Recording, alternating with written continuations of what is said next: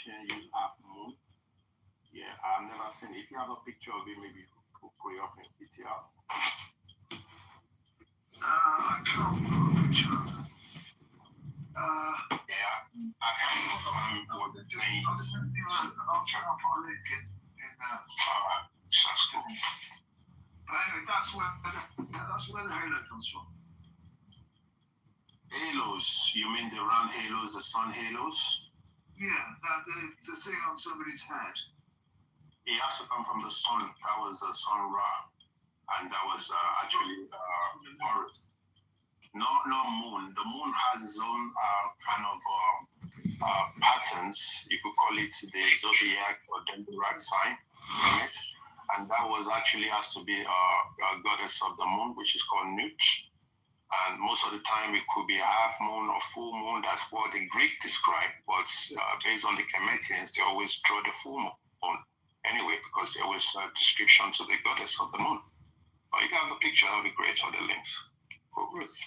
Check out Megatron's PTR. Whoa, okay, I'm going to sense. So what evidence is there that that's what the halo behind Jesus' head is? Halo behind Jesus' head is the sun, and you always see like the paint is yellow, and most of the time you touch his heart as well, which is the inner sun. That was our soul. That was our sun, small sun in our heart. That's our soul. And the halo is the bigger sun, and they believe that was the sun that gave life to humans or nature. Based on some people that actually use sun to make a lot of life, like living, cooking, dry food, and cook food, raw food, and stuff like that. All the natural stuff that we know. Right. I've ever seen something called zeitgeist. Yes. LSF, look at my PTR. That's called the Isis tablet. It's one of the most famous Egyptian hieroglyphic pieces of art. It's a 5x3 copper plate that even Roman emperors used to own, and it's translatable. Have you ever heard of it? Yeah.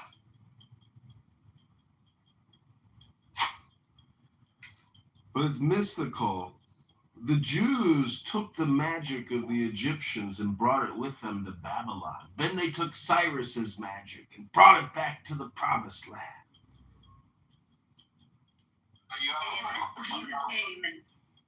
Bottom right hand corner. In fact, this is those books, right? Is it a scroll or picture? The PTR it's called the Isis, or it's called the Isiaq tablet, and it's a 5x3 copper plate with gold and silver and enamel, and it's a hieroglyphic pictogram of it's hard to describe. There's poetry involved in it because it's fully translatable. I think Mr. Sun has PTR, so if you'll pull down on your screen to refresh, Aleister Crowley's picture has changed, and that's the picture he's referring to. Yeah, I think it was actually going on that. That looked like some, I get what you're saying. Yeah, you have them in the temple of the Dandarak. You will see most of all those, that's where they took some of those pictures from. And it was based on ritual, and it was based on their normal ways of doing things as well, paying homage to their goddess and goddesses. But they do worship sun, and they do worship sun. They admire sun, right? And that was Tutankhamun was actually the one that came to one God after, because he decided to go on one God as the sun Ra, and he called himself Tutankhamun Ra as well. Came before that. They always put Ra. When they put Ra, they just say they just admire sun as one God after. But before, it was polytheistic worshipping of other deities and stuff like that. But when he died, the priest decided to go back to the old ways and worshipping many deities after that. But when the Bible came along as well and changed it to one God, and that was they took the ways S-U-N and they put to S-O-N, become the sons of God, or the sons of God after. But it was son before then. And that's actually true. What you statement of these people. It's the same thing with lawsuits. When they say I'm gonna sue you, that's like saying I'm gonna take the sun and put the light of the sun on you. I'm gonna sue you. Really cute, Alistair Crowley. If I can segue from what Sun is saying and an interpretation from Gemini of Megatron's PTR, it says the diagram provides a visual breakdown of the historical theological shift in ancient history in Judah, specifically tracing how different regional influences and political alliances shape the transition from polytheism to Yahweh alone monotheism. And then it explains the regional deities and cultural spheres, and that is encompassing what Sun is referring to. The diagram divides Levant into three primary cultural geographical influences. And then you have Egypt, South Egypt, which is Yahweh, the flame, and the, I can't say that, destruction people, or nomadic tribes of the Median region, like the Median Canaanite hypothesis, which suggests Yahweh originated in the south, and then it has north Canaan, Syria, highlights El, the father deity, the Canaanite and north El, the Phoenician alliance, representing Baal, the husband, often wife, and regions or religious practices. The theological convergence, the arrows moving towards the center, illustrate the process of religious syncretism and exclusivism, which El versus Yahweh.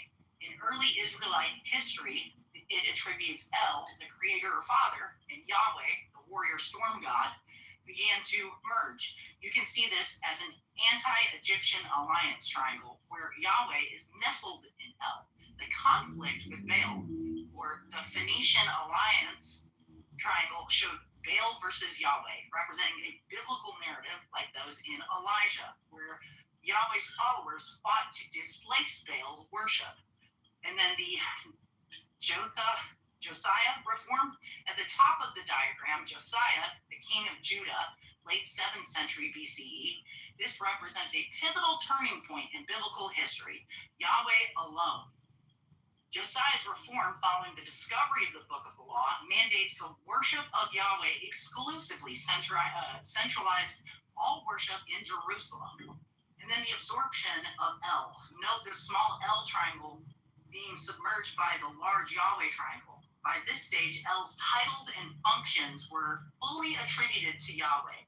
And then the final point is the geopolitical pressures. So the large arrow on the periphery represents the empires that squeeze these smaller kingdoms, forcing the alliance mentioned in the center, the Egyptian and the Phoenician, influencing both south and west, Assyrian and Babylon. The lost 10 tribe triangles indicates the Assyrian conquest of northern kingdom Israel in 722 BCE, which effectively ended northern El dominance that pushed refugees and their traditions south into Judah. Okay, hopefully that gives some clarification to his PTR and how that is encompassed in a time where there was a lot of pagan, I call it pagan, but sun gods and a whole bunch of other gods. Yeah, so yours, what we understand to be God. Stop talking. Yahweh was one of those. Just another one of those pagan gods. Stuff.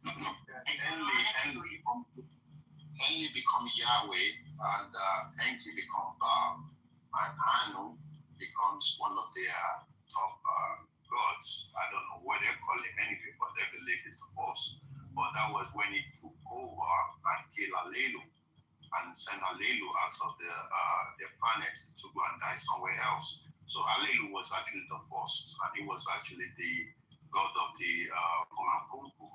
He built Punapumpu, but Enli destroyed it, because Enli has been known as a destroyer, as the Yahweh. He's the one that bring the flood as well in the Bible. Yes. And he's the one that made all that to destroy.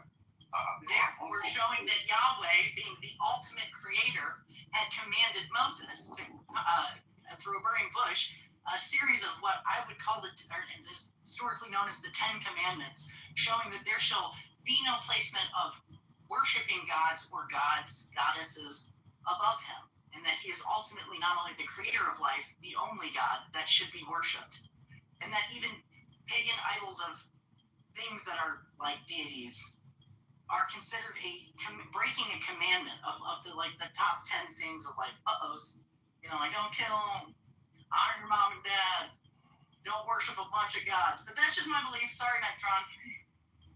Yeah, really important stuff. Don't murder, don't kill. Sorry, LSF. That's what I believe. You're stupid. Very interesting, Kitty. I think you're very knowledgeable.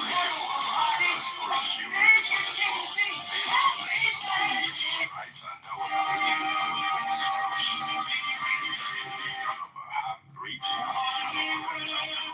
Stop that shit, man.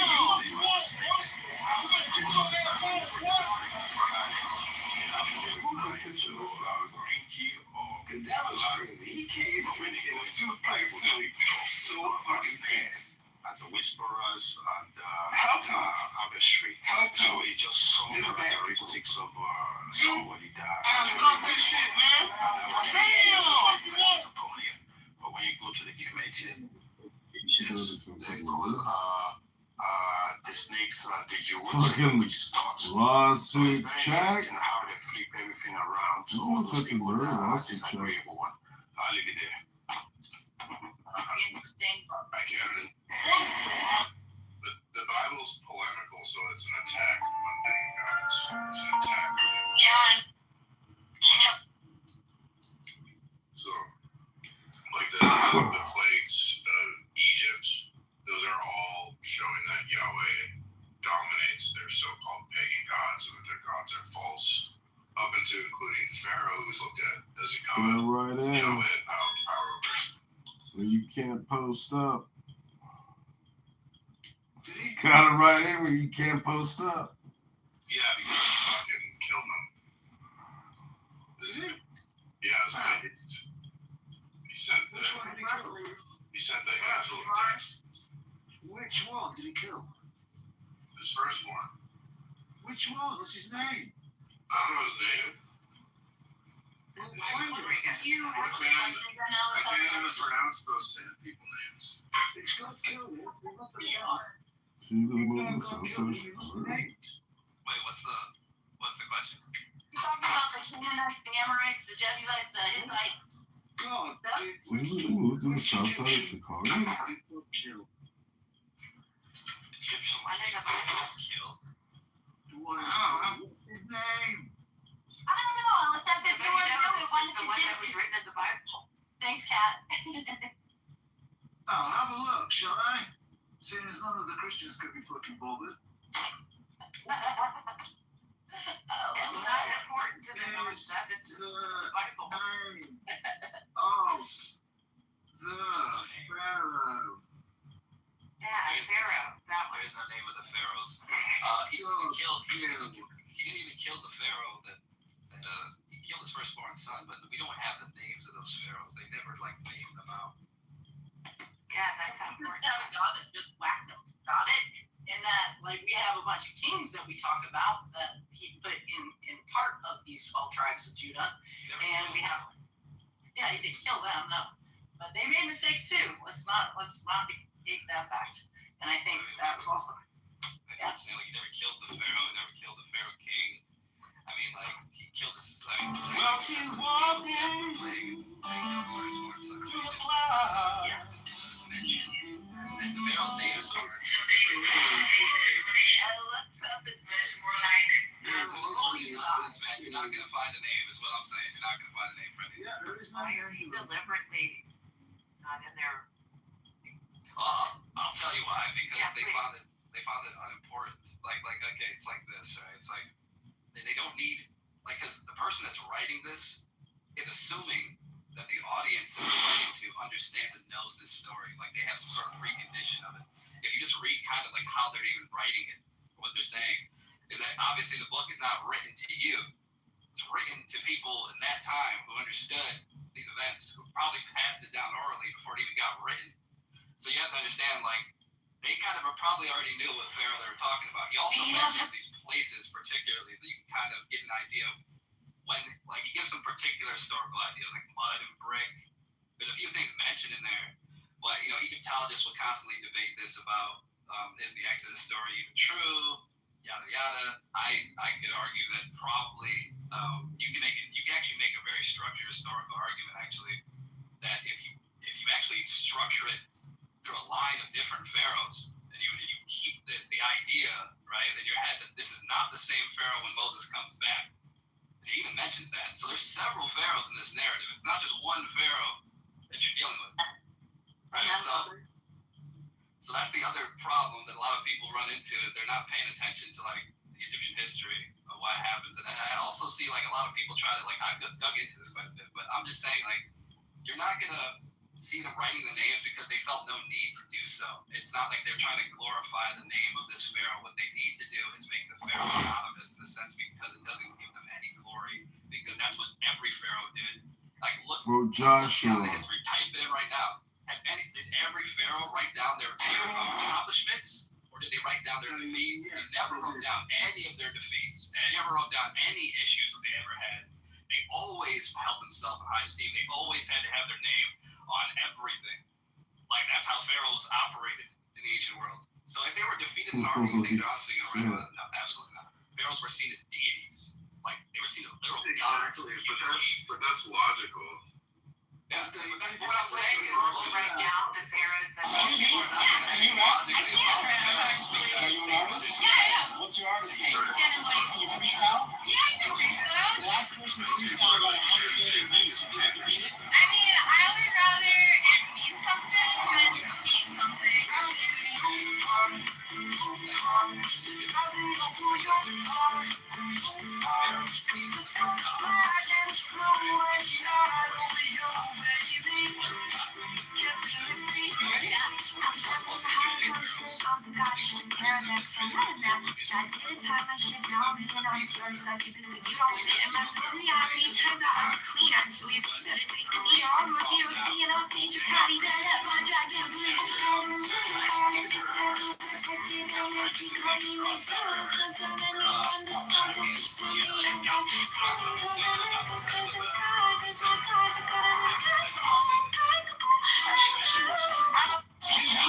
Can you rap?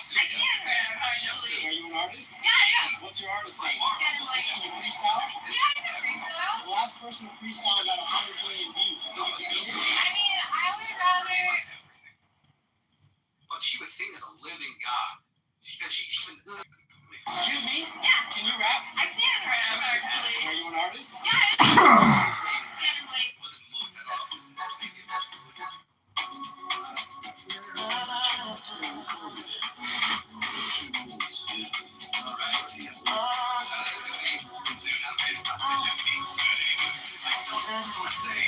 Let's say, right, the play of Egypt, let's say historically, let's say for a moment, let's say Egypt, honestly, the pharaoh of that time, they're right about this.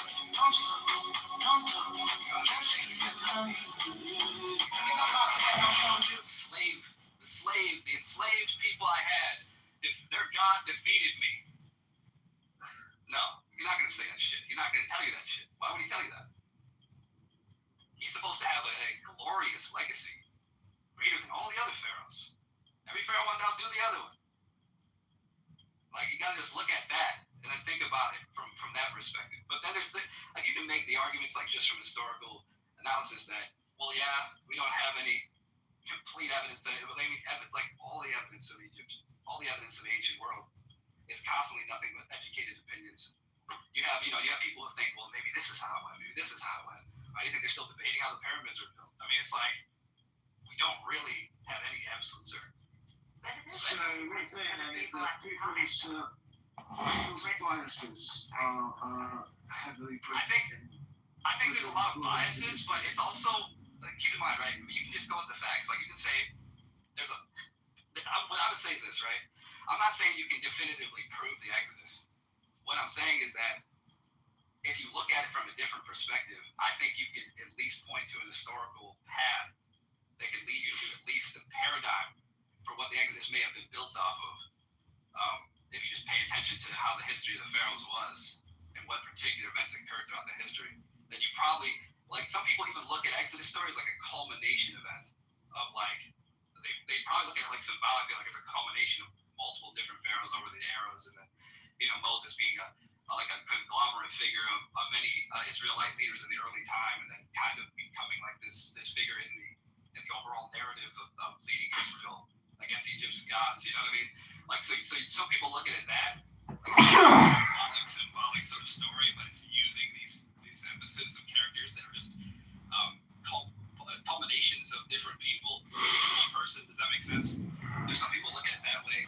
There's some people who look at it literally, like they say, well, this whole story did actually happen, which, I mean, that's going to be difficult to prove with certainty. What I'm saying is to dismiss it entirely. They can prove it. To dismiss it entirely. Is it really written? I'm not saying. Well, I mean, I think it would be difficult to prove with certainty. There's a lot of Egyptologists that would probably disagree and say, well, no, I don't think you can't say that. Tenant, isn't the history irrelevant, because isn't the analogies and the symbols important to us personally for our, you know, personal development or enjoyment? I mean, who cares? Historical claims aren't going to be certain, but because they're provisional. But when it comes to the Bible, we can be certain it's true because it's God's word. Oh yeah, of course you The can. point isn't to be for the people at that time. I mean, these are things that are meant to be passed down. I don't think they were not meant to be passed down. Is what I'm saying, though, is that there is some sort of understanding. Like, there's certain texts even throughout the Torah, right? Like, that people are not going to really get, like, straight up. It doesn't explain some things, right? I can point out a few. The text doesn't really tell you what it is, because it's to assume that some of the readers may already have an idea of what that is. Well, I think You know what I'm saying? Like, there's even moments in the There's an archaeological site as well. If you check my PTR, there's a girl called Joanna James. This girl, she go to Egypt and she actually show you videos of what they're doing there. They find there's so many stuff in there. They find it was Moat. Yeah, it was Moat. I was correct. But that's just how we communicate. You still try to make yourself look like Moat. Oh, yeah, anytime we communicate, there's like hidden assumptions. We never communicate without hidden assumptions. So yeah, and I think that it assumes a certain So interpretation. normality then, yeah. What's your point? Well, I mean, I'm not saying that because I believe in the Exodus narrative. I believe it did actually occur. But the way I'd probably go about explaining that, I wouldn't say I could 100% clearly show it without a doubt that it's there. you can. You have a few. Well, I mean, how do you take the years then? Like, do you take, like, if you were to construct a timeline, have you ever tried to construct a timeline to the Exodus? Yeah, no, but prove it. Like, how do you, like, because you're going to have a few issues that you might run pharaohs. You have to push them back a little bit. You also have to understand, right? If you were to actually make this work historically, Archaeology and historians catch. when the baby, right, when Moses was found, right, when Moses was brought to this river, and Pharaoh's daughter saw him, what claims does it actually make about the Pharaoh's daughter in the text? Like, do you think, like, have you ever looked at it and just examined that text for a minute? Yeah, females, what do they say? Well, the thing is, the Pharaoh's daughter doesn't seem. The timeline of the Moses and the Pharaoh that actually fought him wasn't aligning properly, because it wasn't mentioned as a real name of the Pharaoh either. They just call him what they call him again. I forgot his name. You probably know anyway. But based on the histories of the Egyptians, right, they have three Moses: Moses, Thutmose, and Ahmose. And those are the grandchildren and the fathers as well. So the Moses that came after that, it was in the Bible, was actually known as a Hyksos, right? He was actually known as a Hyksos, which he came as somebody that took their knowledge and he became Egyptian as well, because they describe him as one of them. Then when it comes to like the disagreeable time, the Shasu, that's where the Christian came from. So he became the Shasu. And the Shatsus are those ones that are Nordics. They just use some of the east side of the Egypt as one of their own. So, and the Pharaoh at that time decided that they need to leave. And they decided to actually leave by actually taking some stuff with them as well from Egypt. So that's when the Moses of the Bible came from. That's just where all my research is all about. So there's other Moses that has other definitions as well, that was kicked out for another 42 days exile. And I think some of those stories was conflated with the new Moses that we have today. That's just my research. I'm not confirming it's fact or not, but that's just me. No, you can definitely see an Egyptian remnant in his name, for sure. Moses means born of. I think they might have called him. It comes from. He took the Ark of. Do you know about he took the Ark of Covenant? Do you know about he took the Ark of Covenant out of Egypt? No, don't care about it either. Right, so you've got everything from Ramesses the second. Right. Is it the second or the first? Yeah, The second, which would be anywhere from 1279 to hang on, which one's the latest one? Amenhotep, which is 4,500. So you've got like a 200-year wide timeline. So which one is it, P-Mars? P-Mars has got the answers. Well, you gotta look at. Hang on, P-Mars. Let's P-Mars answer this question because he's the one who said he knows. P-Mars. Did someone check? What do you say? Who was Pharaoh when the Exodus happened? I don't know. Well, find out. You said you know. Oh, yeah, it definitely happened. I know it happened. I can prove it happened. Well, in that case, do that. I said it happened with certainty. Yeah, how do you know that? Because it's in the Bible. The Bible's. The Bible's true, right. So your answer to everything is because the Bible's true. Yeah. Right, that's okay. So there's no point in trying to have a discussion with you because your answer to everything is because of the Bible. Because of the Bible. Your answer to everything is a needle in your arm. Whatever you think, B-Mars. Oh, wow. Okay. So I've constructed a timeline actually. I'm gonna try to bring my PTR so you can see. This is something I've actually done some research on. But okay, so I propose there's a possibility. Okay, this is gonna go with a big theory here. Okay, but this isn't. Like, keep in mind, I'm not saying this 100% certain, but this is the theory. Okay, so Moses would have been born around like the 15 something BC, or maybe around like 1526 BC, maybe around there, or maybe a bit earlier. I'm still debating on what that is exactly, because I mean we have to look at the years of his life. It says that Moses lived about 120 years, so he was sent out for like around 40 years, and then around 80 he comes back.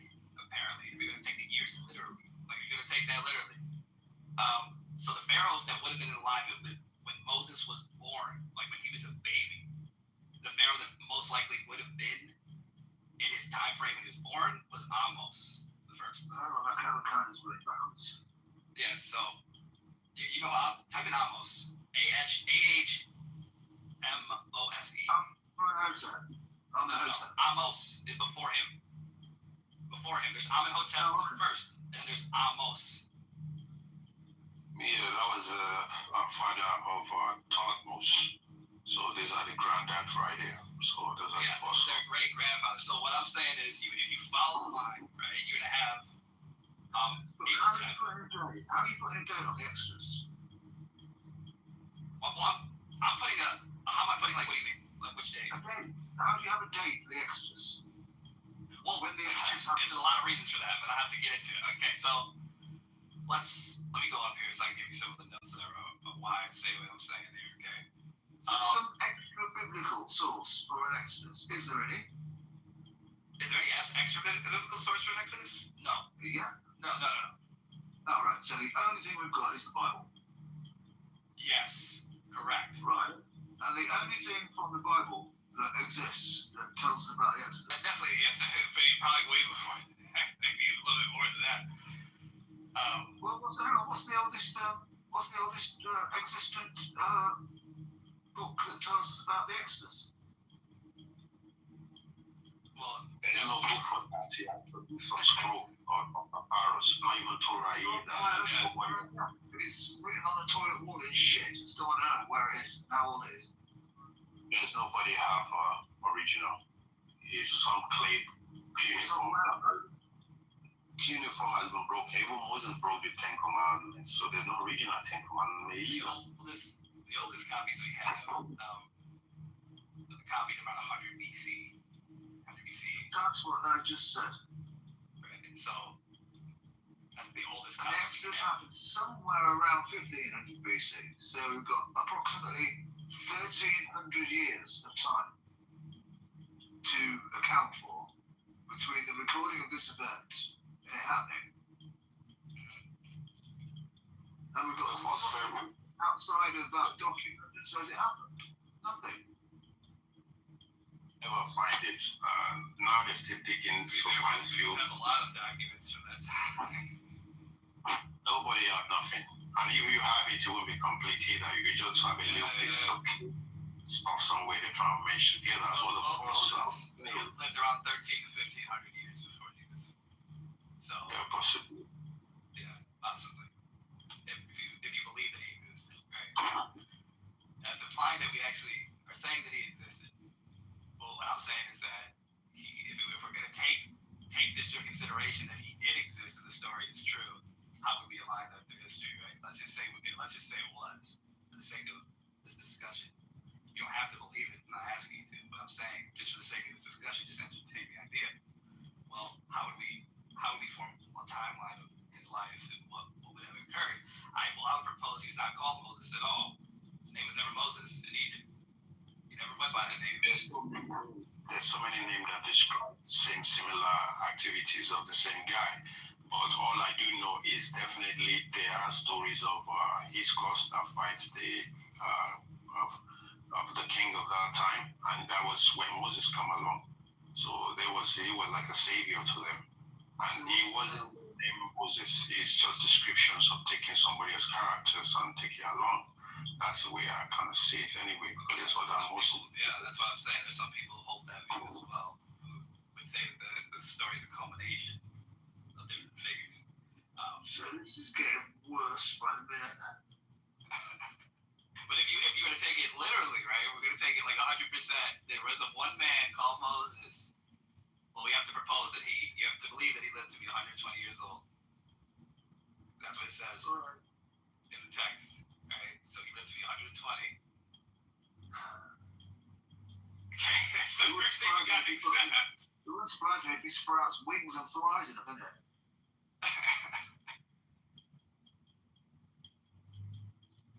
Oh man. Possibly. The river they cross, I don't think is the right. I think it's a small river, and for him spend 42 days in the desert, that's not really making sense because the distance where it's going out of Canada. Those lands. So all the stories, some of them were made up.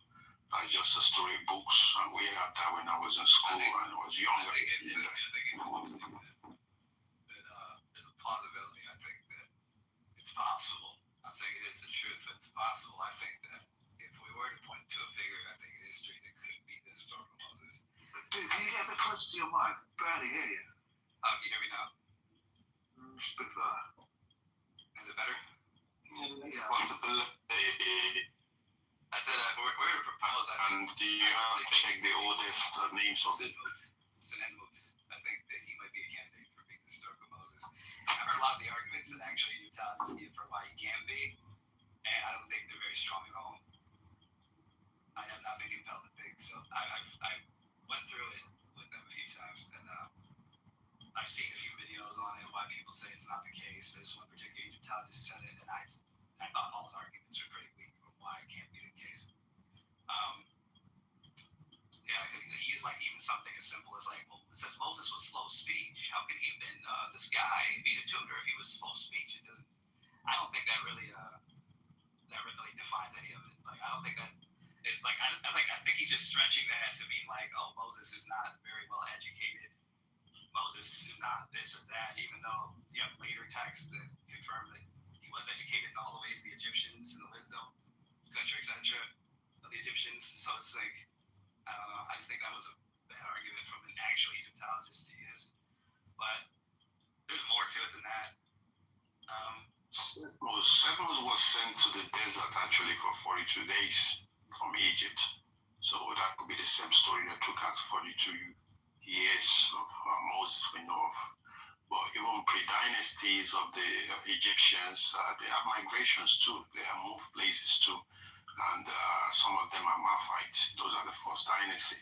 And that's when the Khufu came around and the Khafre. They came in the 5th dynasty. And the Khufu's son came in the 6th dynasty. He's the one that discovered Sphinx as well.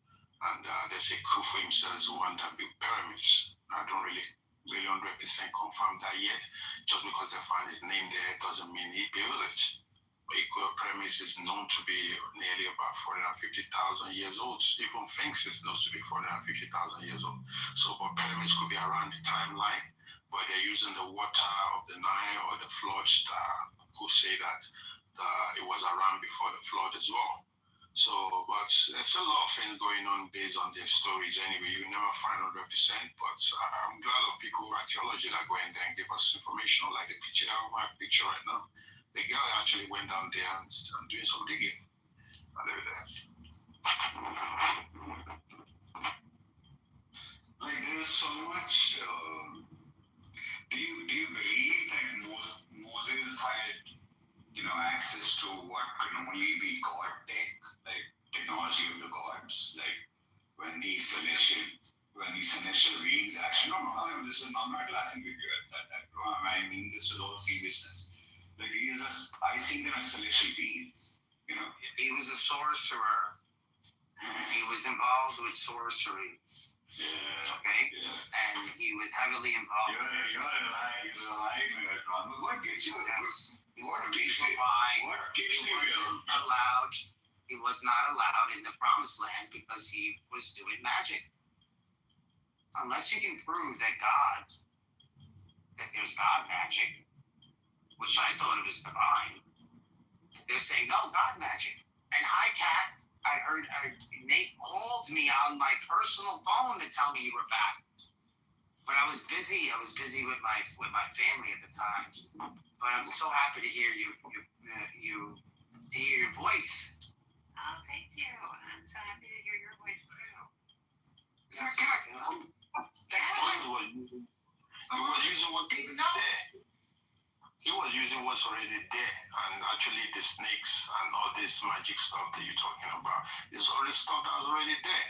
It's just the pharaohs wasn't happy with him as well as some of the council because he was tapping into the metaphysics of healing and stuff like that. That's when it shows the Hebrew people that when they look up to the snakes and stuff and all that. So it wasn't really, they call it magic or evil spirit. Those are just people that get of because you put on them. That's what they've been doing. African people ruin the sad. Change my mind. Also discrimination or maybe racism if you're gonna come with that bullshit. Then we go down, always tear the roof off of people. Yeah, it's coming out dumb right now. I think you're intelligent, but you're coming out stupid.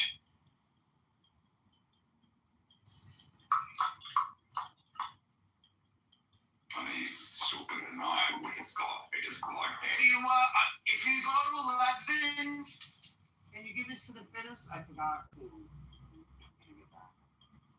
The fitters that's right on the right there. The guys who know. Do you guys know any history about Hatshepsut or Senate and their relationship and the types of things his name meant and all that? Do you understand any of that?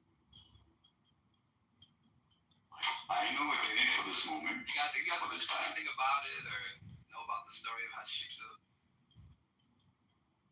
Yeah, she was actually become one of the top pharaohs after they died. They say you couldn't become a pharaoh as a woman. That's actually an African culture too, that you can't become a king. But some we seen the movie for the Woman King. They saw a lot of stories of these Asian people decided to take a role of the man when he died. We've seen Nefertiti take a role when Kitover died, but after then it was just the same thing with her sex. After the death of her husband, She take a role.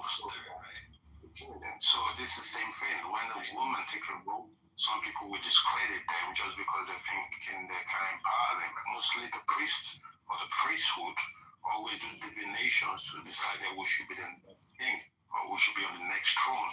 But most of the time, the woman could have the power to still say she wants to rule. So Hatshepsut was powerful women. But discredited after she died. They took all her image and scratched all her figurines out when the next. I don't think that's why because she was a woman, they did it. Like, I don't think that's powerful. She was taking a role. She's powerful. She's so brutal, and she's a fighter. More to it than that's what I'm saying. Okay, read your scroll then. Read something for us about her. I've just told you what I know. I'm trying to make a point here, okay? So, after the death of her husband, right? So she takes on the co-regent role because her son Tutmos III, is too young to rule, right? So she's his great royal wife, and then she's acting as this co-regent, so she's ruling on his behalf. And she did this for around like 20 years, they say. So on year 7 of her co-regency, Hatshepsut took on all these full pharaonic titles. You know, she wore the false beard. You were looking at depictions of her. She has the Nevis headdress, and she calls herself the Matkar, or aka that's like her throne name. And she often bestows herself in a fashion similar to the goddess Mut. And if you know anything about Mut and its connection to the Nile, and there's something very interesting about Mut's story is that Mut is known to be almost adoptive in her mythology. She adopted sons. She's like an adopted mother. And the interesting part is that Senenmut, her tutor, his name means like son of Mut, or like child of Mut. And so the interesting part is she has all these depictions of Mut. She has this man that's not royalty, but close to her, teaching her children, teaching her closest daughter. And then this guy is like, she's setting up this temple back to Mut as well. She builds this temple to Mut. And she's worshiping this goddess. And she's also, I think, claiming to be the incarnation of this goddess. She's taking on the form of this goddess. Like when you look at her hieroglyphics, look at her, the way she was depicted in the hieroglyphs, she's taking on the very depiction of Mut. And so I believe she had a very close sort of religious association with Mut, because she probably thought of herself as the living incarnation of Mut. And I think that Senenmut is somebody that she adopted. And that's why I think Senenmut was a name given to him by her. Okay, so when Tutankhamun do the same thing and become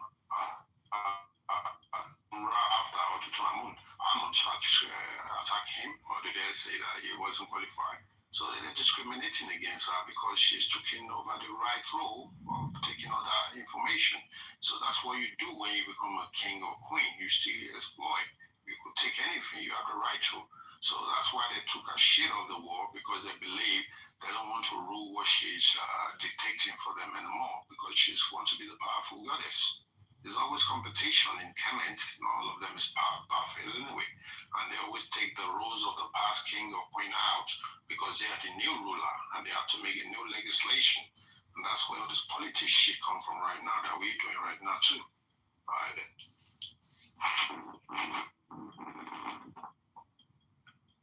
I hope you get the significance of what I said and why that's kind of important to the whole Exodus narrative, the type of ideology that I'm trying to basically help you understand. Right. You actually say something that I was going to as well, just to saying that she's a woman, powerful woman, and she's actually going more and more and changing the way people should believe some. It's like coming now to say I want to change the dictionary. I will get sued for that shit. She that same shit. Birth. She knows she had a claim to a divine birth. every goddess and every kings of the pharaohs or whatever, they always have different connection to something. Yeah, but it's like So that doesn't make her not become a queen either. Was I respected because you read my for it wasn't right. She just was powerful and she's taking new divinations that they know you. I think there's a huge significance to it because we have an actual person, right? That she's calling Son of Mo, that she's depicting herself as the goddess Mula. Like I think that's interesting to me. Hey guys, that could be something they don't agree with just because they say it's blasphemy. Yeah, but it's in the way the Tutankhamun guy did it. He said he was to just choose as a son god Ra, and he changed all the gods and goddesses, carry them and tell the priest he doesn't want to do shit with them no more. And what did they do? They listened to him until he died. But when he died, they went back again to their role. So it wasn't different from what happened to Hatshepsut as well. Right? But they see her as a very brutal, very angry, and very detective person, you know, and that's just what we have most of the time. Into Egypt that caused it. Well, we need to go find that one. We need to go back to it. And his name from every single thing. Including his name. Not just her name when he was dashed out, it was his name too. His name was removed from everything. It was all carved out. Crossed out. Why was Senenmut's name crossed out? Why did he disappear? How do you cross out granite? And he just like You can't chisel that shit out. man, Try it. Yeah, why do you think they use granite, my friend? They use granite because you can't chisel it out. So good luck trying to chisel it out unless it's something else. But they didn't even have the means, which is the reason why most people say that they found they inherited. Deliberately removed from monuments the names of Senenmut and Hatshepsut. This is like no fact. You can type this in right now. Any Egyptologist tell you this. Listen, so you're saying the Egyptians built the pyramid and stuff, and the Serapeum and all that other stuff? I'm not saying they built the pyramids and all. That's nothing to do with that. I'm talking about just Hatshepsut, this person's name, and this other person's name was removed from all the monuments. There's evidence the statues were smashed, they were buried, chiseled off temple walls. Yeah, 100%. That's the case. Replace the names with names of pharaohs. Yeah, I'm not denying that. You probably have reason to believe that's true. This is not just me saying this. It's like you can see this. Like there's evidence of this. It's like this is on the wall. It's like common though. It's very common in Where did you want to go with this? They do not share it. I'm saying, like we have, like this is what I mean. It's like I'm trying to give you a layout here. You gotta understand the significance. You're going to be a friend. There's nothing else to do anymore. Right. You try already. You explain what happened to why they took a shit off the wall, and that's it. But based on pyramids, the ancient Egyptian pyramids. You think the ancient Egyptians built the pyramids? Yes, it's called subterranean city that was actually in beneath the pyramids, right? And that city is called Tara Shepta Nura. That's what it's called, which is called the city of the solar code. Yeah, one of their oldest ancestors or their granddad of the Egyptians buried underneath the pyramids. They say the pyramid is not a tomb, but when you dig down, nobody can go further. That is where some of this secret knowledge is. And they have internal flame cities called as well, right? Which they can detect craft shafts, vertical shafts in there, and they got something called anchor in the transmonic multi-dimensions pillars in there. So all these things is secret knowledge to the chemists and those people that build it, and that's the same thing as the things as well. Let me just give you some breakdown here because I personally don't think you understand the magnitude of what we're talking about here. We're talking about the big one, Kufa, originally stood 481 feet. Okay? Now we're talking about just that pyramid alone. 2.3 million stone blocks, averaging the block weight 2.5 tons. Some interior blocks, granite, are 25 to 80 tons. The total mass of the pyramid is 6 million tons of stone. We're talking about 2.3 million in the Kufra. The Carfe is 2 million, and the smaller one is 200,000. So 3 main Giza pyramids together contain roughly 4.5 million blocks of stone. So they're saying it took 20 years to build the Great Pyramid alone. So we're talking about 2580 to 260 to 2500 BCE. Okay. So they're saying 20 years. So 2.3 million blocks in 20 years. That's 115,000 blocks per year. If we break that down, that's 350 blocks a day. They would have to work 10 hours. So it's 31 blocks per hour. That sounds insane at first. But try to remember, thousands of workers work simultaneously. Blocks were pre-quarried and staged. Many blocks were placed at the same time in different sides. So basically, a huge coordination and construction site. So archaeologists discover a worker village that shows a permanent workforce of 20,000 workers, rotating seasonal workers during the Nile flood. So they weren't slaves. This is not a Hollywood myth. Worker 2 showed that they were paid laborers and craftsmen. The evidence they made that they actually built it, archaeologists are uncovered strong evidence for construction progress. We have worker cities, we have quarries, we have transportation system that they're saying it was from the it's papyrus diaries, so they haven't found actually archaeological sites for it, but I just want to let you know that you're saying they moved those large stones in that period of time. It's just going to be very difficult for me to think that that is the case. There's been a lot of people that. Hold on. LSF, what'd you say? I just think indeed you might be on the borderline personal incredulity fallacy there. I can't see how the Egyptians built the pyramids. Therefore, it must have been someone else. There's been a lot of Egyptologists that make all the same equation that you're doing, right? That's just what they see at this time. So they can make that equation. It's fine. That's when you research it. But there's no factual evidence, right? Based on all the stuff they say that happened.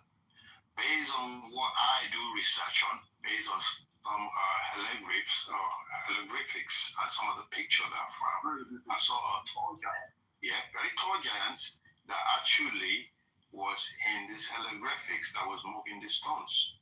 And there is a tall giant that's taller than many of those normal Egyptians as well. So there are people there at that time, they call their own helper, which are actually their deities. There has been some pictures of different deities that come and go. So they will have a extraterrestrial intervention, you could call it, to give them knowledge, the design, the blueprint and whatnot.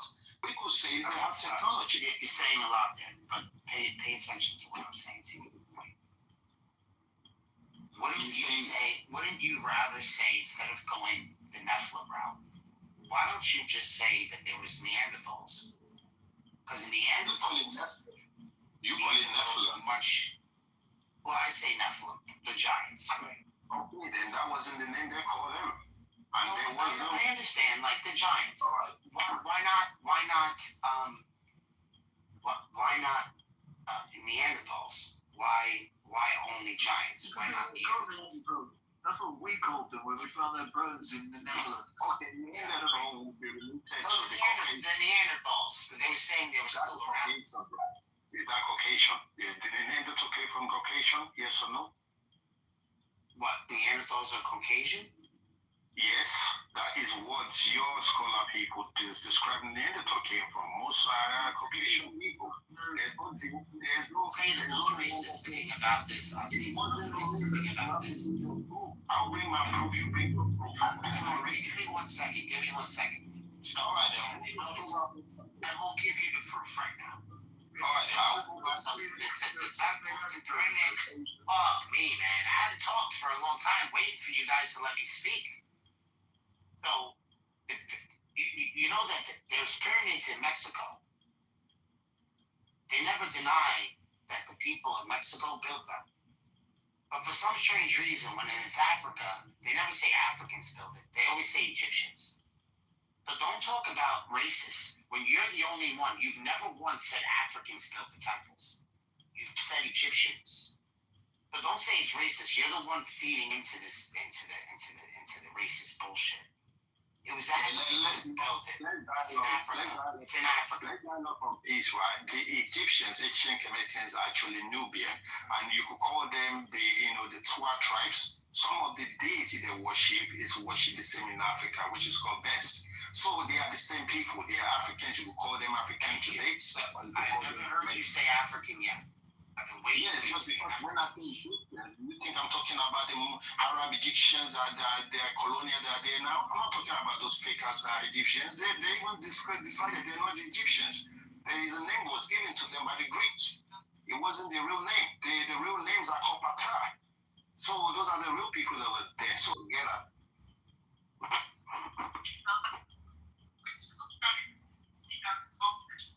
Breaking up, my network. Your network is breaking up. Try again.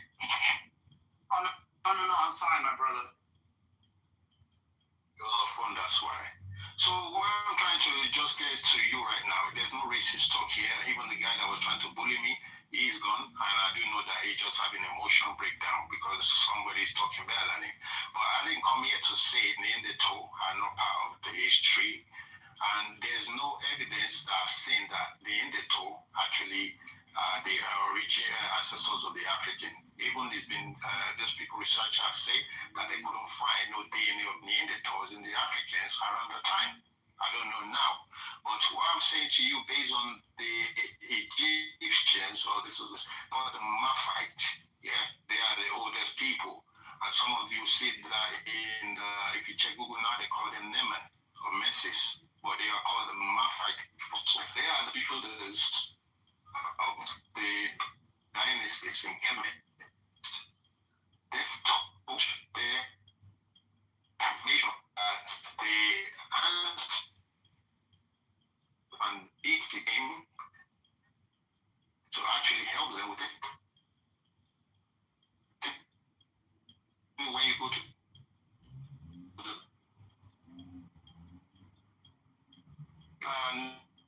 they won't tell planets, their own ancestors and their deity or their constellations where they arrive from. And this is not a battles of race here, because race never come from anybody but English word at the end of the day. And that's just to describe people based on their ethnicity and their genealogies and where they came from.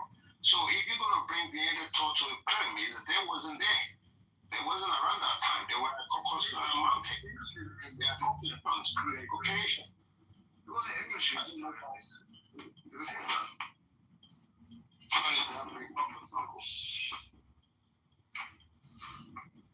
Alright, so I'm not the one making shit up here. You could go back to your scholars and they will tell you where the Neanderthal came from, where Caucasian came from, where the Germans came from, when the Greek came from, when the Roman came from, and the timeline. Right? They invaded those places, and the Greeks, the scholars in Greeks went to Kemet to study. And they actually was the best study students ever. I give them that credit just because they gave us the books to write all this, the cipher, everything. Not everything, because the secret knowledge wasn't given to them. They invaded the old Kemetians, the old Egyptians. But they have a bit of knowledge to write few books of what they read based on the zodiac sign they gave you right now. What actually came out of Africa apart from AIDS? Don't even go there with that bullshit, because AIDS was actually brought to Africa by a stupid racist scientist that was injecting monkeys. Yes, that is where that shit came from. We don't bring that shit. We never have that shit. Take about the timeline, the AIDS information brought out. It was time when it was interesting. Now you go, why are you going there? Where are you going? Where are you going with your talk right now? Because it's getting sensitive. Every time people telling the truth, you guys doesn't want to debate anymore. You don't want to do research anymore. You don't want to have a better convo anymore. You want to start becoming racist. You want to become emotional, targeting people that are more intelligent than you, that you can't debate shit with. I'm still looking for your evidence of your Neanderthal. None of you are bringing that shit out yet. The last thing you will get me out of the room because you just said because you're you're acting like a fucking racist cunt. If you're from the UK right now, I know you're a cunt. And I know you are low on the immune system. Why you take that opportunity? People like you that can't tell you the truth, you hang yourself. Nobody will kill you. You go hang yourself, get drunk. That's the shit at the end of the day when you don't start coming with that ratio shit. I never come to your stage and start calling you names. I never come to your stage and say Neanderthal never existed. I never say that they are there. You know what I mean? When you guys start acting emotional, that means like I'm winning and you are losing because you can't bring the bait, you can't bring a book out. Everything was written from old Comedians. That's where your fucking people go there to go and hijack and bring knowledge from. Tell me if I'm lying right now. Most people that learn from Greeks, that Greeks, where did they study from? Old Egypt. Sorry, who are your people? Who I told you, my people existed more than my people are 12 tribes, yeah. Mitochondrial DNAs dated by 354,000 years old of the woman DNA found in Kenya. So we predict.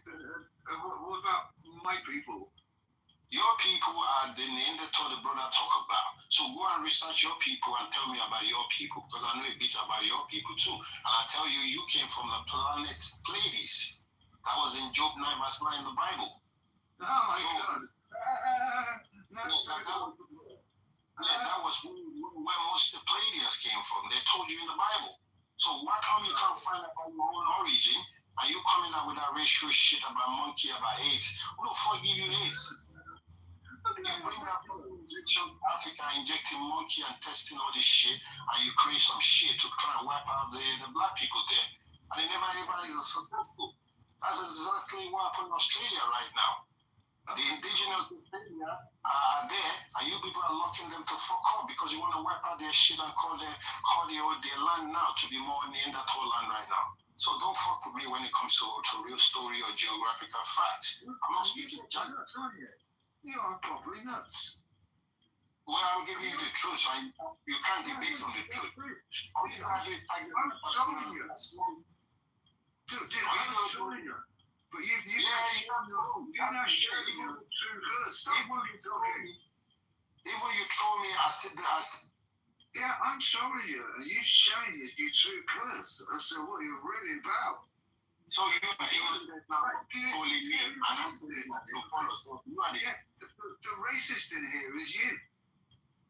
You'll be that many people racist that be on your stage. Have I mentioned you? Yeah, my people came to Africa to inject you with AIDS. Fucking hell, what are you talking about?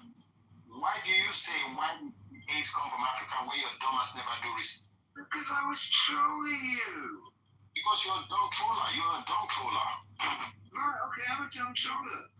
You're the one who... Right, then, so I won there because I'm not the one getting angry after that shit. I'm telling you the fact. But you can't debate me on. It's the truth. And debate me or debunk me. You want to find out the real fact and bring it back to me and say I'm lying. You can't debunk the truth. That's the problem with you guys. See how your room is getting empty because you guys, this dumbass guy that first say when Africans spoil the app, he run the fuck away just because he can't debate too. Now the second guy come out with the bullshit, and now you come out with your AIDS shit. That's just sensitive, emotional feelings. Right? And you sound like a bunch of cowards to me. You can't debate. Everything I've laid down on the fucking stage right now. Going zigzag bullshit, balabu, or boo, and nothing else to say. Rather than just racial word, insulting me, and slur words. Weak kiss him on the lips. You should kiss him on the lips. Then tell me where Neanderthal came from and the boat if I'm lying then.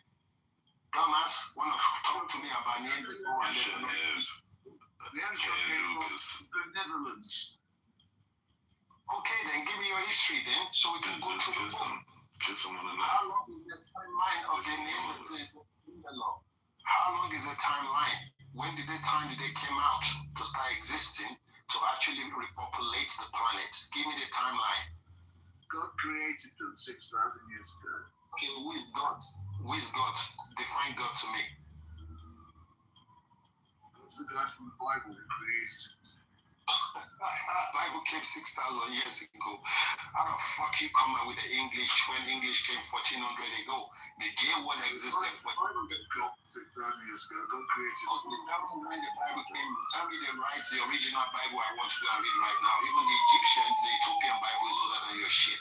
Tell me the Bible, the oldest ones I can go and read right now. Well, we got the originals in the Vatican. The Vatican, they're keeping the original for you and they give you the pseudo, so you can come here and be fighting me about about your J word came 1,400 when Jesus never existed, and there's another person. Only the Pope's allowed to see the real Bible. Okay then, so that means you ain't got no defense, you ain't got no proof, you ain't got no evidence of nothing to fight to argue with me about. So there's no need. Yeah, we got the Pope. Okay, the Pope is a pseudo. You got a pseudo Bible, and you tell me the real one is in Vatican. They don't give you the one of the information. Pay a Bible anyway if I were you, so you can check out a bit of original people that came before you. Come out with that bullshit. The Pope's infallible, though. The Pope can't be wrong.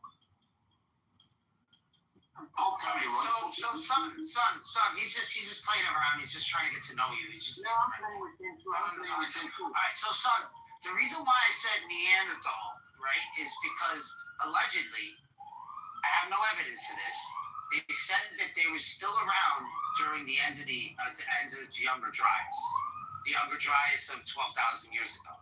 I'm not sure if you believe in that sort of story, but there is new evidence that says that the pyramids themselves were completely flooded all the way up to the top. So it says so when the ice caps melted, in the beginning they were like, oh, it's got to be a meteor, but they didn't realize that there's this precession that gives the sun, that gives the northern part of the world more sun, so it's easy to melt. And we could see that from the Grand Canyon because it looks like there's just water that ripped right through the middle of America. So we see evidence of this and these huge rip tides that are still actually still in, like for example, when you're on the beach and you see like the ripples from the waves coming in, we have ripples like that are in like North America, on the East Coast and the West Coast, where there's just tons of evidence for it, is what I'm saying. So now, if all of that water was entering in, there's going to be a series of events that's going to be catastrophic, on top of all the new, the water that it just keeps gushing. We're talking gigatons. On top of that, we have the diaphragm of the northern part of the world that is going to cause some sort of deflection or some sort of bounce. So there's going to be earthquakes. Earthquakes cause tsunamis. Earthquakes also cause volcanic eruptions that possibly weren't supposed to happen, but of that water breaking through the ice wall there. So, and I don't mean ice wall like flat earther. I'm not talking about that. I'm talking about the mile high, just like it is in Greenland right now. And in Greenland, for them to go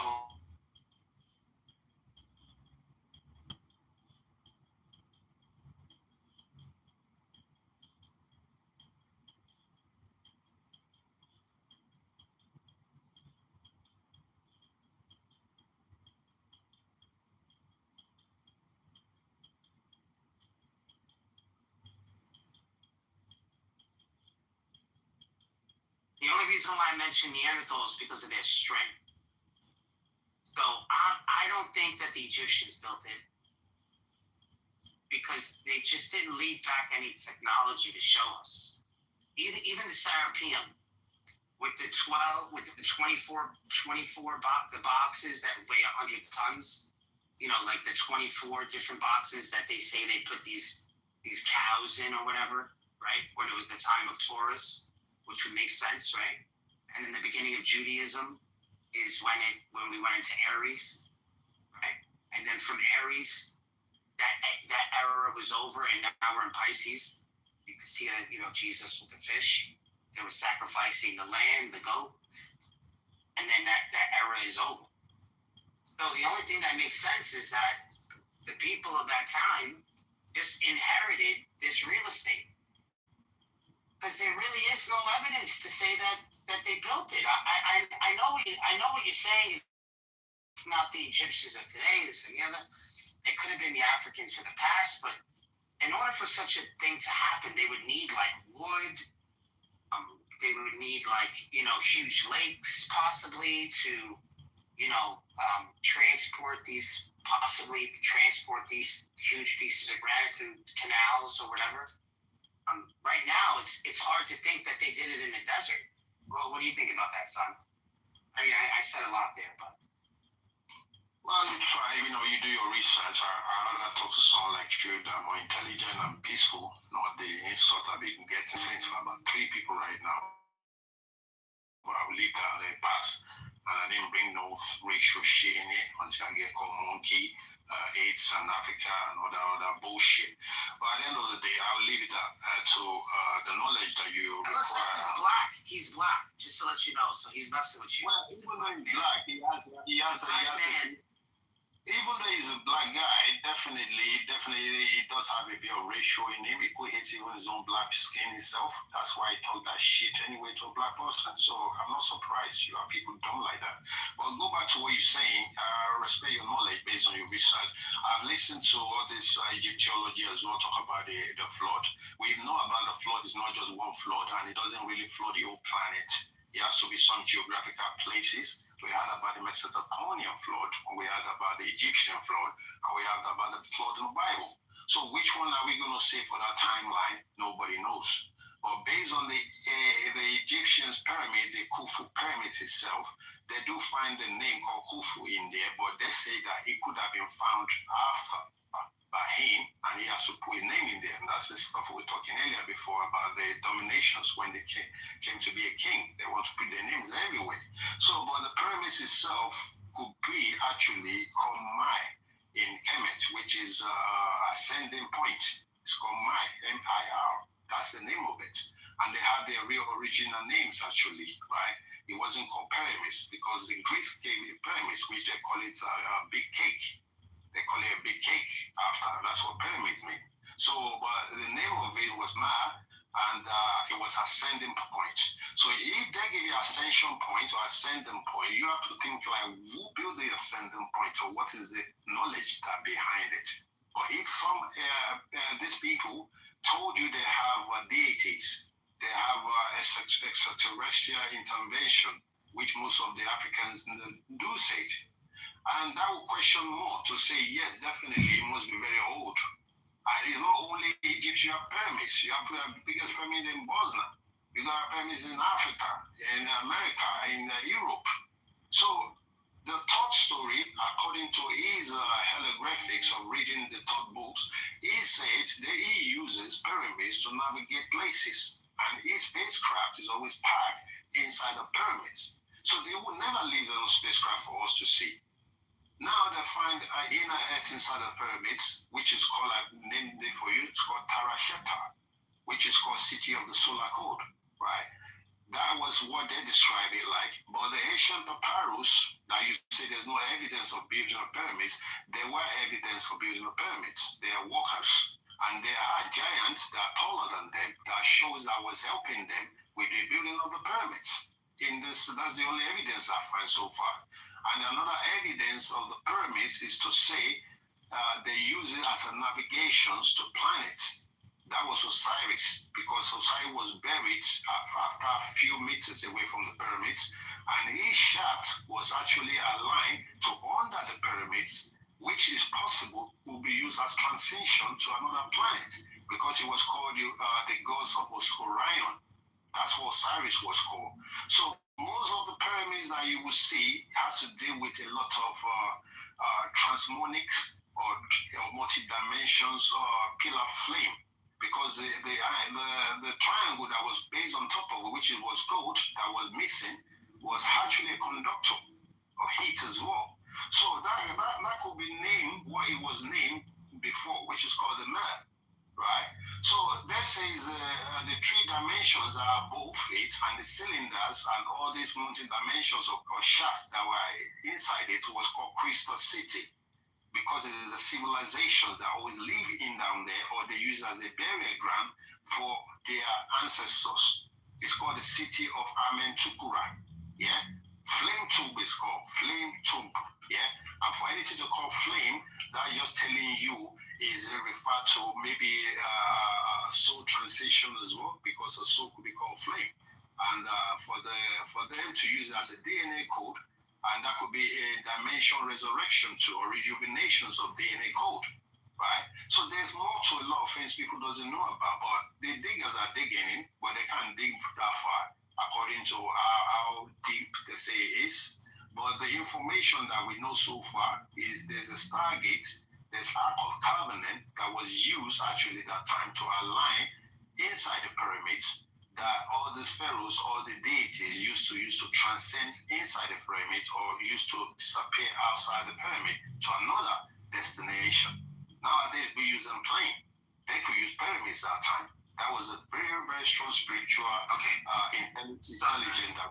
I respect your opinions and it sound like you've done some homework also, but for me, I can't cope with the fact that there's something about like we're not extraterrestrial beings or alien or things like that. So I'm not an atheist, but the belief in aliens to me is just a very foreign. What do you find as extraterrestrial being or alien? If I may ask, what will be your definitions of that? Well, just the name extraterrestrial just means not from this planet. Doesn't mean not from this planet, right? Extraterrestrial, it could mean somebody that have another knowledge, higher knowledge, yeah, that is extra, and it's terrain. Terrain means another land that came from another land, not planet. Planet means planet ET, that's what it means, yeah? But extraterrestrial, yeah, not the movie, not the Will Smith shit, not all those crap things that we're seeing, all these fake aliens thing they're giving us in movies, that's not it, yeah? These are people that advance scientist knowledge that have already advanced and moved through other places, other solar system, yeah, far away from us, and they never left the firmament, because nobody left the firmament. So that is what they call extraterrestrial. So when they visited, the Dogon mentioned them that they came to visit them, right? When they visited, they told the Dogon that we are the one that actually gave birth to you. I think you're on the phone right now. I'll let you go. You're echoing. Oh, no. I hear you. I'm sorry. Let me just carry on with this, right? There's an history. There's been a lot of information that was called oral languages. That was before written language. That was before dictionary. That was before computer writing and all that shit. Oral means things that was given to people by recisive.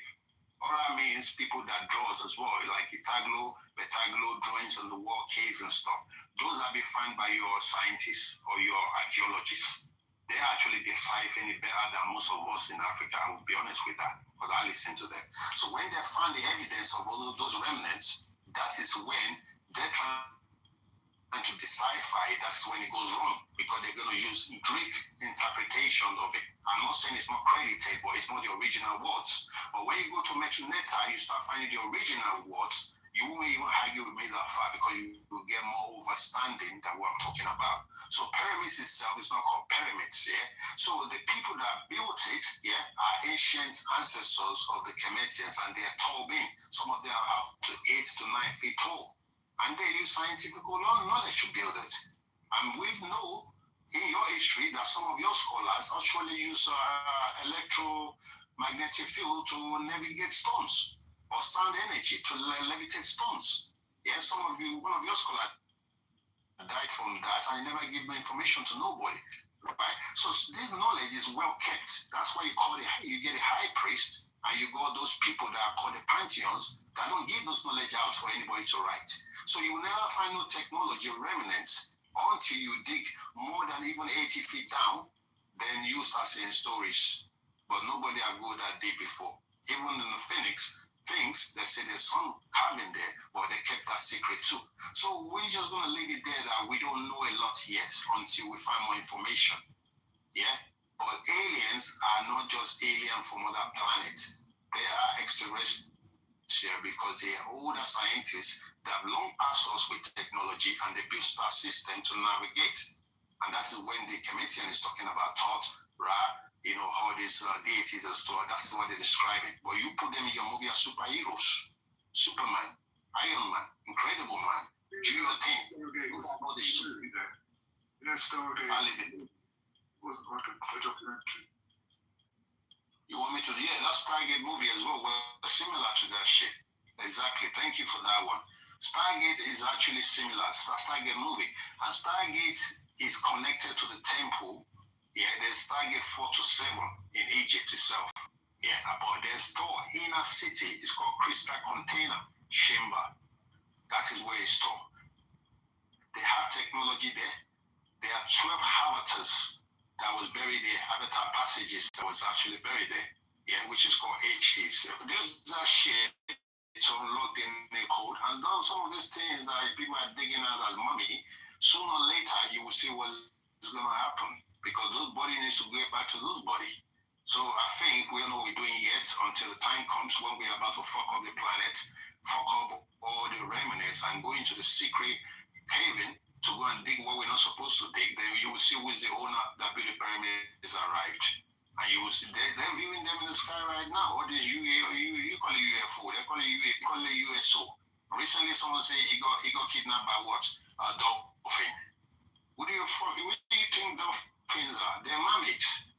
They know how to change their body to mermaids. So if sooner or later, the owner of the planet will pop up and you guys will bring your Star War or your information. Just trying to find them.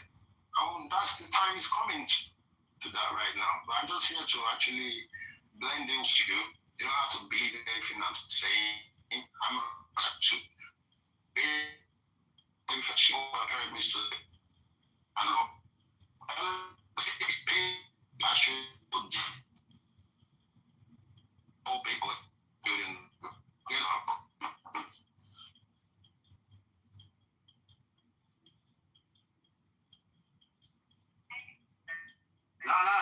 No. Okay, so now I understand the language you're using. Now I understand. So yeah. I think I would be able to say that there are certain things you said that I would actually be I would actually like co-sign. The extraterrestrial thing sounds legit because obviously they were people from another time period. So that I agree with you. I think these people were possibly the pre-flood, but just to think that all the people that died, that they only only the smart people were left. I mean, maybe they had maybe we had like some remnants of what that was, but it's just hard for me to think it was the actual Egyptians. I'm not saying they weren't Africans. I'm saying they are Africans, just not Egyptians. That's all I'm saying. Yeah, they're called Kemet who? They're not actually called Egyptians, and that's exactly what I'm saying to you. I know it'll be hard for you because that's a name you know how to pronounce. That's why I used to call them too before. Until when I started getting back to Metroneta to find the real names, meanings. They call it Kemetu, right? And Kemetu just means those people that know about chemistry. You could put that in English word of chemistry now, right? You mean like you're saying what they call an acclimist. Yeah, alchemists, yeah. You could call them that. But the original names of them was Pataya, or Patai, which means the gate opener. Yeah. When I say gate opener, you already know what that is. The star gate opener. Orion was a gate opener. Patai was a gate opener. So this is what they are really. They are people that come from different terrains, which already built already, and come and develop other existence places. We have that in Gilgamesh book as well. Yeah, they have their own flood.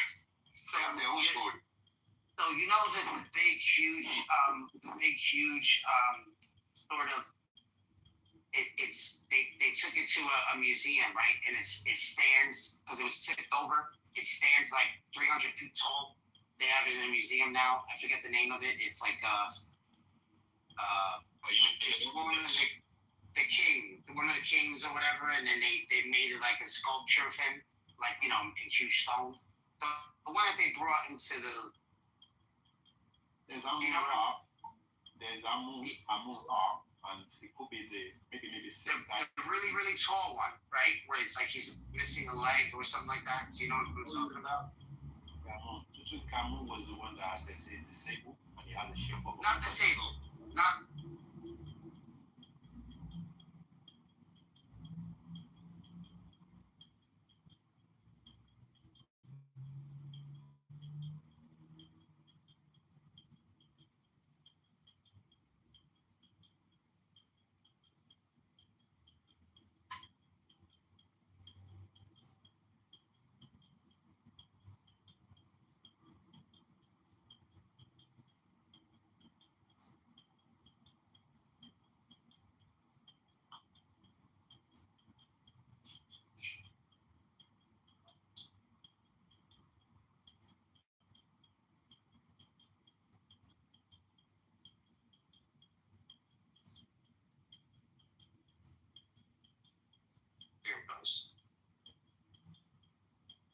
Ancient giant statue.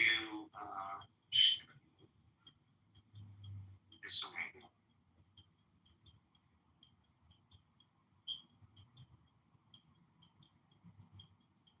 This is it right here. Hopefully you'll be able to see it. And you'll know what I'm talking about.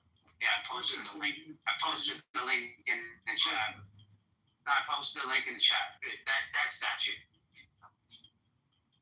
You know what I'm talking about?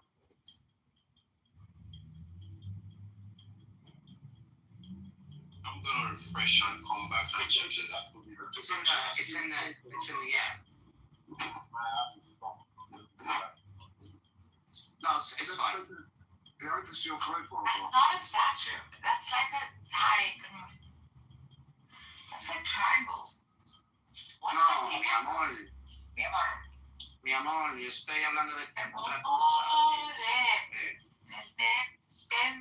I'm talking about this thing. which one? It's in the museum. It's laying down. They have it laying down. It's fucking humongous. Okay, let me see it. Ramses, the Colossus of Ramses. Ramses. It doesn't open to anything. Okay, so here I'll do it again. Yeah, this. Ramses. Sorry, if the link is not opening to anything, I'll show you this link. I'll It's erase it. there's the Rams. The Ramses. Ramses. Yeah, Ramses. Like, remember this one, right? Do you know what it took for us to even put that in the museum? The feat that it took? How long it took them to do it? How long? Hey, you want me to give you? Like, hold on, let me give you the answer. Yeah. I'll show you. Did you put this reason on the I stage? know. I just Do didn't you like look? What is that? LSF? LSF what? No, it's Slutting Blast. We took that retard off stage or not, because that just invited. No. I didn't. In goes to judge himself. I invited him back in. Sorry, no, okay. Go on. I just want to say, you could say most of all this thing was granite. Some of the granite it's limestone. The length of it is 36 feet. It's 90 tons. It's limestone. Original stood up in Memphis. How long did it take? No exact record of time is specific to the statue, but the estimated base known in Egypt, methods and experts. So they can only do using sledges and wet sand. They can only go 1 kilometer a day. So it took several weeks. If in the with short distances of 2 to 7 days, and more complex terrain, it took from 1 to 3 weeks. We're talking about a very, very long time. I hear what you're saying, right? But it's not a fact. Let's call it a theory, right? It's just a theory to say this is how it could have happened if human build it or some kind of a size of some thousands of people move it, but we don't know. You know why we don't know? Just because they said it doesn't mean it's fact. But the only thing we can go with here is to say, these people talk about metaphysics or metaphorics when they actually describe it based on the hieroglyphics. One of their kings, that was a giant, who was seen flying a boat in the star. And there's another one seen flying in a boat in the water. Do you know what they use as propeller to actually move the kings and thousands of people in the boat with a lot of bricks, stones, all kind of stuff? Guess what they put under the boat? They put Aposis there. Aposis is a snake. It was used as a way to move that heavy object. So that is a metaphoric most people won't be able to decipher. Just because it's Aposis doesn't mean it doesn't have helping them move the heavy lifting, right? Because they put it there. So that's just telling you already that you might be thinking it's a human that moving this shit. They could have a deity or some spiritual knowledge to move that heavy object away from human. So that is just one thing I'll give to you. If I find a picture, I'll post it for you as well, so you won't just think I'm talking. So there's a lot of metaphoric or metaphysics of spoken or languages in Kemet that we won't be able to decipher. We're just going to be guessing on theory. It's okay to do that too, because Greek does that and they give us a lot of readings, which is intelligent, but it's not facts, most of it. So they have their ways of moving stuff we don't know. And I told you some of your scholar described how he actually levitates stone, but it doesn't give them the secret knowledge to. And he died it. He went to grave with it. If I find his name, I'll put it up for you. Your scholars, I don't understand. I don't have scholars here. I don't have any scholars. I agree with It was an English, British, and European scholar. That's why I say your scholar is different from African scholar, isn't it? So don't get sensitive F again, man, and don't come with the racial shit, because already. That's the point, dude. You're the one who's being a racist. Your scholars, white man scholars. You mean scholars?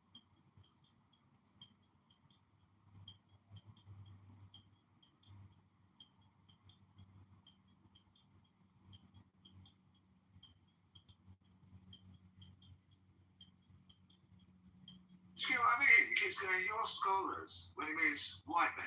Son, were you ever a Christian? Son, being a racist. Son, were you ever a Christian?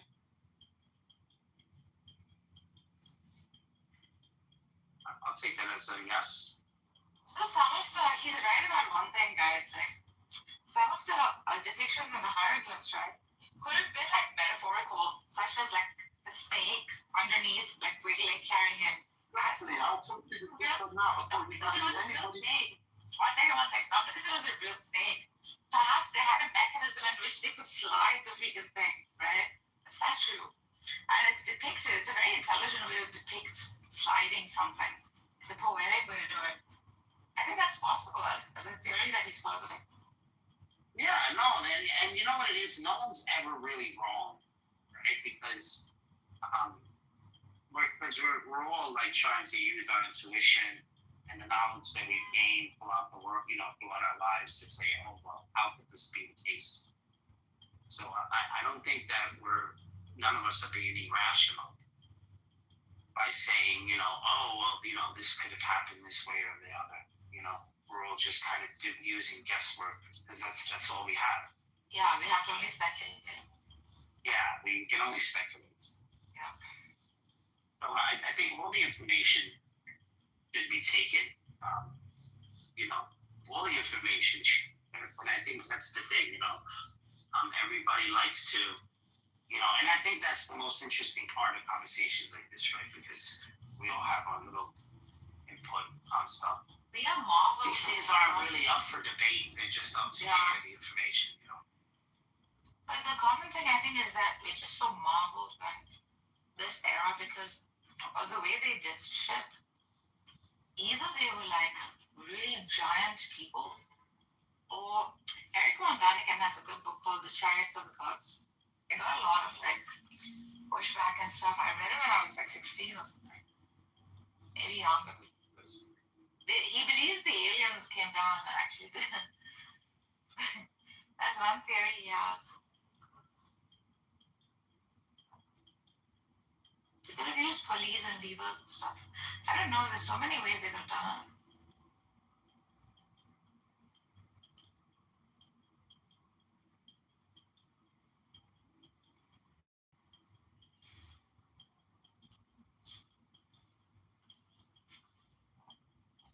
Hey, Did you like how they changed the entire location of Moses? What's crazy about aliens building the Paris? It's not, they were probably just like bigger people who look different. That's what I'm saying. Like, there's nothing crazy about anything in that era because it's just it's a very mysterious civilization. I guess I put a picture up based on the snake that was used as repeller for the boat. There's a lot of picture of it. And the aliens you guys talking about a giant. I'm going to post that picture of two giants that was carrying bigger bricks, that was used in pyramids. And the human was standing next to him, looked very small. That was found in one of the temples of one of their workers as well, right? They put this description for you. These people, they're not joking. They have a writing system. So it will be very difficult just to come with only theory when you neglect the real information. You can decipher it. So that's what I'm saying. It doesn't really say only thousands of people are going to be using chisels and a stone, to be chiseling granite or limestone that was harder than a nickel, even diamond, for thousands of years to come to that shape. They have their own technology, but we can't decipher it, and they're not leaving nothing behind for you. Sorry, just because they know there are people coming to invade them or coming to take some of their stuff. So they give you few education, but they're not giving you all the information. So that's why we ain't finding nothing. But we're nearly there now to find something by looking under the pyramids of Giza. They scan it, they find chambers, they find a lot of cabinets. So what they're going to try and do now, we don't know. But by the time they get there, they're going to face a lot of surprises. Definitely, but they won't be able to touch a lot of things because the owner who's going to turn up, and they're watching everyone. So that's just my own theory, we'll call it. But based on lifting stones, you people actually have deciphered that how stone can be levitated through sound energy, right? And through metaphysics. So that's possible. Asians have doing it before us. We're not the only brilliant guy here. We have people that done the best. You could talk about Neanderthal too. They actually came out with how to cut, how to hunt.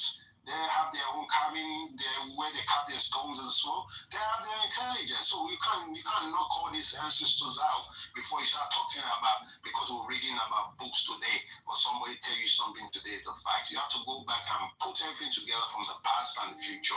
Then you might come with a logical answers. I'll leave it there. I found some tools where they found them like sliding these things on angle surfaces, right? Like what do you call those slides that kids play in freaking I call them slides. in playgrounds? Huh? We call them slides. Slides, yeah. So they A slipping slide? Yeah. And these things were they were very clever. I mean, the architects too. We had to study Egyptian civilization in architecture for like my third year in university.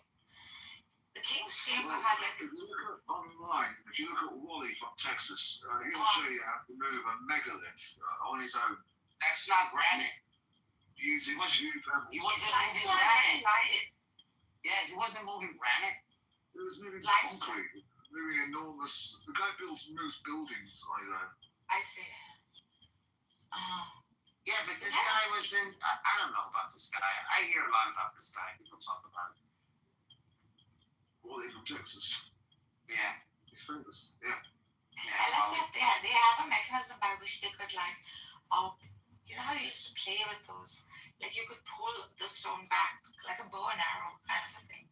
They would pull the freaking stone back and this thing would fly.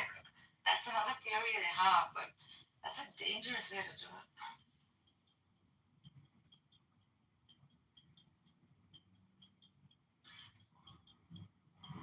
Plus, they're very connected with the sky and the stars and stuff like that. So you see, like in the King's Chamber, you have like a small little window that points at the constellations exactly at 45 degrees. So how is it that they could calculate this angle so precisely? Oh, God, it's not precise. You want to hear the craziest? You want to hear the craziest? Pretty well done. Use that telescope. They were using star map tracking. Huh? It's called star map tracking celestial time. That's what they were using, right?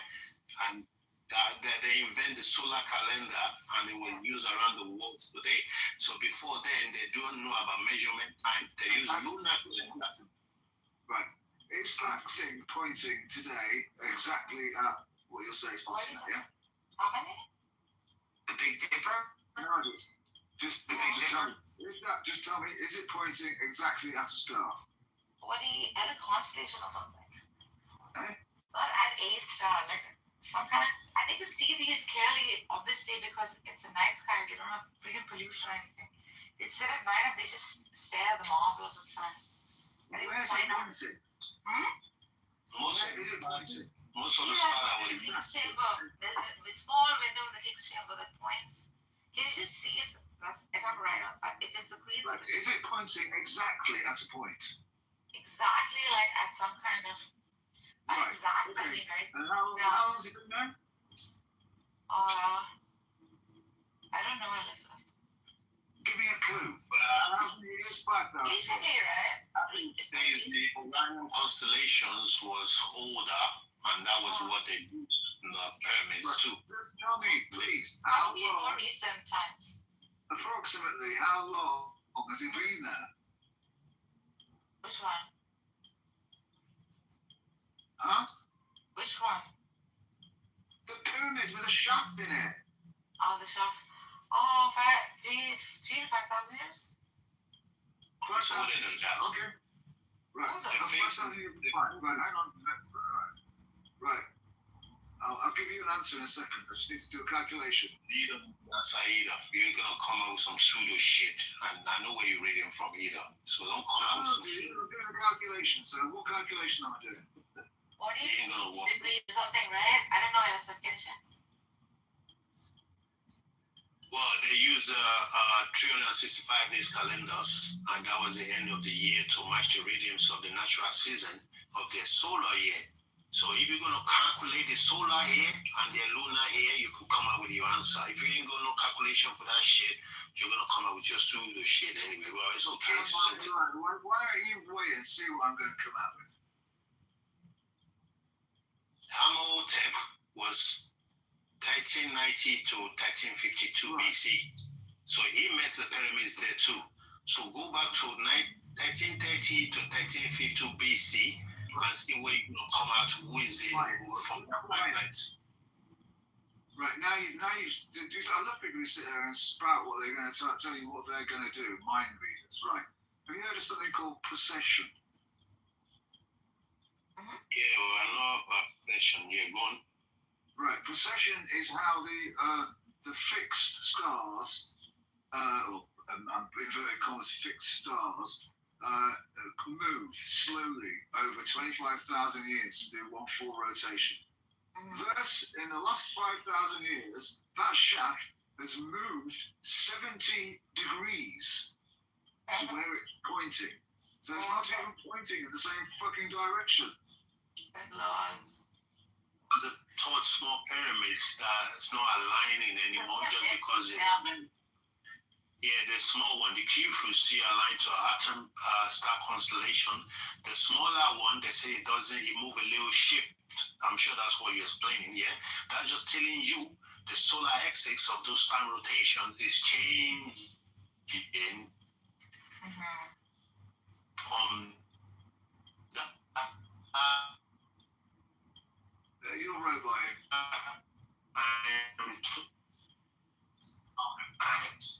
So it's that's just a way to explain. No pyramid. You're roboting. Can't hear a word you're saying. Right. Anyway, so anybody who says that shaft is pointing at X position, it clearly can't be because it keeps moving. So your profound lack of understanding of astronomy is my problem. No shafts that move.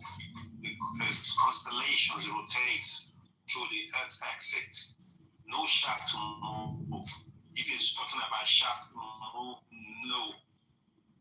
Like you build shafts don't move the sky. Something the sky is moving. the sky move. Constellations just changes, but only one that change doesn't move either. That could be the gas burst. It bursts, right? Whenever they use a telescope to view the star burst, they find out that he has burst long time years ago. So maybe the burst have shifted from the constellation because we know about constellation star that always burst as well. I mean, like, the gas line is just. What word do you keep using to? If you hear the word boss or something, boss. Burst, I think is English. Yeah, they call it burst. BURST, right? It's anything that bursts, like chemicals just bangs and stuff like that. And you get dust after that. So that's what. I don't understand what you're talking about. Yeah, you ask me and I give you the answer and you want to be ignorant. I just gave you and she I cannot understand your fucking accent, dude. She just told you and I just told you a dumbass and you want to argue again. You see how ignorant you are? He just told you and I told you and you seem to be ignorant. Shut up, you fucking piece of shit. Like a bad bursting, like a balloon that bursts. Burst. Yeah, she just told you, dumbass. Okay. Why are you guys fighting? The racist can't even. No, he's just not getting pronunciation. Say the loss of power. Stop. Your pronunciation is different. His husband saying a racist word. He's not racist, he doesn't understand. Dumbass. Me, I go inviting neighbor next door to me. I will go dinners together. I will go picnic. I ain't got problem with no skin. Dumbass.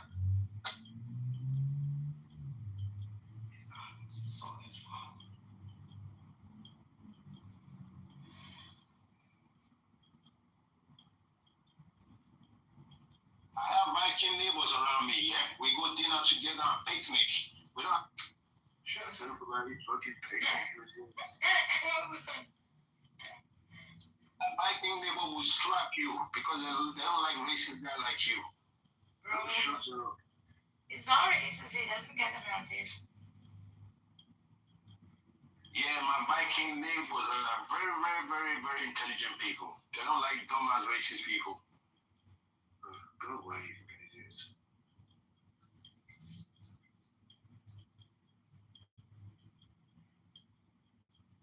So we sat there now just for hours. Kids going, you're scholars. You're scholars. You're books. You're this. And going, why are you talking about it? Why do you keep saying that? And what it basically means is white people. I'm assuming LSF is white. I was like, well, who's the fucking racist in here?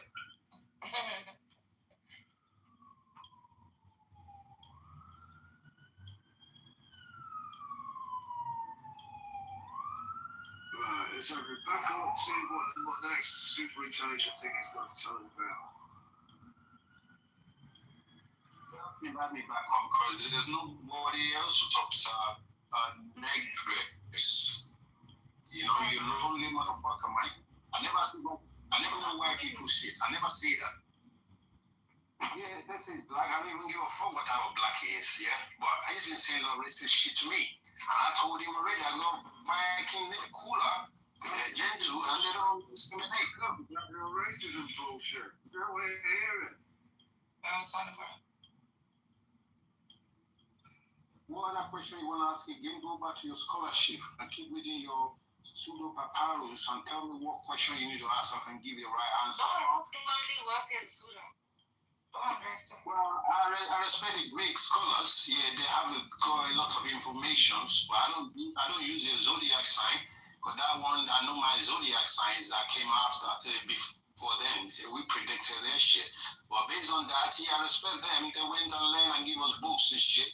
But I'm not going to factor everything because they rename everything away from the original names. So if I have to have discussion with someone like this, they're going to be talking to me about what Greeks say, and I'll be telling you about what the real ancestor says about what they give the real name, right? Pyramids means cake, a big cake. Ain't got nothing to do with transmissions, or conductors or stuff like that. They don't mention all that, but the Asian people mention that. So you have to know through the meanings of the names, you could find what the active or what the action is all about. That's just what I'm saying to him. So we're gonna have. Sorry. So two ancient people look at a pyramid. One in one language goes, oh, that's a wiggly woo, and the other one goes, oh no, that's a boo boo. And now the person who called it a fucking wiggly woo is wrong. It's really called a boo boo. I mean, for fuck's sake, does he not understand how different languages work? Your mic, we can't hear what you're saying. You're mumbling. Yeah, the ancestor is capturing your voice right now. You can't hear shit.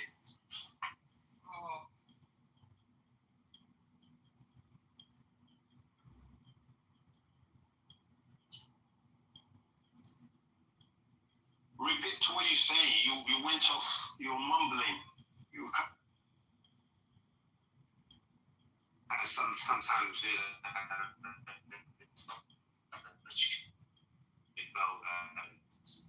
it's better that we just let it go.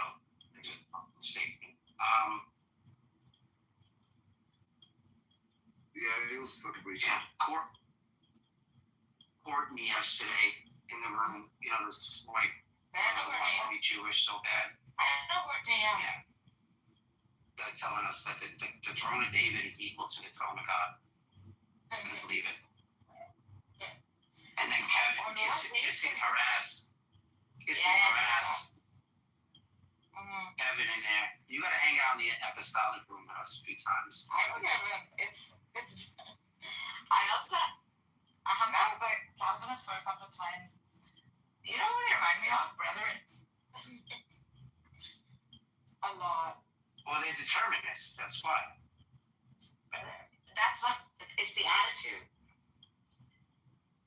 But they also are like, I don't know, they make rational arguments, I guess.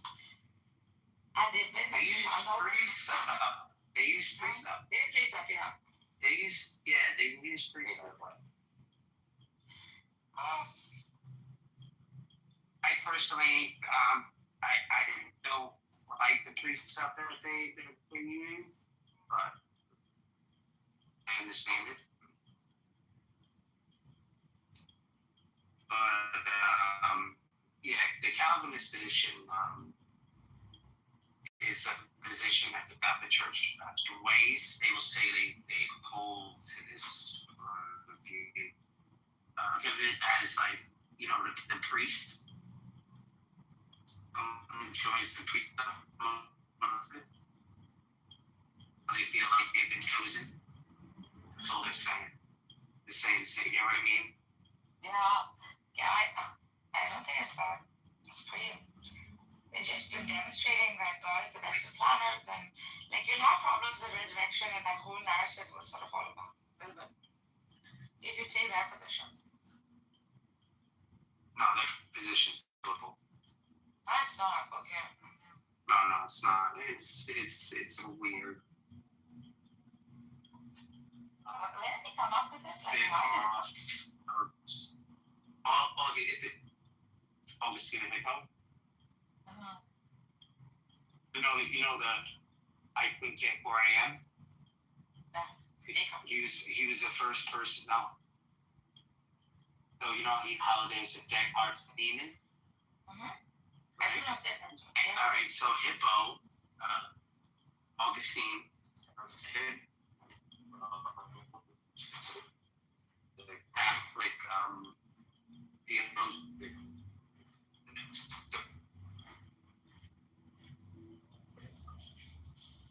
it's a card renamed it. I don't know how many years later, 500 years later.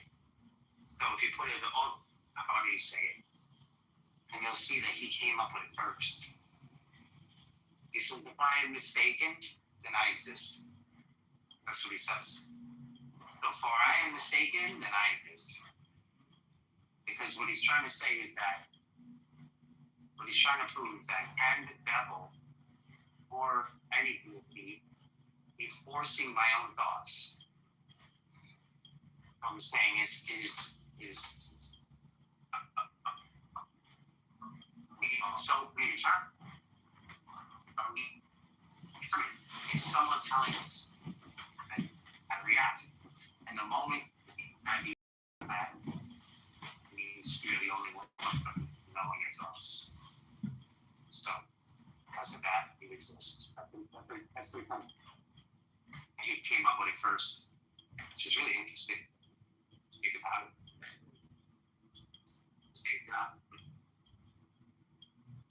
Christian theologians came up with this,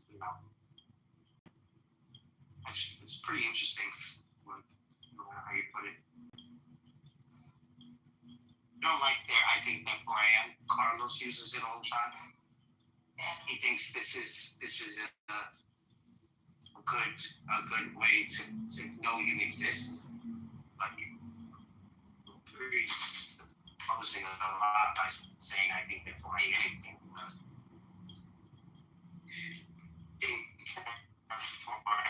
And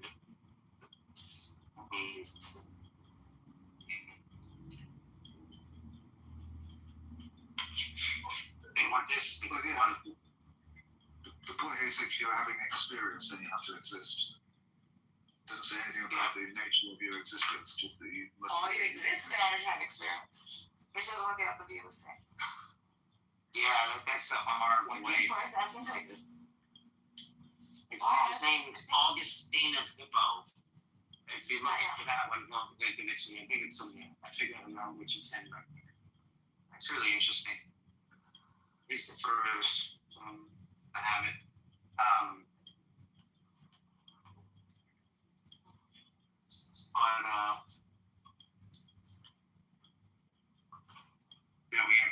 We have these doors in here, and I put this like silver insulation in the way so that it doesn't. You get what I mean? Like you don't see it now. You want the fucking glass in it. I'm fucking putting plexiglass and putting the shit in here. That plexiglass is quite easy to work with. The finish is really beautiful on it. Yeah, I mean this doesn't even fit. This is what we call this permatemp.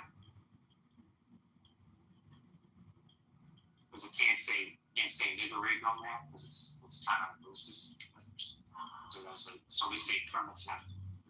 It's permanent but temporary. Or permatemp. That's what we're using. Permatemp.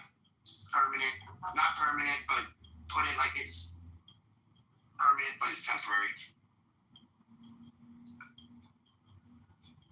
Oh, it's coming out again. I had to keep that guy because that guy was just on a roll. Yeah. He was on a mission.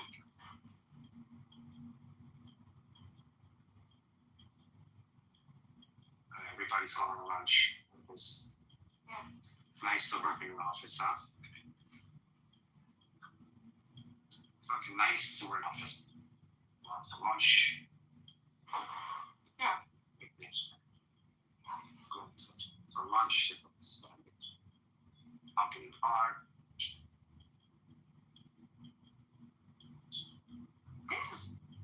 Did you? Huh? What happened? God. So we're doing a projection of the next 20 years in New York. We have 20 years of work, and they just showed us the lineup. We have 20 years of consistent work from here on out, doing full shuttle work in New York. How long do you think it's going to take to do? 40.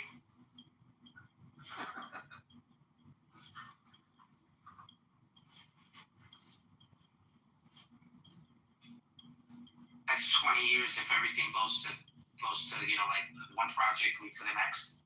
There's certain projects that need to be done before other projects are.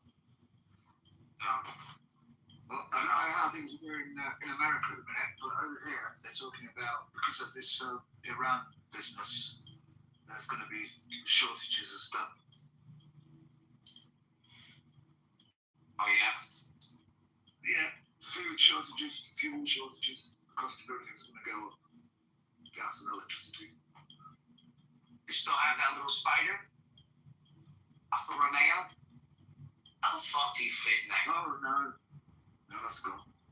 How the fuck did you ever fit in that car?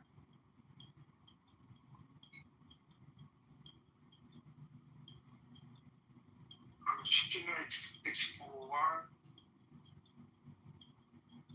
Are you robot, dude?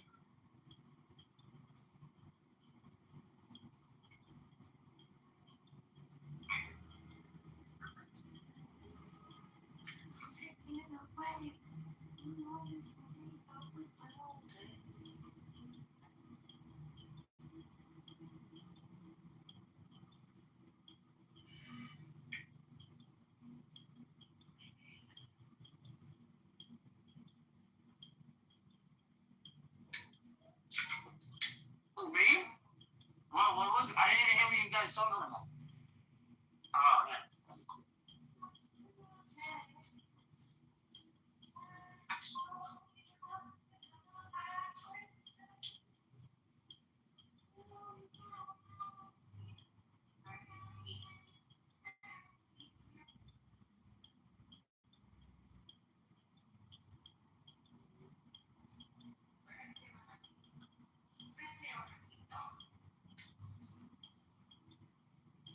What's that? Read us a poem.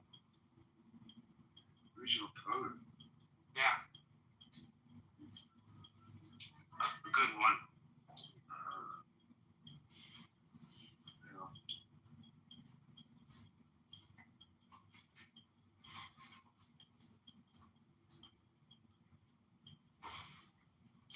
Yeah.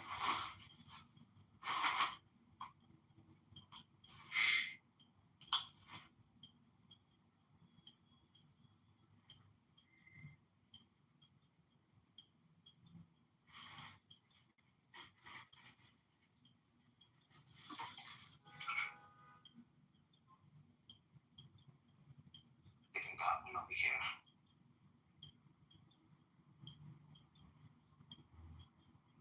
Let's see if I can find. Love looks not with the eyes but with the mind. Therefore is winged Cupid painted blind. The course of true love never did run smooth. And yet, to say truth, reason and love keep little company together nowadays. I me, for aught that I could ever read, could ever hear by tale or history, course of true love never did run smooth. Shakespeare. Yes, yes. I allocated that piece once in school. You do another one.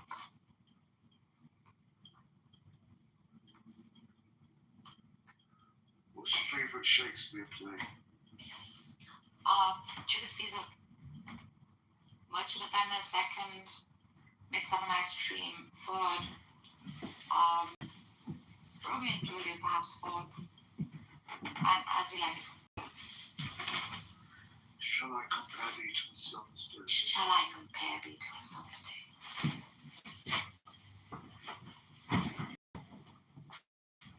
Lovers and madmen. After absorbing the power of Madeline's eternal love, I descended completely into madness. Ready to kill Ryan with his own hands, and to use the most primal violence to make him understand that power is the only law of this world. It's okay, my sweet, sweet boy. Since his last escape from prison, Ryan's abilities have improved dramatically. Every Special Forces unit sent to pursue him is dispatched to Greece.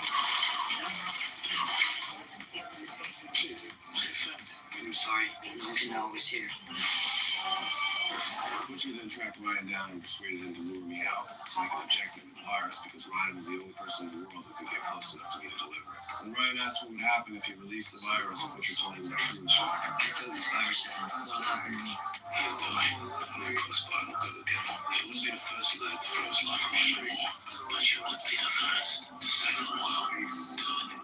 Ryan slipped a tracker into Ryan's pocket. By this point, Butcher had already steeled himself to kill every superhuman, himself included. In his mind, it was the only way to stop superhumans from taking over the world. Without us, without soups, the world is a better, safer place. Until when they arrived at the base, they found that the remaining supply of the virus had been completely destroyed, and scientists who created it had vanished without a trace. The plan would have to be postponed once again, but Ryan insisted on pressing forward. He wanted to prove himself before the Butcher. Without the virus, He said I was the only one who could stop him. If to my destiny. without the chip, he'd just be another stupid kid on a fucking suicide run. Same old lying, pathetic assholes. Ryan, following the plan, Ryan lured me out. Dead? Ryan, I assumed he had come to his senses and he was ready to return to my side. Instead, he turned around and questioned me, asking whether I had forced his mother. Of course not. I told Ryan that his mother and I had simply had an affair, a willing arrangement between two consenting adults, and that I had always come back. These hearts racing. Hey, frankly, heart's breaking a little bit. You could think you'd do something like that. Right, Ryan had no intention of stopping. He kept pushing me relentlessly.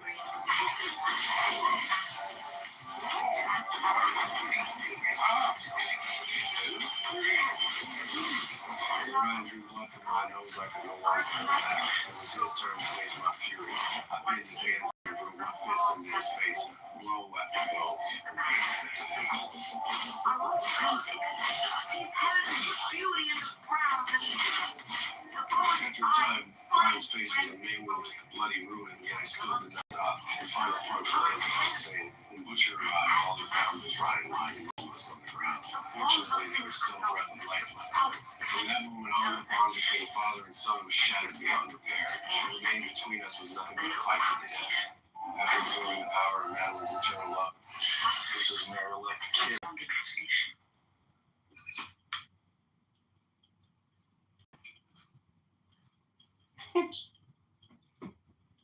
That was his call. Where should I start? I did Shylock speech too once in school. Start from the beginning. The gospel of truth is a journey. Yourself on before God. Power of the word.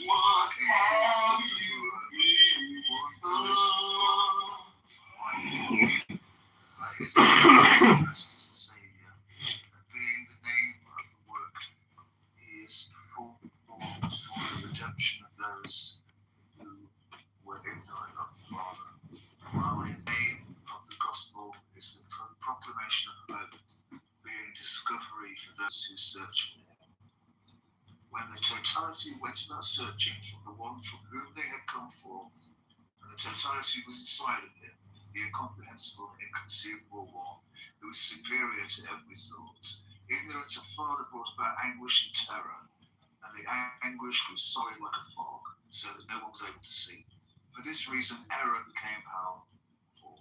It worked on its own matter foolishly, not having known the truth. It set about with a creation pairing with power and beauty as substitute for the truth. This was not then a humiliation for him, the incomprehensible, inconceivable one, for they were nothing. The anguish in their oblivion, and the creature of deceit, while the established truth is immutable, and for two, I can't say that word, perfect in beauty, for this reason despises hell. Because it had no roots, it fell into a fog regarding the Father, while it was involved in preparing works and oblivions and terrors, in order that by means of these it might entice those of the middle camp. The oblivion of error was not revealed. It is not from the Father. Oblivion did not come into existence from the Father, although it did indeed come into existence because of the Father. What comes into existence in is knowledge, which appeared in order that oblivion might vanish and the Father might be known. Since oblivion came into existence because of the Father, it was not known. Sorry, since oblivion came into existence because of the Father, it was not known. Then if the Father comes to be known, oblivion will not exist from that movement on. Through this, the gospel belongs to the search for God, which was revealed to those who are perfect through the mercies of the Father. The hidden mystery, Jesus the Christ, enlightened those who were in darkness through oblivion. He enlightened them, he showed them a way, and the way is the truth which he taught them. Go on. Yeah, it's beautiful. Is it Gnosis? Gospel of truth. Huh? That's the gospel of truth. It's really beautiful. That's supposed to be 19.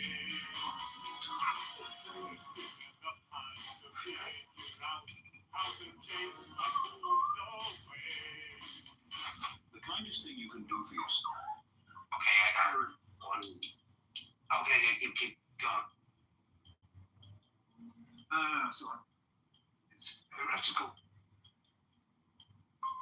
That is right. So beautiful. I knew it was heretical. Right? This passage. Sounds like the Gnostic Bible you sent me path. It's just really beautiful. What LSF read? LSF believes in the Old Testament is the demiurge. Yeah, I know. He believes that. Are you Gnostic? Yeah. Yeah. I read religion, so don't tell anyone. Don't tell anybody, yes. Very good. It's full heretic. He doesn't want to go full heretic yet. Why not? Take me to the altar of heretics and wear that crown of thorns proudly on my head. Yeah, they don't think I'm an atheist.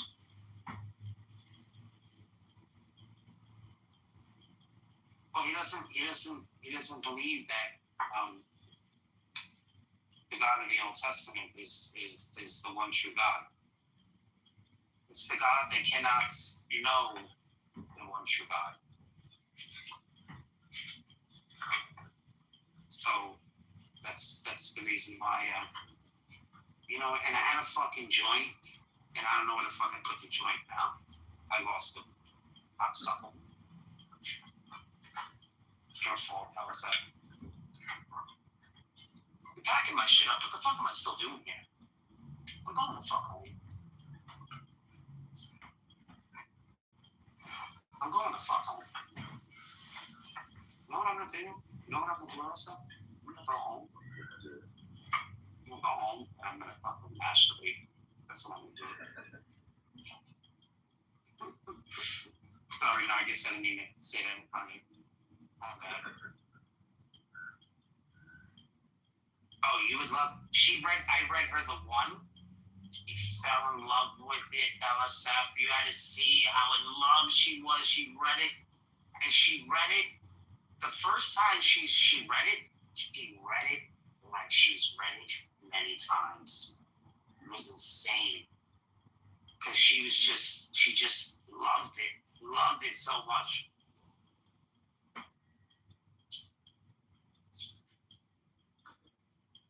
The uncorruptible one. The one The one. I think I'm going to read it and send it to you as a voice. I It's like, think you should read what's it called? The Trimorphic Protanoia. First thought in three forms. which page is And it? on the origin of the world is the other one. They're both really good. Well, read it. This may be Yeah, read it. No, what page? What page is it on? I'm reading it. I've got it in a book. I've got a book here. I don't know if it's in the Elaine Pagels one.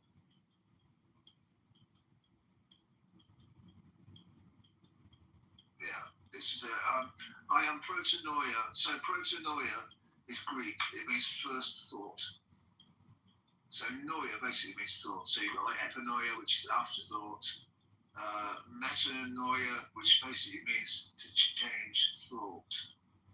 So there's a bit of a thing actually in the New Testament. They use the word metanoia to mean repent. It actually literally means to change thought.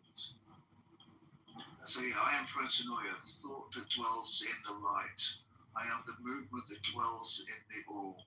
She in whom the all takes its stand. Firstborn among those who came to be, she who exists before the all. She in protanoia is called by three names, although she dwells alone, since she is perfect and invisible within the thought of the invisible one. I am revealed in the immeasurable, ineffable things. I am incomprehensible, dwelling in the incomprehensible. I move in every creature. I am the life of my epinoia, second thought, that dwells within every power and every eternal movement and invisible light, and within the archons and the angels and the demons and every sound dwelling in, and every material soul. I dwell in those who came to be, I move in everyone, and I delve into them all. I walk uprightly, and those who sleep, I awaken. I am the sight of those who dwell in sleep. I am the invisible one within the all. It is I who counsel those who are hidden, since I know the all that exists in it. I am numberless, beyond everyone. I am immeasurable, ineffable. Yet whenever I wish, I shall reveal myself of my own accord. I am the head of the all. I exist before the all, and I am the all, since I exist in everyone. I am a voice speaking softly. I exist from the first. I dwell within the silence that surrounds every one of them. And it is the hidden voice that dwells within me, within the incomprehensible, immeasurable thought, within the immeasurable silence. I descended to the midst of the underworld, and I shone down upon the darkness. It is I who pointed forth the water. It is I who am hidden within radiant waters. I am the one who gradually put forth the all by my thought. It is I whom am laden with the voice. It is through me that gnosis comes forth. I dwell in the ineffable and unknowable ones. I am perception and knowledge, uttering a voice by means of thought. I am the real voice. I cry out in everyone, and they recognize me, the voice. Since a seed indwells them, I am the thought of the Father, and through me proceeded the voice. That is the knowledge of the everlasting things. I exist as thought for the all, being joined to the unknowable and incomprehensible thought. I revealed myself, yes, I am among those who recognize me, for it is I who am joined with everyone by virtue of the hidden thought and an exalted voice, even a voice from the invisible thought. And it is immeasurable, since it dwells in the immeasurable one. It is a mystery. is unrestrainable and it is immeasurable by the incomprehensible one. It is invisible to those who are visible in the all. It is a light dwelling in light. It goes on.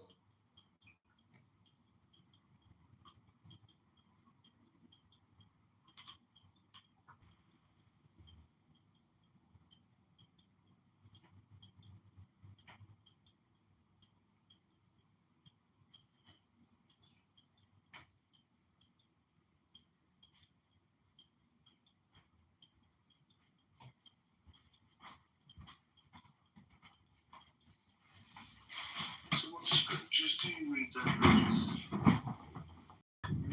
I like the budget. What's your inspiration? Read everything. Everything I can get my hand on. I don't discriminate. But I don't think all of it. But what you just read sounds very much like the Krishna speech on the Bhagavad Gita when he's introducing himself.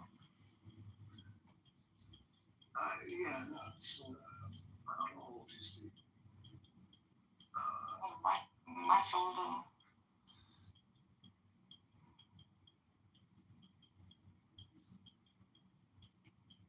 They've always known these things. It's not that one plagiarized from another.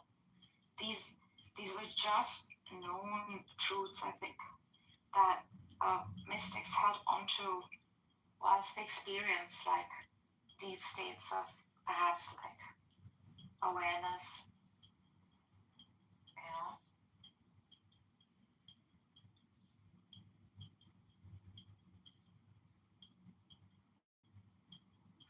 Well, it's not popular, but my personal opinion is that Christianity began as a spiritual movement.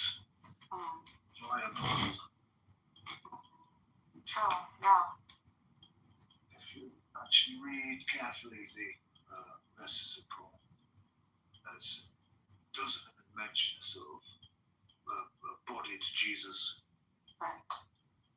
It's very ritual. Yeah. Like a Gnostic kind of. Yeah, you want to read this one? Yeah, there's the 2 pages here. I'm going to post both pages here for you so you can see them. Yeah, this is the second one. So it starts on the second my PTR, the second one, and it is page 469. If you want to go to the book, this is out of the book on page 469 also. I think it's easier for you to read it from the book. 469. I'll download it off my phone. This is just one page. No, it's 2 pages because it folds over to the next page. Oh, yeah, okay, got it.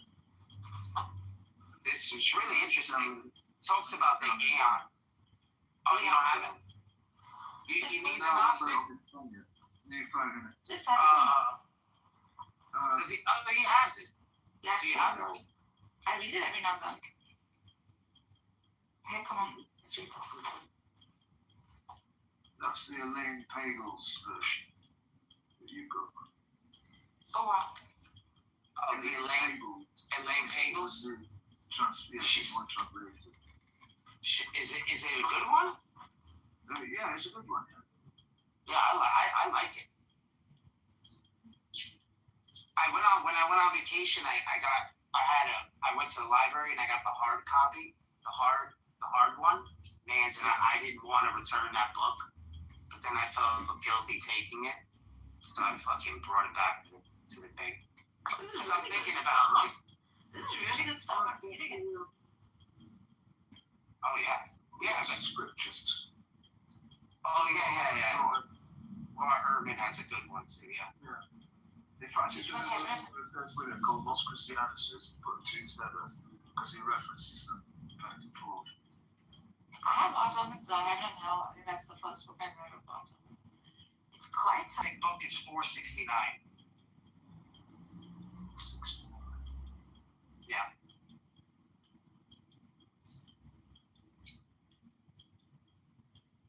Not in the scroll, the actual Oh, right, that's the actual page number, is it? Yeah, the actual page number, yeah, not the scroll.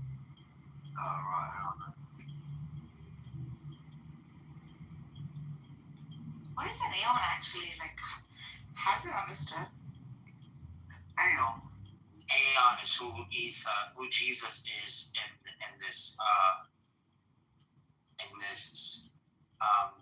the Valentinian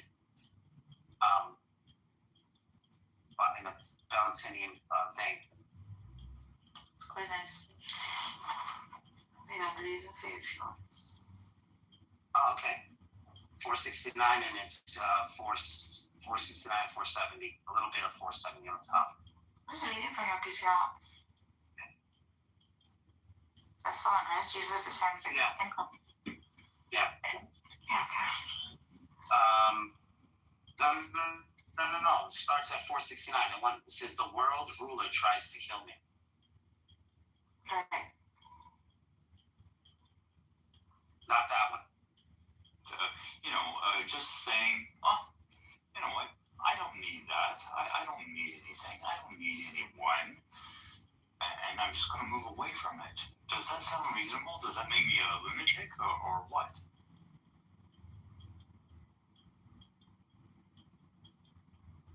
No, I think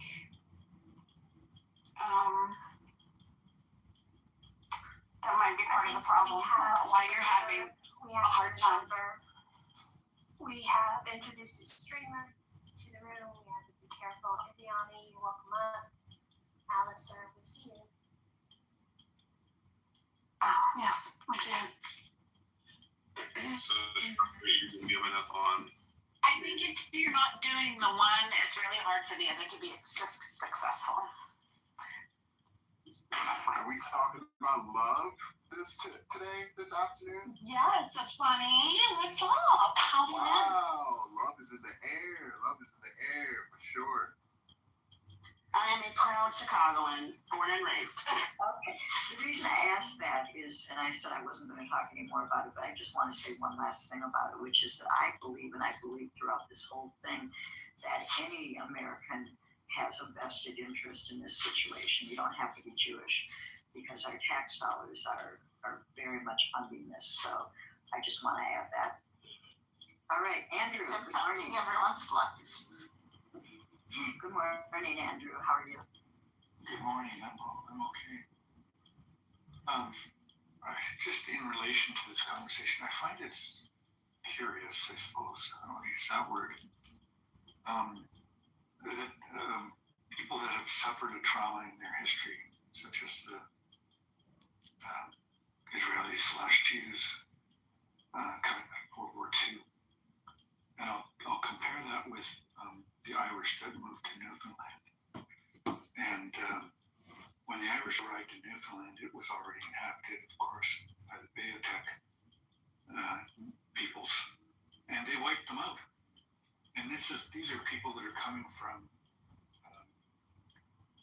900 years of subjugation by the British. And yet turn around and do the same thing to the peoples that they... And it's just very curious that I don't have that empathy for the people that they encounter. There's some kind of disconnect there, so it's strange. Anyway, that's what was coming to my mind when you were talking about this.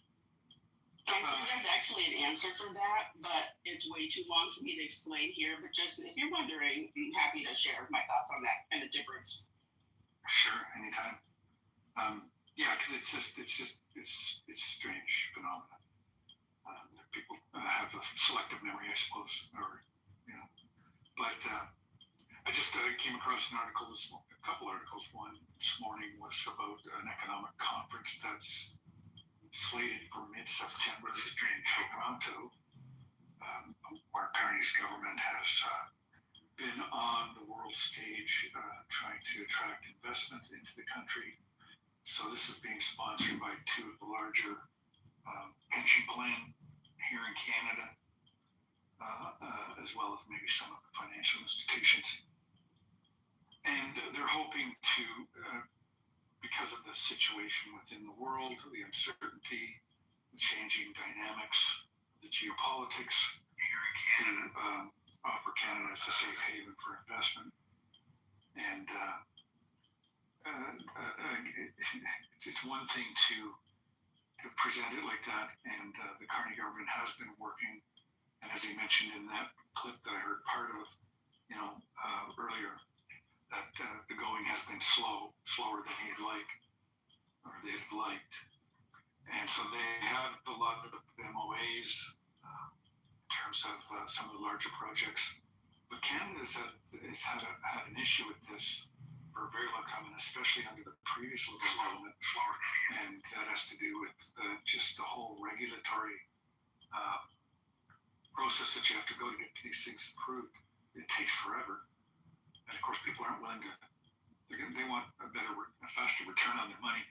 And that's really what it all comes down to. So we'll see just how interested people will be to invest in Canada. Because they want to build pipelines, they want to do all this stuff.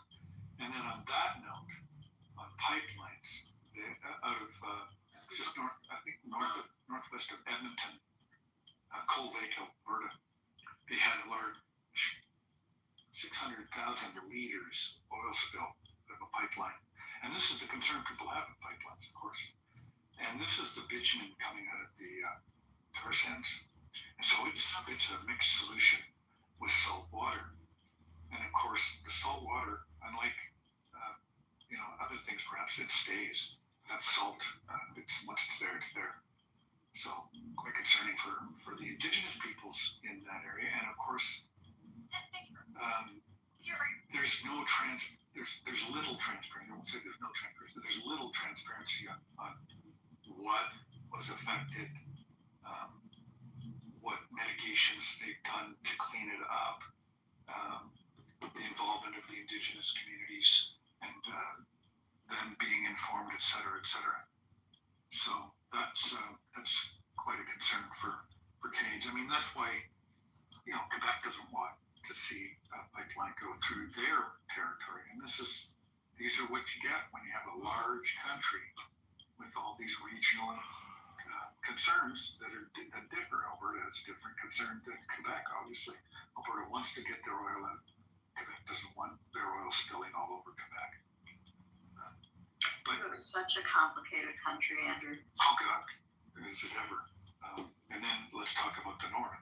That adds another dimension to things in terms of proximity to Greenland and this whole golden dome that Trump is trying to promote and conceive of.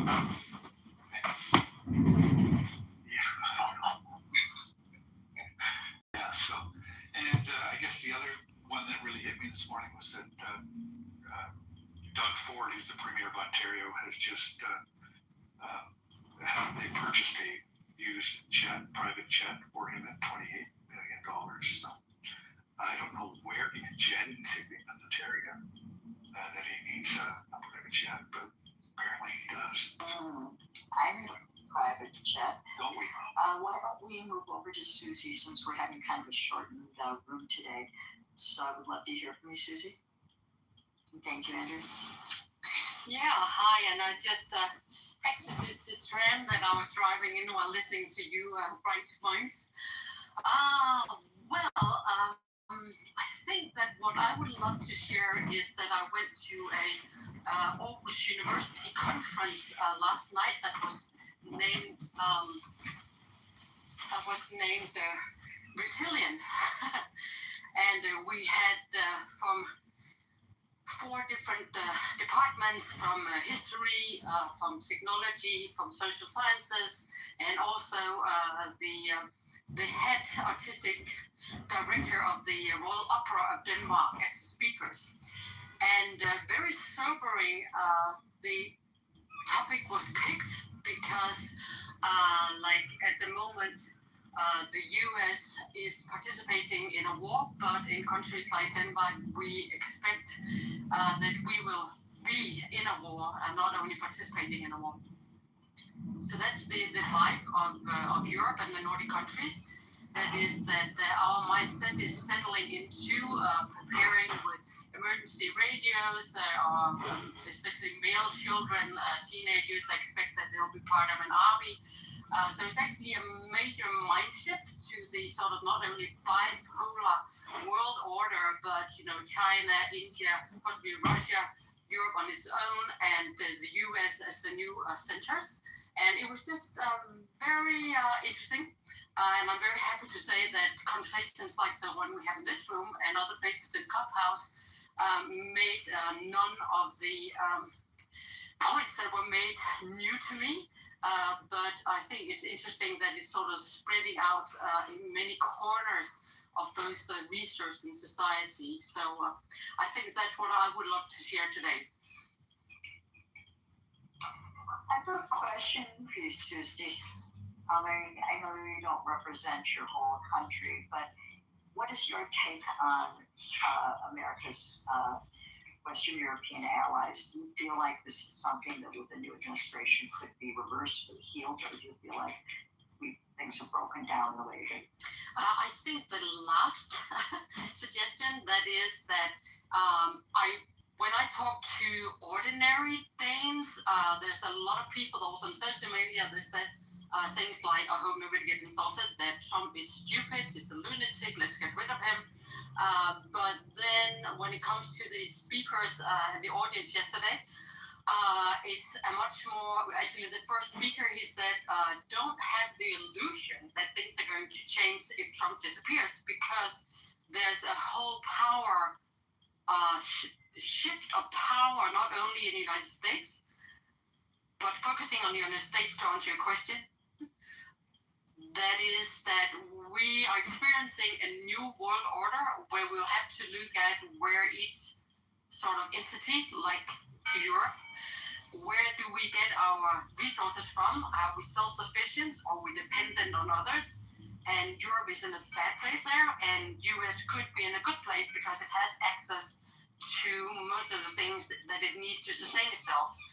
So the expectation is that the US will go its own way, and they will have no reason to reconnect with Europe after this administration.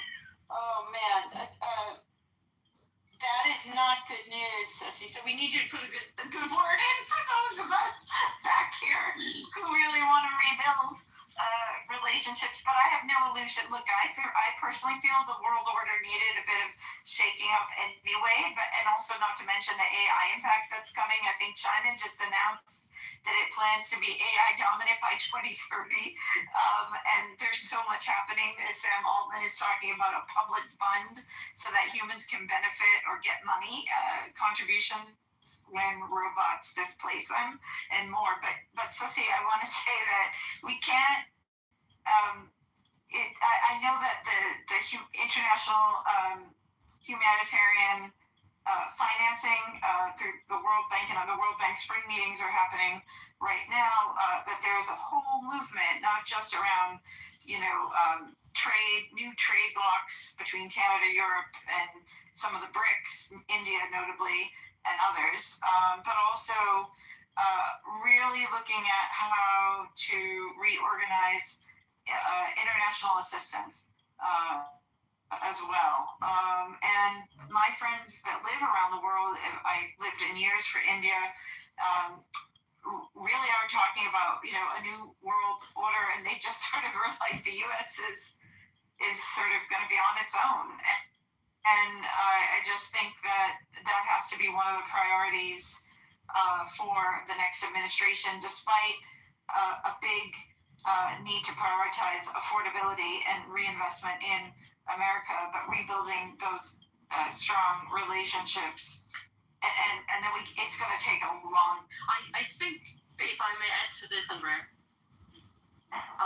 I think that one of the wonderful points coming from the creative director of the Royal Danish Opera was that what makes Europe special, and he said that is that throughout history, European art has been critical of the establishment and curious. And that is what is the special take on the European culture that we should maintain despite cutting ties, for example, with US, or rather the US cutting ties with us. I think that's still how we see it. But also that we don't want to follow the lead of the leader of the free world, who now sees itself in a different position.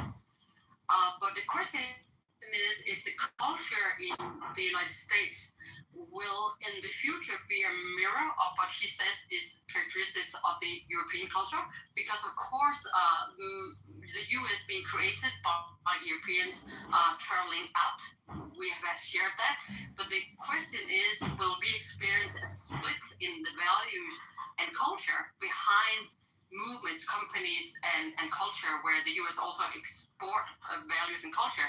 And I think that is actually maybe the biggest underlying question, because if we share the same values and visions, we can always find a path. But if we don't, and momentarily we don't seem to, so that's that. How do you think that's going to play out with the US as a society looking away from them?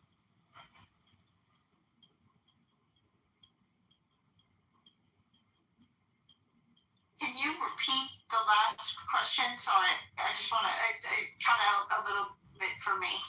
Okay. Repeat the last sentence. It was very interesting insight, but the last bit of your question was, how is it going to play out with the go ahead, you rephrase. So the artist said that the core of European culture is curiosity and critical creativity and a critical approach to things. So that has also been the base of the American culture. And he said, let's keep nurturing that as specific European, different from all the other emerging global hubs. But the question is, that I was trying to phrase, that is, will the United States maintain the same culture of critical curiosity towards the establishment, or have the US already moved away from that shared values that was brought from Europe, but has that changed into something different? Well, see, I don't know if it's changed into something different, but if I feel, I personally, well, my take on that is that there is a vibrant, creative, even more so than some of the big businesses, pushback going on right now in the United States that's exercising its free speech and critiquing this particular regime, and with it also kind of the state of affairs for average, American people. So, and you see it in the satire, which is, with comedians, and particularly our late night show hosts who have been attacked by the regime. Well, not to mention the Pope just defunded a bunch of Catholic charities. Oh, this isn't political retaliation much. And also our musicians, Bruce Springsteen, I was speaking about this earlier, is doing a Land of Hopes and Dreams tour, which is, really, check out, go online and Google his opening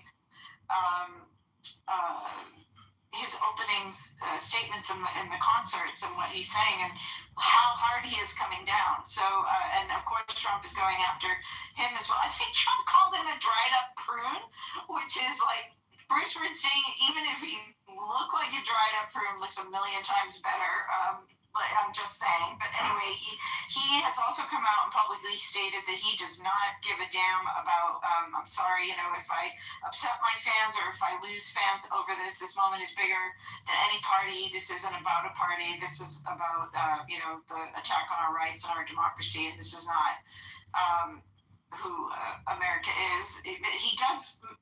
notably, he does call out that no one that I hear speaking out about this in the creative sense is actually saying that America is perfect and that it wasn't a failed, that there aren't some things that there are many things that aren't working, but we were, for a while, we at least had some rule of law and, a general respect for the rule of law and protection of citizens' rights, which we see really vastly under attack, and increased data surveillance. So, and also increasing the highest inequality gaps in a long time. So, something's not working in the system. It's something that ushered in the likes of Donald Trump. That's all being acknowledged. I'd say I shouted out Eminem earlier, who is, one of the most sold rappers around the world, but highly respected within the rap community, I guess, and the entertainment industry. And he is a tricky character, and he is very outspoken, and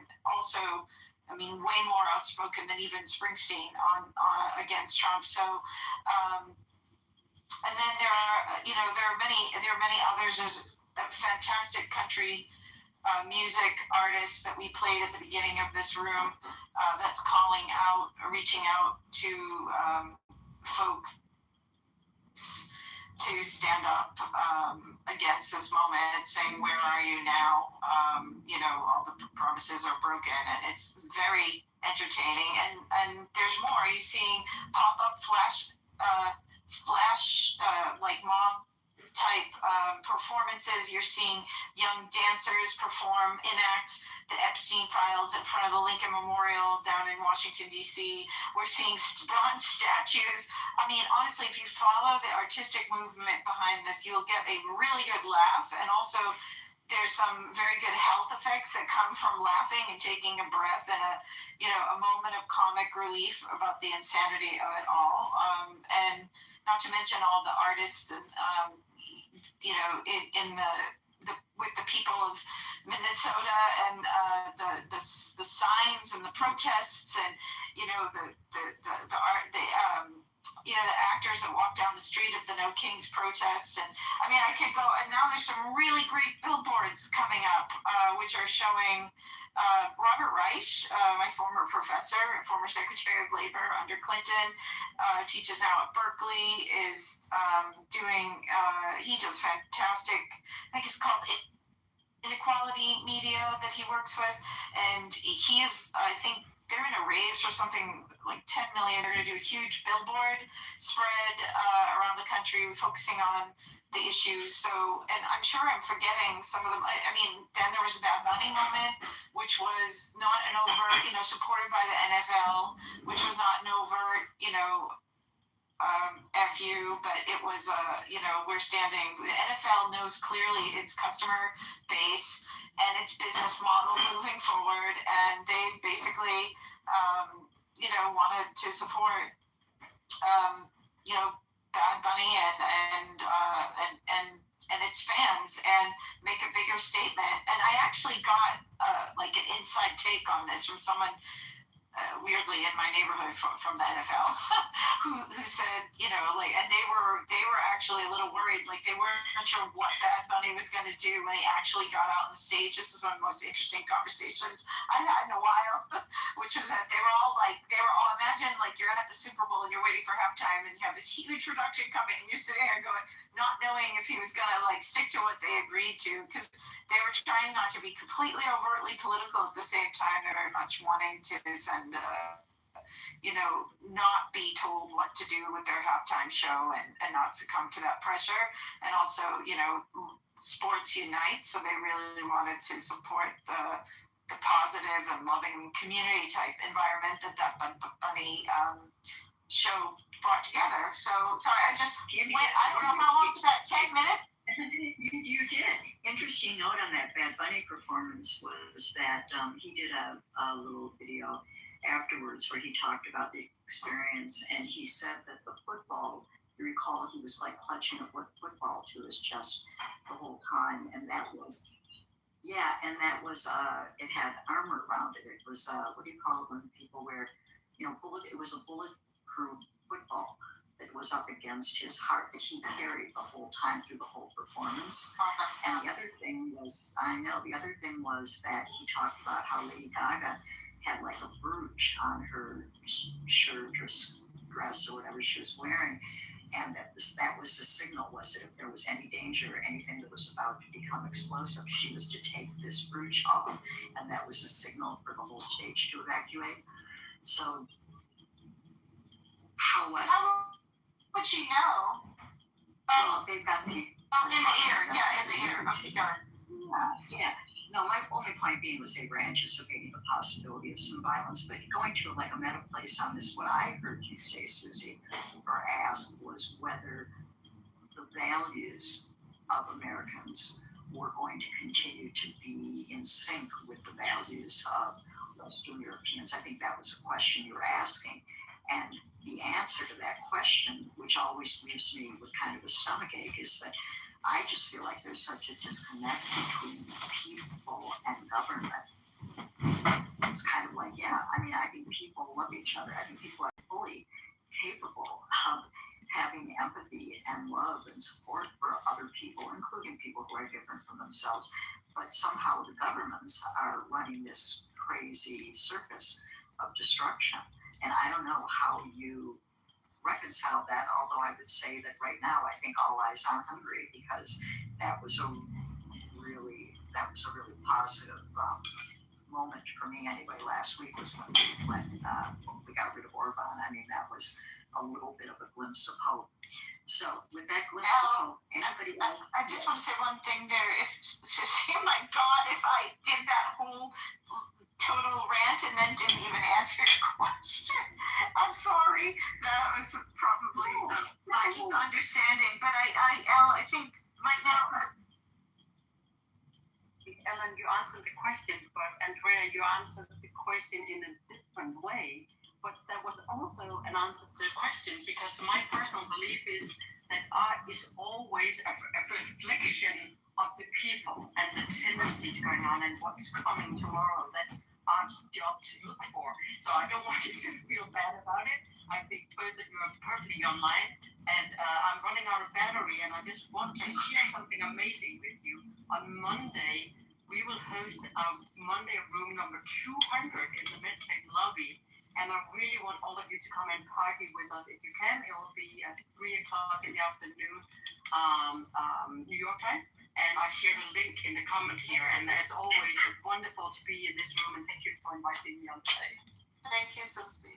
I think I just want to share from friends from Europe and I have an alumni group chat with from my grad school, and folks were talking about that as well. They were talking about this alignment between Europe and US, and one of my friends in Europe was just saying that it feels very much like, the US is too much into might makes right. And I think it's shocking for people around the world to see us pivot to, whilst it hasn't been perfect, and there's been all sorts of interventions in the past, to see our military used this way so quickly for us to start acting, like the bully hegemon, very overtly with use of force and all that, has been quite shocking to everybody. So I think it's been majority of folks don't support it, the war and this type of action. So I have hope, though there's some internal heart-to-heart conversations addressing the values of the nation that I think needs to take place. You'll be happy to know that I went out to our little coffee bar in our lobby yesterday, and all of the pamphlets were out there for voting, along with a sign-up sheet of people needed rides to get to vote in the primaries. In the midterms. So I thought that was really cool that in our building they were being proactive about that. Hugely exciting. One of the best things you can do. But don't forget to check your voter registration and find out how you can help. I've got a question. You had put up a link, and thanks for giving the article, so it could be passed on to others. Just the headline itself said 51%. It didn't. I would not have written the headline. It said 51% of Americans think the war in Iran has not been worthwhile, but it's only 25% support it. But they washed the language of the headline to bury the sentiment, right? Because 51% don't think it's worthwhile.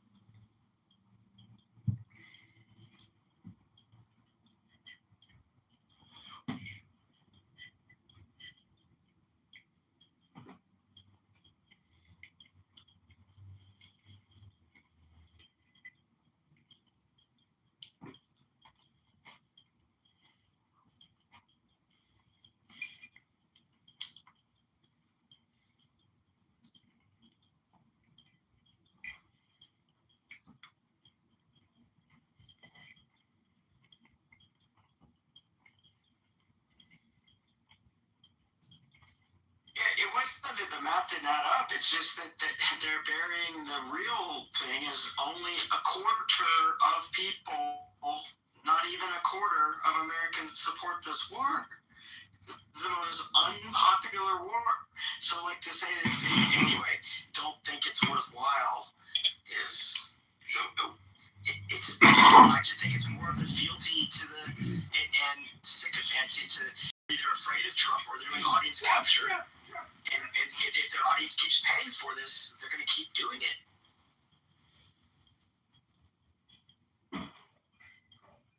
Okay.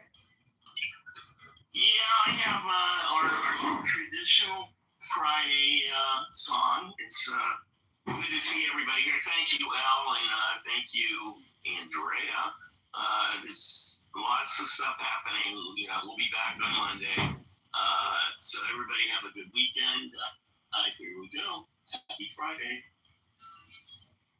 So bad.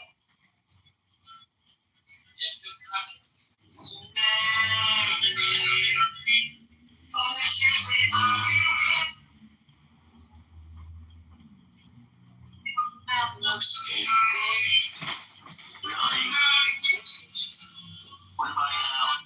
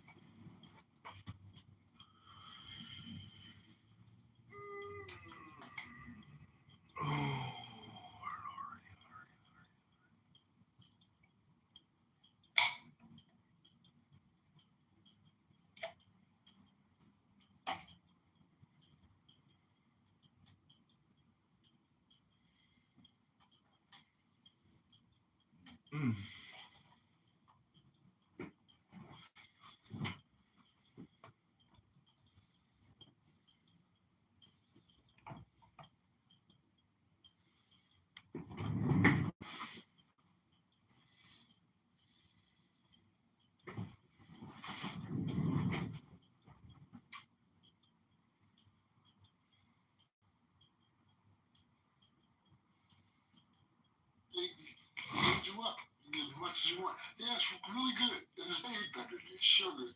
You know, I even tried to. Probably depends on the intentions of the llama. So we're really missing a big component of this. I actually think that llama was trained and staged because that kind of logic and reasoning skills in a four-legged animal. You want her to answer the way you want her to answer? Let that woman talk. He asked, why didn't Reza say anything about the school? The reading scripts. 372? Is that what it says in the table of contents?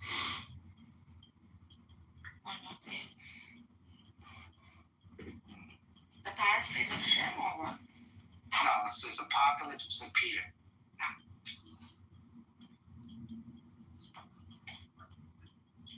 Go to the contents. Not in the scroll, in the page of the book.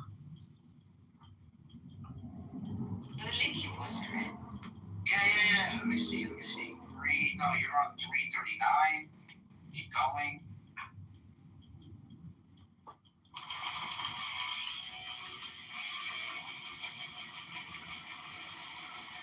That contributes a great sound when we get close.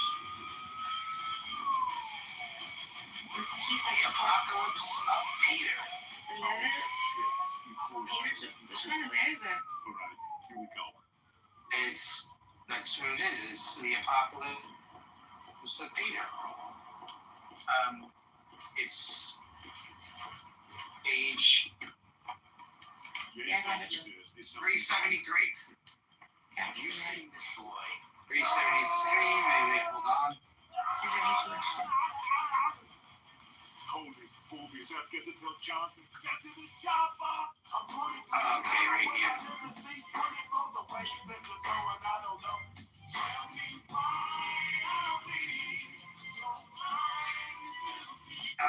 Yeah, it starts on page 373. Yeah, 373. But I'm trying to look for the part where it talks about the crucifixion. Which is oh, there it goes. It's on page 377.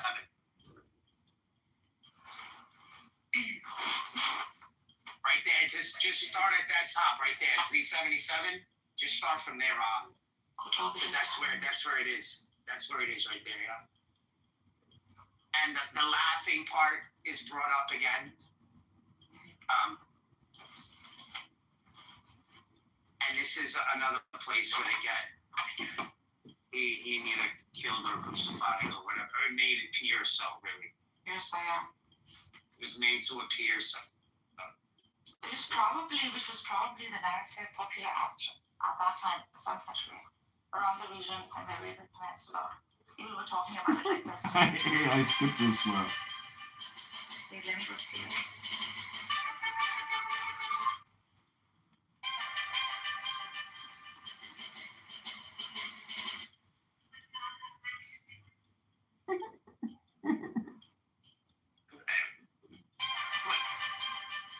You do have to realize this doesn't demote again. No, this exalts. It does Exalts that. Yeah.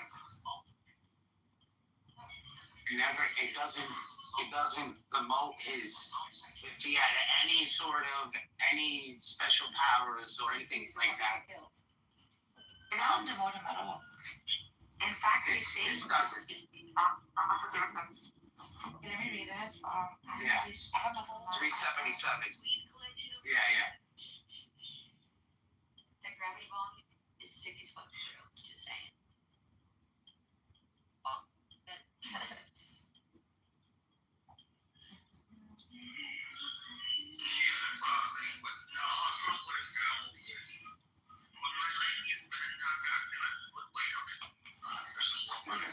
since old school.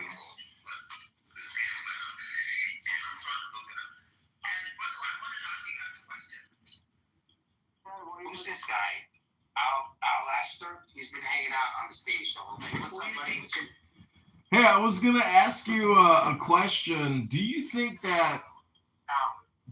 Jesus was a Gnostic?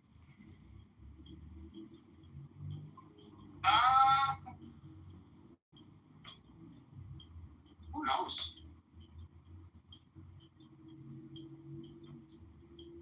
Because I get the feeling, based on religious history and esoteric and exoteric philosophy, and having a large book collection, that there are many people that tap into the same source power as Jesus. But to say that Jesus is the one and only God, or the God, the all or nothing statements about Jesus, to me, just don't add up. To me, he's a powerful magician, just like Muhammad, just like Buddha.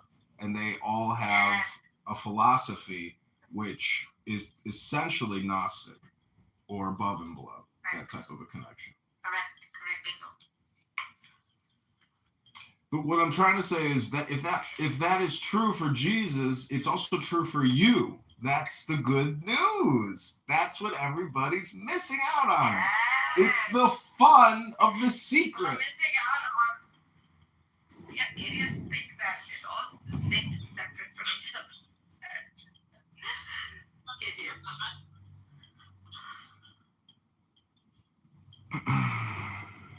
Well, they're not idiots. It's a very hard thing to understand, because you have to go outside of the religion and clone and copy a bunch of other materials to understand that there's a lot of layover, or, Absolutely, yeah. But at the end of the day, you dabble in these things, but when I'm doing physics, I don't dabble in that area.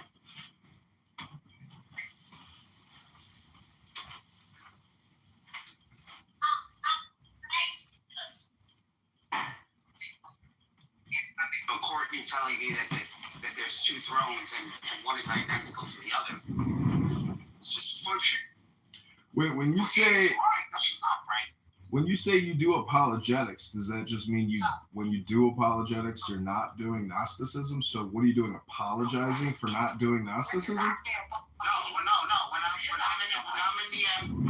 I'm in the NBA, I'm playing by NBA rules. But when I'm playing street ball, I'm playing the street ball rules. What is the problem? I'm still a basketball player. And guess what? When we're going for the gold every 4 years, we're in the Olympics. So I got to put my Olympics hat on. So if you don't understand that analogy, you're not going to understand it all. The standard is going to be the NBA. Yeah. What we're doing here is just street ball. This is redundant. That's what John is saying. It is. Just to NBA is what he's saying. He's always got this always coming in here fucking complaining about what we're talking about. But I don't understand. What the fuck is that? Shallow alone. Hello? Shallow alone. Shallow alone. Or shallow alone. My father couldn't marry a Jew. Picture that. Shallow alone.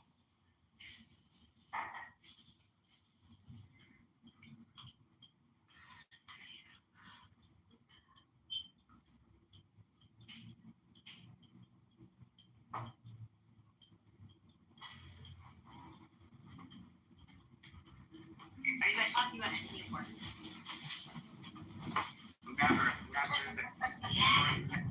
Never talk. You should just stop that. You should stop playing basketball. You should just become a swimmer. I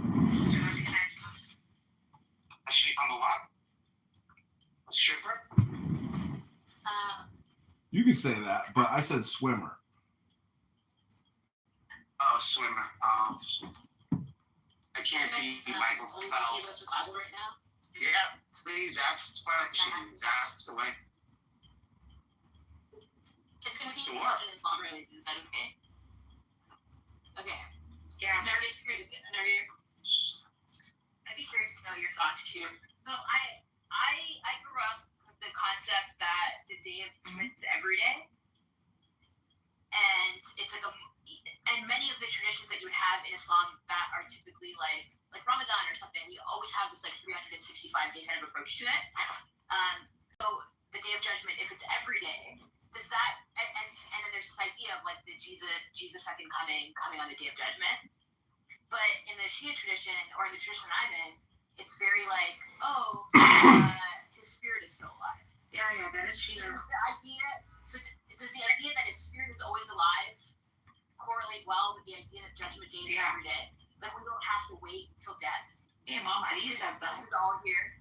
Imam Ali saying, I read in the Natural Philosopher, every day is Judgment Day, every day is Eid, every day is like that kind of concept. It's an esoteric way of That's the same thing as saying now is all there is. The now is all important.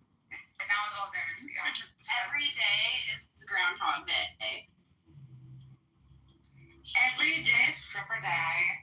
Every day is Burning Man for me. Every day is Valentine's Day. No, every day is Little Boy Cried Wolf Day here on Clubhouse. And the thing about the little boy that cried wolf, every time the little boy that cried wolf, every time he does it, it's a reframe and it works every time. That's the secret. Is this also Universe? The actor guy? Yeah. Oh, John. God, every fucking room. It's John. We can go back to Sam. You can go to Beef's room and just debate Muslims all day. Just I followed him and now I. Oh wait, that's Megatron's room. I got him confused. My bad. But yeah, so Darkest, you read that? Is that the epic book? Yeah. So a new version, a new translation came out. Oh, really? Yeah. It's like epically long. I'm gonna try to get myself a copy sometime because I've never read it. I wonder if it. Yeah, it's like really long. It's a very big book. Is it a tafsir? Like a commentary on? I think it includes both, but it's some academic scholar that did the translation. I think it's so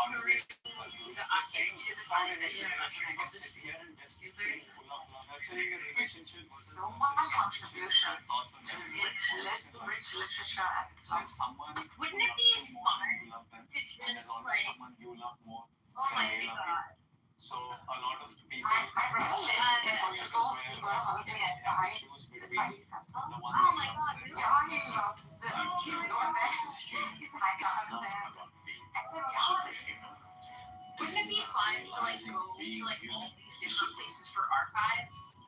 Like the Institute of Ismaili Studies, and then going to like the Vatican and just like seeing all these texts in like real life.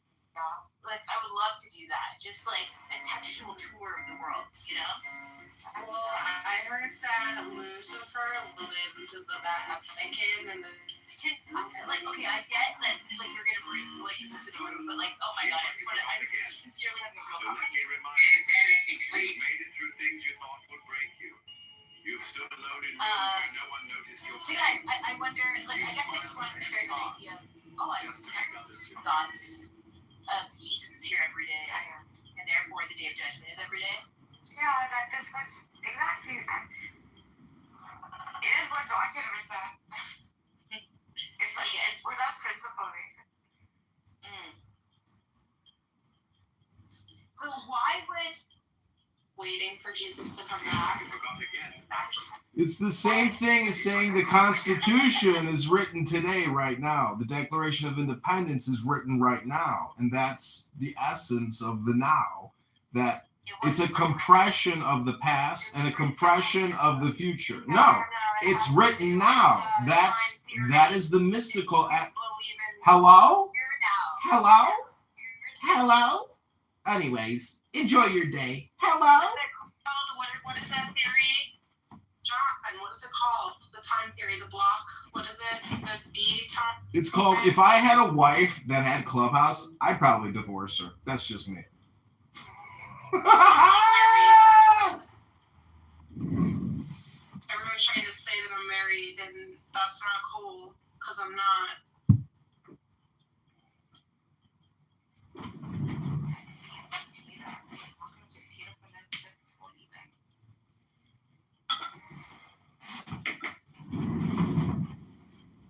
Everything is now, and when you're dead, it'll still be now. You just won't be in the now. You'll disappear and go to sleep forever and ever and ever, never to return. That's why this moment of life, which is so minuscule in between infinite darknesses, shouldn't be wasted saying stupid things all day long into your fucking phone like your brain is fucking rotted out.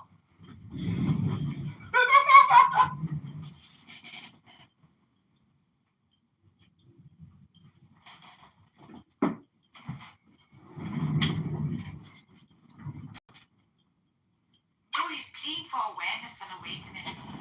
Human mind. He's right. We're in a slumber. I am that I am that I am that I am that I am. I am the is. If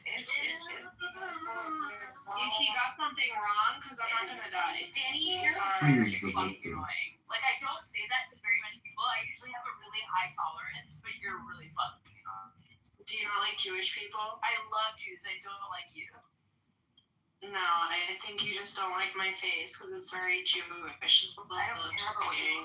And I'm gonna say this is all in the name of anti-Semitism, okay? And I'm just gonna call it as I see it. Yeah. And for your nose is big enough for me to assume that you're Jewish.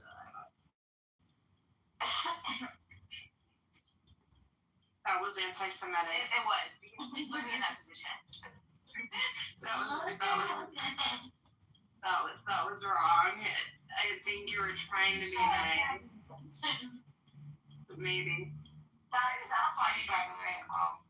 Zabu, like you know her? She's growing you. I love that. She's what? She'll grow on you and just jump on you. She's what? She'll grow on you. Oh, she's Danny grow on me? Like a back. Yeah, Danny's down funny.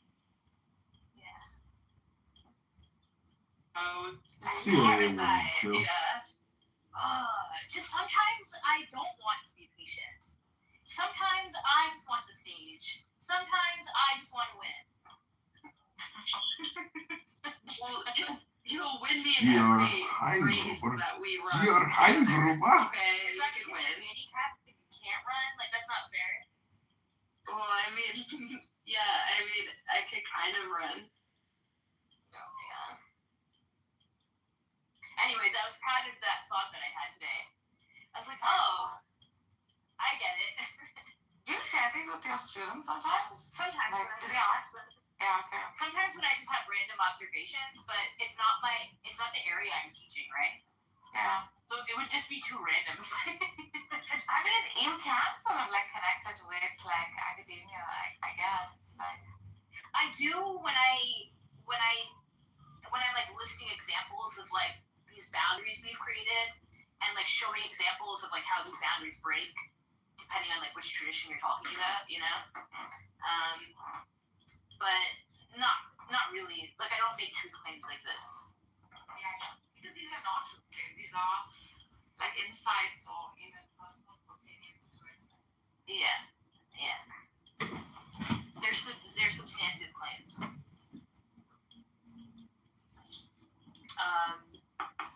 But yeah, I some of my students are capable of doing that, but others it's just too hard to. I want to blur the line, you know. especially if I'm teaching, like, yeah. I'm already challenging them enough. Like, all of the students have failed the SEEK quiz, you know? So, like, this is what I'm working with. They failed the SEEK quiz? Yeah, like, they don't even know what the kanda is. And I'm like, what do you mean? Like, you can look at the symbol every fucking single day. Oh my goodness. It's because their egos get in the way, right? Like, they think they're taking some easy class. That's and then I talk to them about the basics, and they don't get it. Yeah. Yeah, but it's really funny to tell them on their list. The other implications of the eternal now is that politically speaking, like black tax reparations, that if you look at the now as a compression of the past and the future, everyone who's living now did not suffer that injustice. Now, if you claim it's an inherited suffering which needs to be reparated, okay, fine. But you still have to make the case against the eternal now, which is impossible to do. So politically, it's a very powerful concept, which is that the now is all important and all there is and all there ever will be. You can't relive somebody's experience from 1675. You can't. You could imagine it. You can hypothesize about it, but that's not your reality. The real is always the now, and thus all communication is hypnosis. And thus, the more you think, the more you speak, the further from the truth you're going to get. Everybody living right now is... Because I'm trying to tell you what philosophy is saying. If you don't like what I'm saying, that's a you problem. And you probably go through life with that type of attitude in every experience you have. That must be fucking miserable. Hello? The now is over because it's now. And like we've already said, it's already done. The future can change the past. Have you ever heard of a retrocausality? You just said, whoever said. I get it, Zabu. I get it. But the thing is, I'm still talking, right? Right now. Well, we were all talking before. I know. But you know what you weren't doing? What was I doing? You weren't breathing. No, you weren't breathing. Oh, I'm sorry. The best. I know exactly what you were doing, John. Just stop. Okay, let me neutralize that for you. Who's recording? Is it John? Listen, if you want to be happier, if you want more joy in your life, I would really encourage you. Zabu, didn't we have a great experience reading the I Ching and picking the numbers? Causality only works if you're assuming linear time, and being theory of time is more vertical causality, where what we would perceive as the future causes the past, but the thing is that it's all essential, right? So it's a vertical sort of support of what we would consider a past moment, but it's just a now moment. Go Cora.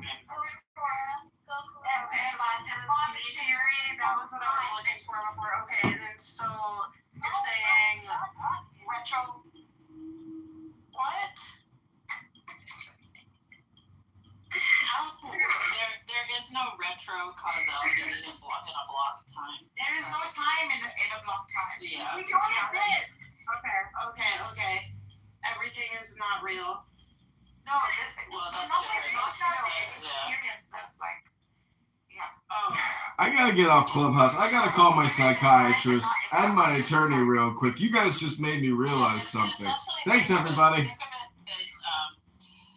If you think about it dimensionally, right, we can perceive certain number of dimensions, right? We could look at two dimensions. We can perceive, a point in one dimension, a line in one dimension, right? Those are like your tits. They went from 3D to 2D. No, they didn't. Anyway. You just went from 3D to 2D. Right? And we're able to perceive vector movement, which is our experience of fourth dimension. Now, in a block time, it's the maximum number of coordinates you can have dimensionally. So we haven't figured out exactly how many dimensions there could be, but say that one of the operating functions is 11 dimensions, right, or 12 dimensions, right? In that time, if you're in the 12th dimension, you're perceiving all of what we would see as time as once. It's almost a sheet of paper, right? It's all there. And so you don't experience time. Photons don't experience time. They exist in all dimensions at once, right? So their experience of their existence is the full path of travel we perceive in a third and fourth dimensional experience. What about tachyons? Crazy about you. Tachyons, it's similar. Anything that moves at the speed of light is going to not experience time. That's theoretical. It's theoretical, but it's also mathematically sound. Okay. So can we pick numbers down? Can you tell how many hours you have dreamt in that moment? Like, see, these become like symmetry breakers, I think. Where, like, in a dream, the freaking tunnel or whatever, the experience is not just intense and so real, but also it has some kind of timeline sometimes, right? But who's to say how much time passed in the dream versus when you get up, right? So it's experienced differently in two different, have you guys ever gotten a tattoo before? Yeah, I've been tattooed. So getting a tattoo was a really interesting experience because it was like a 2 or 3 hour experience, and I had my eyes closed, and I was like falling asleep and in and out of the tattoo or whatever. But it was so interesting because the needle wasn't where I thought it was on my body, and it was such an interesting like, oh, I think he's over here, but really the tattoo artist is like all the way over here, you know? And I think time is a very similar experience. It's like, or that dream state, it's like, oh, we think we're in that for like hours, but really it's like 30 seconds. Like multiple 30 seconds at a time, you know? It's almost like you go into like an alpha wave state, like that hypnosis state. Yeah. Don't say anything, John. Anyway, and to me, I find it like, if it's not an extremely painful tattoo, like getting the head of my leg tattooed was like nothing, right? It was the best 4-hour nap I ever had in my life. Like, it was so great. I would not give up experience of that particular kind of stinging pain, which is so addictive. And I think that is what people keep going back to. It's just enough amount of pain. It's so good. It's like, and it's like it forces you to be present in the now, and also it's like such a form of attention. I love the attention I get when I get a tattoo. Like 3 hours just on me, and I get to tell you all this bullshit about what this tattoo means to me, and you just have to fucking deal with it. Sounds great. That's so funny. Have you ever done the same? My tattoo artists love me because I don't talk. I just lay there, just like, da. In fact, they ask me questions because they're wondering why I'm so effing quiet. They want to make sure I haven't passed out or something. Yeah, it's against my religion also. Just in case, in my later years, I go Jew. I want to be buried in a You are a Jew. Yeah. You can't escape it. It's like you can't escape. Yeah. So just in case, I want to switch it up towards the end. That's why I always laugh so hard when people insist that I'm Jewish. I'm like, what the fuck are you talking about? Like, 40% of my body is covered in ink. Like, oh, Jews don't allow? No, you can't be buried in a Jewish cemetery if you have a tattoo, yeah. See, if you want to experience the now to a very high degree, you have to do yoga. Yoga is action in perfection, and when you do the breathing and these yoga poses, it's a little bit because you're flushing your brain with a lot of blood and oxygen. So, anyways, I'm just trying to say that like an orgasm is the metaphor for the Ein Sof, which is the limitless light. And then that cum trickles down to all the tingling parts of your body. Yeah. So, you know what's the best?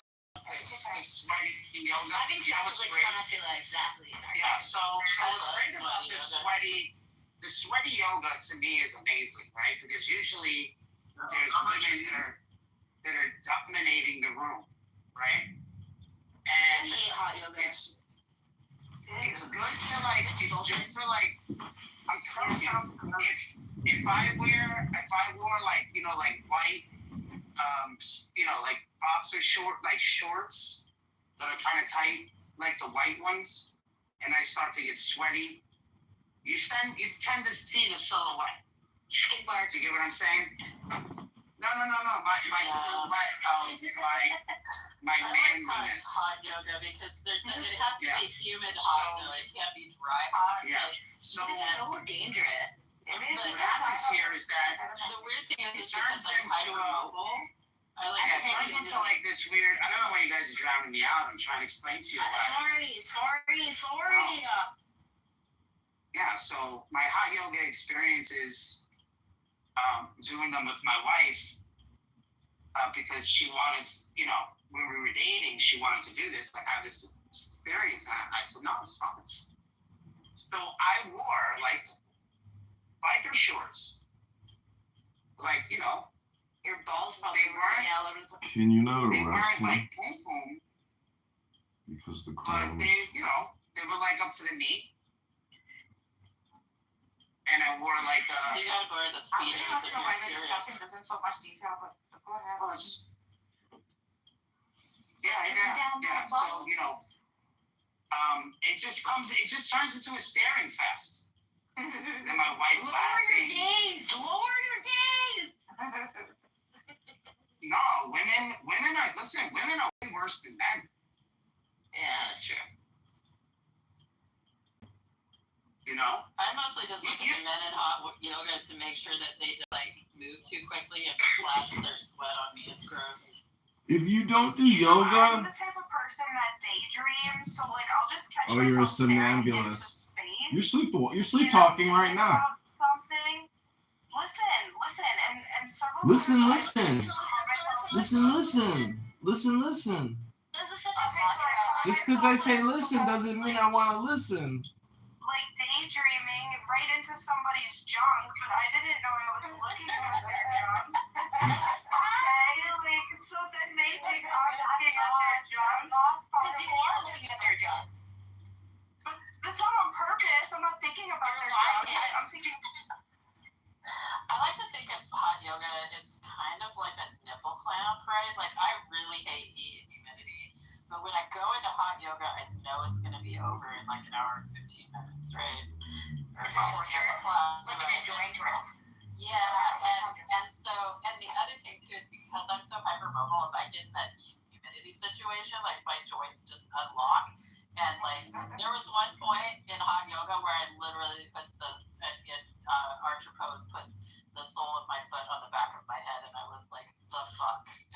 Oh my god! But you can overextend yourself in hot yoga, and it's yeah, for sure. Do you Wasn't that freaking Cubs guy? do you ever power walk and just enjoy the power walk? I power walk a lot. Yeah.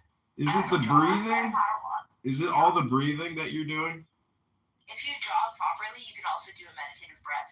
Mm-hmm. Yes, the 478. So when they say runner's high, isn't that technically gnosis?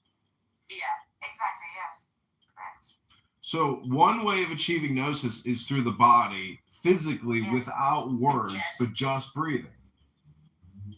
Yeah. Just concentrating on breath. Is that samadhi or is that near is it samadhi? Samadhi is the ultimate state of where you don't need any of this to be there. Just Oh, you mean just come to clubhouse? This is samadhi? Oh no! Stop screaming, bro. Chill out, man. Stop screaming. That's the joke. The breathing. I just saw a PTR that was a penis. Whose PTR is a penis? You tried to add me, and you could see the whole penis, and it was an ugly penis. But you're looking at them anyways. What's the difference? Yeah. So the reason the breathing thing, which I think is like really hot, which is the reason why I usually like I find like Danny and Cora really attractive, is because they have like long noses. And you know, when I'm pushing your head down into my pelvis, and if it touches your nose, and your nose touches my What's happening, Megatron? System no compute, Megatron. Well, that's what I'm saying. So that's usually what happens. Too far. So, can we relax and stop being so obnoxious? And can we have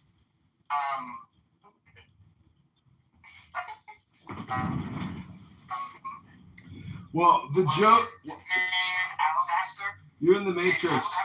You're in the Matrix. What we're trying to say is this: if this is the highest reality, you know, and this is the true enlightenment, I mean, I'm like actually not impressed, and I don't know if I'll ever be impressed. Is that a me problem or is that an enlightenment problem? Hello? That's why there's no such thing as samadhi, really. Because it's the only word like Sanskrit where you can not explain it. There's just no descriptors to it. See, the only way you can rationalize it is through laughter, because if you look at all the tragedy and all the R-word behavior in society, if that's like what the earth is producing, you've got, it's absurdity. But the thing is, the diversity makes the game that much more complicated and difficult and entertaining. But the thing is, it's about survival and winning. Like, have you ever played a video game and got to the end and you actually won and got the trophy? It's about Leela. You're just dancing in the illusion. Just let it go. The moment you start competing, Yeah. you've lost the dance. Like, I know, but if like some woke trans activist murders me at like a political rally or something, I'll be pretty upset in heaven. I'll be like, God, that wasn't fair. You know? No, I'll be up in heaven with God looking down. I will, and I'll say, God, was that fair? And God will be like, you knew the rules, you knew the game, you just didn't practice proper security, and that's what happened to Charlie Kirk at the end of the day. Hello? He didn't convert to Catholicism. The evangelicals didn't protect him because he just mouths off without knowing the repercussions of his action. Wasn't he like anti-war in so many statements? He was. He was anti-Iran, anti-Palestine, like all these things. Anti-Israel. Black sometimes, like. Yeah, he was controversial. They caught up to him, and this is the reason why the Catholic Church doesn't put out these public, statements about the gays.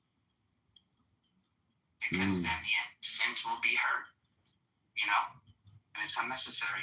It's unnecessary, yeah. And there's also a lot of freaking popularity and status and all of that coming with it. People don't criticize people that are aligned with their values. And if you cover up for pederasty and you are a pederast yourself, you align with other pederasts. And that's why the Catholic Church doesn't criticize homosexuality. Hello? Well, many of them. I will tell you this. I mean, when I was in Catholic school, I felt like, some of the brothers and the priests were a little flamboyant. A little bit. Yeah, I went to Catholic school in Chicago. I know all about it. I know all about gay priests in Chicago. I know you know about it. They know about you. No, I know that they had to sell their parking lot to build $1 billion skyscraper because they raped so many children in their church. I know who they were. I know where they live. And guess who the Pope is now? He covered up for them. That's our Chicago Pope, covering up for pedophiles. Okay. Well, you were still on the Epstein Island, so you didn't cover that up. I'm just saying, when the head of the Pope is a pedophile cover-upper, not necessarily a pedophile himself, but he protected pedophiles, well, you might want to reevaluate which organization you decide to tithe to. That's just my opinion. Be careful who you tithe to now, brother. So I will tell you this, that they probably did, and I went over this yesterday, where they took people in as rehabilitation, and they probably felt like it was a success story for a small amount of them.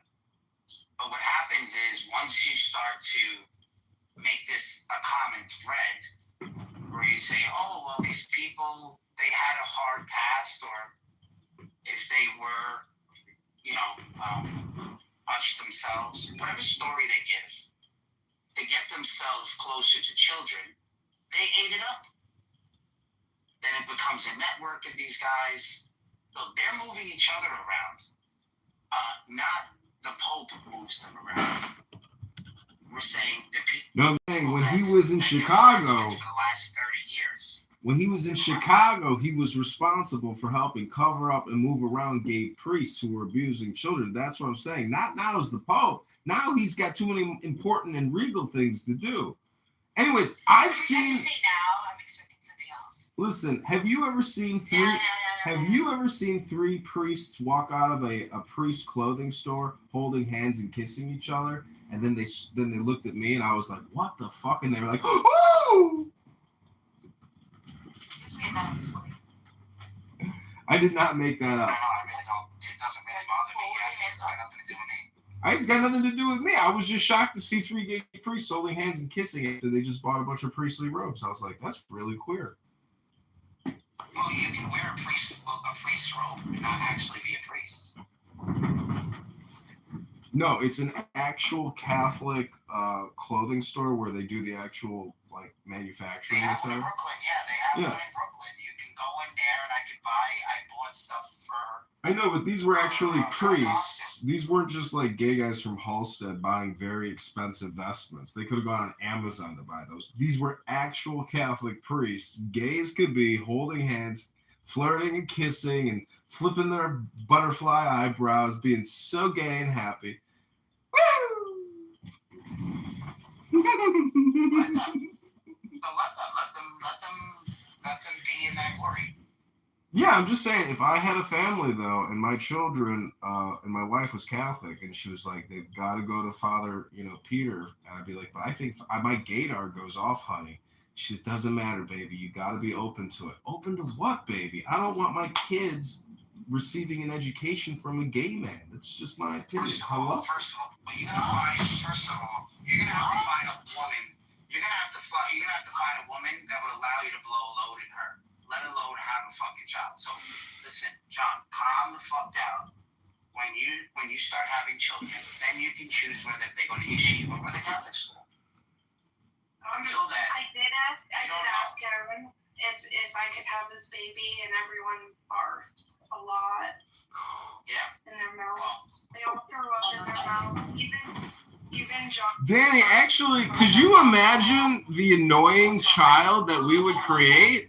Danny, I like this concept. We could create the most annoying person who's ever lived, Danny. Oh my God, think about the possibility. Our kid would be a natural for Hollywood, politics.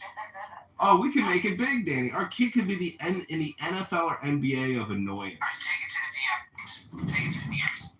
No, do you understand what I'm saying, Marcus? It started to become a rehabilitation, and then it gets ugly. So now, they know these people, I would say most of them can't be rehabilitated. And putting them in front of a bunch of children doesn't help either. So it's just not a smart move. So since then, they have changed the process. They changed the process. They made most of their preparatory schools. They started hiring better teachers, charging more money, making schools not that easy to, upping the odds. Picking the beautiful campuses, consolidating the money, or probably selling off property, or Megatron, isn't it? isn't it just a question of index? No matter what the subject or object, it's a question of an index of subject or object. So when we talk about gay people, or we talk about education, or we talk about me busting a load in some woman's cunt and raising a family, what I'm trying to say, Megatron, is that it's always a bell-shaped curve, no matter what the object or what the subject. Hello? Yeah, they always needed that bell curve. So the teacher would actually, you know. What's it called? Is it whatever you called it? Yeah, probability. Bell's probability? Yeah. Danny, so how many more children can you have? You could probably bust out another 2 kids, right? Yeah, I mean, I'm 37. Yeah, so I mean, at the end of the road, I mean, there's like, if you meet a guy next year, right? Mm-hmm. And he just wants you, he just wants to be around you and your son, and you could possibly have like 2 more kids with this guy. You could. That's what I'm saying. So, like, you know, don't give up.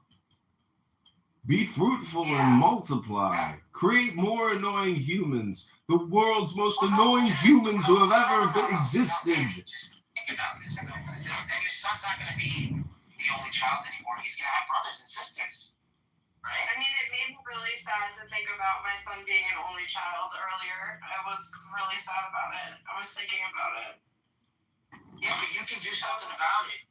Like, who cares if you marry the boring Jewish guy? Who I need a Jewish guy. Yeah, I need a just Jewish marry guy. the boring Jewish guy. Yeah, I mean, it's what it's gonna be. You never know. You might. Danny, the problem is if your son has a brother, if your son or brother has a sister, the problem is they will hate each other because they will think that the other person is the most annoying person that has ever existed. Oh my God. All right.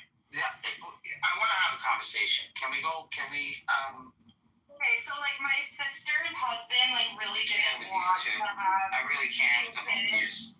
And we like talked them into it, and it was like the best thing they ever did because they're like best friends, you know. And I think it's up to the parents how the siblings react with each other. Like I'm gonna do a room reset. I'm just gonna do a room reset here. I'm gonna put the both of you in the audience, and I need because you guys are giving me a headache. I swear to God. I'm sorry, Dan, but it's when one shuts up, the other one goes, and the other. I can't just chill for like 5 minutes. Okay. God. Oh, Marcus, out of the books I gave you today, did you like the Syriac one? Did you like that? I thought that one was a good one, right? I'll put this one back up. I'll put this one back up for. I didn't share this book with you. This one here. Patricia Crone. Yes. I have read Patricia Crone before. But I'm gonna read this book though? Have you read this one? Give me a minute, let me check.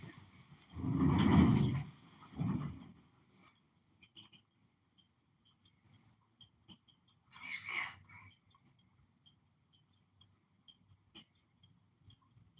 Yeah, I read excerpts from it.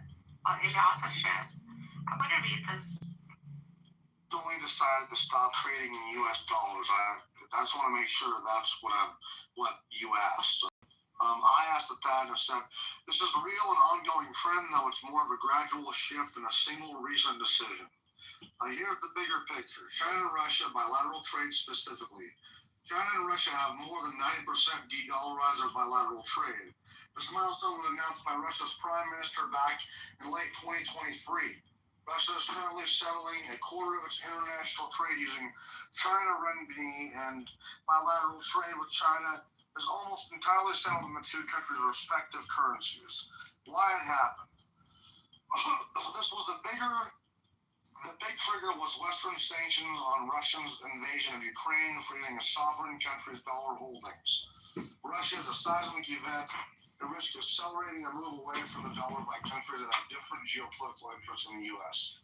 A broader BRICS SEO context. In 2024, 9% of Russia's trade within BRICS was in local currencies, and by 2025, 97% of trade among Shanghai Cooperation Organizations, including India, Russia, China, Iran, Pakistan, and others, was conducted in local currencies rather than USDO. But it says, but the dollar isn't going away globally. The transactional dominance of the dollar is still evident in FX volumes, trading, invoicing, cross-border liabilities, and foreign currency debt issuance, with the greenback dominating still 88% of traded FX volumes. So the shorter answer is yes, China and Russia have effectively stopped using the dollar in their bilateral trade with each other, but this is part of a years-long process rather than a single recent decision. And the dollar remains overwhelmingly dominant in trade overall, regardless. So between, okay, so this is mainly just between Russia and China, any of their whatever their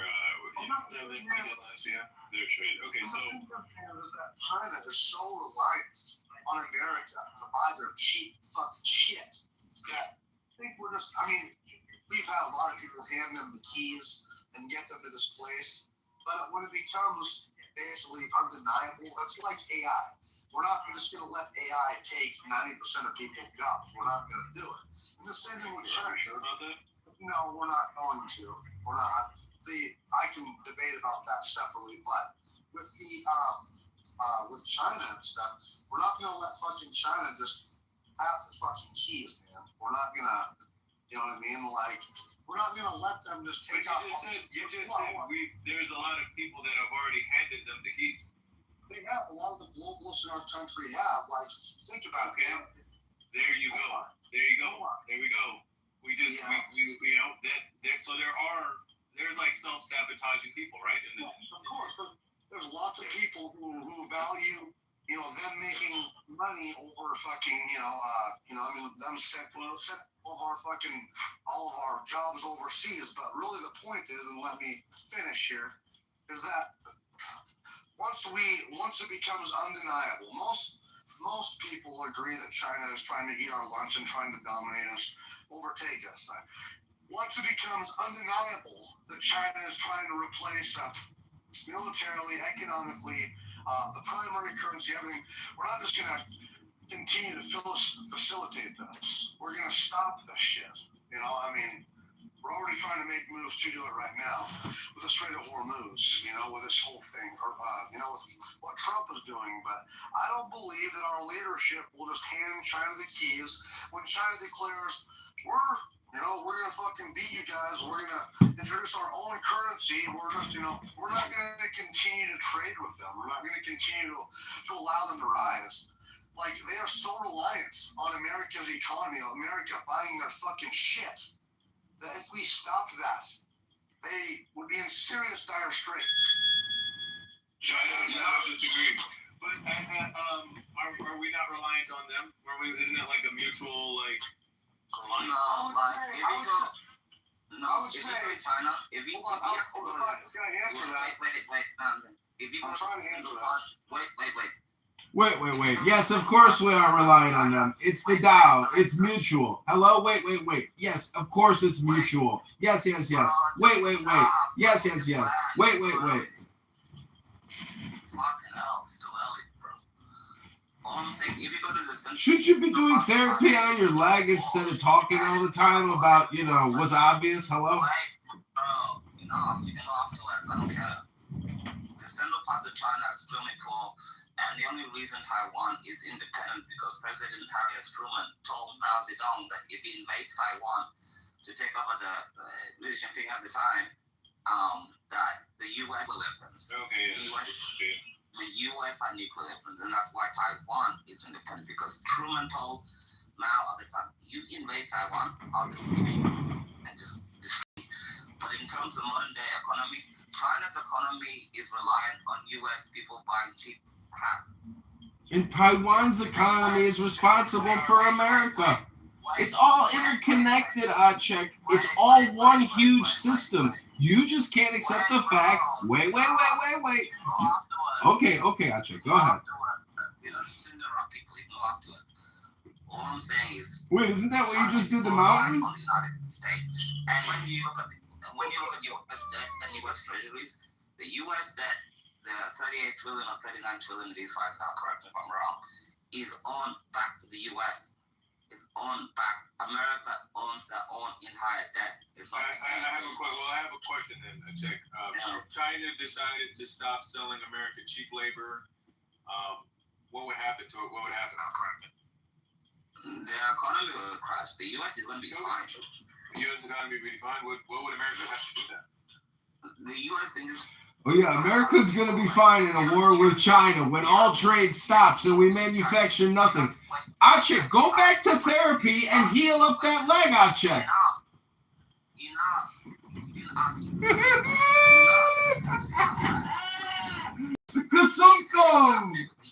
Kasumkum. What did the US do before the 1992 World Trade Agreement with China?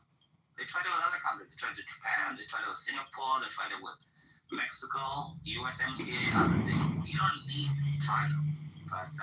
You can always move on and carry on. It's not like a doomsday.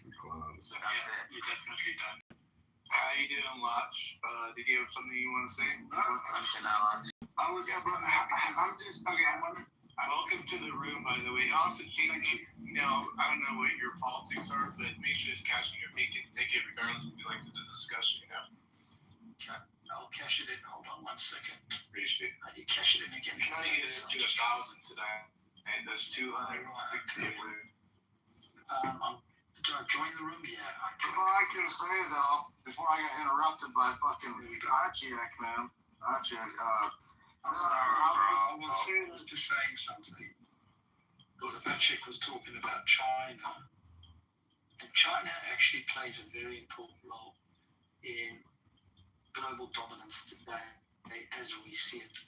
Achek, I know you think it's all about cheap goods coming from China, but for many a year, do you know how many decades China's been providing cheap goods to the rest of the world? Since the 90s. Earlier than that. Way earlier than that. The interesting thing is they built up such an arsenal that they can actually feed that arsenal to the rest of the world that is looking at China as enemy number one. So it's quite interesting what we've seen from China up until today. And I think there's a lot more to come because they're just waiting. They're just waiting to take over Taiwan. And when they do that, they know that the world is going to be in a different place as to what it is today. So my question is, what would we rather have? Do we want China to be this powerful? Does the average person around the world, would they want that? Would that be good for the mountain? Whoever just said that. I think China is already powerful. I think China already has the power, but it's But if they invade Taiwan, if they invade Taiwan, you know, they are able to, if they're able to leverage more. Well, it depends what you see as better for the world.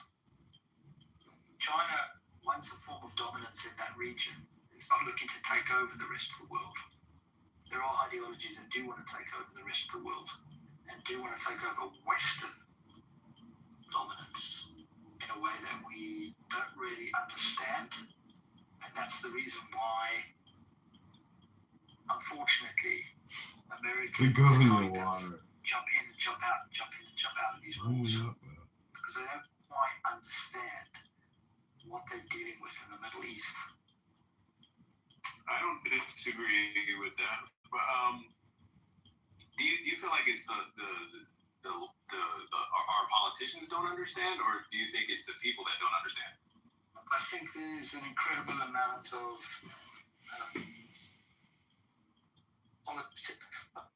you could almost call it political malaise, because everybody's got a certain number of years in a term, and it's not dictatorships that are being run.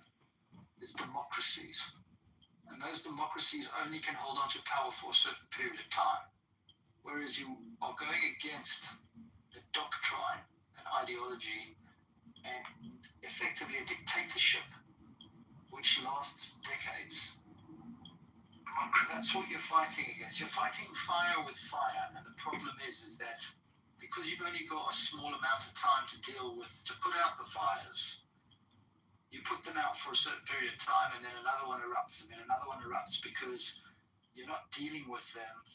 You're all on different pages. Your democracies are all on different pages. I mean, look at it right now. You've got the Republicans in the US running things. They've got a huge amount of comeback from opposition.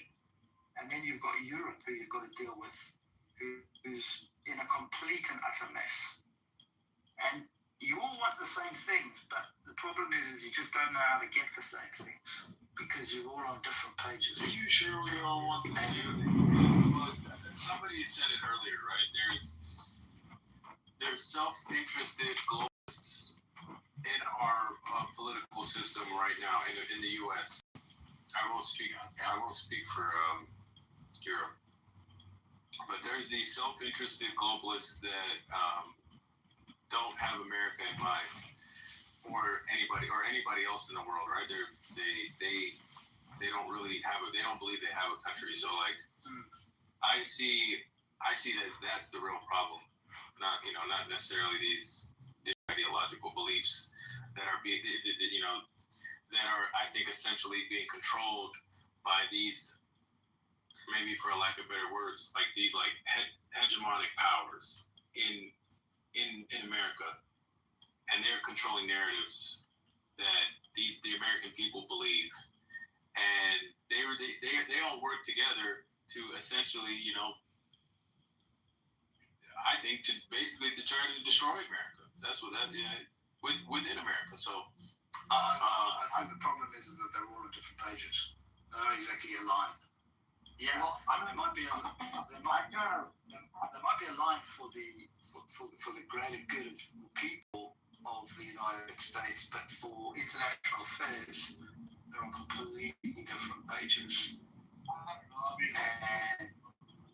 on the Murr's side where, I think these people globalists are not necessarily, they don't believe that there should be borders. They don't believe there should be borders. They don't believe there should be, different countries. Like globalists, they are not, they're not beholden to one country. They're not patriots. So they're like, they think it's for the global thing. But I think a lot of these people are really do care about this money. They're also like making lots of money and fuck the country and everybody else. The only reason I can say why America right now is actually having beef in the game, having some serious power in this development right now, is because Donald Trump actually has what I would say are dictatorship qualities, which is effectively what the Middle East understands and what China understands. So you've got to have somebody in charge who shows qualities that people are going to respect, because unfortunately in the Middle East, the only way you get respect is through power. That's it. There's no other discussion. Everything is run through the ideology of power. You think that that's a dictator quality, to be strong, to be male, to be masculine, to not put up with shit, to protect your country? That's being a dictator quality.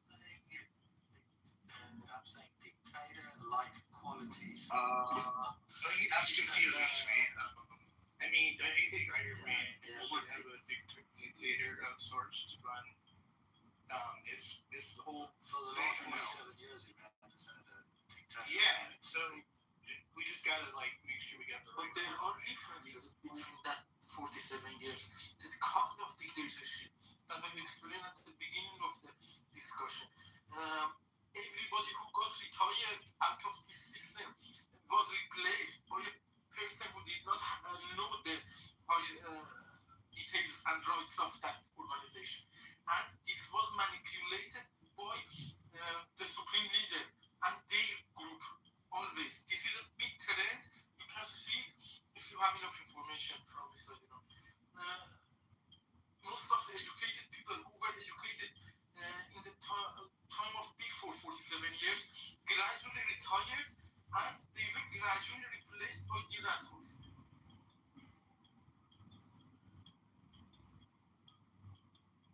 Yeah, but the last 47 years, let's not kid with each other. Iran has been run by the same type of dictatorship ideology that has forced much of the Middle East into that mess. At least gradually. At the first, they were not this dominant. Through dictatorships.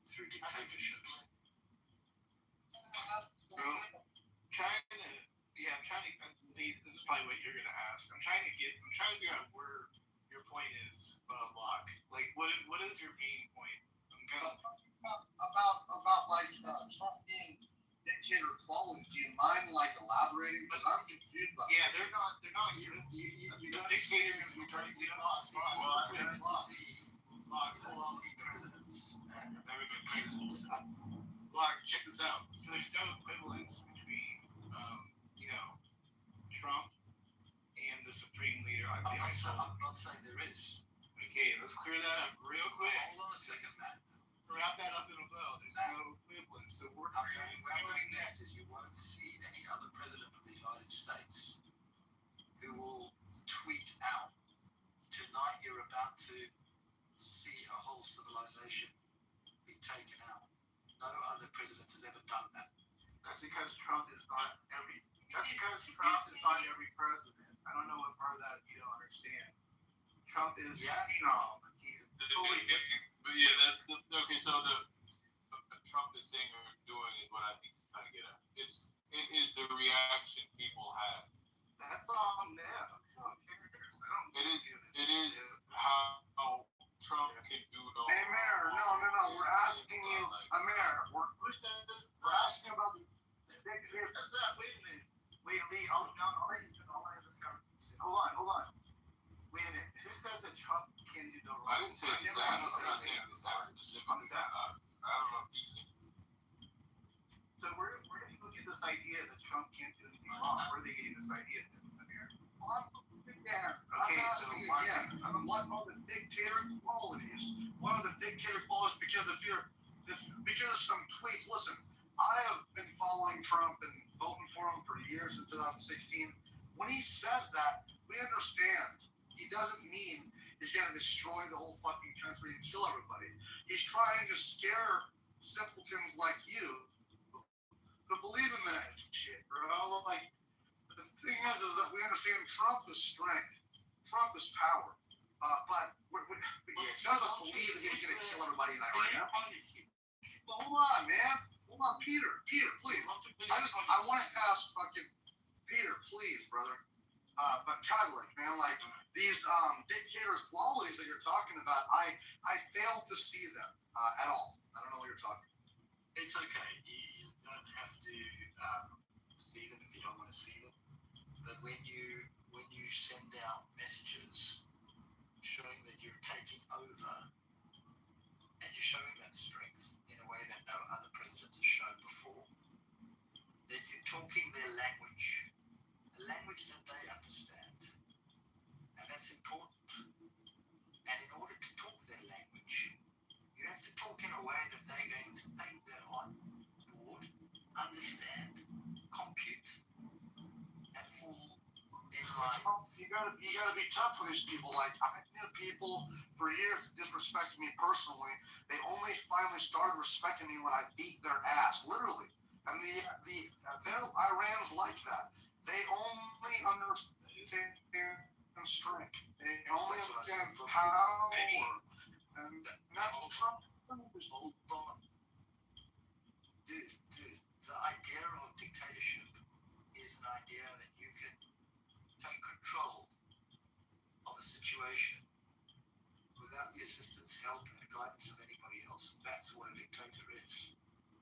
So when Trump says, I'm going to do this, and I'm going to do that, and you're going to listen to me whether you like it or not, shows dictator-like qualities. Wait a minute. Iran has no choice. They're not U.S. citizens. This isn't. I'm not saying they have a choice. Well, they do have a choice. Actually, they could have find. If they had the capacity, they could have fired themselves back. They chose not to. That's not my point, though. You're equating somehow that they're U.S. citizens, that somehow that Trump is dictating stuff like a dictator to them. No, that's not what's going on. That's not how that works. Like, he's telling them what he's going to do, of course, yeah. But they're not U.S. citizens. You know that. I mean, come on. What's going on here? No, he's saying to them what he wants to do, and they're falling in line and listening, which is good. Which is what you want. Yeah, that's fine. We want someone that's strong. Yeah. But Matt is right though. When he says those are Iranian, like if he was saying that to the American people, maybe I would get what you're saying. But he was talking to the Iranians, not America. How was he a dictator? And we're quote unquote at war, which still is not. We're not really at war, but that's What another I'm story. Okay, you're understanding what I'm saying. What I'm saying to you, they speak in a certain type of language. He's speaking to them in the language that they speak and making them understand and making them fall in line. Okay. Is that good or bad? I'm trying to figure you out. You're an interesting cat because you're kind of like jabbing him, but then you're not. I don't know what's going on around here, but I'm fully maybe it's just me. I don't know. You're taking it the wrong way. I'm fully supportive. I just, I feel like this. Like if we're going badly, and if things were going like, if Iran still had the Strait of Hormuz blocked and fuel prices were up at $7 a gallon, like the left said, then I would get this a little bit, but I feel like you're taking kind of a softer stance. You're kind of supporting him, yet you're kind of attacking him because you guys are running out of options. Like, okay, you don't hold on, let me finish. Hold on, let me finish here.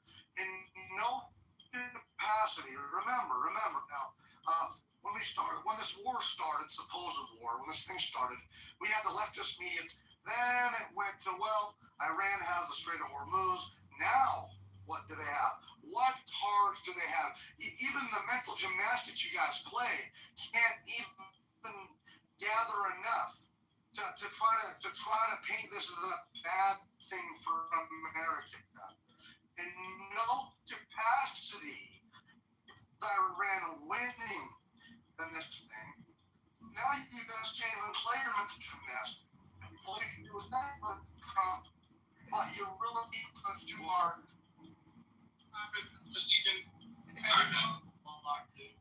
Yeah, I think Locke. I'm just trying to gather.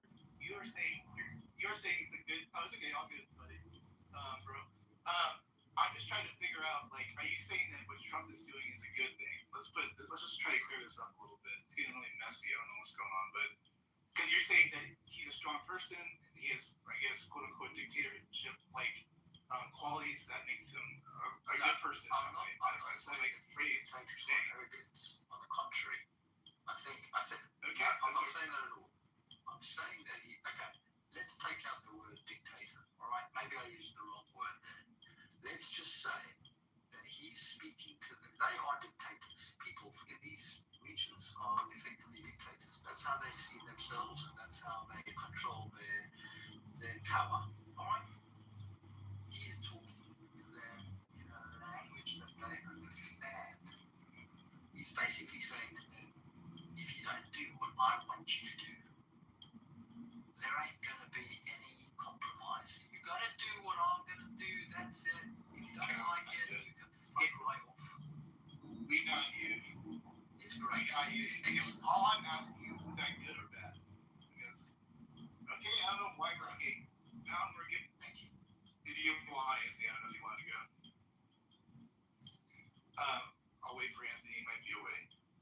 By the way, just to clear it up too, also dictators don't do negotiations. If anybody in the audience is wondering how that works, a dictator wouldn't do negotiations. But carry on. Well, it's like that, and I'll be fast so other people can talk. But I think, and the reason why I'm sensitive to that dictator word is because of the No Kings protests that were literally just happened, and no king would allow, if Trump was a king, no king would allow them to go out and protest if he was a dictator or a king.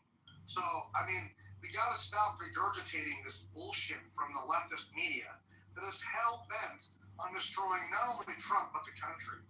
I mean, their hate for Trump is so strong, they would rather see the whole fucking thing fail. It's just crazy. I think, Ingo, welcome to the stage. Looks like you are. Yeah, thank you. Thank you, man. Yeah, what's on your mind? I'm just listening. That was what he was saying. That it's like so many thoughts going through my.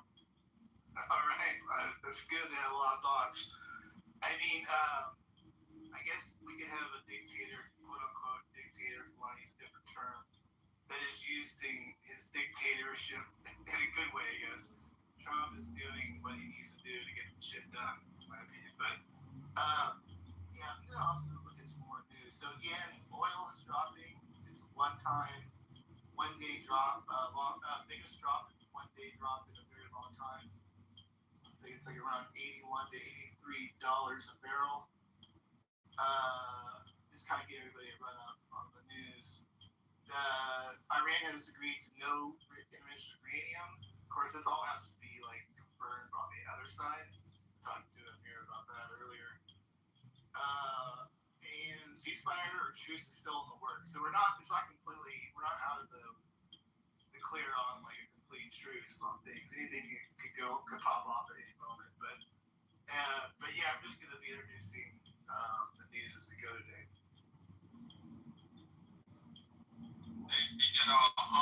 Listen, man. I think I'm glad you guys cleared it up. I was on the phone, so I don't know what the resolution was, but I just think there was a misunderstanding going on stage. What you do about nothing. With that said, man, I just want to take a moment to, I want to make an argument that this might be one of the greatest military campaigns in the history of the world. Like this, and it's sad because Trump will never get his flowers. He'll never get the recognition he deserves. Against all odds, everyone, so many people, the narrative they painted, this is hopeless. Oh, he's going to lose. Iran is winning. Iran has us against the ropes. This is going to be another forever war. Against all odds, man. The man came in with a difficult hand. There's people, they're going to quote polls.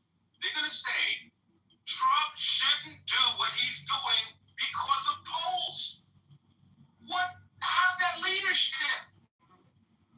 How is that leadership? I want any thinking person to explain to me that by quoting polls, you are saying that this is good leadership.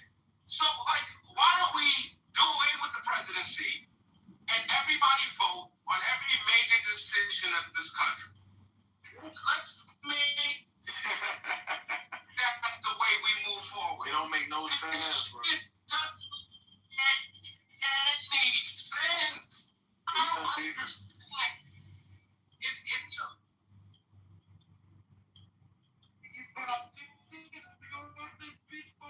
What if your family were more? Yeah, whatever, bro. What was your lead? Yo, Anthony, can I piggyback on what you said? Peter, please shut up. Yo, the USA is always gonna win. You know why? Because we are the United States of America. That's why. That's it. We always gonna win. We always gonna. Yo, the United States. This is not about Trump. This is about the United States of America. Trump's not gonna be. Listen. Trump's not gonna be president for long. Damn, why are you coming after Peter? Peter is also Iranian and he doesn't understand English well, and It was interrupting Anthony I because he thought he proved my was saying existence to the something people bad. of Berlin. I Let don't me need finish. my Let me finish. Yo, and they wanted to that is So Peter keeps this interrupting. yo, Sam, I'm not Iranian, but they don't want to speak. Where did you study? Where Where did did you you study? Peter? I studied at Technical University of Berlin. Where do you study? Then why are you? Why are Where do you study? No more discussion. Where do you study? To question my knowledge. First, you need to clarify your position. Where you come from? Also, the university is not with us, Shot or not? Peter, hold up.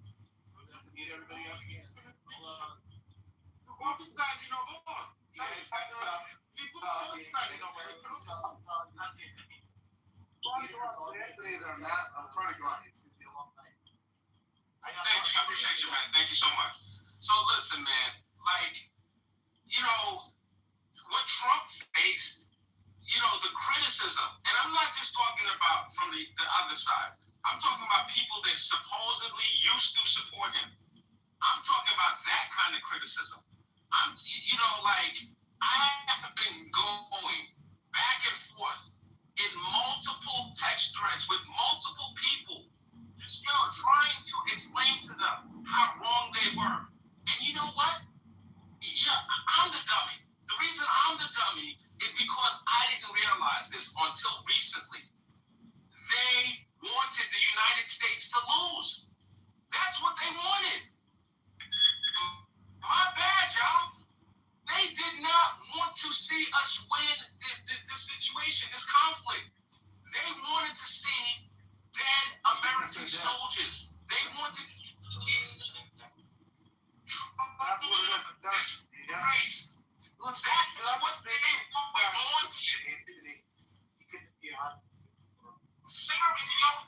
Well, I mean, because I was trying to get in there to piggyback on what you said because it was just so true, man. Like, fuck, I lost one.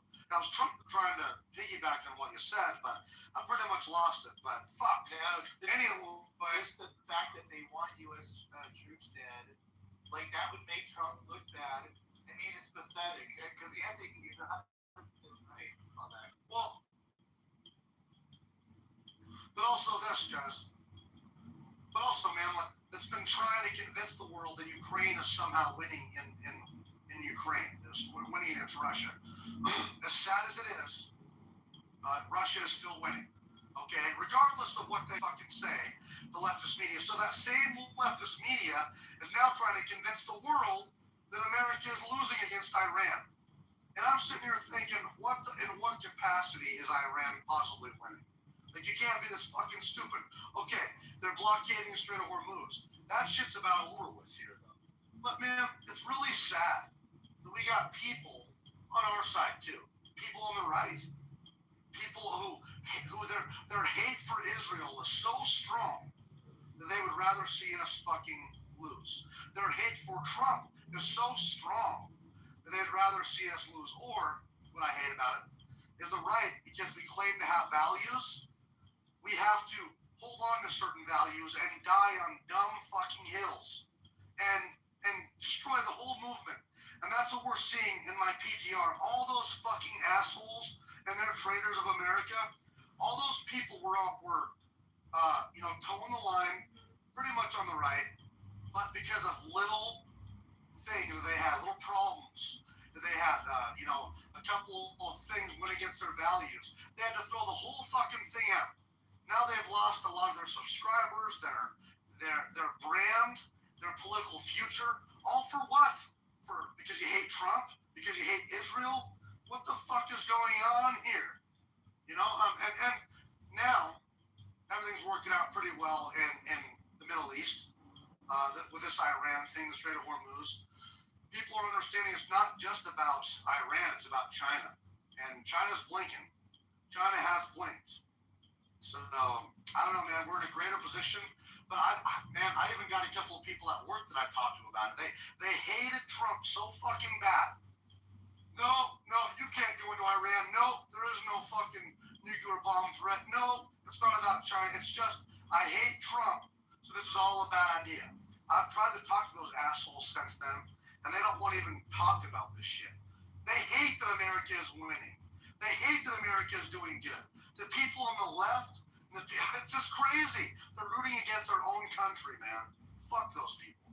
For real. But anyway, I lost what I said, Riz. They hate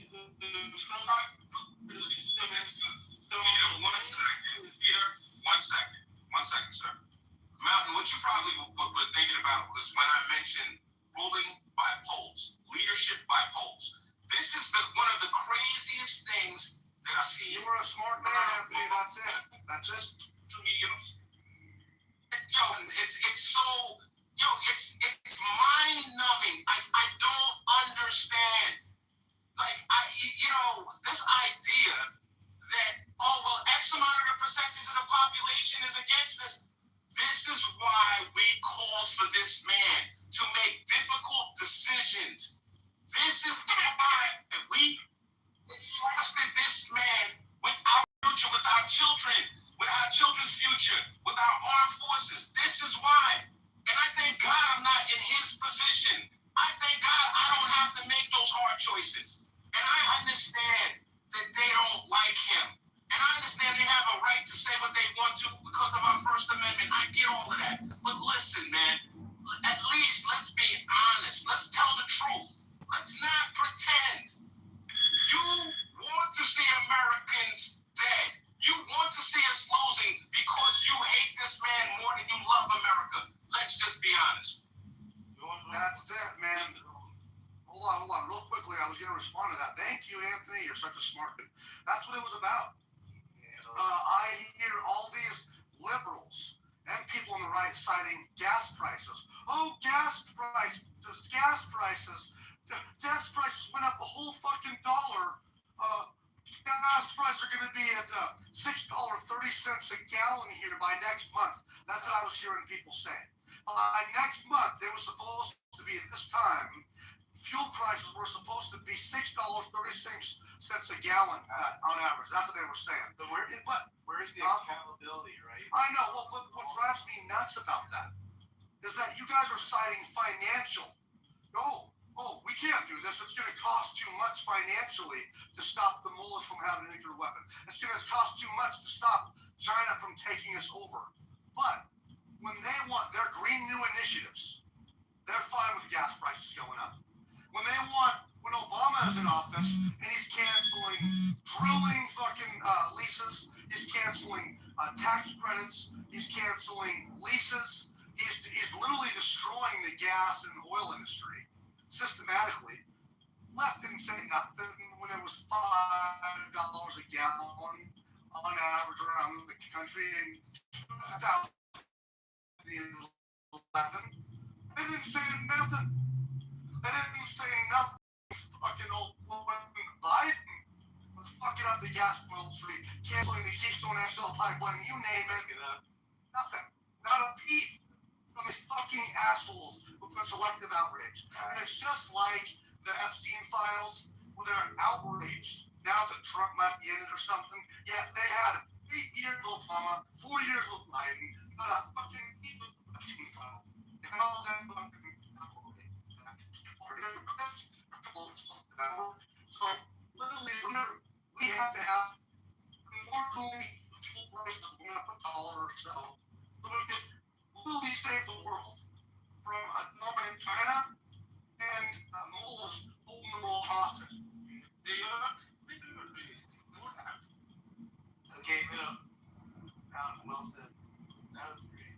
Everybody go around and get some new people in, and then whenever there's some outside meeting, I always just jump in and always something to this. So, Sam, did you want to speak on what you said? You came in. Oh my gosh, I'm so happy that I'm finally in a group that is not retarded and is actually seeing what's going on in the world right now. The threat, we were warning you for so many years and nobody was listening to us. And now finally someone's taking charge and listening to us. And then you've got a bunch of, I don't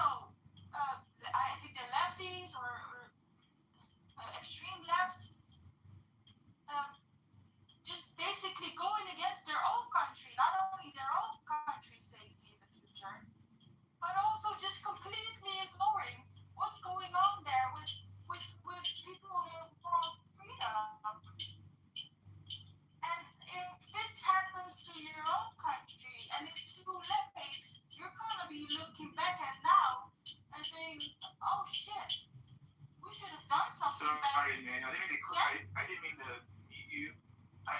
You're on mute there doing a clicking sound. It was kind of annoying. Yes, but I needed to be moderated. Yeah, exactly, Peter. Emmanuel, I'm going to go to you next because you're going to be opposition, and then Co. I don't know if I said your name right, but we'll go to you.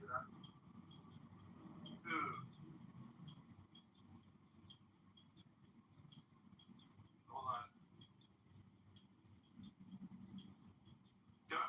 We're not going to do any litmus tests tonight. I don't care who's people think that they're not from. The funny fact that we have here is whoever wants to talk about Trump in English, they say Trump. Easy. Trump. But once you go to the other rooms, specifically from the Persian groups that are supporting IRGC, they say Mr. Trump. In fact, that he's the murderer of the supreme loser. But now I'm a fan of the number I do. And they write Tehran between us the door. That's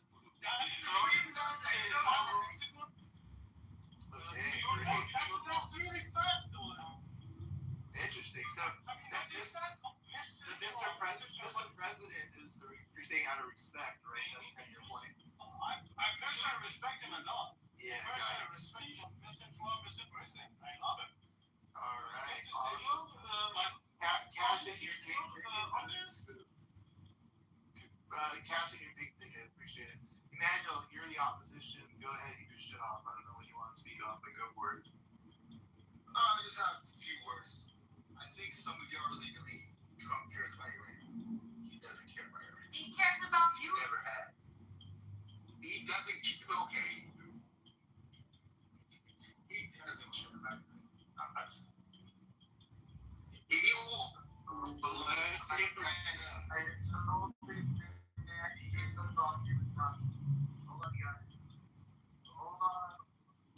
I told Emmanuel I would give him space. You guys gotta let him speak. Because this guy is claiming, I don't know who was talking earlier, talking about something. Yeah, he cares about America. And that's nothing about that. If you know how the economy works, you will see that what he's doing is wrong. You know what the GCC is? I don't think you know what that is. It was 1973, I think.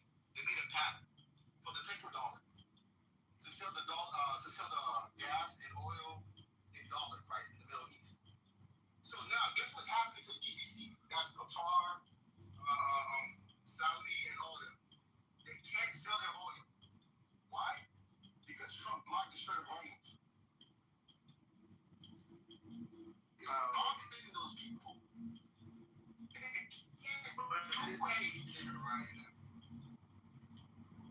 What is that GCC? Look it up. Go on Google, look it up. It's a coalition that Reagan made in 1973 with It's a petrodollar system. Yeah.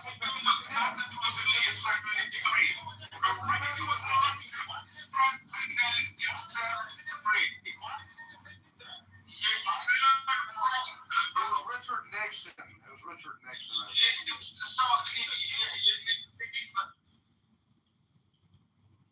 Yes.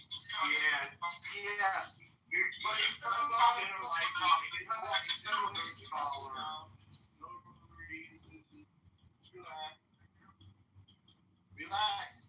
I'm not doing that tonight, AJ. No, man. Gosh. Man, everybody just... If you don't want to have a conversation, people can just leave. I'm just tired of doing it tonight. All right, appreciate it. Thank you. So, just speak to the petrodollar. Okay. GCC. What's going on? No, I'm like a couple words. Well, I'm saying that this is a bad idea to start this war because right now, if you see, we are trading with Iran and China. They're trying to make, they already been doing it, but now they encourage them more because what Trump did, they gave them the idea of America is going to mess with us. We can't keep letting this happen to us because it's not trustworthy.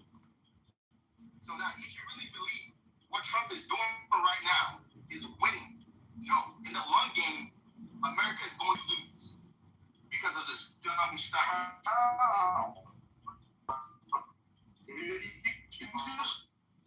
You can't make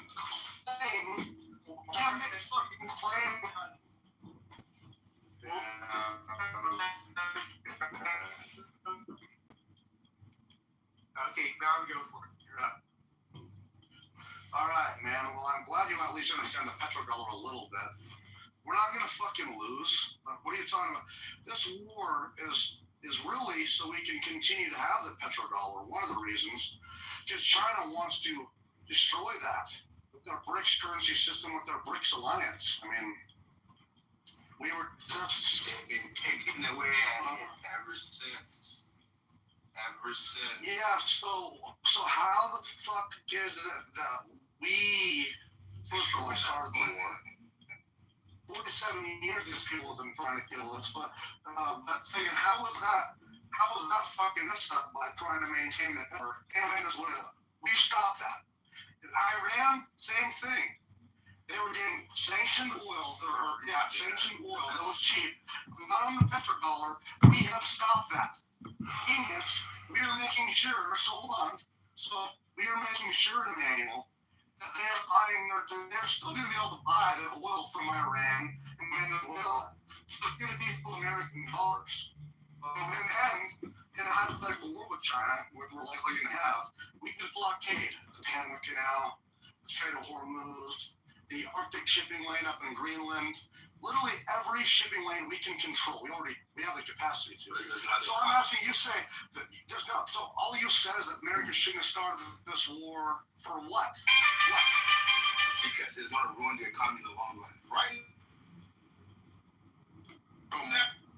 Now you're chilling.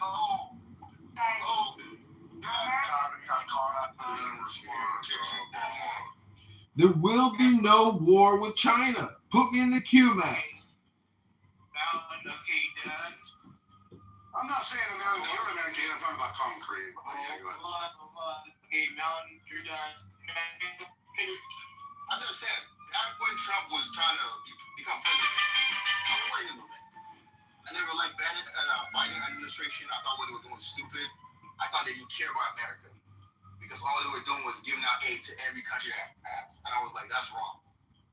But what Trump is doing, and what I've seen so far, and what he's doing in the future run of the economy is bad. I think it's wrong because what he did to this Iran thing, this whole global oil is gone. All these big companies, these billionaire companies, they're going to make more money. The common man and woman are going to suffer more. America, they're going to suffer more because they're going to increase the price of the oil. Do you think these companies care? You think they care that, our gas is going to be $7? They don't care. It's more money in your pocket. And Trump doing this war, and he's trying to start this war with Iran, just encourage them more. All they see is green. And you and the common man and woman is going to suffer more for this. That's what I'm trying to get to. Okay. Yeah. Thank you. Listening to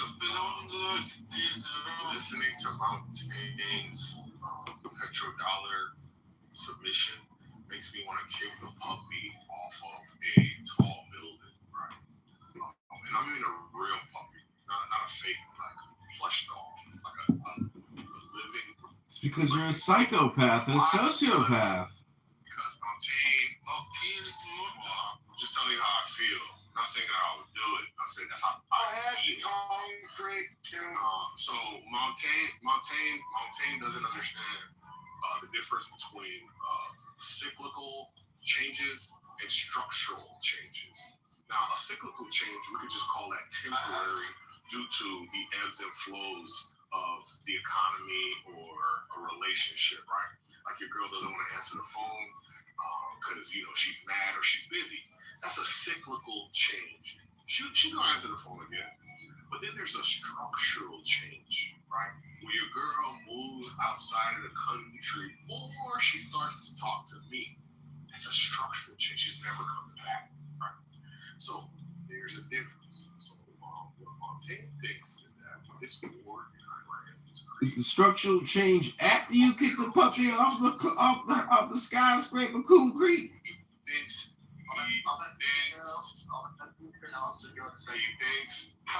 Concrete, can you make a question out of your Thank you. Or are you just going to do a statement? What are you doing? Let me think about it. I I was just gonna make a statement, but I think I wanted to try to remember. No, the good. My apologies. Don't forget. Montaigne is just like doesn't understand. Hold on. So you have to actually give it. You actually have to have something substantive. You can't say I don't know and then not actually respond. One second. Montaigne. God, this guy is so retarded. It's sad. One second. Montaigne doesn't understand the petrodollar. He doesn't understand that it's just oil sales denominated in dollars. I fucking said that. Petro, yuan. You don't curse the line to sign a thing like. Dude, this guy is so stupid. He's trying to act smart by telling me I'm stupid, but it's like he doesn't understand what he's saying. Stupid. Really cursing? Every single one. Talk, dude. Every single word you're cursing. Look, Montaigne's the only one that's Christian. But when I talk my facts, he gets all emotional. But Matt, I understand he's your homie, but he is an embarrassment to everything that is sacred and decent about America. All right. Well, let's not get personal there. Let's keep it clean. Okay, Peter, you're next, and then. Thanks for responding to nothing I said, you retard. Okay. Shut up. Every single time. Respect yourself. The one word. You cannot even know the tape. Then you want to let me address your about your claim about the economy. Isn't it cheaper this year than last year? In September. I'm telling you.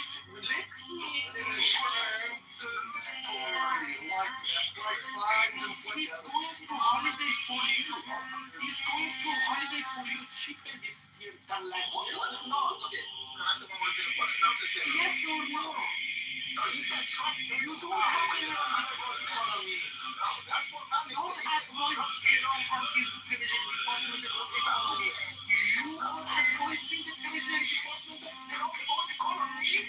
They don't keep it on in the end. It's the same man. He's right. He says the war is decent. He comes in every week and says, oh, the war is over. Oh, we won already. He says every. Why do you think he does that? Who said that? I've never said that. Hold on, I gotta get it. There is a queue.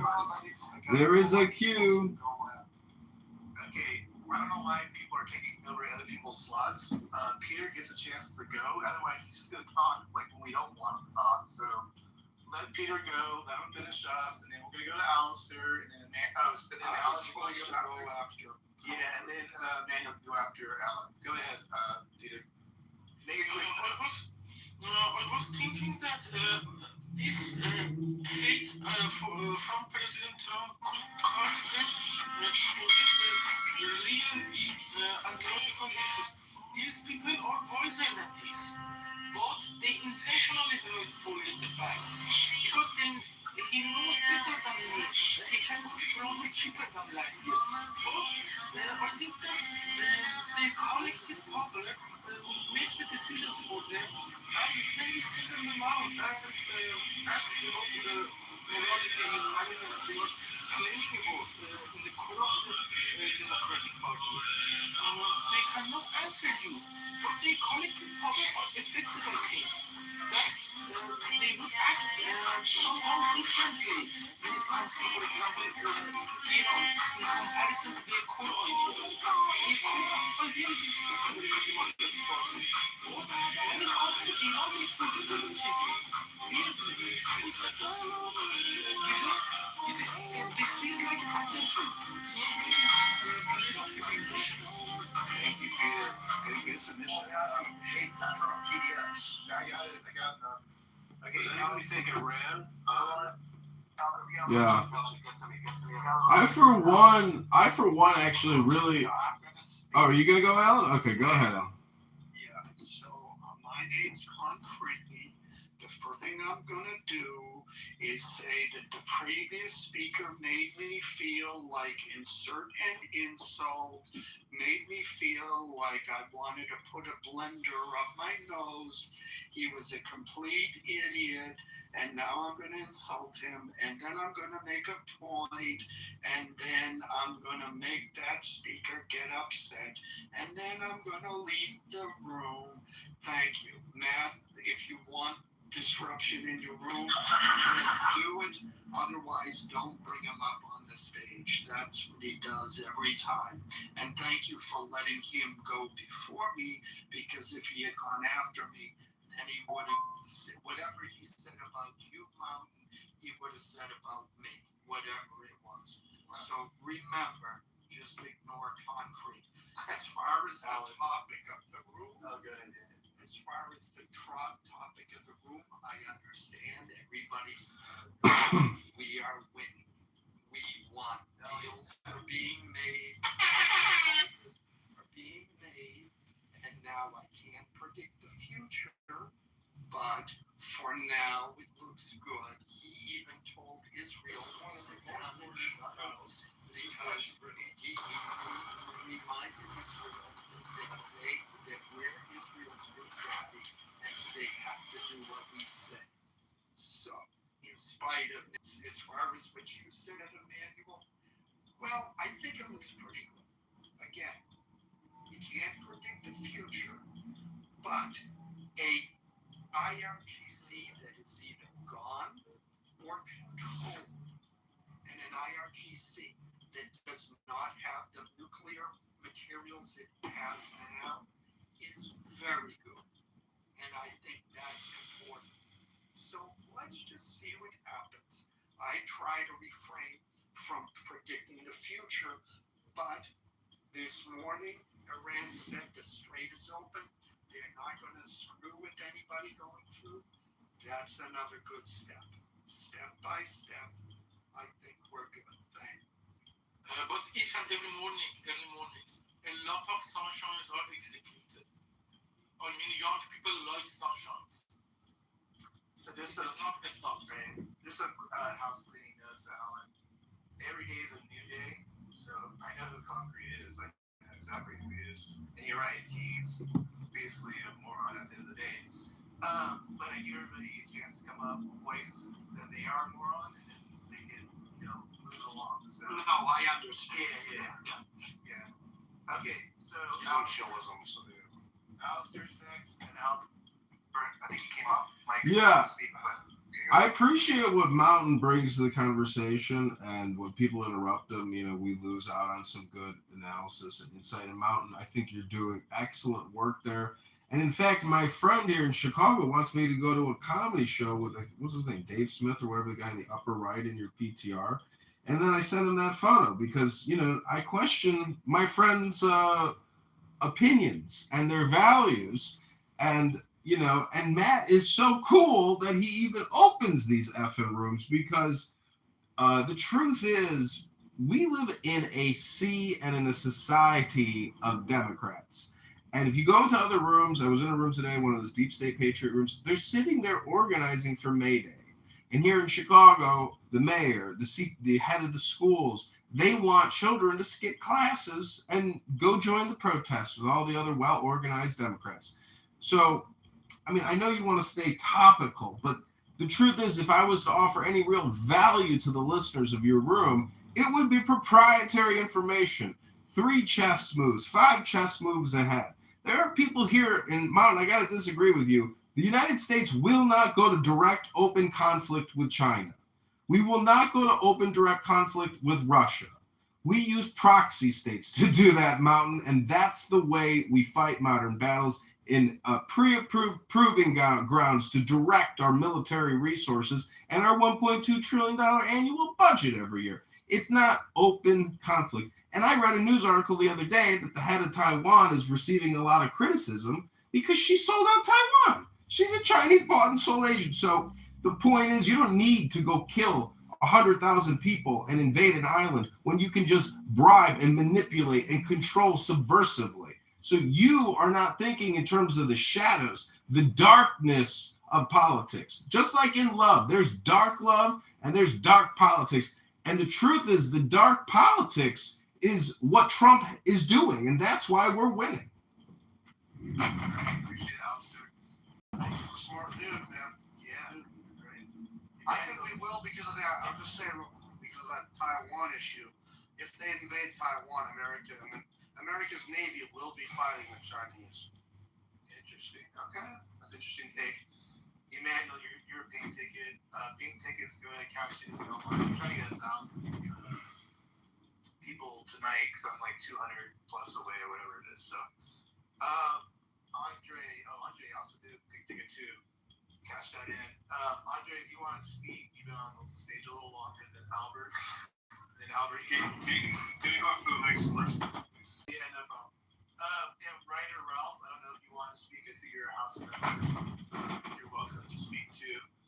But Albert, you want to go? Because you came off mic a second ago. Yeah, I only had one quick comment about Iran, and it's been over talks them as a potential threat, so it doesn't make sense. I'll throw in a pass. Well, talk to your members. I love that you're creating a good vibe here. I appreciate you.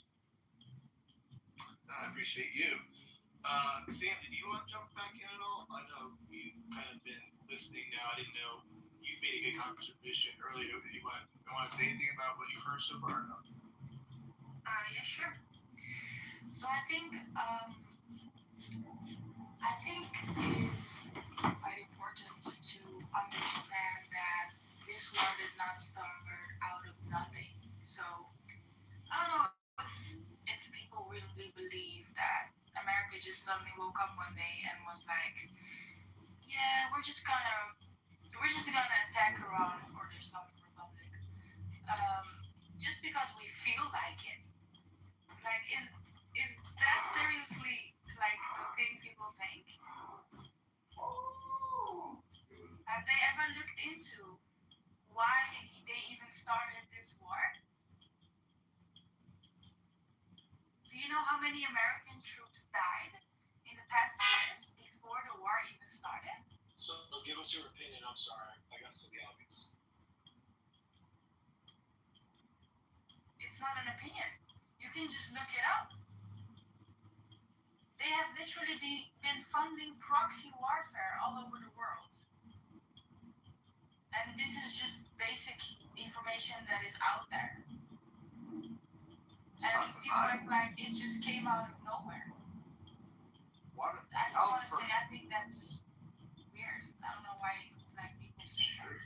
Albert, do you deny that Iran funds Hezbollah, Hamas, different proxies? Do you deny that? Or Guys, can I add something? I thought she was saying U.S. was a proxy.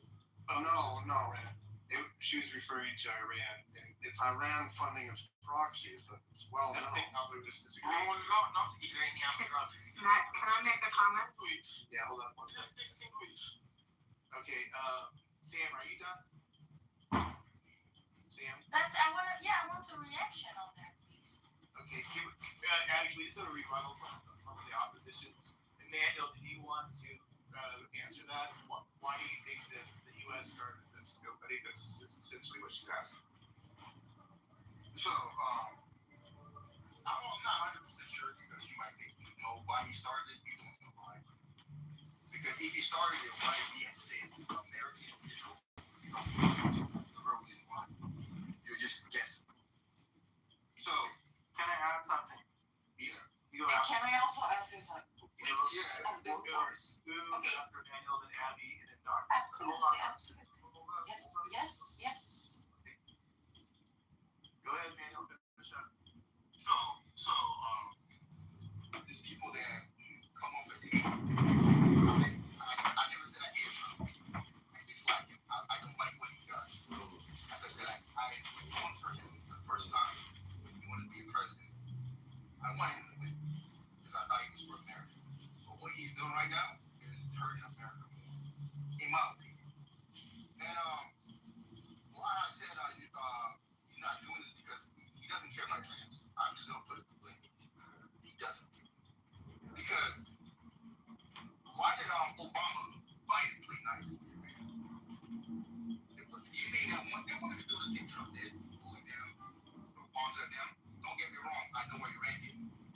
and killed 20,000 people in the protest because the Iran people needed liberation. Don't get me wrong, Iran's a bad place.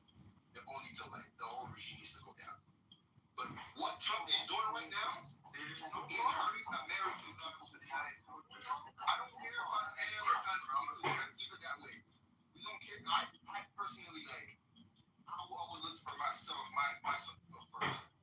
I'm sorry to you. Okay. I always come my America first. And what he's doing. Hold up, Peter. From the Iranian position of meeting like this, what did you I have a vote record. What do you have? You have a vote record. Speak for yourself. I'm an American citizen. What are you talking about? I have something more than being an American citizen. I have a fourth record. The first in the fourth. What is that from right now? Hey, Peter, shut up. Peter, you okay? Peter, you alright? I don't even understand what he's saying. I gotta get back in here. Okay, Daniel. You told me never like to speak. I've got to meet the stage. I don't like meeting stages, but you guys want to talk over me, that's not going to work. Okay, so, Daniel, you obviously set the room off a little bit there, as I expected. I don't know if you really answered the question, but we'll move on from that, and we will go to, we got Abby, and then Doctor. Oh, no, go. Go, I can see your name. Go ahead. I'm just referring to Sam's point that this war didn't start in one night. First of all, when you guys are referring to Iran, just emphasizes this. All these things that the war is not between Iran and the USA. It's between USA and IRGC. And IRGC is having all these missiles during the 47 years that they are on the government. They have the power. They spend all the money from their own citizens to build the missiles inside the mountain. And all the labs for the nuclear things is inside the mountain. Just think about that. If it's for peaceful things, so why you have to go in hiding places?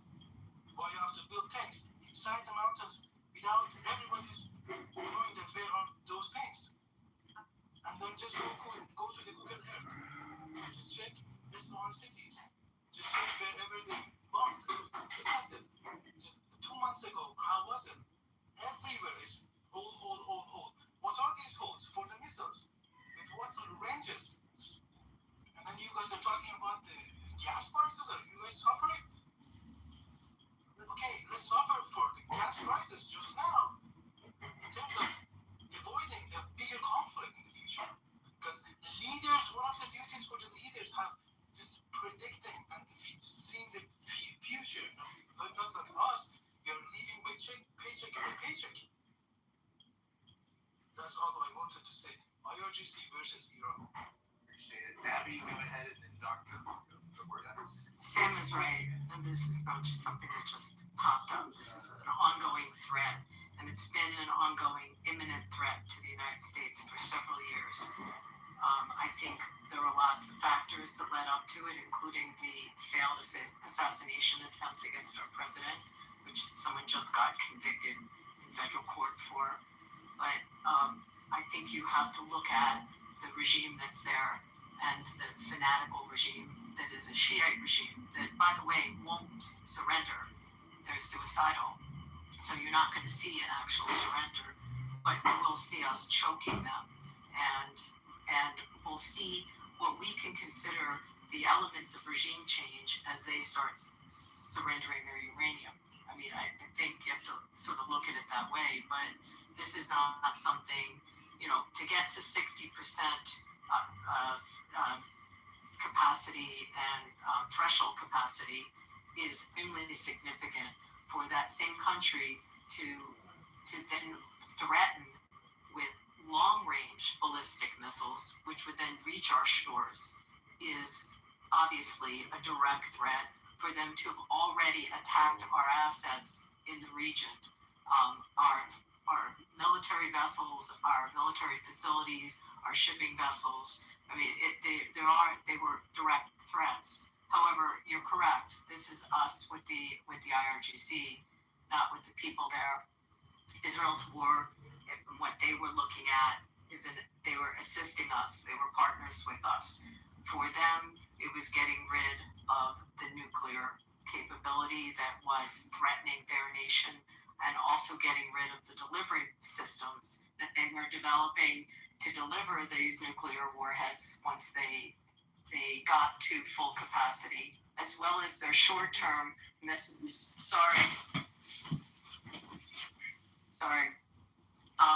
Maybe my dog sensed the IRGC nearby. There are other issues that were the issues of Israel, and they're different. They're aligned with the United States, but also different motivations for going in there. All that being said, and I was trying to follow what Trump said because he's here. He was in my city yesterday. That if 20 billion was released, I just wanted to say that it's like 1/10 of the destruction. We just probably destroyed about close to $270 to $300 billion loss on their infrastructure. And if money is released to them in any way, I think it's also important that we would have incredible draconian fetters and controls on any money going into that system.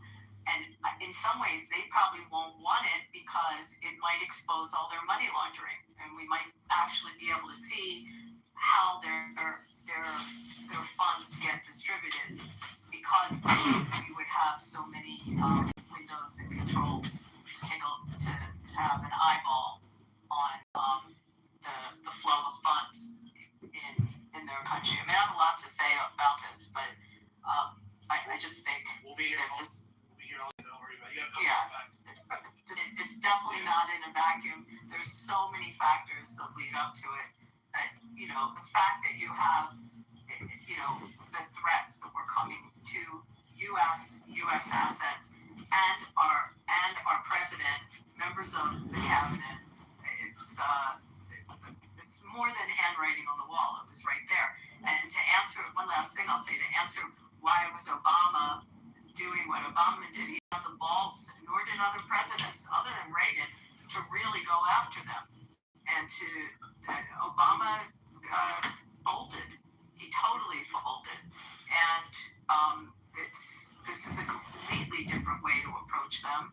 Obama enabled them. He gave them funds. He lifted sanctions. He enabled the proxies to be funded. He did the exact opposite of what was good for the world with that deal. And the best thing that happened was Trump ripping up, or at least ripping up our involvement. The deal didn't go away. It just took our involvement out of it because they were cheating, and they continued to cheat. Real quick, that deal never went away, Abby, but who was left over again? Was it the UK and who else? Who was in the JCP? Seven nations? I have to double check. It would be the UK, France. Let's put that. I love Obama. I love Obama. I know, we love Obama, right? I guess not. Okay, I'll double check that. Yeah, because that's always brought up at me, so I'd be curious how they screwed that up, but that was a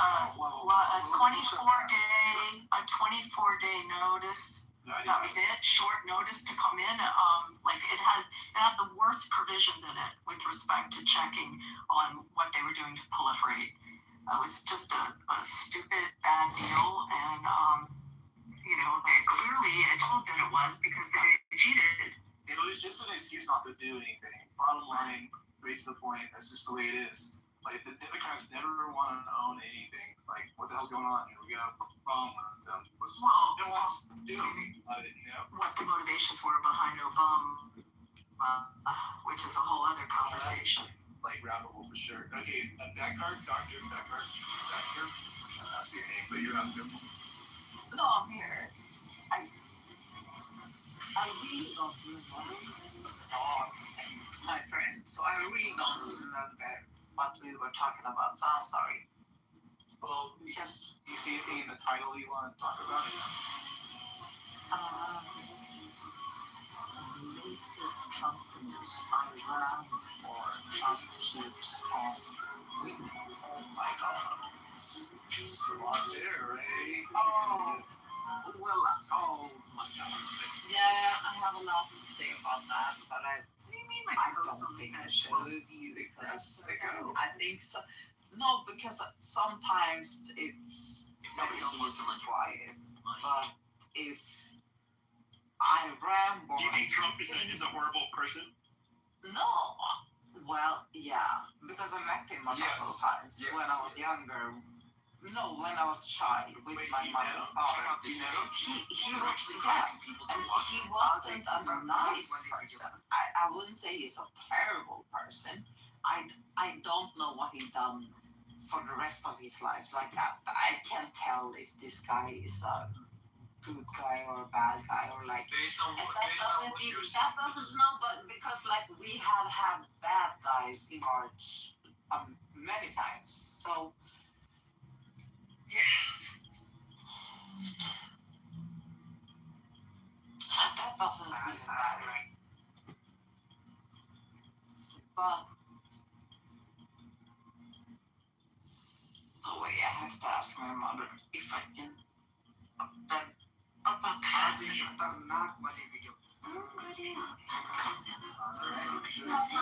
jag säga det om dem? Det som var på typ såhär 96 eller 96, kan jag säga det? Okay. Sorry. I just asked my mother. I'm sorry. No, I have nothing to say. Okay, she didn't give you information. Alright, I think we're out of the I know all the fucking information.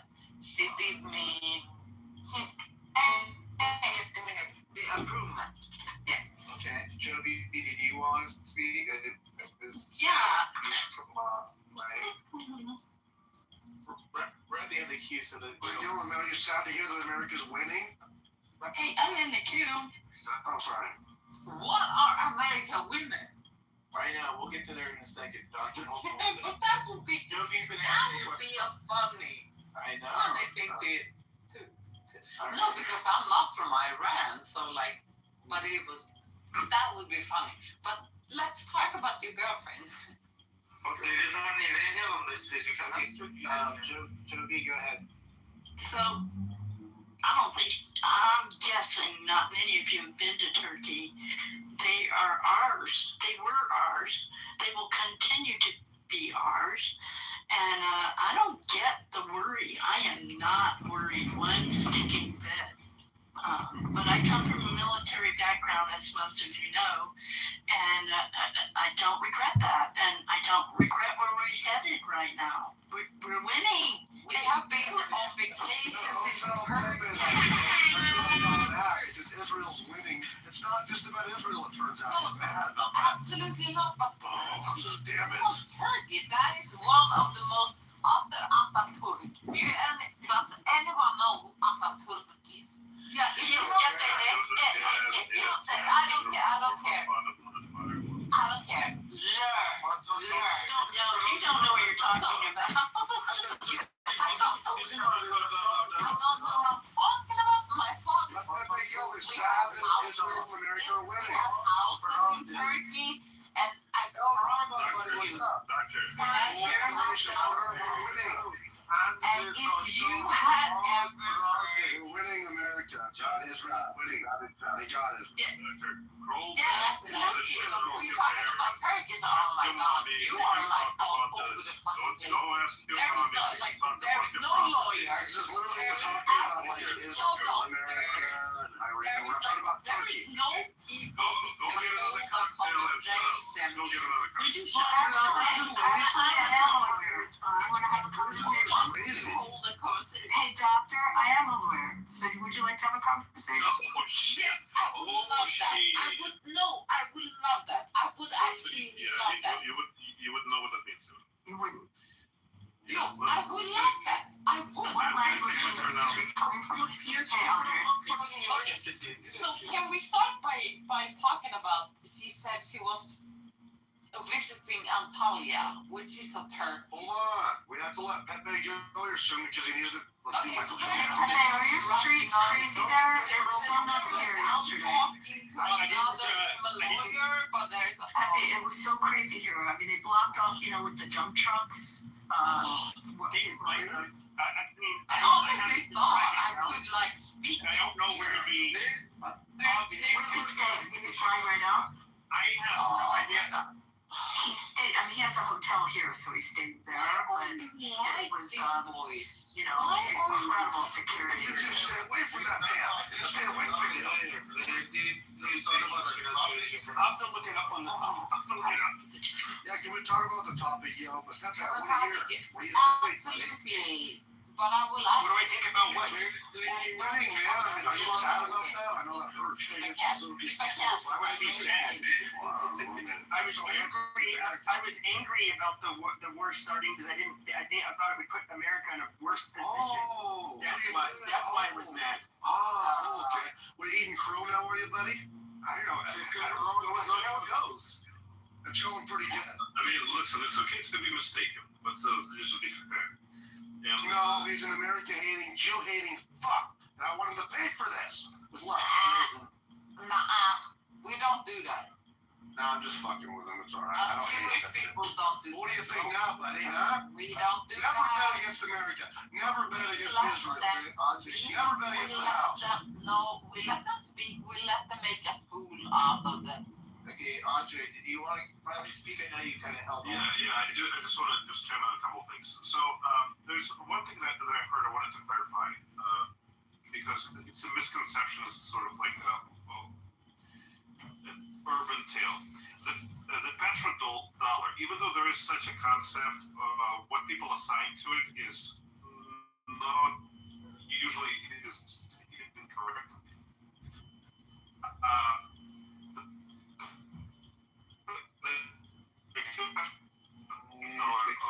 Ears are just. No,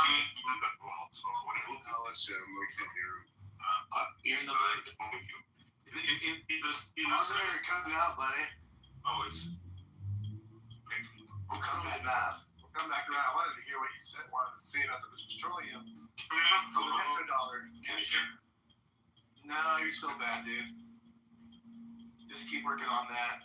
But yeah, the petrodollar came up earlier, and someone was making the claim that they're somehow we're going to transition, or China and Russia are going to make that transition off it, and I guess U.S. dollar, he was saying. That was just what he was talking about. The petrodollar. Yeah, but the petrodollar is kind of, in a way, I guess that it's just, you're just buying oil through U.S. dollars, right? And that's what we're guaranteeing that Venezuela, if you can buy your oil through, you can buy oil still from Venezuela. Just make sure that it's through U.S. dollars, petrodollars, sending with Iran, Yeah, absolutely. Okay, and how does it work? Bro, you have to go, bro. Then tell me if I'm wrong. I just made a claim. You made a claim. I'm wrong. You have to tell me how I'm wrong. You can't just say. Here with Middle East, the people that provide oil for Taiwan, Japan, Europe, they made a deal with them. Know that. So this check out for the recent profiles for years ago, like in the 70s, man. Like yes, and so this current blunder Trump just did. How was it a blunder? How was it a blunder? Because let me tell you why it's a blunder. Because you keep thinking, oh, you're bitching about oil prices. Oh, you're crying about you got to pay a little bit more, buddy. When you put stocks in markets, you don't think you're gonna get your money back tomorrow. You think you're gonna be a millionaire tomorrow? That's not how it works. You look at the future. Oh, in 5 years, this price will go up. I'll make more money. So now, if you're talking out your ass, so continue. I'm talking on my ass. Let me finish. So now, if Trump does this little thing he just did with Iran and put us behind, how do I know he's putting us behind? Because a man who knows what he's doing and who knows who he's winning doesn't come on the news every other week and say, "Oh, we're winning. We're going to take Iran over. Oh, yeah, we're winning. They have no choice." Why do you think he does that every week? Because of stock prices. To prevent the markets from tanking, that's why he does it. That's why the market. What's the market? He's not lying though. So Trump's not. No, dude, we're doing well. And everything's going great. Hey, look, Emmanuel. You know nothing about the petrodollar, and you know nothing about the Middle East. The GCC countries. the GCC countries rely on the petrodollar. They rely on the U.S. armed forces. After we took Venezuela and now we fucked up Iran, we just limited China's growth militarily by 30% annually. So now everyone in the East is for everyone who is in this evil axis of BRICS. Everything in this evil axis of BRICS has gone to shits because without Venezuela, you're going to do nothing with BRICS. So the U.S. petrodollar will soar, the economies will thrive, the GCC will live on, and they will have even more military strength of U.S. armed forces in the Arabian Gulf. So at the end of the day, we just secured our petrodollar for like the next 3 generations. Next 3 generations for sure. So when I said that, you just think I'm wrong, Emmanuel. It's crazy. I've been trying to tell you that. I think you talk out of your ass. What? Talk with what's that word? What's the word? Matt, can you hear me now? Every single word you heard. Yeah, I'll get you back in, Andre. You sound like you sound or no? Rebuttal. You put things up. You sound like you don't know what you're saying. That's what I'm. What's crazy about that is that I was telling you, man, that exact thing earlier. I've told people that they don't believe me. It's just crazy, man. But they can't rebuttal me. All they say is I'm wrong, yet there's no rebuttal. Yeah, man. I apologize, Emmanuel. I read something else. I guess we're on the same side of things. I guess. Excuse me. Okay. It's wrapping. I'm here for the truth. Long live King Trump. I hear that we're doing very well. And Emmanuel just left because he was like, that's too bad. I wanted to talk to him. Yeah, Andre, go ahead. Yeah, so like the idea of petrodollar and like the type of meaning that people will assign to it is an urban myth. In the 70s, there was a lot of surplus in terms of trading oil, and most of the countries were converting it to dollars not because the United States made some kind of cabal or made a secret plan with other countries to use only its currency. It's because the United States provides the most stable and overwhelming financial system, and so people invest into the United States for the same reason. We have like thriving economy. We can borrow against our economic growth, and so this is why there's this illusion that somehow people only want to use American dollar. They're kind of forced into it because the United States has created this very stable, very robust financial system. Everybody wants to have a piece of it. So just kind of getting that out of the way. I think what Trump has accomplished in Iran, I'm going to join Eddie's opinion. I think one of the greatest criticism of Obama deal was that he was going to release that money without any strings attached, especially in terms of curbing the missile program that Iran was developing. There's nothing about that in the agreement. So what the criticism was that Iran is just going to sit out the time of the deal, and then as soon as it's over, they're going to start developing nuclear weapons, which is exactly what happened. They can't do that. When the deal expired, it's exactly what they started doing. So like within, I think, 4 months, they went up to 10 or 15%, and then within 8 months, they up to 60%. So they had that in mind the whole time. So breaking the deal, kind of throwing it into the trash can was a very good thing. It was a very much needed thing. In terms of the greater strategy, I'll just finish. I have one more point I can critique it afterwards. Yes, so sir. One more thing is a grander strategy against China. I think it's absolutely phenomenal what was accomplished with Venezuela. Now the largest oil reserve is under the control of the United States, which makes the oil prices much more stable because we control it. And secondly, China has been curbing its appetite for growth. I mean, they already experienced some economic issues in their real estate, and I think this is just going to expedite their downfall. They just need to be shown their place, and they have the ambition of coming out of. Well, what's very interesting, actually, I just want to make one more point. Is what's recently shown to me. If you look at the geographic location of China and just sort of where it is located, there are two borders of islands that prevent China from having free access to the maritime ways. And the key point of the first border of islands is Taiwan. This is like, if they get Taiwan, they get access to, larger maritime trade, and they should be not allowed to achieve that, because then, they will be challenging the United States in a much more robust manner. So I think everything that needs to be achieved during this campaign is getting achieved, and I really hope the administration finishes what they started. That's my only kind of not the critique, but I'm hopeful that they will finish it. If they don't, there's going to be a biggest quagmire. Well, Andre, I would finish this shit.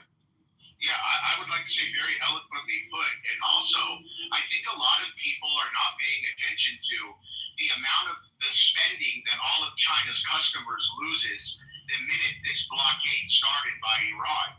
With the Strait of Hormuz being blocked and all of the nations that need the natural gas and oil from the GCC, now their spending limit, is decreased because of inflation and everything else. So it didn't matter that China was going to get the oil; their customers weren't getting their oil and natural gas. So then that leaves all of that assembly line manufacturing that the East, the West, and the world goes to China with. Now they don't have the money temporarily to buy it. So China was losing hundreds of millions of dollars a day just off of trade by Iran blocking the strait. So I believe China played an even bigger role with them, and it's going to let them know we're your banker. So if China pulls out and says, you know what, we're pulling our money away from you people, then Iran's regime will collapse in 2 seconds without one bomb being dropped. So I think we should pay attention to that as well.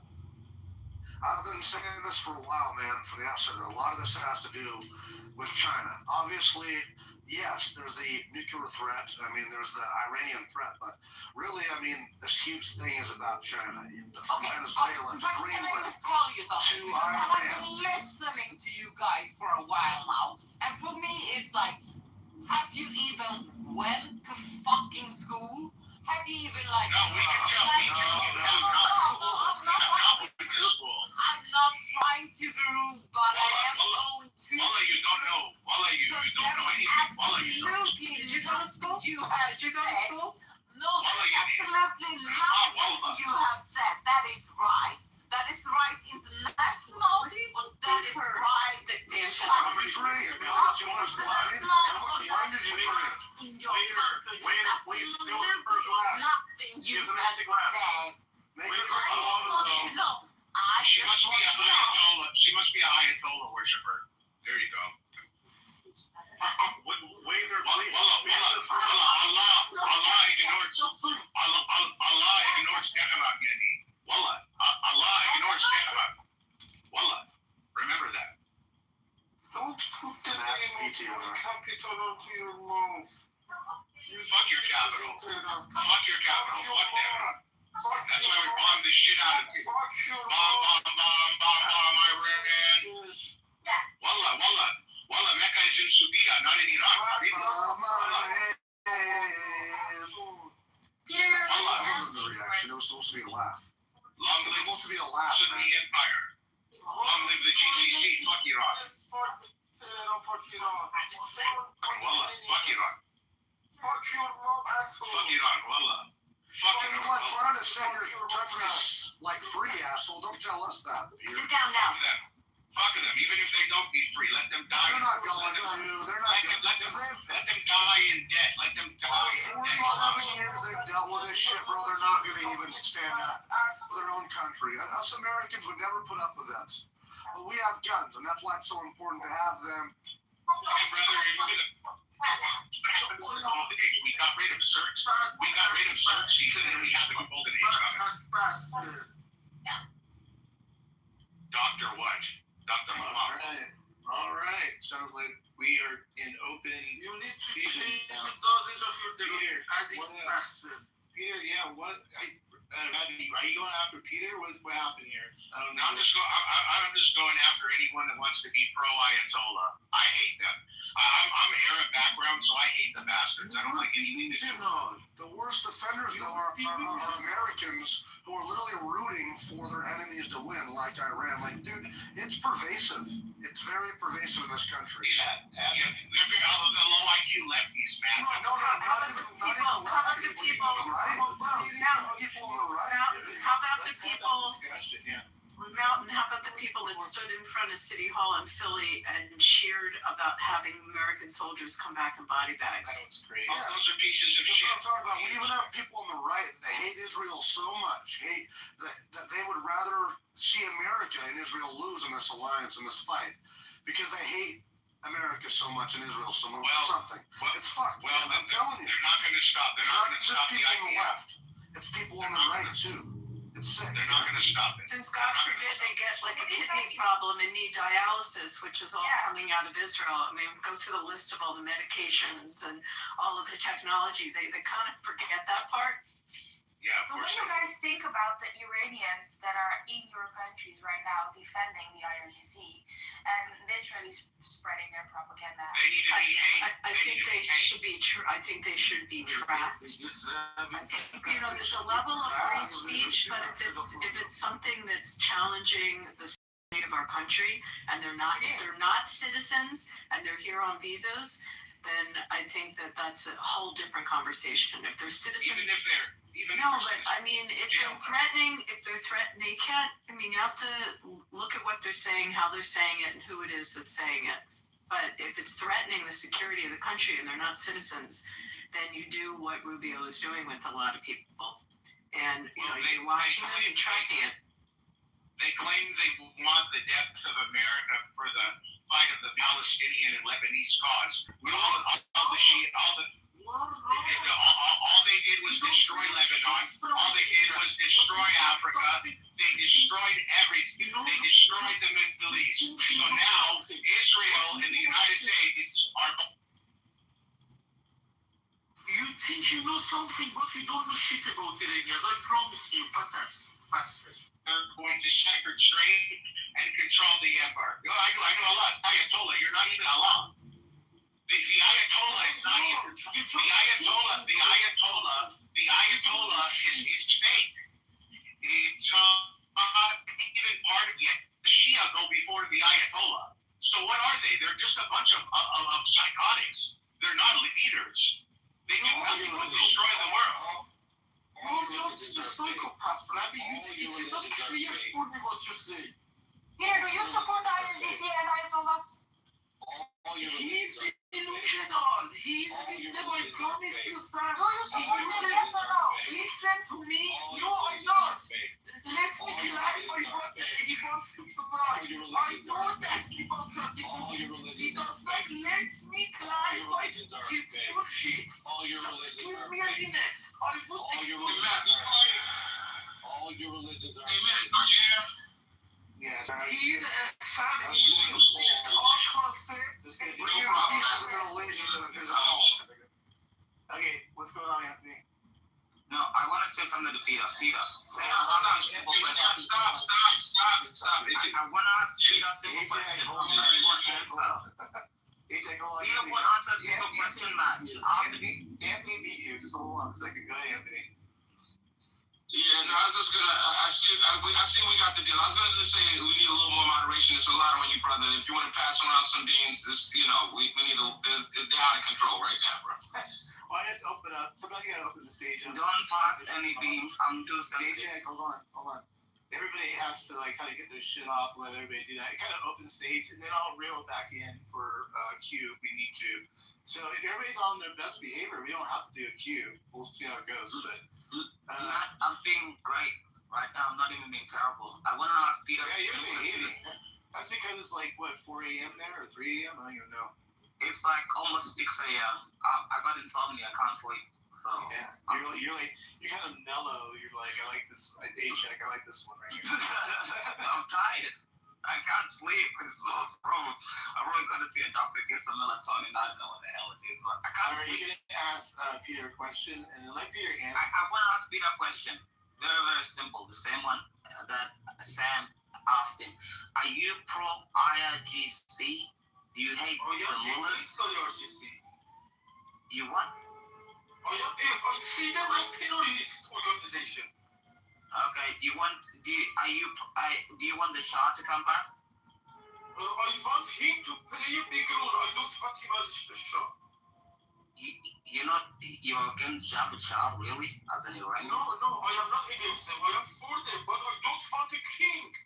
Because Iran belongs to not belong to a person. Iran is a country, like others. Peter,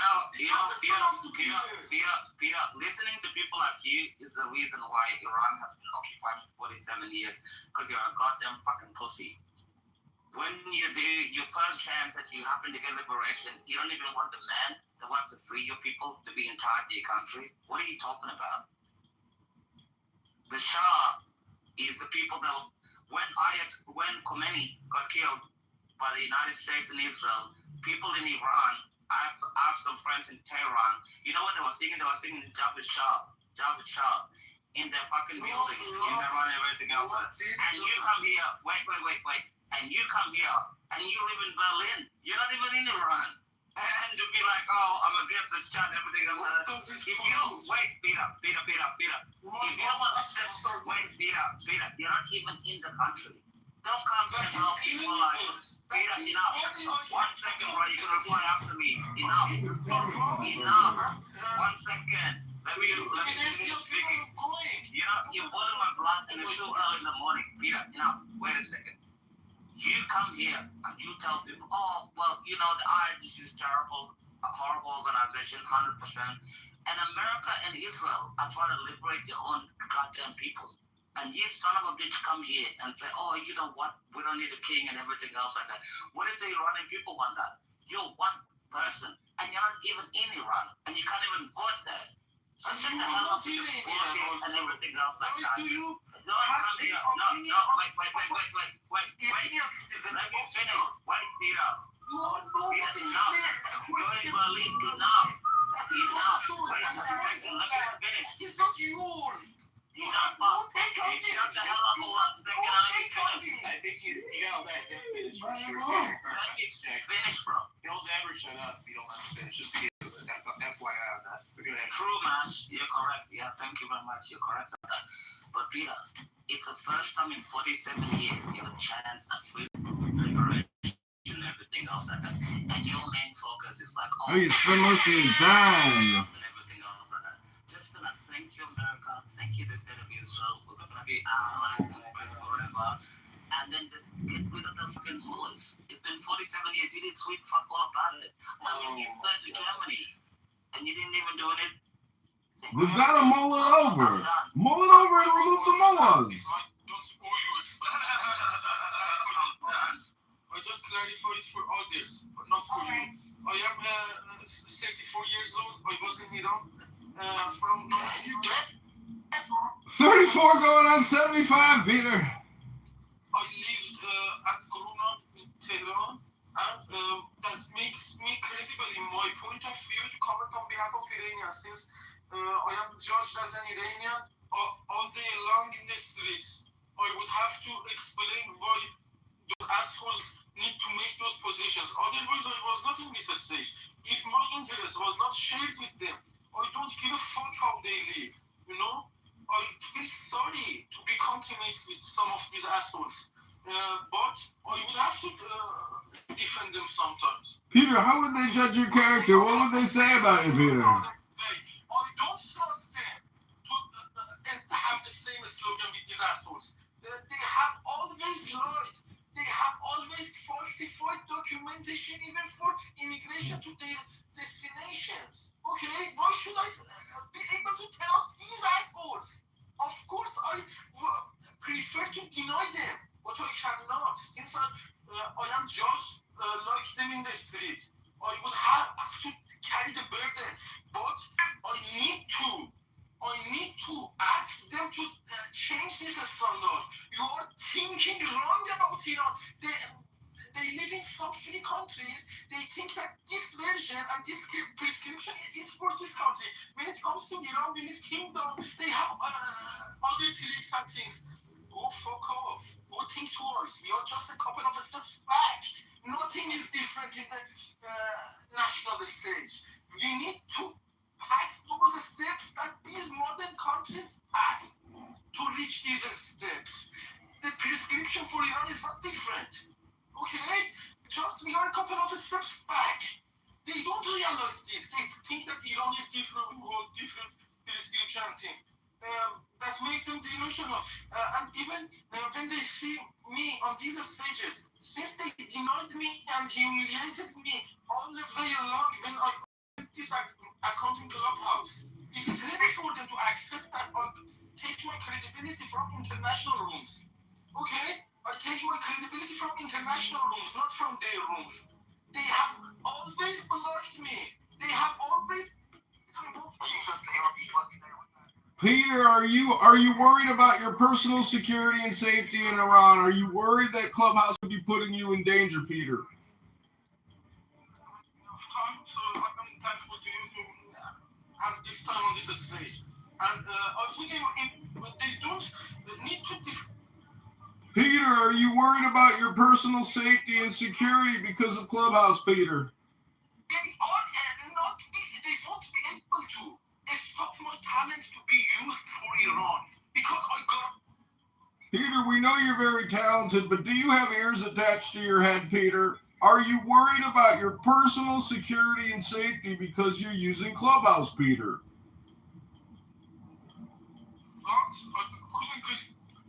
I know you're talking very loud and you're very emotional, but Peter, are you worried about your personal safety and security as a result of using Clubhouse in Iran?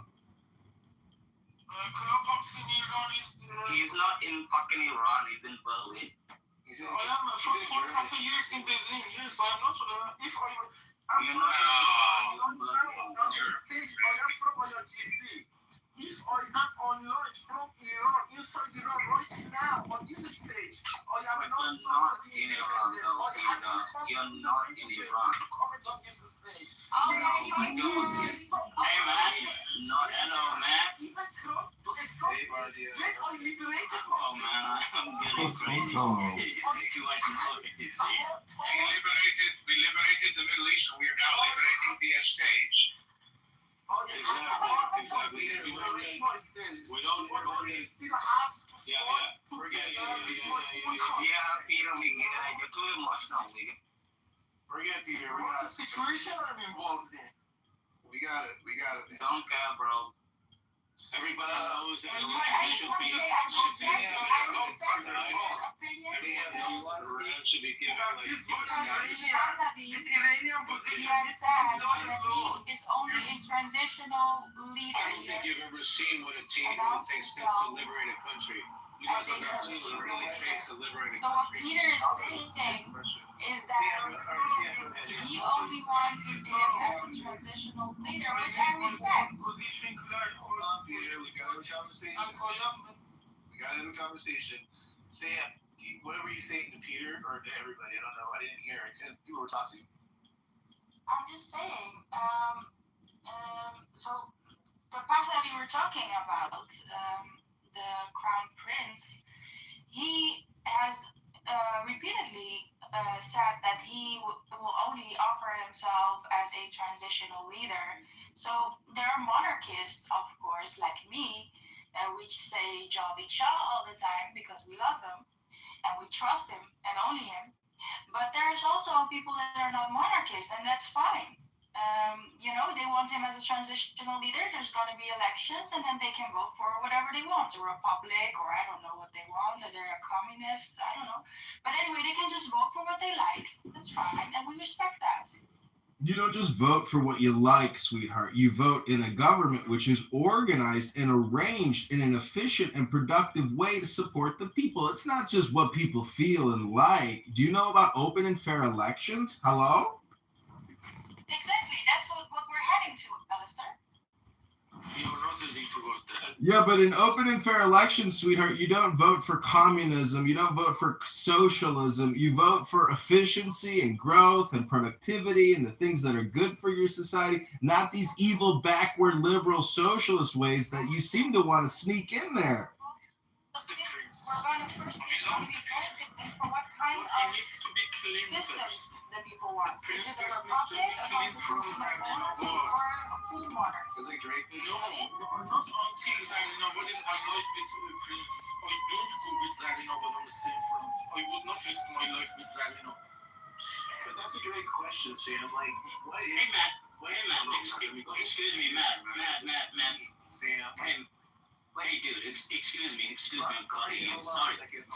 Somebody will come and call me. I'm going to ask you a question. Okay. So please, I respect you, buddy. Just give me a moment. So and You gotta hold on, Barney. I was talking. Just hold on 1 second. Sam, what were you talking? What other systems do you envision that Iran will have? What are your thoughts? Like, go through that a little bit. I mean, what do you think? Is it going to be a theocracy still? What do you got? Well, let me go out. Definitely. Well, if we look at the pollings, yeah. If we look at the polls in recently, I think it was 2024 and the end of 2024 done by Gaman, we can see that 80% does not want the regime, and 200 a 80% pound wholesale at does not want a Costco. theocracy. So they want a secular. Most Iranians, majority, 80% wants a secular. What do you call it? English is my fourth language. Secular. Let me go. Yeah. Marty's going to next after this. Go ahead, Sam. Finish up. All right, that was the answer to your question. Perfect. Okay, Marty, what do you make of that? What she said, or did you want to speak on something else? But sorry, I'm at work, man, so I have to go. I have to go anytime they call me. I just wanna, if I just stop talking, just please forgive me. So, you know what? I cannot talk as all Iranian. Iran is, lots of people, different. It's like a big, different nations are mixing together, different opinion. But you guys maybe are interested to know something about Iran. You're asking me, you're asking someone else, but we are just saying our own opinion. Yeah, go back If you want to know, you have to go to honest media and honest news and figure out, filter it yourself. So by your education, by whatever your knowledge, you figure out what's going on over there. So I'm just asking you some questions. Please think about that. If you want to answer now. I try to listen if I be in the room. If not, people can think about this. So who made Taliban in Afghanistan? And why was that? Obama did. No. Almost dead.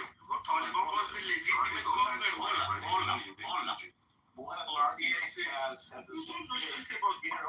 Hold up, we have a little ISO here. Barty and Kaz, go ahead. Who made Taliban in Afghanistan? They fucking existed for decades. Let me tell you. They were fighting the fucking Russia, the Soviets. Bingo. So USSR was getting over Afghanistan. So US CIA made Taliban. Taliban was already there as a small group. They weren't armed, but we armed them to keep. Hold on. Okay, so you can hold on. So you can talk about this later. Let me finish what I'm saying. So CIA armed them to kick USSR out of Afghanistan. They did. So who brought Ayatollahs to Iran? And why they brought it? What was the reason? You think? I'm talking about my opinion. Maybe I'm wrong. Please don't attack to each other. Go think about this. Who brought Ayatollahs to Iran?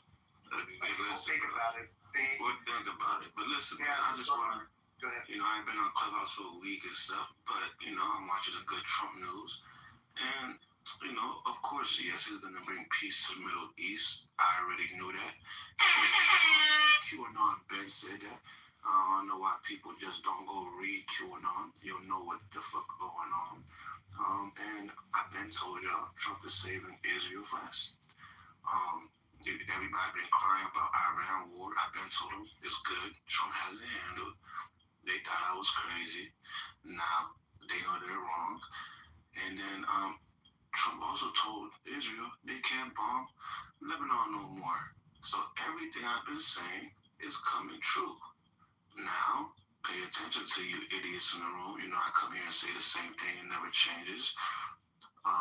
Trump is going to take down Israel for last. I don't know how he's going to do it, but the stage is set. That's dumb as shit, bro.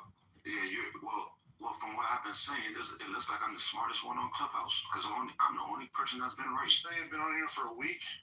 I've been on Clubhouse since it came out, bro. All right, this is my 5th account, bro. But it looks like I'm the only person that stays consistent, and I'm the only one that knows what's going on. I'm the only one that tells the future. You a prophet? Well, tell us the truth then, prophet. The last time I got clipped was years ago, you know. Man, nobody cares about your clippings on Clubhouse. Tell us something informative. Hello? Please. What you say, Matt? God, Gay McHale, dude. You're in MySpace, bitch. It's an investment. It's an investment. Shut up and you'll suck some more cock. You were saying you got your news from somewhere. What was that? First of all, QAnon. I get my news from all a lot of different sources, but QAnon, right? I follow QAnon. I read it. They told exactly what is going on years ahead. I read it, and I'm watching everything they say happen. That's why I can vouch for it. And I could come tell y'all what's gonna happen. Get called crazy. Months go by. Guess what? It looks like what I'm saying is the most credible thing because everybody was wrong but me. Who's Q? Kaz, who's Q? So what was wrong? No, guys. Who's Q? Who's Q? You said you follow it. Who is Q? Well, you probably saying that because you think Q is Epstein. It's not. No, I have no idea. I don't know. That's why I'm asking. Who's Q? That right-wing group. Pull him out. Let him answer. Who's Q? Military operations, somebody making drops and making claims. Who's the person? Like we don't know. They say it's Donald Trump. So you're saying Q is Donald Trump? Yeah. They say it's Donald Trump. Matt, do you know this? Abby, there's no signals I would give. Abby, it doesn't matter who Q is. I know it does matter because you're quoting someone. I'm asking who it is that you're quoting. I don't know who it is. Listen, so you're saying Q is Donald Trump? Correct. Correct person. I'm a truthful person. I'm not questioning your veracity. I'm asking who the person is that you're relying on. They're anonymous. Well, but what are they? Like, how do they exist? They exist because they're humans. Well, what humans are they? Okay. Yes. I'm guessing Q to me is Uncle Sam. I agree with what you're saying. Part of that. Who is it? Uncle Sam. Who is it? Uncle Sam's a poster that we all saw as kids. You don't know who is Uncle Sam? Yeah, he's this really cool poster that has a beard and a top hat. So could someone tell me he's doing what? Because I'm not asking what you believe is who it is. Because it's like what? Let him answer. Just let him answer. He's a group of people that have information. That's all I'm gonna tell you. Now, how do I know they're credible? Because I pay attention. So when they say this is gonna happen, and I watch it happen, I can tell I already read this because of them.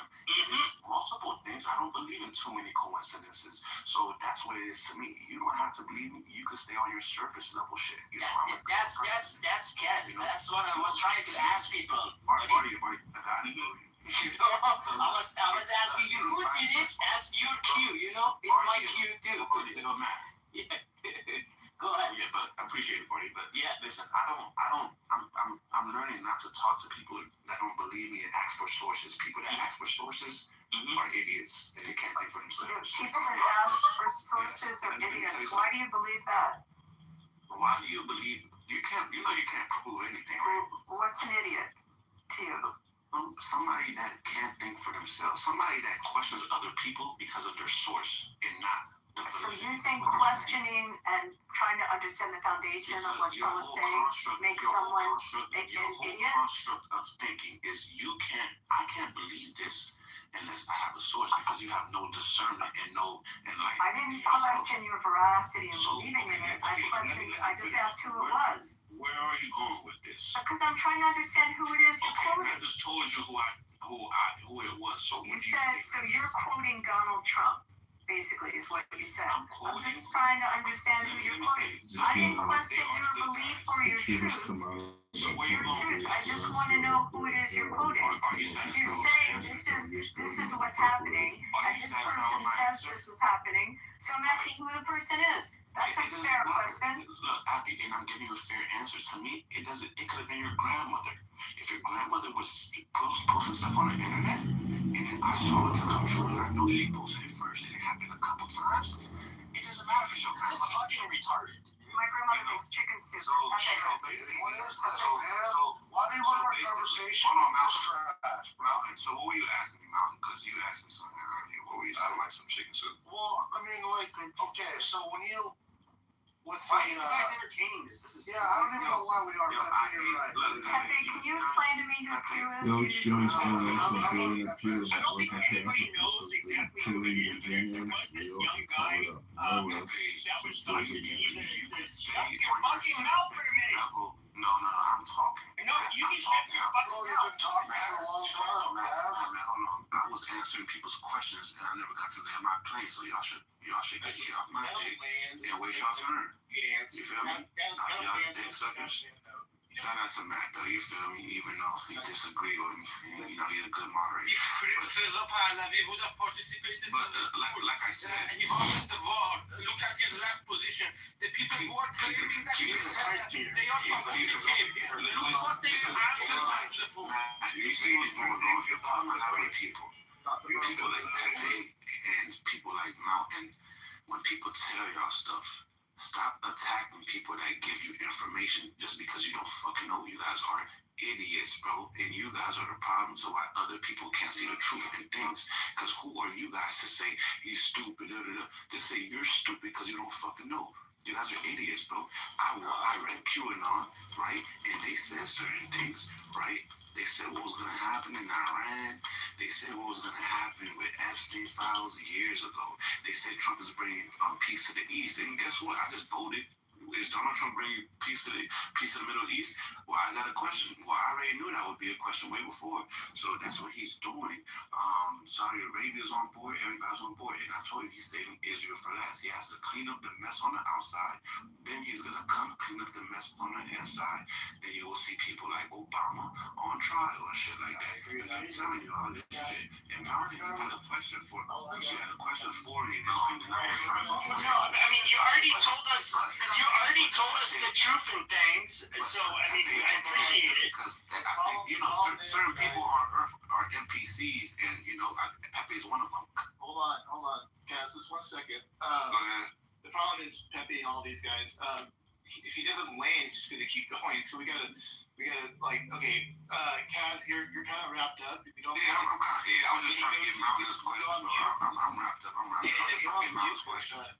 Because like you're pretty hot on the trigger, and Pepe's gonna answer that question about QAnon, and then if Mountain wants to do something. But man, can you tell Pepe why is he yelling? I'm very calm when I'm saying. Pepe yelling like, bro, you off a coke or something, bro? Chill out. No, it's all good, guys. Matt, can you just ask him, where do you read what, I'm now Googling trying to understand, where do you read what Q is saying? Like, where do you find it? Go on Twitter.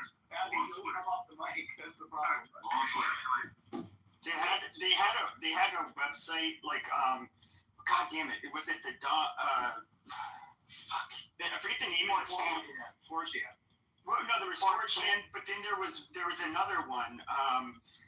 That it was a like a pro-Trump. Oh, you're talking about for Trump. I know you're talking about. Yeah. Trump, whatever. Yeah. And there were reporters or journalists that think they might have guessed who it was or found who it was, and it was like this kind of a guy in his 20s, nobody of significance. I have no idea who it was. I mean, but it was largely the problem with QAnon is that you have no idea what you're getting. And, you know, people will say, oh, well, they were right, and trust the plan. But, you know, a lot of it didn't, you know, unfortunately didn't come true. Like, for example, when the 2020 election, it was, you know, trust the plan, that comes from QAnon. You know, they were going to bring charges against a bunch of corrupt government officials, and Trump was going to be rightfully installed as president. And so, you know, Pepe, I don't take it seriously. Pepe, real quick, you know, actually, so this is good timing because J.D. Vance just came out that, I'm pretty sure that isn't a troll. I'll have to look into it. He's looking into the game. Did you hear about that, Kaz? Is that right?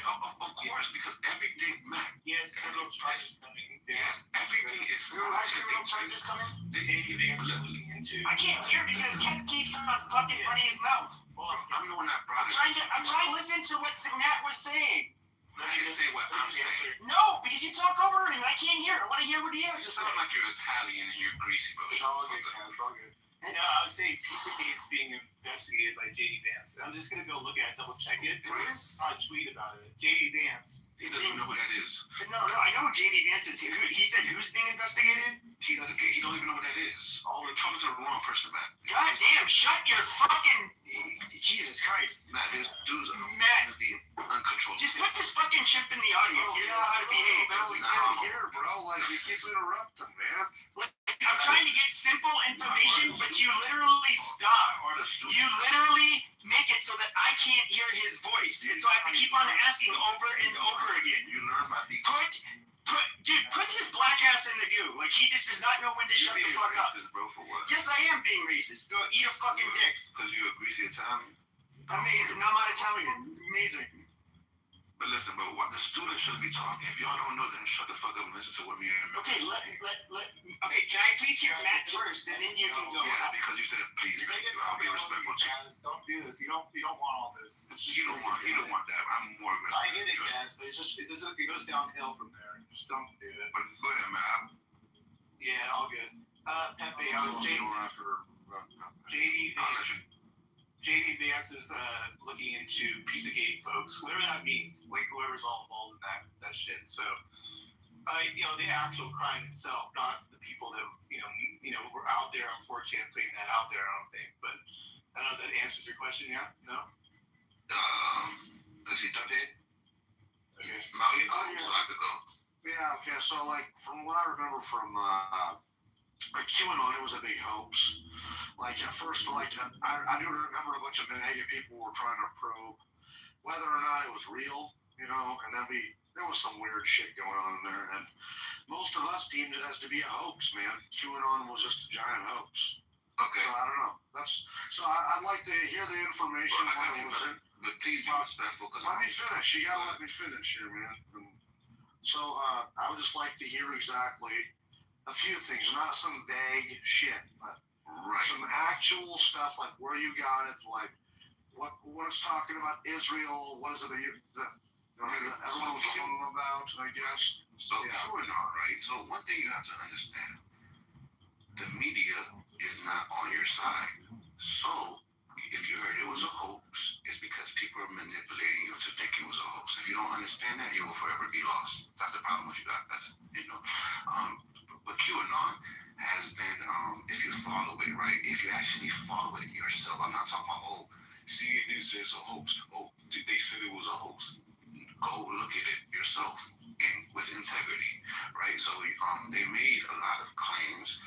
One, about the whole island before these files even came out. I already knew about the Epstein files because I believe in, y'all call them conspiracies. I just call them smart people know how to connect the dots to know what actually is going on. And dumb people call it conspiracies because the smart people that don't want to. Listen, that was the dumbest way to explain it. Just, I mean, you're stupid, so you're not talking to me because trust me, you don't want to. You need to calm your ass down. Oh, if I'm not talking to you, then shut the fuck up. You better know that. Yeah, man, McHugh, stop. And listen, Mountain, please don't get off your map because now you just want to take suck off a cat. So don't do it. Mountain's not even on my side if you were paying attention. We're not even cool. I don't even follow the board. But basically, so what's going on is basically it's intel. QAnon is intel. Some say it's military intel. but they've made a lot of claims. The Pizzagate, if people know Pizzagate, it's real. You know, it's three people on this earth. People that know what's going on, people that don't know what's going on, and people that just, I forgot what the third one, you feel me? People that's just watching it or whatever. But the pizza, I stay in DC, so the Pizzagate, that's a restaurant. The owner is some dude, it's like the cannibal restaurant or some shit. But basically, it's a lot of claims. Pizza means little boys, little girls. That's what they call them. They do murder these people, torture kids, and all types of stuff, right? It's crimes against humanity. Trump is here to save the kids. If you see, there's a great number of kids being saved from sex trafficking. And then the Epstein files come out, which corroborates with the story. You hear a lot of mentions about pizza. It's like when do the stupid people, like this whole thing is really about waking up the stupid people. Because once the stupid people are woken up, then we can move forward. Because if we move forward, the stupid people getting woken up first, there's gonna be a lot of commotion. So what's going on right now? It's so funny listening to stupid people who think they're smart. It's amazing. Listen, I know I'm smart, but I'm not claiming I'm smart. I'm just claiming I know how to connect these dots and I see the truth. So basically, Pizzagate. You have Pizzagate. Obama ordered like $66,000 worth of pizza to the White House, right? There's an email in the Epstein files that basically says, "Oh, we should have been more careful about doing this shit in the White House." You know, from Hillary Clinton. So if you know how to connect dots and start seeing it, then the Epstein files says pizza, jerky. When they're talking about kids, you know. You remember Obama in the email about hot dogs? Yes. So if people really think, yes, man, I remember it. So if people really think they're ordering real hot dogs, they're ordering $1,000. No, what they're doing is trafficking kids into the White House because Obama's a homosexual, and that's what they're doing, man. It's so crazy. And I understand why it sounds crazy to people, but I'm not saying this is crazy shit, but this is what's really, you know, there's a woman. There's a lot of, like, bro, I like talking about this because this is the biggest thing that nobody really talks about. And some people do. Obama, homosexual, bad person. This lady came to see Obama because she was complaining about her husband died in 9/11, and she wanted to open an investigation 9/11. She went to see Obama. She died 2 weeks later in a fucking plane crash. That's how they kill people, bro. And you know, Obama's chef was basically writing a book exposing everything. He died in a fucking 3-feet pool because he was basically letting everybody know he was having homosexual relationships with Obama, bro. It's not about Obama, it's bigger than that, but he's one of them. You know, Hillary's one of them. And if I've been paying attention, that's what Trump is fighting. It's not Iran. You know, Trump didn't want to go into Iran and do anything for it. He just had to go there because they're. All right, let's see if you can connect these dots. Don't say nothing ignorant though, but go ahead. All right, my turn. Here we go. Okay, so how long have the Epstein files been here all along? They've been here for quite a while, even during Biden, right? So now you have this guy Epstein, which is a fucking pedophile, a disgusting fucking human being. Okay, which by the way is dead now, thankfully. But you have this guy, and people keep like using this as a diversion from the fact that Trump is literally has killed a guy, yeah, that his regime legalized child marriage from 9 years old, and he's literally trying, if you guys let him, to take down the regime where they rape women in the jail. And where I just don't get it. You guys don't see it's a diversion. Everything they do, they accuse of, they try to divert with some fucking guy named Epstein. Do you connect the dots or no? So it's their propaganda. You're spooning. Right. So literally their propaganda. Listen. It's easy. I get why you think that, and I don't blame you for thinking that. But you know, when you know how to have discernment, when you actually pay attention and you're not being biased, because I'm not biased, bro. You know, but when you're unbiased, when you don't really have a horse in this race, and you're just looking. It's not about trying to prove I'm not a Republican or Democrat. I'm a supporter of Trump, and I know what he's doing. That's what it is. It's easy to think that Trump is a part of it, and it's their propaganda. But no, this is not their propaganda because nobody is talking about this. When they spread propaganda, people talk about it, right? Most people don't care. They say QAnon is a hoax. If it was their propaganda, the word around town wouldn't be QAnon as a host. It would be like, it's real, we need to get on it. Propaganda that is spread by elite, powerful people works. This propaganda, if it was them, is terrible because nobody believes this shit. So your point feels flat because you're not thinking deep enough. They're good at it because they're good at it. There's a small percentage of people like yourself that actually like parrots their propaganda, and I'm here in the West, and I'm like, holy shit. So this shit on state media, yeah, they're repeating here, and this guy's an American, and he's spewing anti-American propaganda, and I'm like, is this world going crazy? Let me tell you something. You say state media, right? Everything's on the internet. Not everything is talked about and put on a spotlight. So basically, state media, that's not the main media branches. We know what the main media branches. That's where the propaganda is spread, right? But people like you'll find out later. But the thing is, one thing you're not realizing, for the past 45 days in Iran, there hasn't been any internet. So when you're talking about state media, it's trying to educate you on something that you don't even understand. From America's point of view, yeah, correct. But in Iran, for the last 45 days, there's not been any internet. You cannot connect to people. My point is, she's trying to educate you and you're listening. You keep talking about Check. This isn't a university. Check. No one's here to come here to get educated. Check. Please, if you got a point to make a point, and stop asking so many questions. Just tell us something informative. Thank you very little. Okay, every time I talk, you open your pictures. What's your point, though? 1 second. My point is, you two are having different conversations. You're not understanding each other. Like she's trying to tell you something different, and you're trying to tell her something different. No, she's not. She's trying to tell me. She says I'm spreading their propaganda. All right, let me be. No, bro, you're not listening. Okay, you're not maybe listening to each other, bro. It's fucking. I apologize. Let me re-explain myself.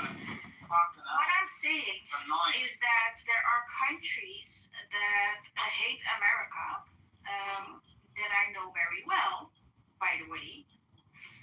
And I know the things that they have been spewing, and the things that they have been spewing into the world on your little social media platforms and stuff, is like, you guys read that and you don't realize that they're trying to feed you their propaganda to make you hate America for their purposes. See, okay, I get what you're saying.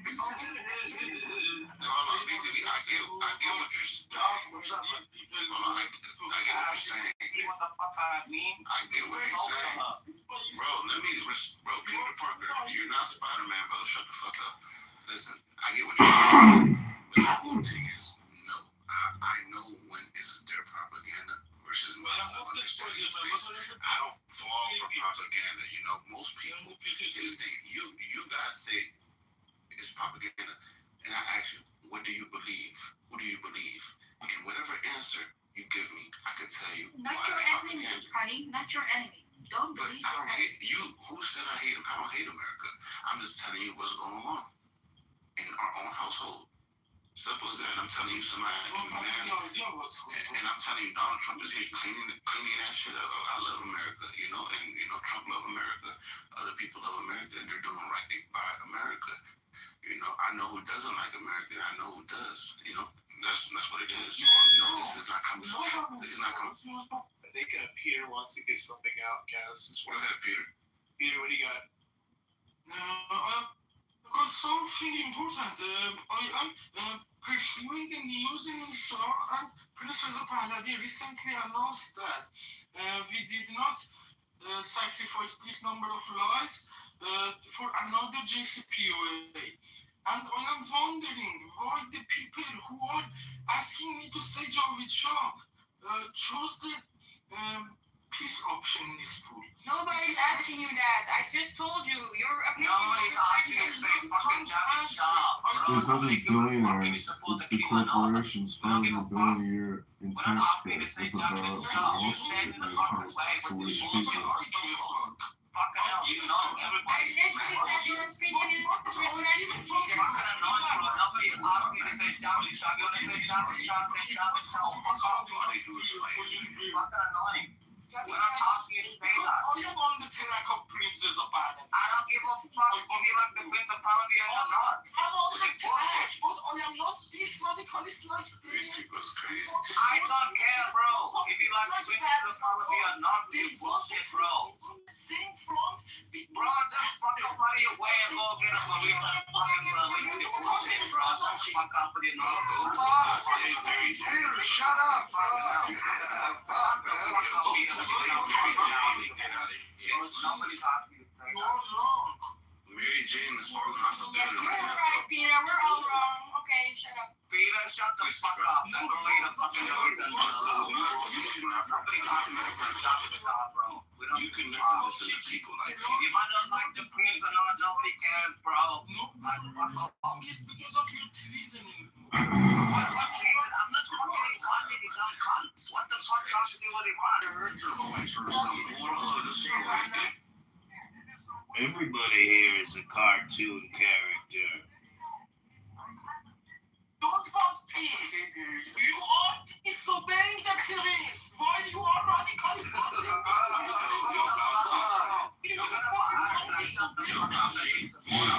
Baji, chill out, Baji. Sam, where are you from, by the way? I am not with the police. This is How long years? you are disobeying. Shut the fuck up, man.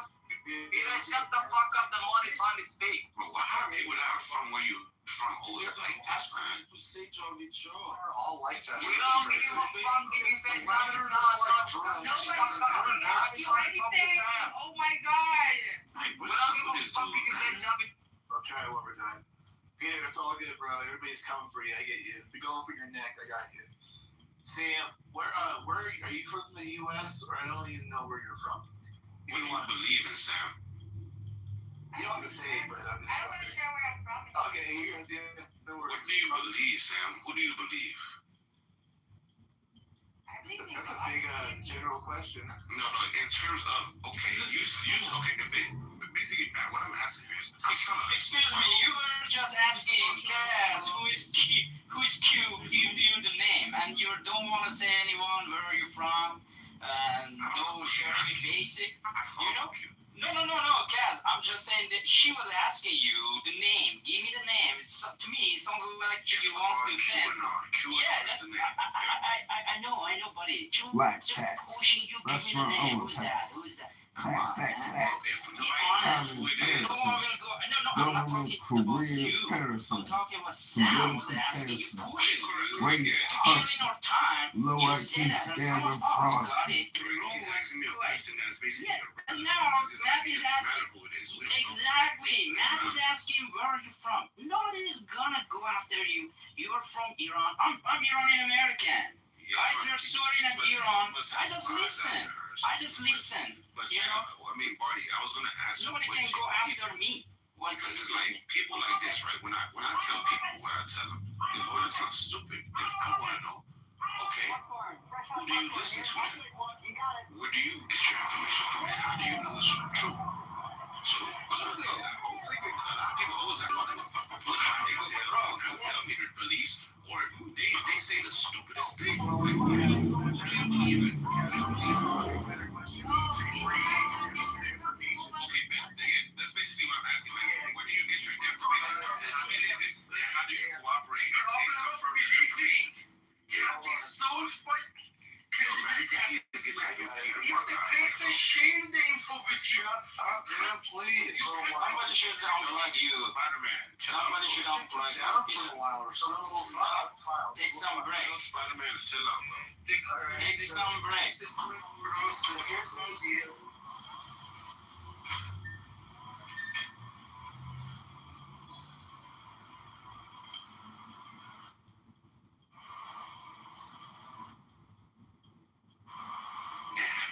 do you know is valid? Yeah, I like this question because we don't. I'm gonna ask you this question everywhere I get my information. Do you mean like in general information? Okay, you see how I have a belief system, right? How do you know what is okay to believe something? Where do you get your information from? What do you consider valid? What do you consider invalid? Is all information good information with your discernment? Like what do you believe is going on? If you don't believe me, what do you believe? Well, I definitely don't just believe one person. Like, I'm not going to believe you and never. I don't believe any like individual. So who do you believe? Stuff. I believe in God first of all, and then second. So does God tell you what's going on? Okay. I'm Don't bring talking. God in. If you want an answer, Don't bring then God you in. speak. Let her answer. Go ahead. Secondly, you have all these information outlets. You have leftist information outlets, which recently I discovered are very one-sided and unfortunately not completely like giving all the context. You just found this You out have the right. Let me speak. Go ahead. And then you have the right-wing media outlets, and you have the centrist media outlets. And that is my information. All of these different outlets, and also from universities, and so that's where I get my information from. I don't go on social media for my information. That's one thing, that's for sure. Okay, I see what the problem is. So, Bro, university have political information, bro. Please, Peter. What is she talking about? Yeah, so Matt, if you could see her answer. One is I took a couple things. She says she just recently discovered that the left is, bro, I've been knew this. Some people, we all know this. So you were listening to the left, and you recently found out they're lying because you don't have any discernment. Because you would have been new for years. Now, I'm not telling you to listen to the left. I'm not telling you to listen to the right. And you listen to universities. But the thing is, you're giving your own power away based on the information you receive. Because every information, you have to receive it from people that have to speak the information before it gets to you. Me, and then you're going to discredit social media. Well, you just said you take information from everywhere. I take information from everywhere too. And I know social media is one of the biggest places to get the information from because social media has all the truths on there. So if you go to Twitter, you will see everybody posting information in real time. Now, you're not going to just take the information. You're going to go down the rabbit hole. Usually people have a lot of explanations and evidence to the stuff that they say. You can get some information. Right, but the thing is, I get you, Sam, but the point I'm trying to make is your level of discernment to me, you have a weak level of discernment because you just X'd out social media, right? So basically what I know way more. I did not, I just told you, I do get some stuff from social media, but not right, I don't exclude, I get information from everywhere, but I have discernment because you would not say anything I would say is stupid or far-fetched if you've actually gotten all the information. Right? Because what I'm saying, other people know this because this is real information. So what you're telling me is you just You're literally repeating what she said already, dude. Kaz, you're being disingenuous as. I heard what she said. Because when I said what I said, she said she gets it from like doctoral thesis at universities, studies, and she gets some from social media. And all you're doing is saying the same thing backwards to her. Because she has a different culture and more ethnicity than you. Bro, all you've been doing is like hate fashion, bro. Like she has a different her version of culture and ethnicity is different than yours and mine. Like give her a freaking break, bro. You're making it a conversation. It's not. Look, it doesn't matter what your culture is, but there's only one truth, right? There's only one truth. I don't have discernment. I don't know the truth. You're like a conspiracy theorist. Okay. First of all, these are ad hominem attacks. What's going on? Anything she said. Explicitly, Sam is not with the prince. Okay, Kaz, we got got it. Let me just get more people in here. I do like this. I like the subject though, because it does really matter where people get their information. I do think Sam does do more than just, she does get her stuff from. He doesn't know what QAnon is, bro. Well, she didn't know what it is. Everybody knows what it is. It doesn't mean that they don't know what's going on. It means you don't think people know. What do you know about MIRC and Galnet servers and serving files? Hold on. Okay. Oh, you don't know that? Oh, you're so How's that really? yeah, because you're trying to tell her what she doesn't know that you know makes her irrelevant to your point of view. We gotta know what's important, what's going on, right? This room right here, we're talking about Trump and Iran, right? Back in. Come back in. All right. Ken, welcome to the stage. No one knows what you're doing because it's spam. What is The it? big handshake will sensitive information is quick. Jesus. One of the things I want to say about the mother movement is that it's a cult, right? The fact that Trump can say that that says he's Jesus Christ and not the Trump, we're coming to Atlanta to see you, Ken, and we're gonna save you. It didn't say he was Jesus Christ. Other people don't wait. Whatever else is this, dude? I will never support Trump. I will never be MAGA.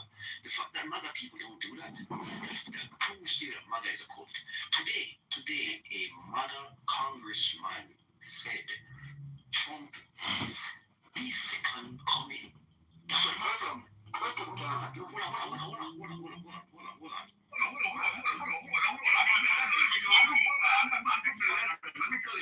me tell you, I'm the man.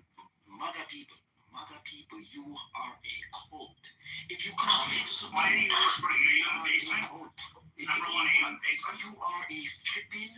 So funny, dude. Hey, Ted, are you sad that we're winning? Are you sad that we're Are you in the basement?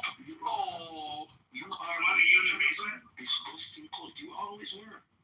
It's okay. You're not going to get in trouble. You're going to speak your mind. You're making me rethink my choices about supporting Trump. I'm a cult. It's a cult. No way. One, speak your mind. Speak your mind, one. Speak louder. Speak louder. The person's there with the gun. Don't worry. I'm rethinking my choices about Trump now. It's a cult. I've just learned. No. It's about supporting. Oh, don't tell me that, man. Can you whisper any lower? Can you go lower? Trump has presented himself as a deity, and you still see the support. Tell us how they were just flatting all over again. I support There was a ton of Osama memes showing you as holy. Cool, I'm part of a cult now. I like this. Cool. I didn't know that. Whoa. Messiah. Tim, wait. We gotta have a conversation. What do you make of Obama being the Osama Messiah when he was talking about him? Wait, Obama? Did Obama? Did what I mean saying that he's the Messiah? No, but people did, and nobody outraged. His White House referenced it in one of the first press briefings. You see what the problem with 10 is saying? Let me ask you a question. Answer it with a yes or no. Did Donald Trump say, he's gone, I am Jesus Christ, or this is me as Jesus? Did he say that? No, he left. He's gone, dude. Time out, guys. Time out. I feel like we're being a little bit maybe disingenuous. I mean, he doesn't need to say. Our play food? I don't know. Well, he doesn't need to say. He doesn't need to say like he is the Messiah for the sake of coming. I mean, him posting that image. Whether or not I'm so sorry. I didn't know that the middle of my sentence began during your sentence. So whether or not he's saying that he's Messiah, that was without a doubt disrespectful, and a lot of Christians comparing it to blasphemy. So I mean, here's the thing though. He posted a picture. Now tell me, what was evil about that picture? And one, yes, he does need to say, this is me as Jesus Christ. I'm disrespectful. You can't just go by the picture of him touching somebody, right? Hating somebody, wearing something that not only Jesus has worn, and say he's saying he's Jesus Christ, he's blasphemy. Bro, you guys are reaching, because if you really just look at the picture and listen to what I'm saying, you'll see, well, this isn't blasphemy. He isn't doing you saying that you're making the claim that he looks like a doctor? I'm saying what he did say was he's a doctor. I say you guys say he's Jesus Christ. He's Jesus Christ. Let me tell you. You're so stupid. What was disrespectful about that picture? Because didn't Jesus say to be just like Jesus? Didn't Jesus say to be like him? Are you prescribing me what I'm supposed to do as a believer of Jesus Christ? Are you prescribing me what I'm supposed to believe as what Jesus Christ wants me to believe? Are you prescribing to me? You're not answering the question. Are you prescribing to me what I'm supposed to think as a follower of Jesus Christ? Yes or no? I'm prescribing to you. I'm prescribing to you. Did Jesus tell us to be like? All right, that's not what I asked. So your answer is no. You're not telling me, but then you continue to tell me, which is a prescription for you to continue to tell me how I'm incorrect with my own belief system. So please continue to tell me how I'm wrong, Kaz. Yes, this is why you're wrong. All you have is ad hominem attack. You can't actually attack the points of the view. You attack the people within the view. 3 reasons why you're wrong. You could attack these points. I want to hear you attack these 3 points with logic, right? Beat my point. I'm making a point for you to beat my point and prove me wrong and make me look stupid. Look at you. If you and Darren moved to the South Side wasn't a part of it, you could probably win the election. You would actually have to do it. Still. My 3 points and I'll land my plane. 1. Let me say this again. 1. The picture does not disrespect Jesus Christ. Is that a fact? Is it Jesus Christ having sex or smoking cigarettes? No. It's healing people. Is that what Jesus did? Yes. Can you heal somebody as a person? America to the Republic, for which it stands one nation under God, indivisible, with liberty and justice for all. That's the claim I'm making. I'm giving you both sides. Whichever way you want to look at it, right? Bro, make up your ever-loving mind. Bro, shut up and listen, you old ass man. You always have. Yeah, I'm old. You might want to learn from the wisdom of your elders instead of being a little fucktard. So this is a new age. Clubhouse is a new thing, not an old thing. Okay, so you're in the wrong place. Who do you think made it? Made it for who? Not old. You kids didn't make this shit. It was the old heads that made this thing. Like y'all taking it over like you like, oh, we invented it. Oh, we invented peanut butter. Didn't you know black men invented peanut butter? Is the picture disrespecting Jesus in any way, have him doing something he wouldn't do? No. 2, did Jesus Christ tell us not to follow in his footsteps? And 3, did Trump say that was him, Jesus, and is Jesus the whole? Number 2 would be wrong.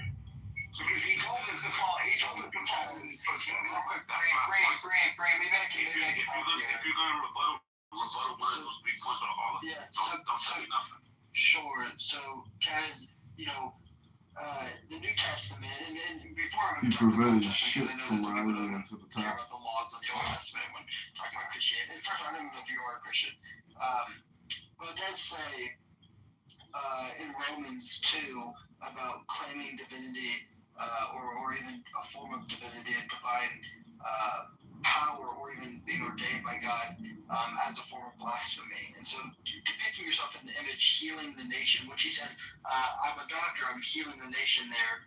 So he's saying in that image, he feels that he's healing the nation, which, I guess that's a subjective term, but could consider especially through that picture, that's divine. Putting your hand on someone and healing them, that's a divine power. So, yes, that would be considered blasphemy in the New Testament. So you're saying the people that followed in Jesus' footsteps in the Bible were blasphemous to Jesus because they were doing his work, right? Wait, didn't Jesus say, render unto Caesar what is Caesar's? Wouldn't it be like in the modern days with people that are alive now? Render unto Trump what is Trump's? I really just gave you, all you gotta do is interrupt because I made a point. Why not have it page go? Explain the verse. I said, did Jesus not say, render unto Caesar what is Caesar's? What does that mean? Yes, he did. But those people are dead. That's 2,000 years old. The Can you shut the fuck up for fucking 5 seconds? What you said, bro? I would if you would shut the front door. That's what you should have done next. Shut the front door. Go on mute. Go on mute.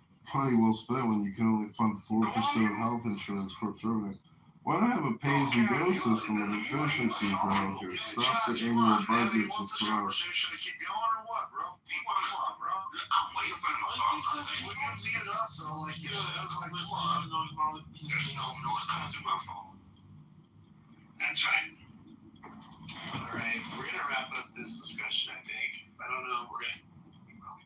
Matt, this is Alistair. I'd like to say something about Epstein and Alex Jones and the truth that has come out. You say Epstein?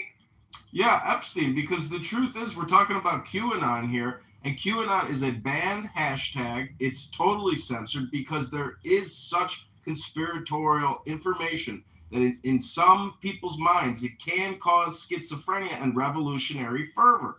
So, but the point is, Podesta, Bill Epstein, Bill Clinton, Bill Gates, dozens of other people, nobody's been arrested, but dozens have resigned.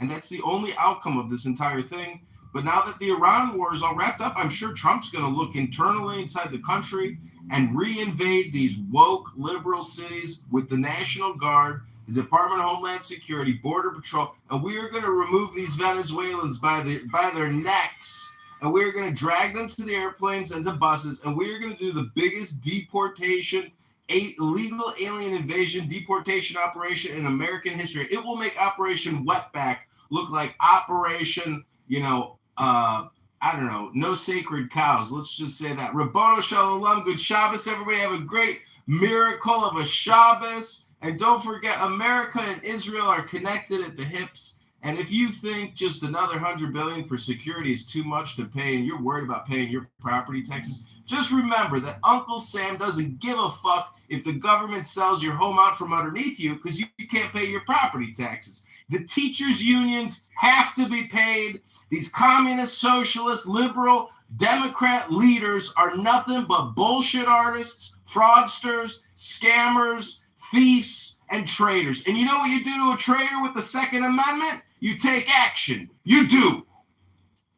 Now, just to your point, bro, yes, the QAnon, just to let y'all know what's going to happen next. QAnon is saying after. Oh, shut the fuck up. The QAnon, they say, the QAnon, hey, don't you got to be swinging on buildings with your web or something, bro? Like, Yo, Peter, bro, chill out, man. Come on, we're trying to get this shit going. Peter, pumpkin eater!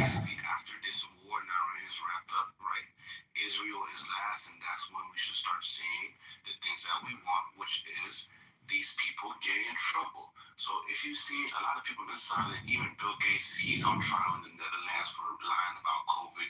Y'all should start seeing how everything connects to each other, leads back to the United States, leads back to the Epstein files, and you'll be surprised by what happens next. So just remember I told y'all, and when it's happening, pay attention. Remember I told y'all this shit, bro. Because all this shit's coming true. Thank you. Hey, Matt, you see why Matt, you see why I don't take your room seriously sometimes. I mean, letting an idiot like this guy speak. What makes him? Somebody's projecting, Ben. Somebody's projecting, Ben. Ben, you're projecting. Michael Jackson, you're projecting, Ben. Ben, you're projecting. Matt, I love you, Matt. But where do you get your information from? But letting idiots like this speak Where do you get your information from, man? Look, I've heard Cass speak in several rooms, and every time I hear them, like, nobody God created can be this dumb. Got it, Ben. So what was on Wiener's laptop, Ben? What was on Anthony Wiener's laptop that a dozen New York Police Department officers died after they saw? What was on Wiener's laptop, Ben? And who is Huma Abedin married to now? Alex Soros. Yo, man, people like him, they don't know about the Anthony Wiener laptop. That's the problem, man. There was an accusation claimed by Cass. He gets to respond to it. Right. So, Ben, so Ben, you say I'm dumb, right? And this is why people like you, don't attack me for what I believe in. Just ask yourself, why don't I know this shit? Because you're the dumb one. I'm just giving you information, and what people, the reason the information doesn't go out there is somebody always trying to discredit somebody. Stop trying to discredit what you don't know and go learn and go prove me wrong. Don't call me dumb. Don't hold up the conversation. Don't manipulate people. You don't even know about the Anthony Weiner laptop. It's just projection, Kaz. He has no point. He just comes in here to project. That's it. I'm telling you, there's a lot of real confirmed things that confirm the conspiracy things, right? So that's what I'm saying. You take real facts, you have to use real facts to even confirm the shit you don't know. And that's what I've done. The Anthony Weiner laptop is real, bro. The fragile drip, file. Well, for example, let me tell you this. Let me tell you one thing. Bro, shut up, bro. Let me answer your question, bro. Guys, chill. Let me answer one question, right? So, in the Hillary Clinton, let me tell you, I already know you. I was in the room, so I already know you. very rightfully. You want me to walk you through it? You want me to walk you through it? Okay, just be quiet. Yo, Ben 10, be quiet. So, let me tell you, did you watch the Hillary Clinton deposition, yes or no? The one with Epstein? About Epstein recently, yes or no? Not really. I mean, I heard snippets. Okay, so this is the problem, right? You didn't watch this interview. So I watched everything. If you watch that interview, you would hear them ask her, do you know anything about the Anthony Weiner laptop in the video Frazzle Trip? You would hear them ask her that question. And you would see her respond, and her lawyer get mad, and then they go off the record. But they officially asked her about the Anthony Weiner laptop and Frazzle Drip. Now, if you don't know what the Frazzle Drip conspiracy is, it's a video of Hillary Clinton killing a little girl, ripping her face off. So, listen, bro, and this all connects to Pizzagate and Epstein files. You're lost because you have no discernment. You have nothing. I can't help you, bro. I can't help you, bro. Answer. Even you that is MAGA, I'm sure you're chocolate. Man, you asked him about what I said. Can you ask him what they asked him? How do you spell that? Dude, can you put a link in the chat? It's so funny. I've been in several rooms and I've actually told. Can I finish? I've been in several rooms and not just myself. People have always said, Paz comes on stage and just says the dumbest and most BS thing without any proof. You know, if you're in a room with stupid people, you're going to be stupid. Well, I know that you are the Socratic method of like spinning everything into like spinning confusion into the conversation. Because there was Sam making a very good point, and then you took it personally, and you took the high ground of being a victim, and then you started slamming her. Dude, all you started doing was ad hominem attacks. You never attacked any one of her points. You guys are doing ad hominem. Bro, all you are is a distraction of a complete digression. That is literally your whole shtick. Why did they ask Hillary? This is literally your whole thing, bro. Anthony Weiner laptop. Why did they ask her? Because they were stupid. Yeah, this is true.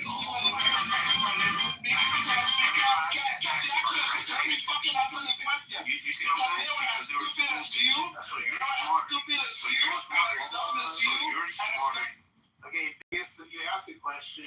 People, you get the. You heard his answer. He said because they're stupid. Hold on, biggest answer, man. This is the way this works. Go ahead, Ben. Go.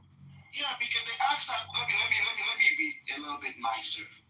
They asked that question because they're as retarded as you, and to ask that kind of conspiracy field question on a national stage like that. Do you know who Anthony Weiner is? Same people don't look at what you're saying. Oh, do you know who Anthony Weiner is? Hillary Clinton. Dude, we all know he's a congressman that sent dick pics, dude. Nobody fucking cares, dude. Basically, he's guilty of doing pedophilia shit, right? He sent it to an adult woman. That's not pedophilia, you dumb fuck. I know what I have to do. Let's connect the dots slowly, right? Let's see how stupid he is. Let's hear how dumb your conspiracies can be. You know why? This is going to prove how stupid you are. So basically, he does the same thing on every stage. So you guys, I'm surprised. He does the shit on every stage. So let me get this straight. Anthony Weiner. Hold on. Let me get this straight. Hold on, Ben. Let me get this straight. Anthony Weiner is Hey, Matt. Catherine, your girlfriend. Ben. Let me get this straight. Anthony Weiner, he's a real person associated with Hillary Clinton. The laptop is real. he did get in trouble for sending dick pics to underage girl. So all of these are it was an underage staffer, you dumb fuck. So all of these are real, right? It was an overage staffer. What the fuck? It was a 14-year-old girl. But so all of this is let me use your logic. I got you. Hey, Cass, Trump is a real person, right? I got you. Trump is a real person, right? Yeah. He was in pictures with Epstein, right? Did he go to jail like Anthony Weiner? Let me finish. Epstein was accused of giving shit to little girls, right? Your point is so that. by induction or by whatever logic you're using, Trump did something, right? You see how But here's the difference. You really see how dumb Here's the difference. Anthony Weiner went to jail. Went to jail for that. Are you recording this so he can play back to himself? Hey, Anthony Weiner you sound retarded. Somebody went to jail for doing something, and you're talking about the man that didn't go to jail because none of this shit was found to be true. You're talking about somebody go to jail. Epstein didn't go to jail. We're talking about Anthony Weiner. Epstein did not go to jail, dude. Anthony Weiner went to jail. Anthony fucking Weiner, bro. Listen. Anthony fucking Weiner. He just said it. Epstein go to jail. Epstein go to jail. Anthony Weiner. He went to jail. He pled guilty to sending inappropriate pictures to a 15-year-old girl. He did do that. But like you act like there's some other conspiracy, like drizzle, like Hillary Clinton ripped the face off of some girl in Pizzagate. How do you make that fucking connection? Because the Fauser video was found on the Anthony Weiner laptop. This is the same Anthony Weiner that went to jail for doing pedophilia. Wait, you're telling me that like the Department of Justice has Hillary Clinton ripping the face off of a young lady and they've done nothing about it? They have that shit. It's I call bullshit. Hey, bro, that's why they asked her about that shit. The stage is being set, and this is what QAnon has said the whole time. And I'm watching this real time. I'm just giving y'all the information, the obvious shit, right? And these are the people that call me stupid. Ben, he's talking about Epstein, but we're talking about Anthony Weiner. I'm connecting the dots in a way that even a stupid person could just think, okay, I'm trying to use your logic. Y'all like you got a fucking shoving marker and you're fucking Stop for a second. These are the people that call me. You guys gotta stop because he is right. Look it up yourself. Anthony Weiner. I literally just fucking said it. I literally just fucking said it. Doc, chill. I literally just said it. You saying it again doesn't make it more right. Wait a minute. I literally just said he was sending inappropriate pictures and pled guilty for sending it to a 15-year-old girl. I already said that. Hold on. Why are you repeating it? Why did you say overage staffers? Well, you said overage staffers. It started with the overage staffer. Yes, but he went to prison. Oh my God. You are so much more right than I am. I am so glad you're more right than I am. Bro, I mean, you see the people I deal with, bro? Be real. I mean, be a little hard. All I'm saying is, and I'm not even. All I'm saying is the same thing that you already said, but I'm just saying, like, I've said it more important. Doc, you said overage staffer. You don't know. He made the claim. The whole thing started because, oh my God, you're so dumb. Why did he go to jail? Is it a crime to text an overage staffer, Doc? He went to jail, bro. He went to jail for texting a 15-year-old girl. Sexting her. Ben just 21 fucking months in federal prison. Ben just trying to compare Donald Trump to, he got exonerated, bro. They looked into him too. They didn't find nothing. But guess who? Bro, you guys are so blind. It's so scary how people are so blind and stupid, bro. I get called stupid by the most retarded people on earth. You get called stupid by a lot of people, though, right? You get called stupid by a lot of people. Never by smart. Well, with the way that I can imagine that you get called stupid quite a bit. I don't. He does. In every room I've been to, 95% of the room. Dude, your personality is completely egregious. My personality? You need to say it back. Well, dude, I've been on here for 5 years, bro. I ain't yelling at all. Come on, bro. I ain't even got. Dude, you didn't yell. These are the dots, right? So I'm ex-military. When I yell, you know I'm yelling. So 9 officers looked at the Anthony Weiner laptop, right? This is all true. Nobody cares, bro. Nobody cares about your wiener. Nobody cares about your wiener, bro. Nobody cares about your wiener. We were talking about Trump. We were talking about Trump, and you gotta make it the centrist to you being the centrist to the room. Wow, Kaz, you already slammed Sam because you didn't attack her points. You attacked her. You made her go on you. So, dude, I'm coming after you because I ain't afraid of some little bitch like you. NPC, bro. You're old. Dude, you were a non-playable character that I fucking did the cheat code on, bro. I'll do up, down, left, right, B, green light, select star on that ass. Your time on Earth is almost expired, bro. I ain't gonna lie, bro. I'm gonna be alive when you die. Somebody shot his Are you sure about that? I'm gonna be alive when you die. Are you sure about that? Tomorrow is promised to no man. Oh my God. It's enough. This is an old man, bro. Like, this dude's almost expired. Like, this dude is wearing a NASA shirt, bro. That's how you know he's a dumbass, bro. He's wearing a NASA shirt. He supports NASA. Are you? You talk as much as anybody. But as you can see, right, these people just took a convicted pedophile, Anthony Weiner, who's Like you? friends with You were convicted pedophile? Because you sound like you were convicted pedophile, Kaz. I can't believe you sound like you're a convicted pedophile. You just keep talking about pedophilia like, you know, like you're trying to justify and project for your own position, Kaz. You sound like you did a little kid, bro. You sound like you're a candidate for my wood chipper. He's just repeating like René. He's nobody. Guys, why are we doing this shit, y'all? Come on, let's not do that, huh? Let's like chill out. Too much, bro. Like, come on. He does not let us to his gene. He touches. You guys keep attacking me, but not attacking the family. He thinks he's an element. You guys are not acting the right way. You were the one that started the whole process. You know, I wasn't. I'm just better at it than you. Somebody tell me. I'm just better at it than you. You're just bad about that. Trust me. Would you go first? Take more time to get down. These people, man. It's on the phone right now. That's why we gotta like hold the room together and not let it all get killed. That's the problem. When I speak on stuff that people don't know, they just don't know. Nobody cares about you talking for the last 45 fucking minutes, bro. Hey, Cass, can I ask you a question? You can. Can you at least just put in one receipt or one link to anything that you speak about? Just one. I'm asking you one. I want to show you that position quotes about the Anthony Weiner and Francis Drip. You're talking about the Francis Drip. You want me to show you the question that they I want you to show me the video of Hillary Clinton pulling the face off of the girl. Yes.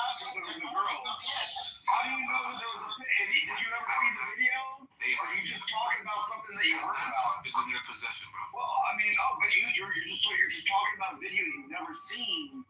But so now you're being a propagandist. You're literally being a propagandist because you're talking about a video you've never seen. I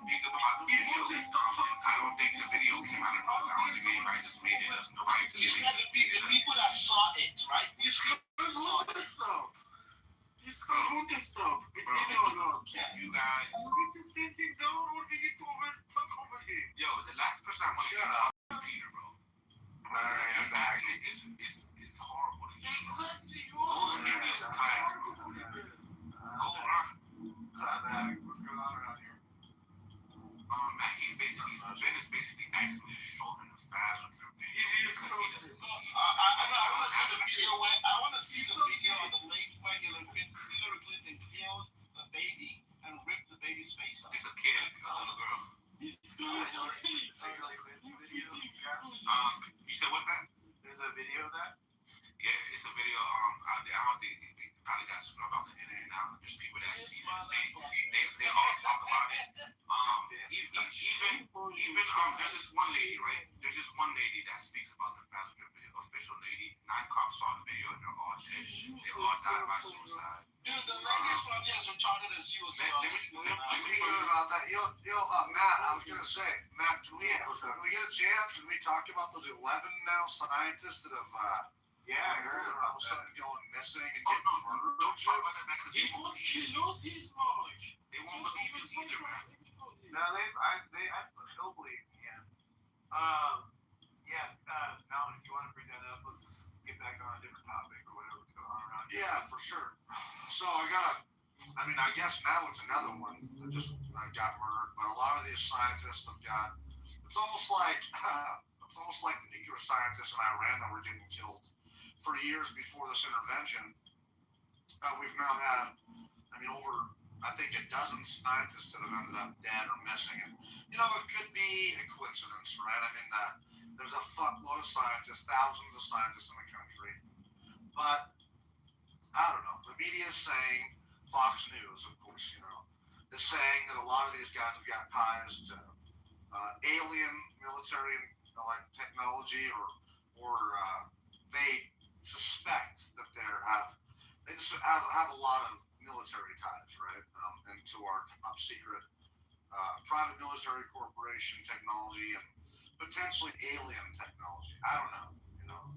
I can't be a coincidence. May I point out an observation about your observation? The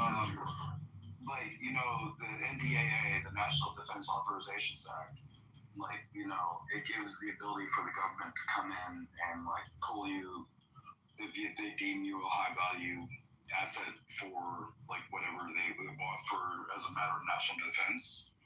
And they don't have to tell your family, they don't have to tell anybody. They can just take you off the side of the road, come home from work one day, and nobody even freaking knows. They just find your car on the side of the road. There's a lot of stuff like that. I'm not gonna really talk about the stuff that DARPA does, but there's a lot of stuff that's really deep and dark that they'll yank people straight off the street if they deem you high enough of an asset. Can you prove it? Yeah, it's called the NDAA. It happens. The NDAA gets reauthorized every freaking year. There's no I can believe what you're saying without a link. NDAA. Can you post a link, bro? Old man, can you post a link for us? Kaz, will you be able to read the link when you post it? Well, guys, you want me to read something off to y'all real quick here? Just I'm not talking out of my ass. This is on Claude. So the real and actively developing story, and it's being taken seriously at the highest level of government right now. The basic facts are accurate. The White House is investigating a wave of scientists and government employees with high-level classified clearances who have gone missing or died. The number being cited is around 11, though the exact body count or exact count depends on how broadly you define the group. Those who they say are missing. The cases span NASA, national labs, defense contractors, and academia. Some examples are Anthony Chavez, former Los Alamos National Laboratories employee, missing since May 8, 2025. Melissa Casios, administrator worker at Los Alamos, missing since June 26, 2025. Monica Reze, director of materials processing at NASA's Jet Propulsion Laboratory, missing since June 2022, June 22, 2025. Stevia Garcia, the government contractor at Kansas City National Security Campus, missing since August 28, 2025. William Neal McGoslin, retired U.S. Air Force. Everyone is after Trump. Anyway, I don't know. There's a lot more, too. Trump is not investigating. Trump just... No, I know. I'm just curious. It's interesting. It all started in 2025. Well, probably not. But anyway, let's see here. The critical caveat, law enforcement and other scientists say they don't see any connection between the cases. Several of the disappearances share behavioral patterns consistent with mental health crisis rather than foul play. People walking away from homes at night, leaving phones and wallets behind. Some deaths have no confirmed cause of death disclosed publicly, which fuels speculation, doesn't confirm wrongdoing. The bottom line, the cluster is real, and the White House is genuinely investigating it. There's currently no established evidence of coordinated patterns of foul play.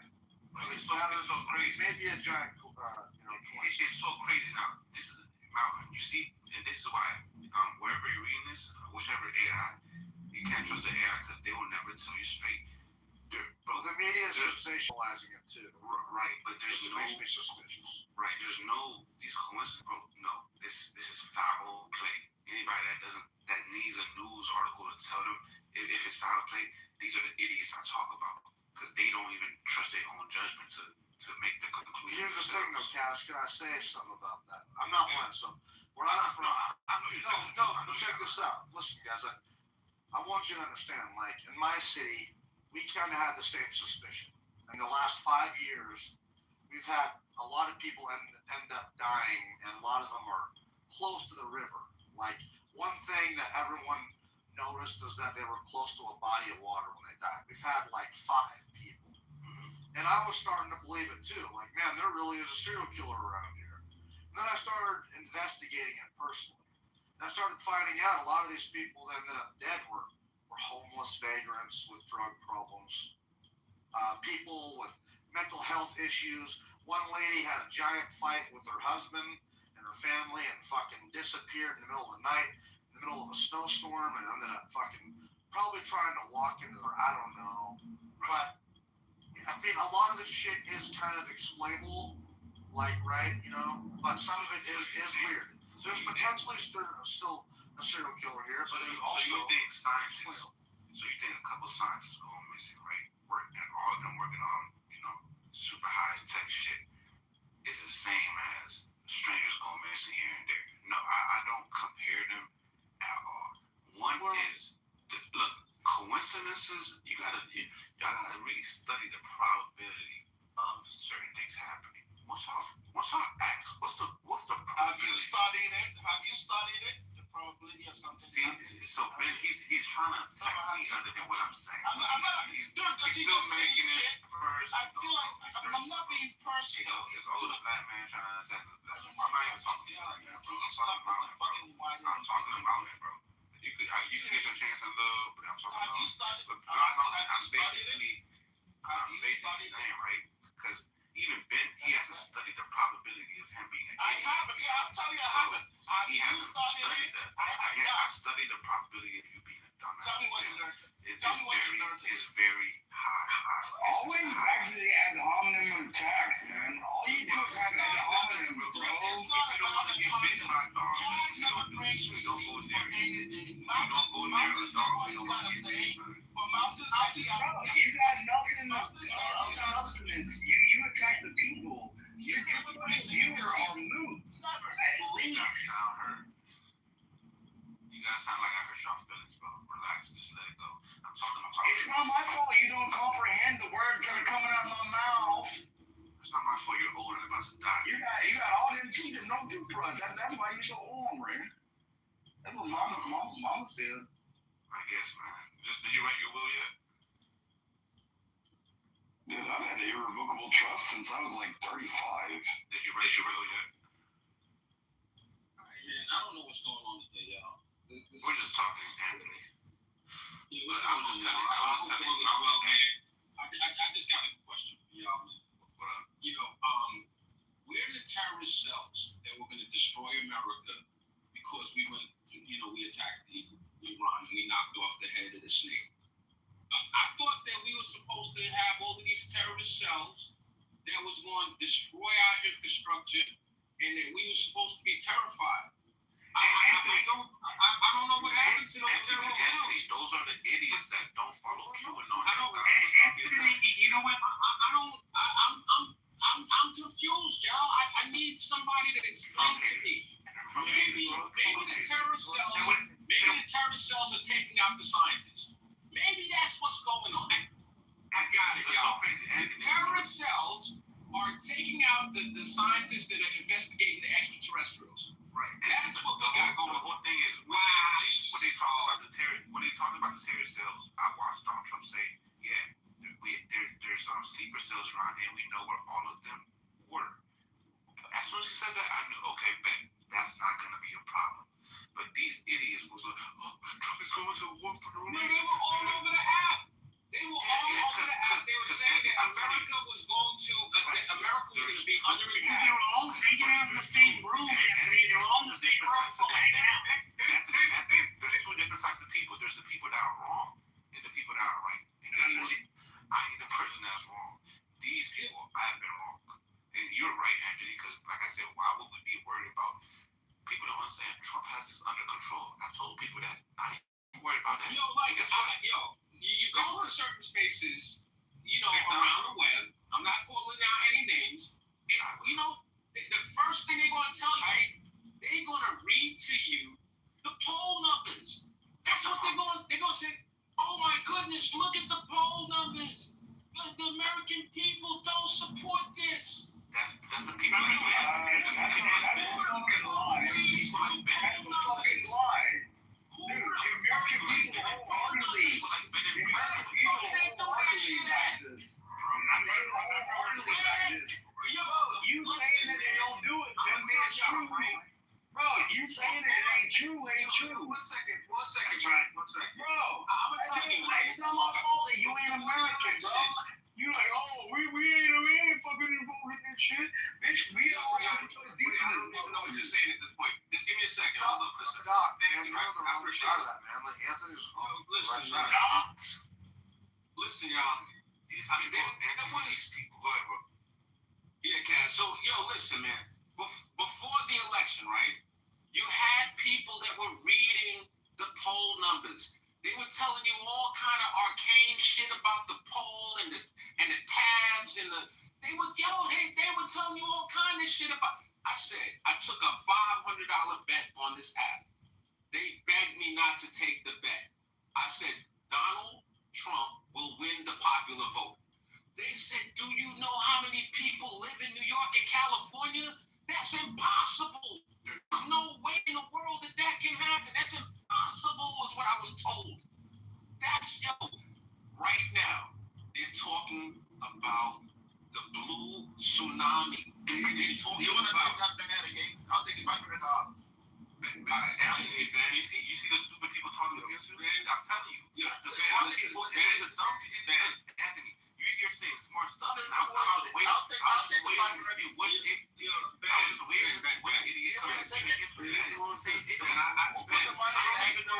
Ben, I don't know what you want to bet, Ben. Okay, Ben, stop. Stop. Ben. Let me, I'm going to land, and then we can start talking about bets. All right? You and I have, Ben, I ain't scared of betting shit. Let me go after you. You got it, Cass. I'm happy. Just let me land. Let me, you know what? I've been inundated. I've been bombarded with Trump haters. I just want to have my moment in the sun. Can I have my moment in the sun, Ben? You guys can get back to hating Trump. You can do all of that shit. Right now, all I want, Ben, is my moment in the sun. Let me enjoy my moment, Ben. That's Ben, listen. Ben, there's spaces that we can go to, and we can have all the Trump hate in the world. Ben, right now, right? You have people on and off the app, all over the internet. They are unhappy. They aren't happy right now. They are upset. They're upset with Iran saying that the Strait of Hormuz is open. They're upset with this shit.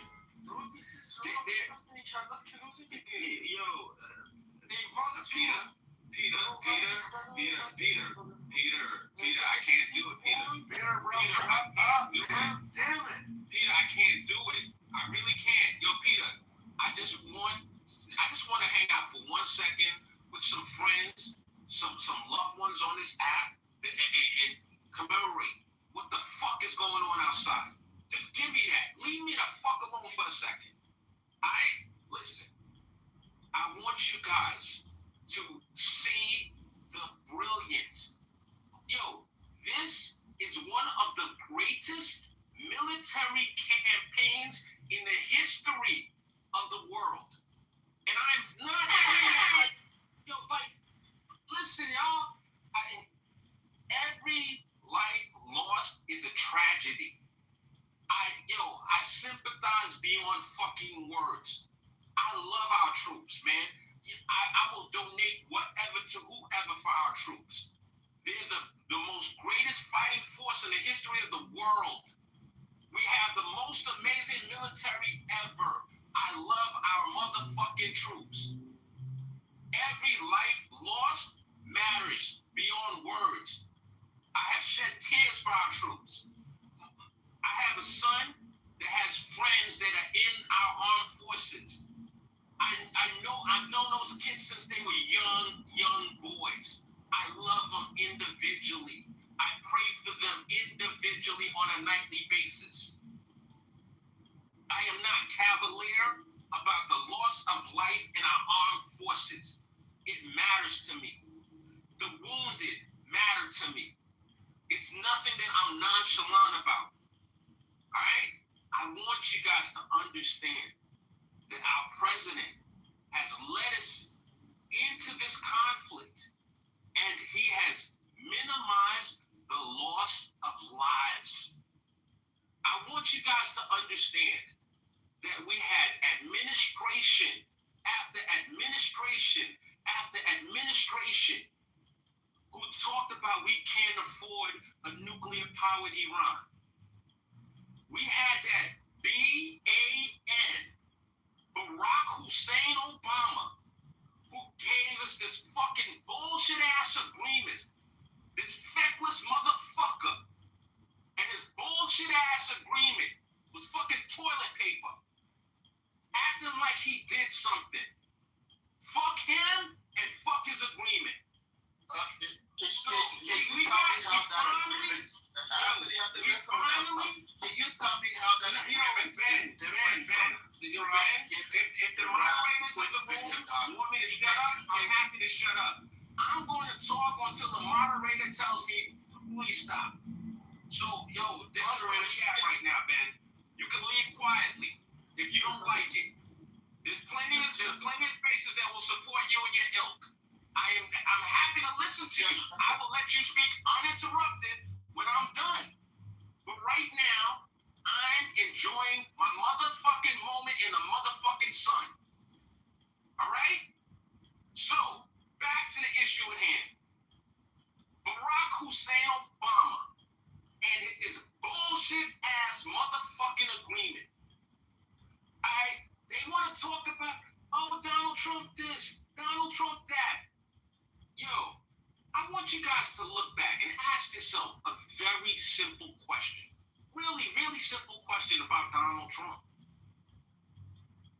Since we've had the division of North and South Korea, and that thing called the DMZ, Demilitarized Zone, the DMZ, how many sitting U.S. presidents have gone to the fucking DMZ? How many? How many? One. The motherfucking president that went is Donald J. Trump. Motherfuckers, sit down and look at a Netflix special. They call it The Unstoppable. But the true name of the Netflix special is the Unstoppable Nigger Act. Alright? The Unstoppable Nigger Act. That's the real name of that Netflix special with Dave Chappelle. Dave Chappelle sits down and he goes through this whole diatribe. He breaks down why they started this motherfucking act. Mind you, this is what the only two charges that Sean Puffy Combs got convicted of, another unstoppable nigga got convicted of, was the Unstoppable Nigga Act, the Mann Act. Yo, he talks about McCain, Stevie Wonder asking him to go, all of this motherfucking shit.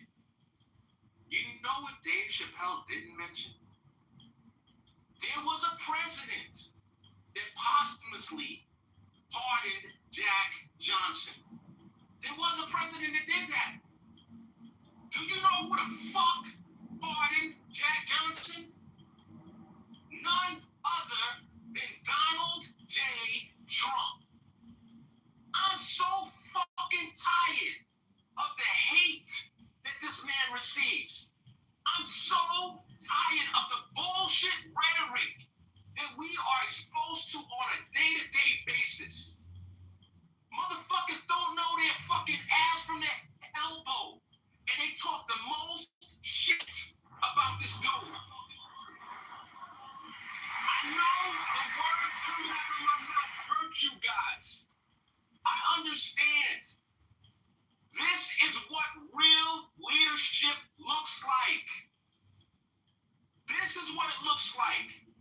Take a picture.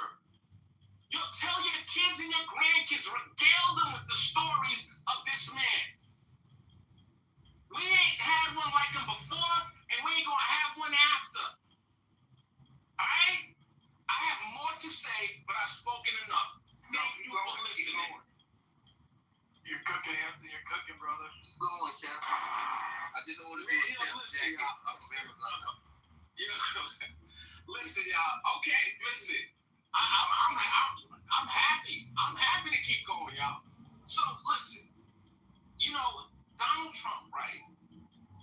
They were like, yo, listen, we are the puppets of Israel. That's the other talking point. It's, you know, Epstein was an agent of Mossad. There's dirt on Trump. We got bribed into this fucking war. Yo, really? Oh, this war was a distraction from Epstein. The war is a distraction from Epstein, but our first lady goes on national TV and says she was not a victim of Epstein. How the fuck is that going to make everybody forget about Epstein if this was supposed to be a distraction from Epstein? Make it make sense. That's a reach. It doesn't make any sense if that was the goal. As far as, yes, we've had moments during this conflict where the United States and Israel have had divergent agendas. If you read between the lines, at certain points, Trump wanted to negotiate with Iranian leadership. And he was frustrated with the fact that Israel kept on knocking off their heads, just kept knocking them down. So, yes, we had some divergent interests. But, of course, we can't acknowledge that because that doesn't suit the narrative that he's a puppet of Israel. That would contradict that narrative. But we can't be honest. We can't tell the truth. We have to pretend.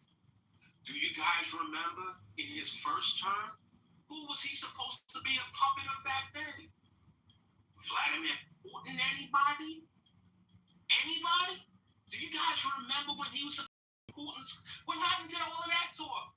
Manchurian candidate Putin has so much on Trump, and he's just a puppet. What happened to that bullshit? Yeah, he was on the thing. I'm happy. You know, listen, I believe everybody should have a right to talk. I think bodies should have a right to express themselves. I'm not a censor. I'm not that dude. So you're welcome to talk, but I can't hear you.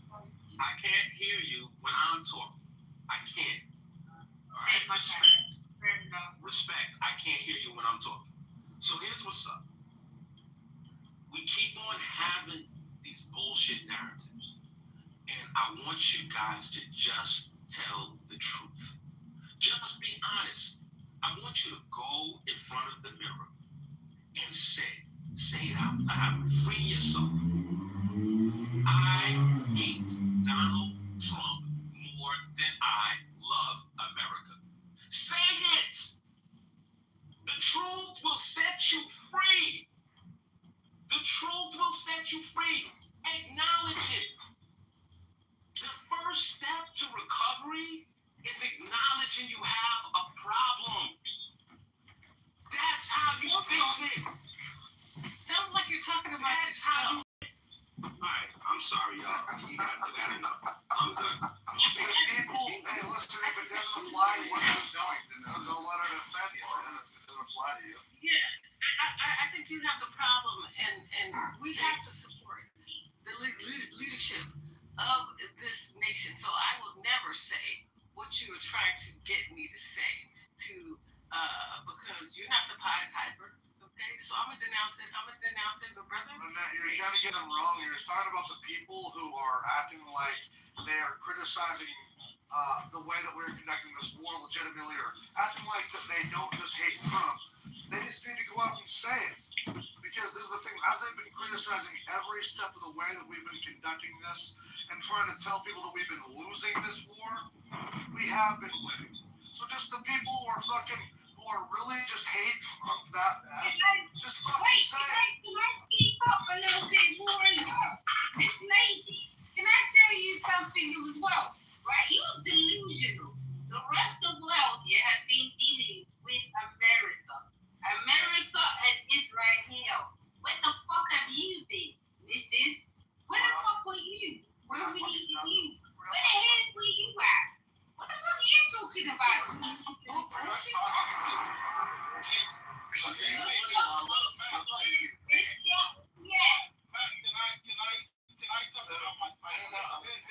Somebody's getting packed. Yeah, someone's getting packed.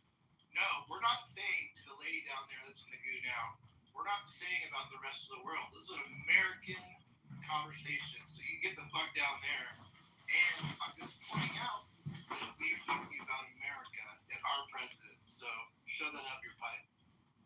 So Gary, I talk about my $500. This told you it's an American conversation. With your heavy ass accent. Talk about BT, do not disrespect an American when he's talking to you. Please. All right, go ahead. Don't disrespect that. So Anthony, you still want to do the $500 bet because I gotta buy my kids Christmas presents by December. You want to do it? I'm game. We can give it to Matt. Ben, we can give it to Matt to hold. Ben, I'm not trying to argue. Ben, I'm not looking for an argument. I don't even know what you want to bet. What are the terms of the bet? Okay, so Ben, I want to clear. All right, right now, historically, we can look at your boy Barack Hussein Obama. He lost more freaking congressional seats than arguably any president in the history.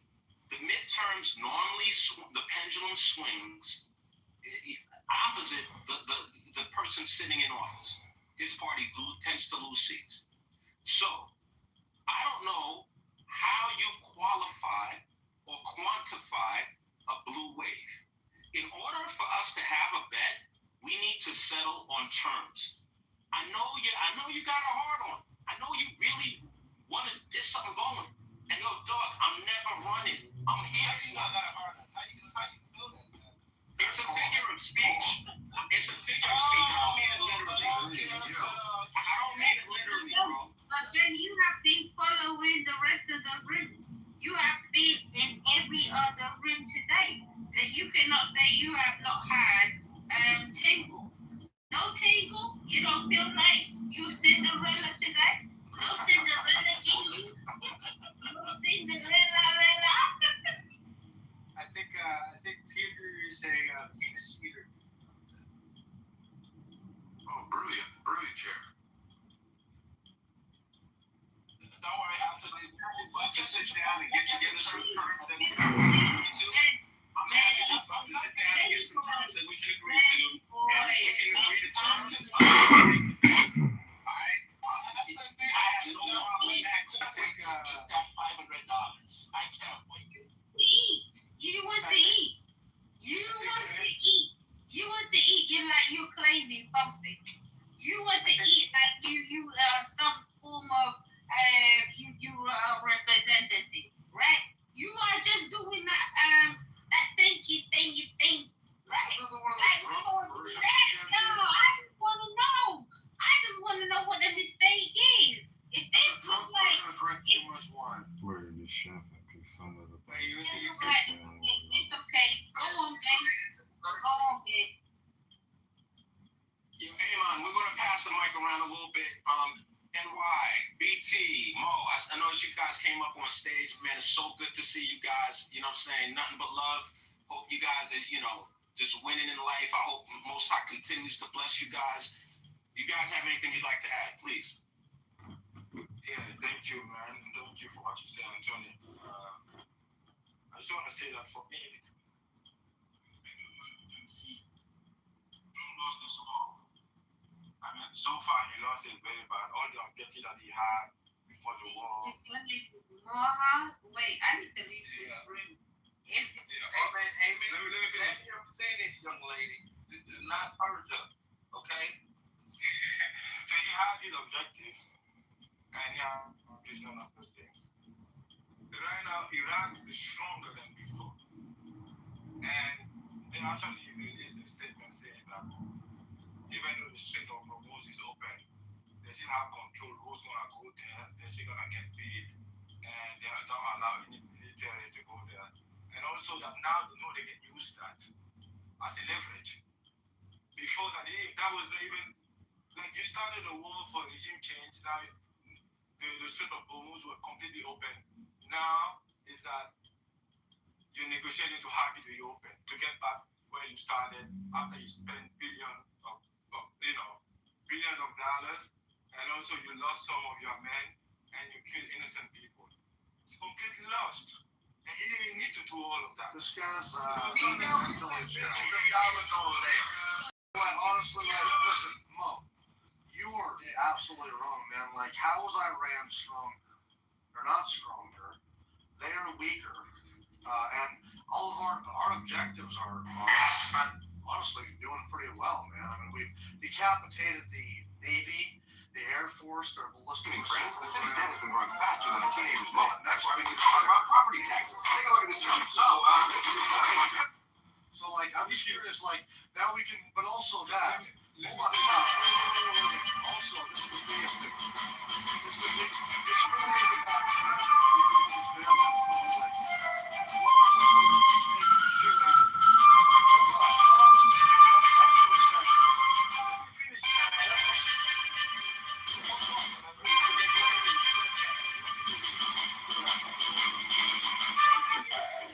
I think there's still some interpretation around what unreleased, but and that's how I'm going to be declared. Kind of, I know sometimes I might come up.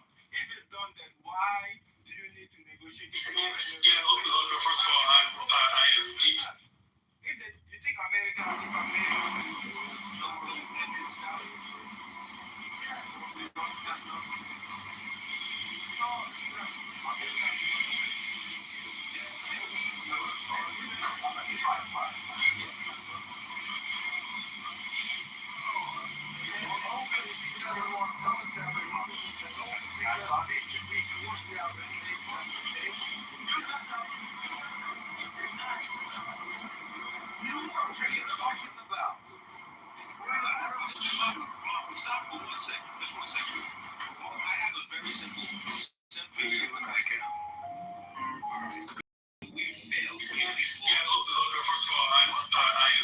deeply heartbroken.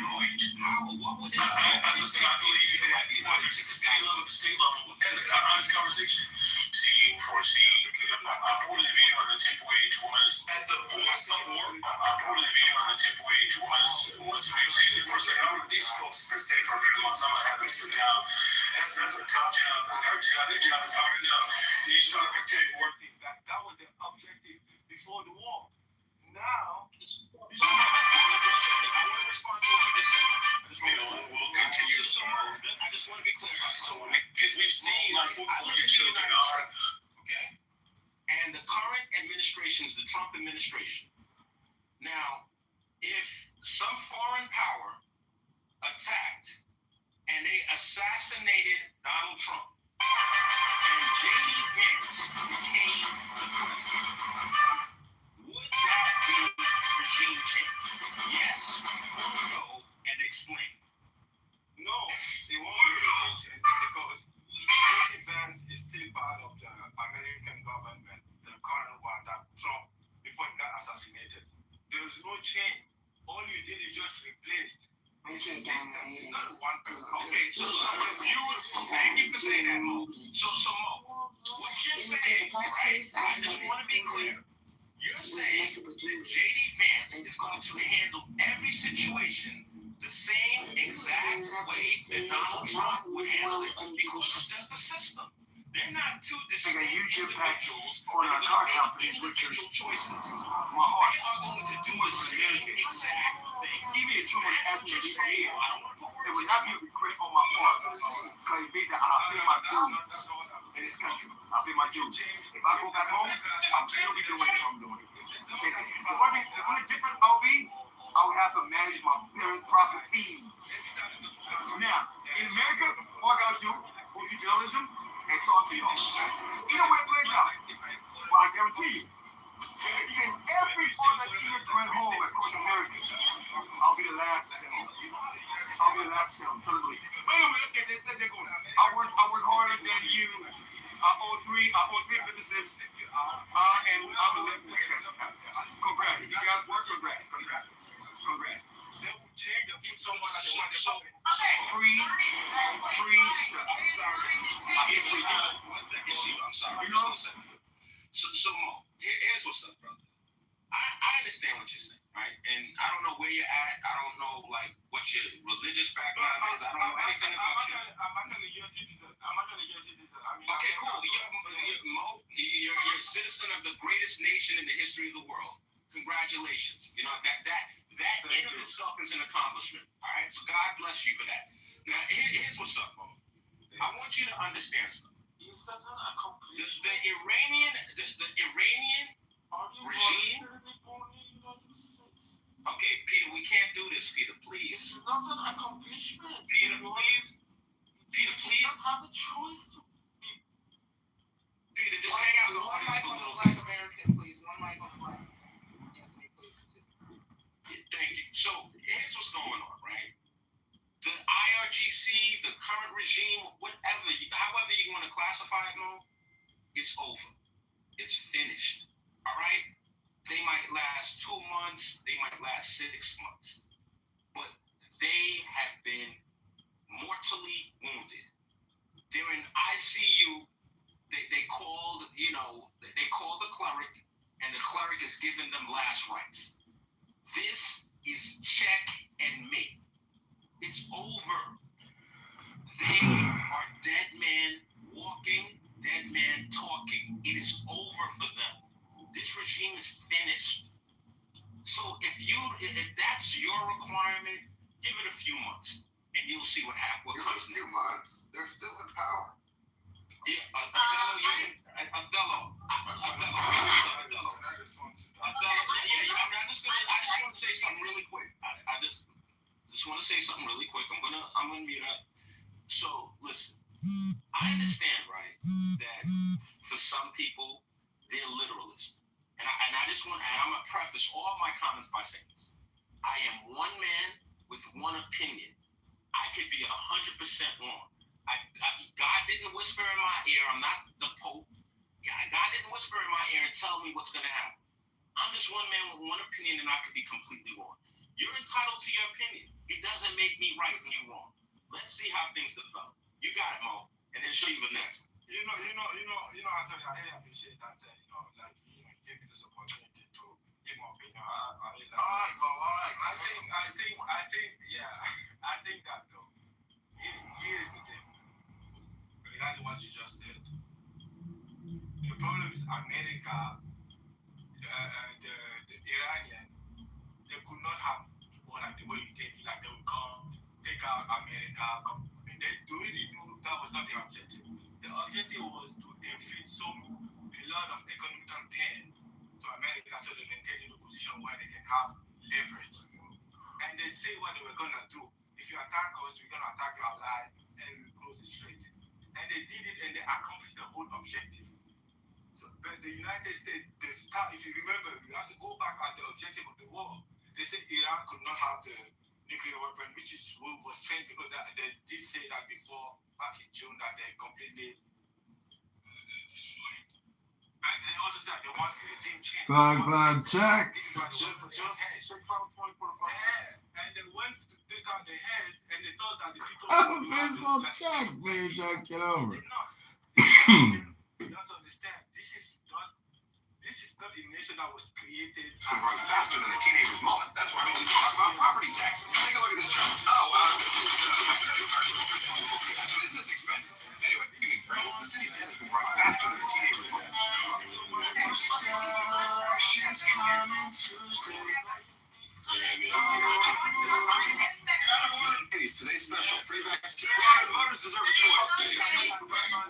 Vaccines at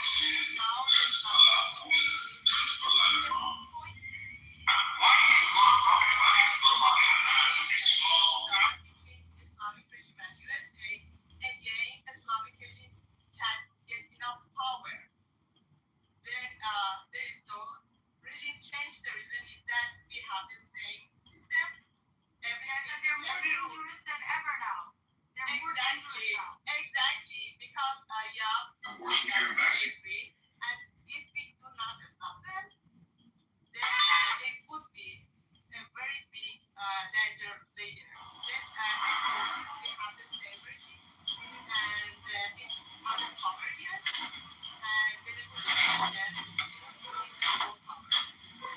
And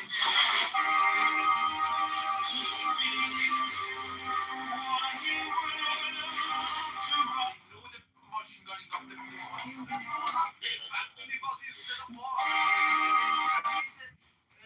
big example out of Mullah. What if your family were machine gun? Those children that you saw from young childhood were machine gun in the neighborhood that they were shooting. From young childhood were machine gun for no harm. Are you going?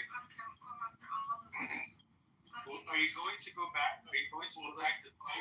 If you ever get the chance to fight for your country? Because Iranian yes, definitely, man. Yes, definitely. But the regime must be crippled, and you have there should be a way paved for them to rise up again. Because right now we have like a lot of militia, Shia militia from Iraq, the Hezbollah, and PMF from Iraq, and Hezbollah from Lebanon, and the Houthis from Yemen inside Iran to counter every Iranian and kill them again, just like on the 8th and 9th of January. So they're more dangerous even now than before, because now Polybov is in control, and he's the head of the military, and this regime right now is more dangerous than before. So I agree with that they've done a lot, but we are now in the most dangerous time. That's probably you know what? They get in here real quick. Let's just. I love us. Let's be clear here. Bitch, yeah. You're just gonna overtalk this room, dude. Until you stop that. This is crazy. This dude just. Go ahead, dude. Yeah. So just to be clear here, the United States, President Trump and his cabinet have never said that regime change was a goal. So we've been having this conversation the past half hour, at least since I've been in the room, where we keep talking about the goal and the objective of the Trump administration is regime change.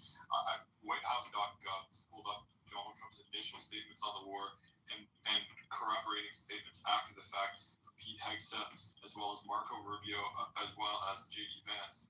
Regime change has never been the goal here. So we're looking at regime change. Does regime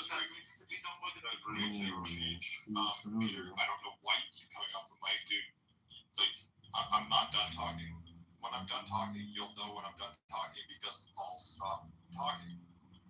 So, anyways, regime change has never been the goal of this administration, and it has stated it from the beginning.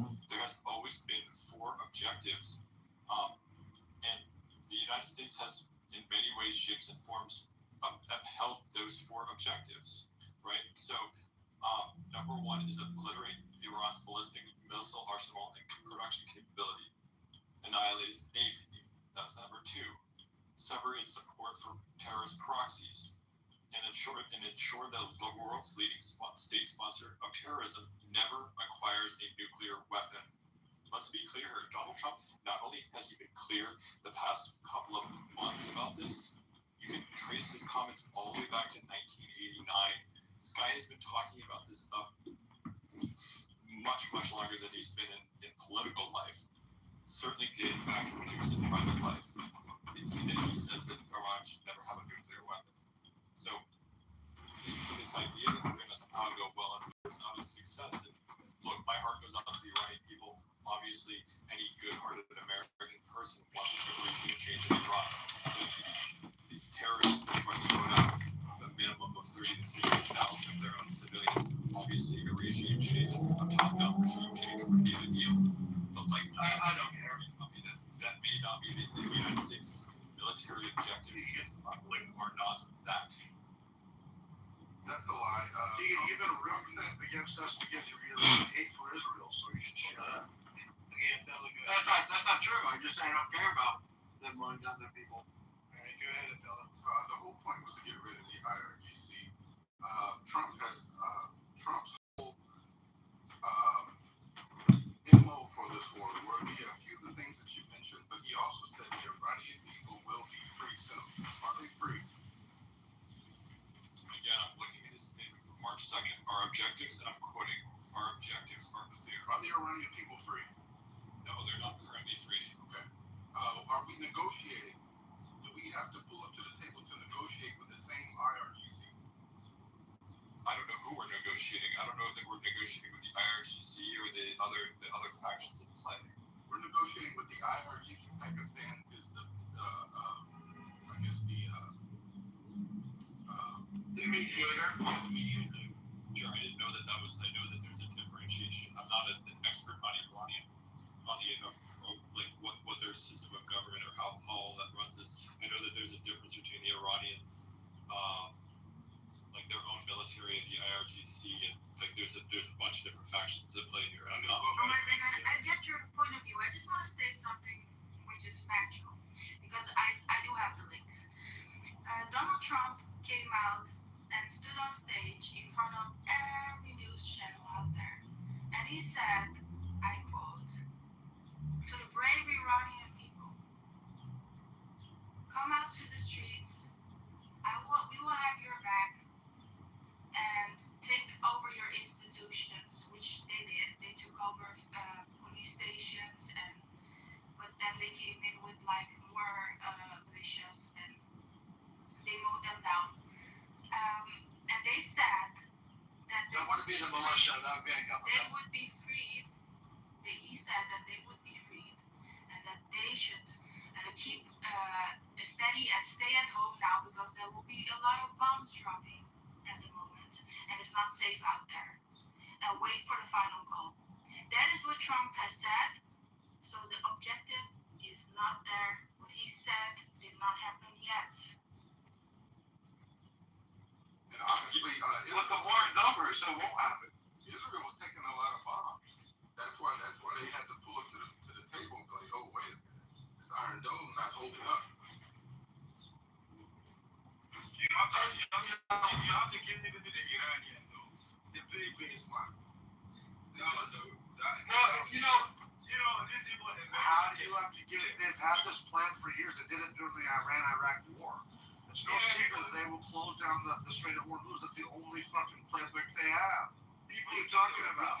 People talking about nothing. So we didn't. I just want to be clear, you guys. You know, this idea that it's the responsibility of the American military to change the regime in Iran, it's not only nonsensical, it's dangerous. This is not our responsibility. Back that up.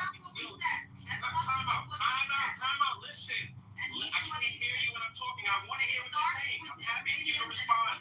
May I please land, man? Go on, Sam. Thank you. Here's what's up. Okay. We tried. We knocked off the head of the snake. The snake grew another head. Listen.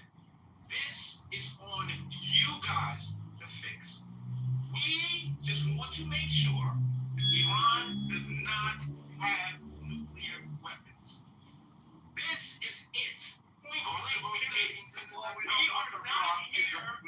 not here.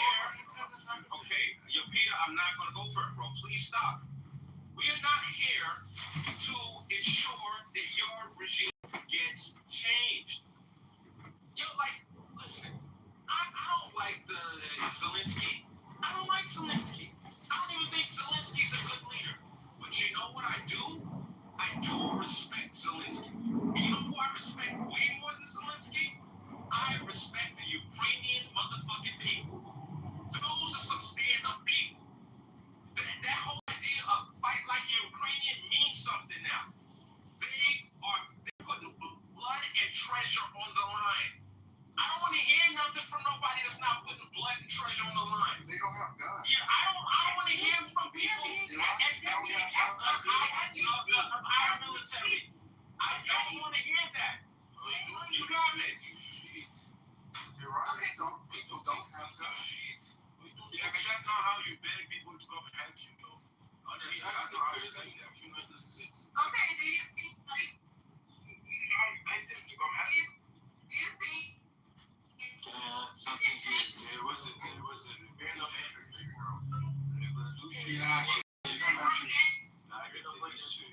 Yeah, we got mute her buds. Hey, calm down, buddy. We got it. All right, we got to mute her. But real quick, because before we lose Ben's point, Ben said the American people, and actually truly care about civilians dying in Iran. We don't care about the Nigerians. We don't care about the Congo. We don't care about China. The civilians are dying by the thousands in so many other countries. We don't care. That's not the reason we're there. Exactly for what Anthony said. We're there for the uranium enrichment. We don't want them to have a nuclear program. And we don't. Israel does it, and that's the reason why we were in there. Now, we believe the objective is finished. Now, Israel, without a doubt, is making a very big plea that they do not want us to be done because they do not like the proxies of Hezbollah. They don't like the proxies of Hamas to still be funded by Iran. So they really want Iran to be completely neutralized, but America is completely, I believe, they want to be completely over. It all depends on if Israel's going to keep dragging this in. So why should America care about what Israel wants? Also, again, if we go back to the military objectives, one of them is to cut the heads off the proxies as well, right? So, I mean, again, we can go back to normal. Can I add one thing? We can go back. All I'm doing is quoting Donald Trump exactly, his military objectives exactly as he stated them. Like, this is not. I'm not like, oh my gosh, here's my hot take on this. I'm literally the president. I know, but remember this though, man. We have to remember that, and I'm a Trump supporter, man. So don't get this wrong here. But while we're playing checkers, he's playing chess. Remember, he told everybody that the intervention in Venezuela was because of the drug boats, and ended up being, Maduro and the China thing. So hold on. No, well, yes, not just that though, but rare earth minerals, oil, and our intelligence agencies assessed that they were Maduro. He had already bought weapons from Russia and China, and they were going to set up military bases in the southern part of the country. And it makes sense because the Chinese were already trying to take over the Panama Canal. So hold on, let me finish, ma'am, please. So, God damn it, dude, shut up for a second. Hold on, man, Peter, please stop. So the point is here that we need to remember that this is not just about Iran. Of course, it is about, a lot of it is the nuclear threat and the ballistic missile and the proxies, but also China, man, and our petrodollar. We want to make sure that people are buying their oil through the petrodollar. Now we are guaranteeing that China can still buy their oil from Iran and Venezuela, but it's going to be through the petrodollar. It's going to be overseen by us. And if we have to cut that off in a military situation, like if they want to take Taiwan, we can cut that off. We can blockade the Strait of Hormuz. Taiwan is nowhere near next to Iran. You need to put You your are doof, man. No, sir. You've been lying to us, right? And we've been allowing you to lie to us. You've been lying to the rest of Europe because we had to rely on you. We have to rely on you. We have to rely on your truth. Would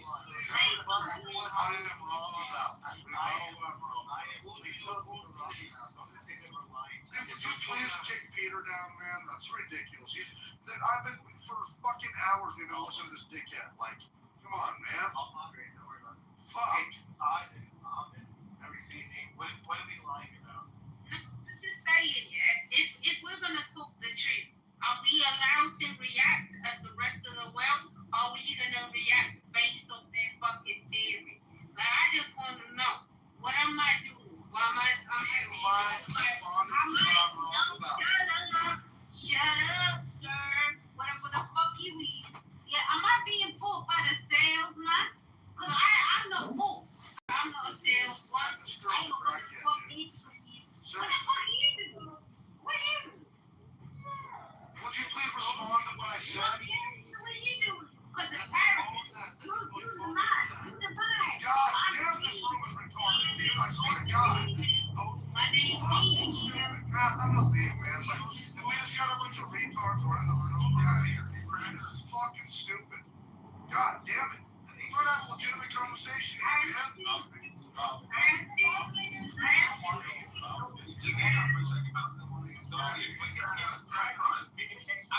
I really, I'm starting to think you're a troll. I need you to succinctly answer the no. I'm not playing.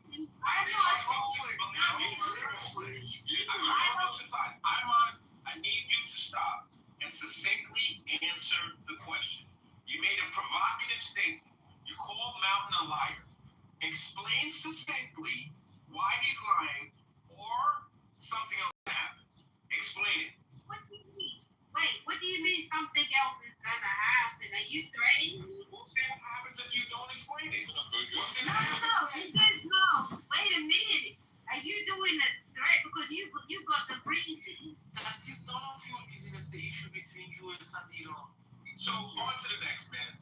Alright, let's get back to regular schedule program. That was a troll. That was definitely a troll. Shiva, are you on the phone or not? I can't tell if she's on the phone. Yes. I'm responsible person that's was talking about about regime change in Iran, and they also wanted to make sure the Islamic regime doesn't have a nuclear energy. To respond to this, I want to add, whenever you don't have any regime change in Iran, then it means that still we are dealing with the same regime. The same regime has more than maybe 47 years chanting and saying this to America. And then they continue to, for sure, this regime is not the trusted one, and they will continue to nuclear energy. And then if the regime change doesn't happen, I did nothing to harm you. Indeed, my lady, you did nothing. You did nothing when my mother was murdered so she could take her place. You did nothing when my father banished me. How queen questions her king. And I thought my opinion of you couldn't get any lower. I'll bring a message from Nard. He asks you again to meet his son, the ancient castle of Kitover. He has a son. I have no true claim to the throne. My father has no legitimate son. To honor our father. You didn't know my father. Queen. You tried this. I never spoke of this. This is some other man's bastard, not my father's. I would have known if I didn't. Is this the boy I took from George when he was born? Yes. This is Uther's son, my son. You're trying to put a battery in somebody's back. You're trying to put a battery in our back. To do okay, but you may not fight. Shiva, I didn't interrupt you. I promise you I wanted to interrupt you, but I didn't interrupt you. Make us responsible for some shit. You're trying to, another hood term, you're trying to gas us up. Alright? You're trying to make us, they've been screaming death to America. Yo, they're still going to do the same thing.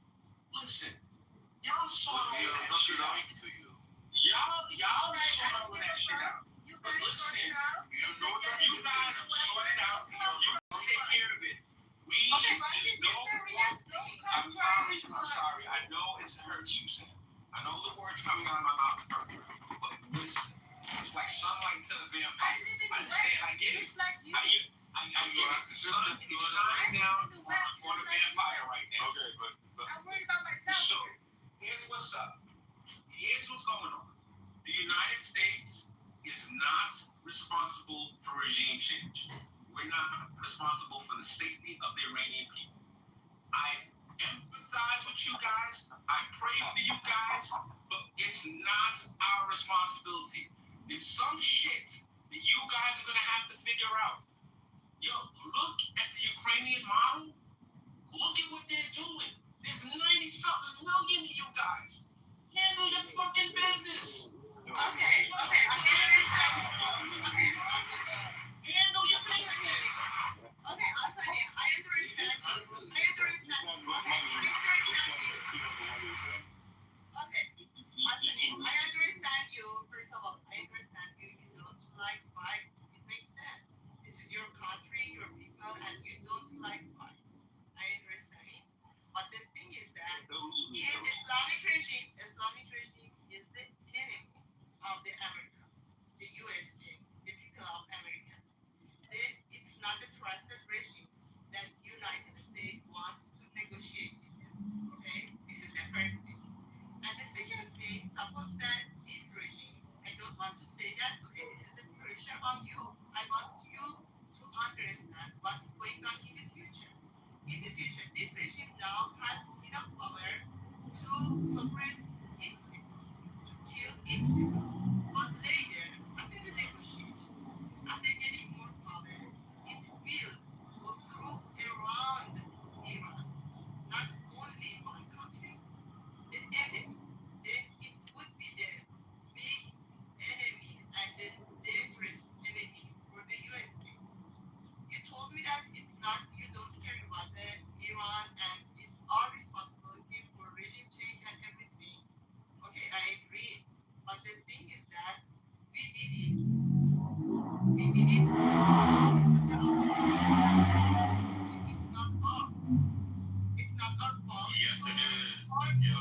it's not false.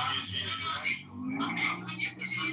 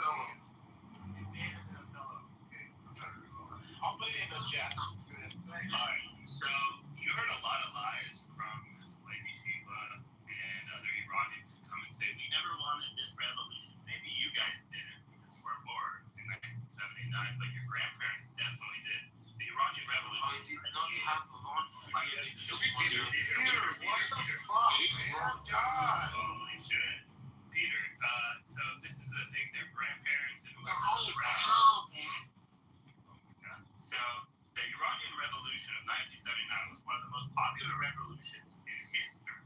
Up to 9 million people flooded the streets to overthrow the Shah. They had a wide range of a broad coalition of leftists, secularists, Islamists, and laborers. All these people fucking hated the Shah. It's revisionist history to say, oh, we always hated the fucking mullahs. We never wanted the revolution. That's bullshit. And whoever believes that, just go do some research. And the facts, and every historian agrees on this.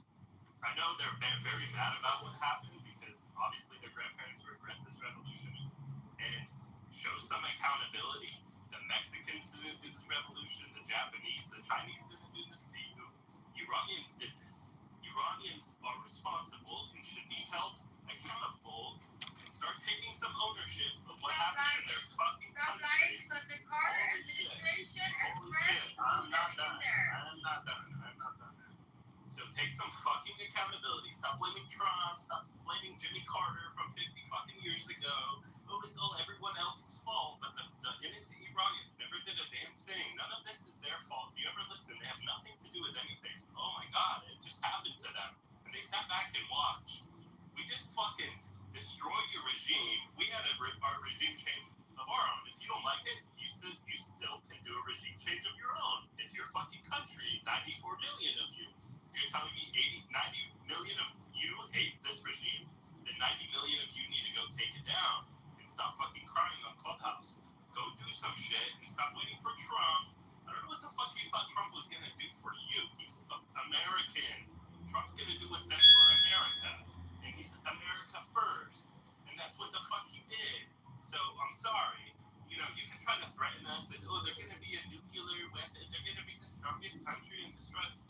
You know who the fuck we are. This is America, okay? We're not scared of anybody.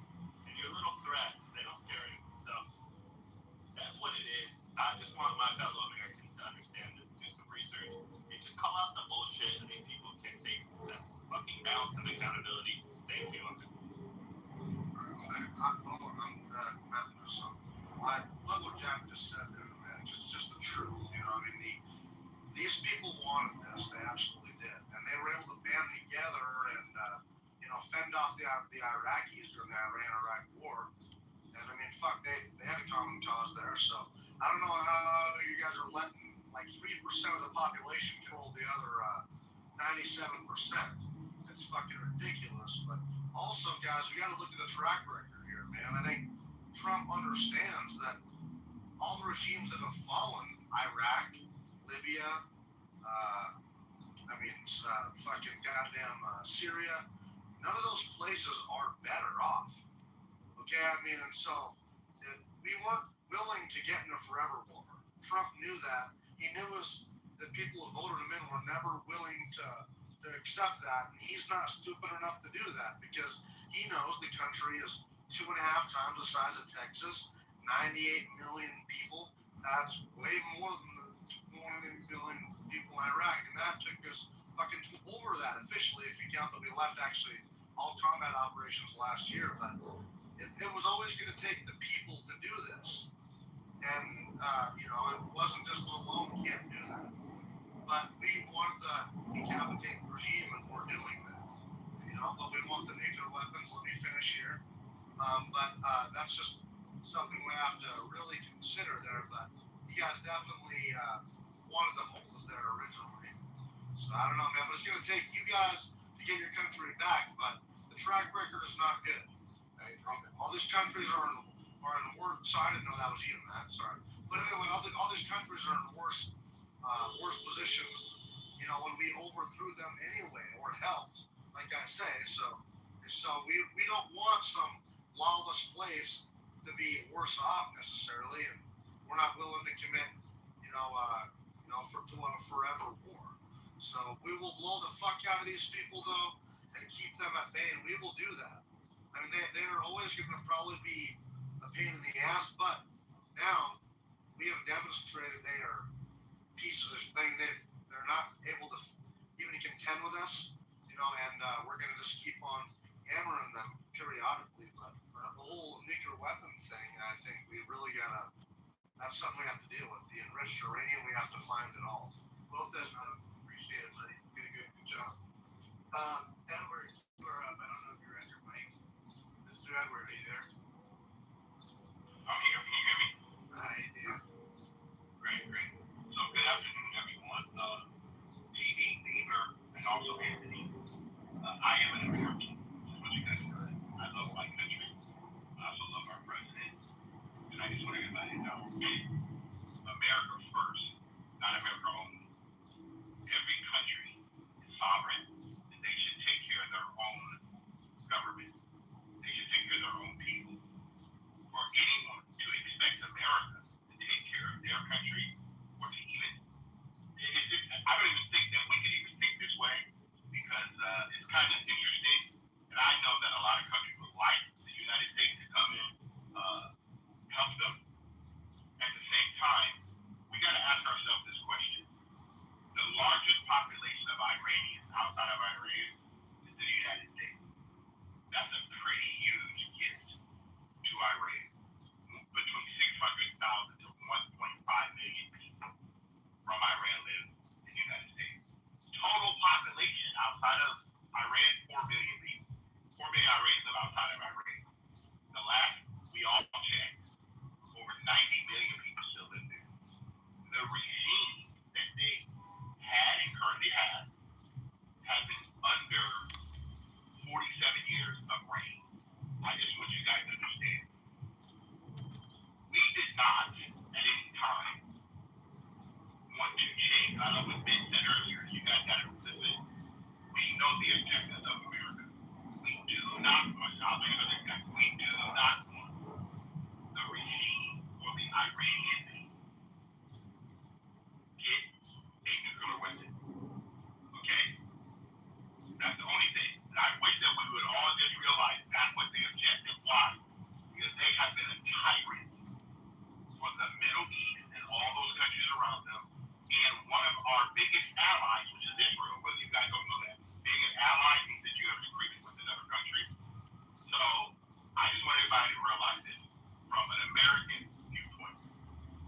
Our president is supposed to protect the American people. To me, that's what he's doing, number one. Number two, I think that we should want to protect our allies. That's why Israel has an Iron Dome. And I land on that. Thank you, Edward. Good submission. Ben, you're up. Ben Parks. Yeah, again, I've said it from the beginning of this room, or since I've been in this room, I'll continue to say it. The United States had 4 objectives going into this. It's not to say that the United States didn't have other things that it wanted to achieve as well, but there were 4 main objectives laid out here.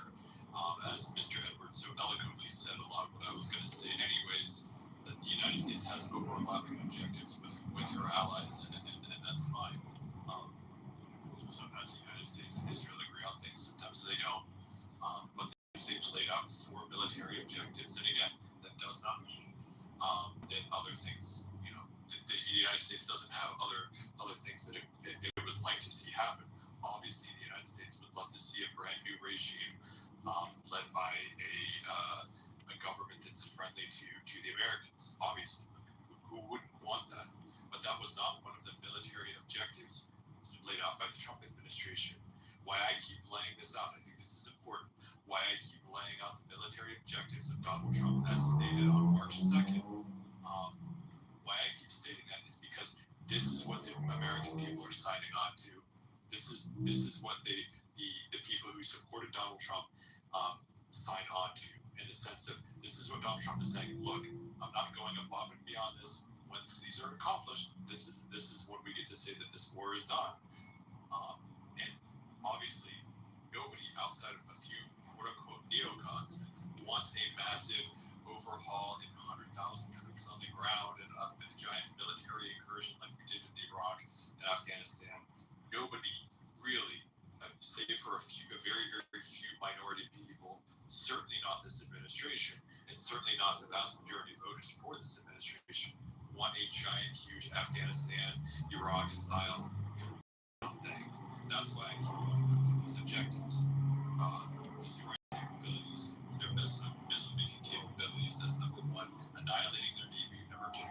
Ensuring that they can't world sponsor of terror is number 3, and making sure that they can never achieve a nuclear weapon. So to all of the Iranians that join these rooms and speak passionately, my heart goes out to you. It genuinely does. It really, really, really does. But those are the 4 objectives of this administration. Anything else is a bonus. Yes, again, of course the United States has an interest in that. And Shiva made another point earlier about them getting a civilian nuclear program. The United States has been offering Iran a civilian nuclear program for many, many years at this point, and basically said, you guys don't need to enrich any uranium. We'll give you the uranium so that you guys can have your own civilian nuclear program. But that's not what they want. They don't want civilian.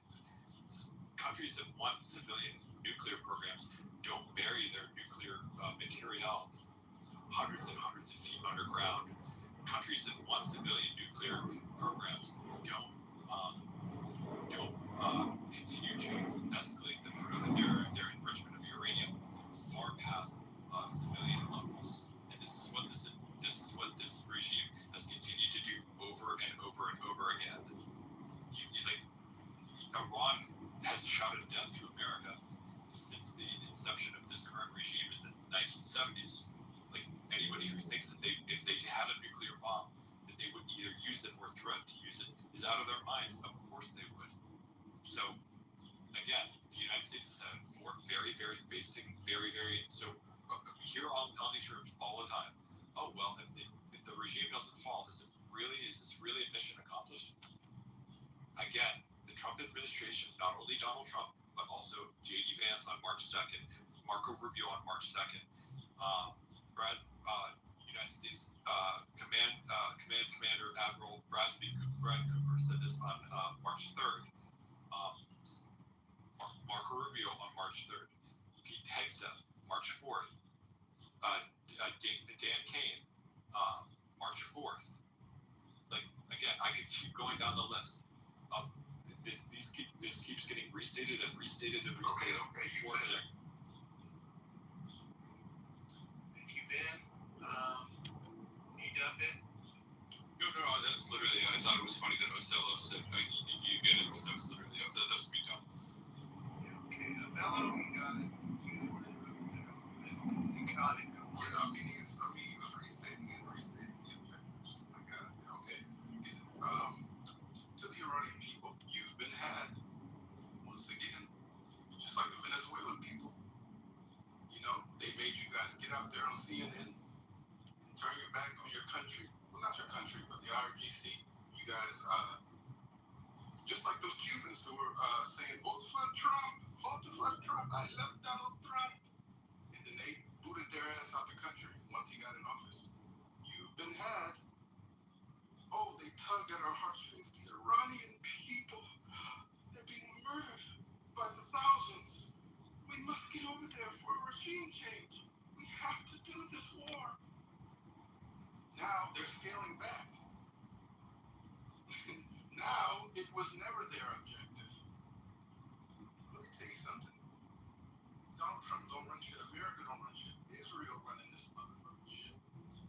And it's all about prophecy. They're not like you lukewarm Christians. They believe that shit in the Talmud verbatim. Everything is holy.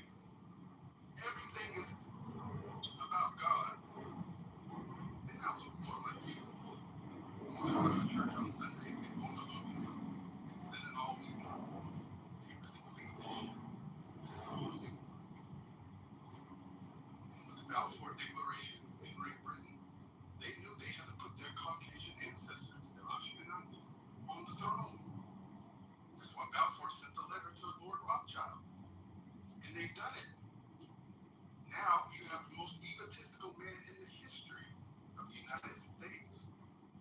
What does he want? He wants to be a friend of the Jews. Why? That sets you up for life. He doesn't want to just be in the U.S. history books. He wants to be a part of religious prophecy. Okay?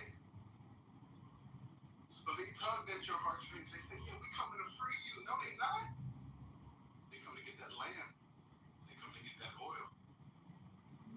and they're going to try to do their best to make sure they're not a threat to Israel. That's the whole game here. I finish. All right. That was the end of the queue, so the floor is open. Okay. Good. Yes.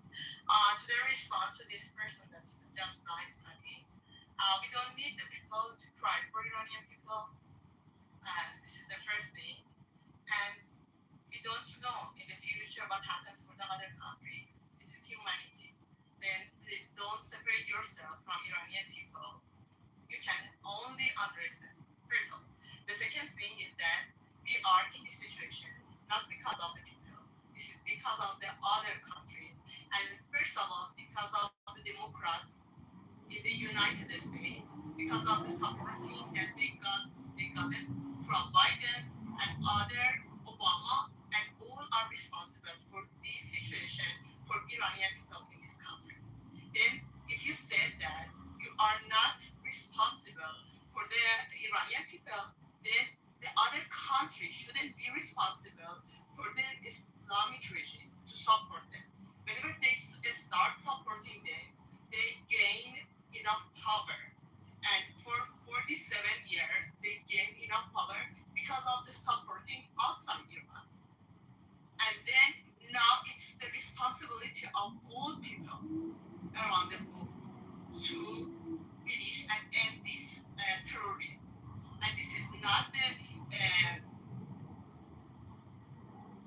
there are some terrorists that are living in one part of the world, and this is the other country's responsibility to end them. And as an example for you guys that's only talking about your country, that's respectful.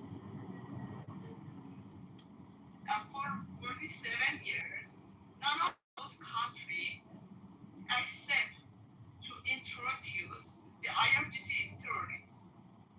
And after Trump's attempted and trying and showing is forced to say that the IRGC is terrorist. And then I want to add this, we don't have any other country support. Until now, they are supporting Islamic regime. They are negotiating with Islamic regime because the Islamic regime don't care about the people. And they have, the other country have a lot of benefits to regime. By the chance, in the one part of the history, finally, the benefit of one country is to removing the Islamic regime. And this is Donald Trump start this war.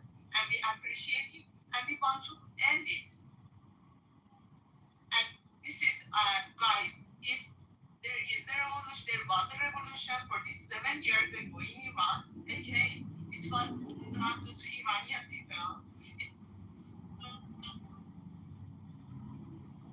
Carter, first of all, and the other country, Ireland, you can laugh it, please.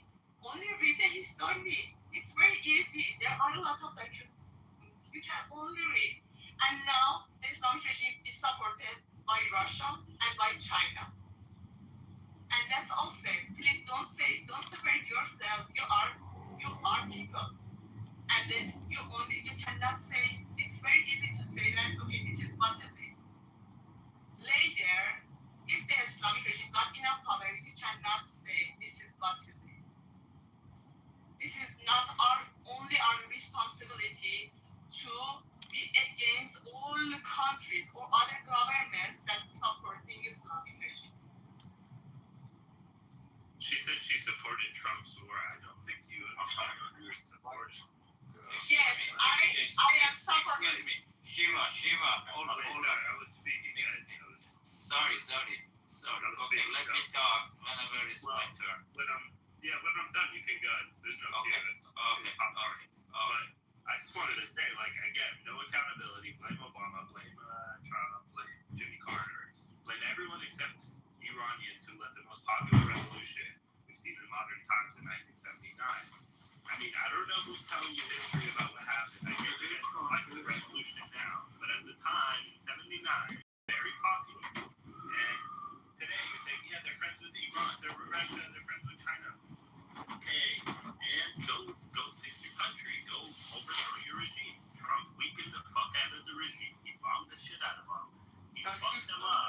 left, right, and center. Now you guys can go. Now you guys can go and finish the job if that's what you want. But instead, I want to choke you to death, dude. Shut up. But instead of actually capitalizing on the weakened regime that Trump bombed the fuck out of, you guys are blaming Trump, and now you're blaming America and saying it's all. No, I never blame. No, okay, I never blame Trump because he is not favorite person in our history. I encourage him, and Iranian people also support him. I never. Yes. But we don't want the negotiation with Iran. Islamic regime. We don't want the negotiation. Now we should answer our nationality to whom? No, Peter, how about you guys take charge? I mean, answer my question. How the hell do I talk like Peter? How do I be like Peter? Peter, how about answer my question? Guy, I don't know if you guys know this shit. These losing games. We got losing back. It's whining the whole time. I just don't understand. 94 million people in this paper and government so bad. If other country didn't support Islamic regime, we could do that. Oh my God. Here we go. Okay, whenever you don't know, you couldn't say like this. What are you talking? You're crazy. Okay, hold on. Okay, hold on. Shiva, when we're all talking, I'm missing a lot of things here, so I just want to make sure that I'm understanding. Shiva, are you aware?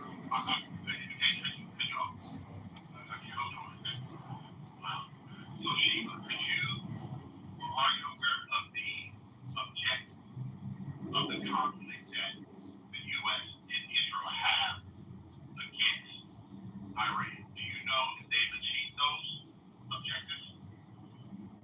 Not yet. No. You did not, Shiva. I know. They started this war because of finishing the nuclear energy in Iran. That's right. Okay, but my point is that it's not happening. This is my regime. I know. I was living in Iran 30 years. Then I know Islamic regime better than anyone else that's in this room. Because Shiva, hold on. I understand. Excuse me, please. No, I'm not interrupting her. Excuse me. Could you do me a favor, please? Just please. Okay, so I move them down. All right, thanks, Anthony. Have me go up. So Shiva, I understand that you know all of Iranian better than all of us. I'm telling you that since March 2nd, we have an objective. Number one, to make sure that Iran never get a nuclear weapon. The second thing that we wanted to do was destroy their navy, which we did. Also, we did not do that? No, not yet. It's not completed. Okay, hold on. Shiva. How many ships was in the Iranian Navy, and how many is left right now at the bottom of the ocean? It's a very direct question. Okay, I'm not about the amount. Okay, I agree that now in the south of Iran, now the USA, fortunately, USA could surrender Iran and could open the. No. Shiva, hold on. I'm sorry. Shiva, hold on. Shiva, I want to have a back and forth, but I want to make sure we're answering the same thing. Okay, I'm going to say it again. Do you know, before the conflict started, on March 2nd, how many ships were in the Iranian Navy? No. Okay, so this is what I want you to do. Because you said you know the regime better than all of us. You know it. I need to be aware that you're speaking from a place of understanding, not like you, but I'm going to come with some information. Also, you need to know which site did the United States hit in Iran? Which site? Okay? What military post? All this stuff is documented. Okay, how many trains is no longer in their airports? These were things. What were the three countries? Hold on. What were the three countries, which is effective, that Iran would no longer support in reference to their proxies? These are terrorist proxies. Do you know the three countries? Okay, I know that. Now, okay, I know that. Now, Sorry, can I respond? I know that the Islamic regime now is in the weakest point. Okay, I know it. Could you please now take a look at the reference that I sent to you now? But you need to know what's going on during the ceasefire now in Iran. And what's going on in Iran just now. Take a look at it and take a look at other documents. The Islamic for 47 years, the Islamic regime shows that it's not trusted. Whenever, okay, you can say that, okay, we try to stop the nuclear energy, but it's not.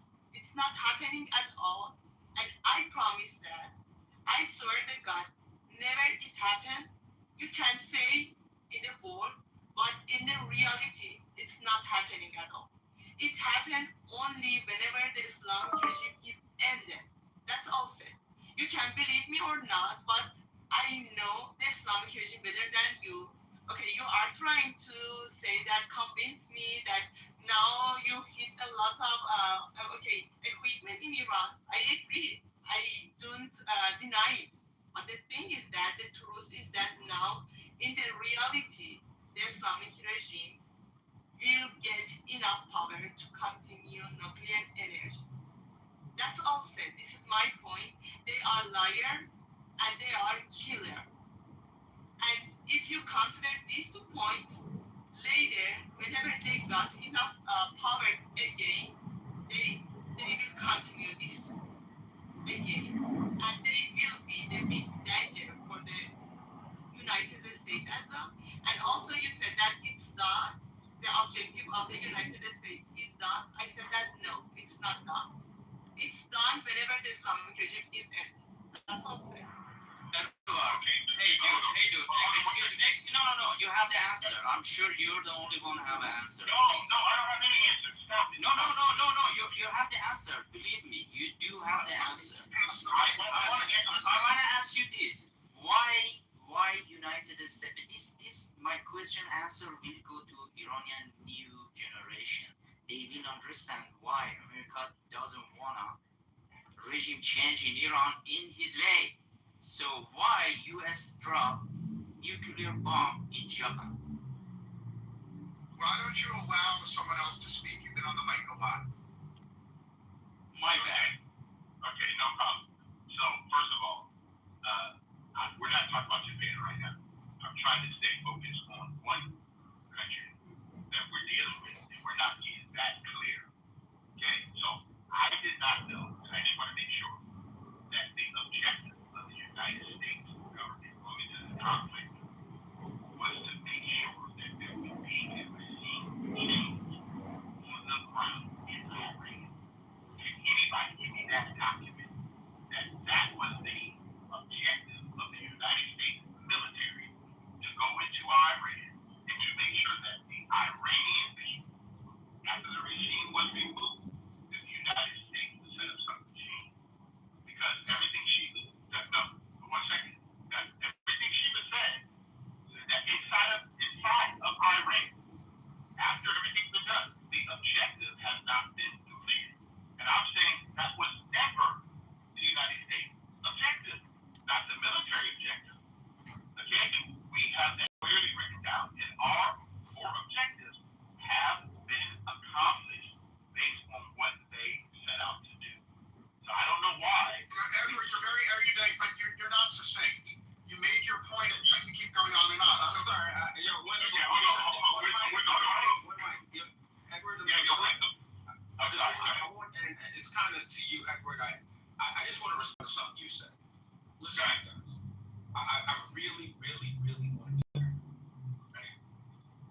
United States had multiple objectives, right? But if we're being honest, we had one real objective, and that was to prevent a nuclear powered Iran. That was it. I want to be super duper clear. Everything else, we could have been, is cool. But our primary objective. At least China was a huge one too, Anthony. So conspiracy, and we're really moving pieces to get to China, Venezuela, and Iran. This is all about China. This is geopolitics. This is, the world is a chessboard. All of that stuff is super sexy though. And can multiple things be true at the same time? Absolutely. But you see, I don't think you guys fully agree with me that Barack Hussein Obama was in office. And if he had sent one Harrier over to the Middle East and sat it outside of Iran, we would have gotten a far better deal. We wouldn't be there right now. We wouldn't be risking blood and treasure. All of this other stuff wouldn't even be a thing if Barack had done that. Here we are though. There's no time machine. We can't get in, Back to the Future and all of that bullshit. There's no time machine for us to go and fix the problem. Donald Trump is playing the cards that he was dealt to the absolute best of any human being's ability. Any human being's ability. If someone told you that we have the potential of resolving this conflict outcome, we would have lined up and thanked our lucky stars for this outcome. We would all have gotten in line for this shit. I understand that there's some people that hate. Okay, cool.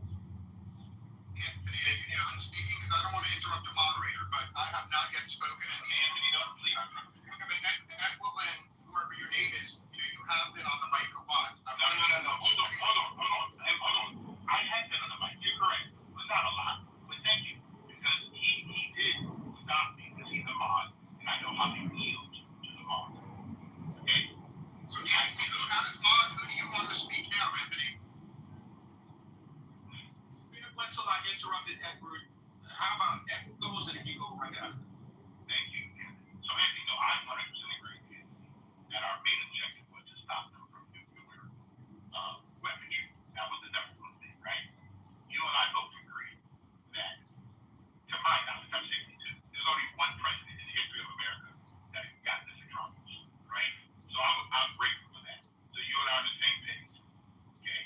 The biggest thing I say, Anthony, like you said, there's a lot of things that can be done at the same time. One of the things I would say, the objectives that we had outside of just stopping them from the nuclear opportunity is the terrorist proxies and also destroying their Navy and their Air Force. And I land there. Thank you for letting me respond.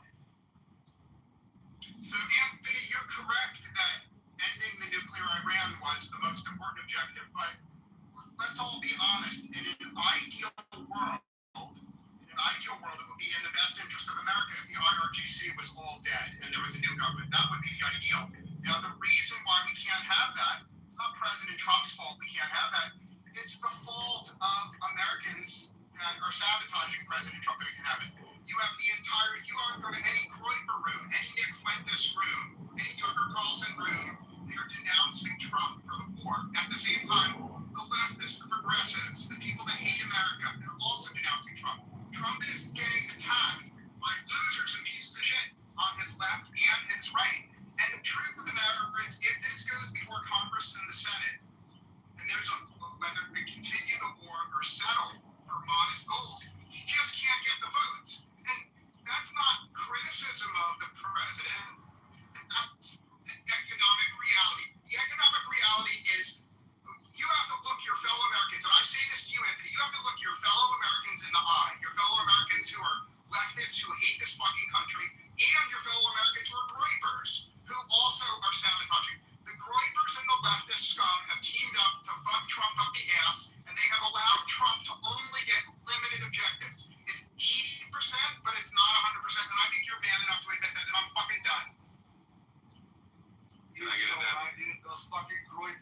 assholes.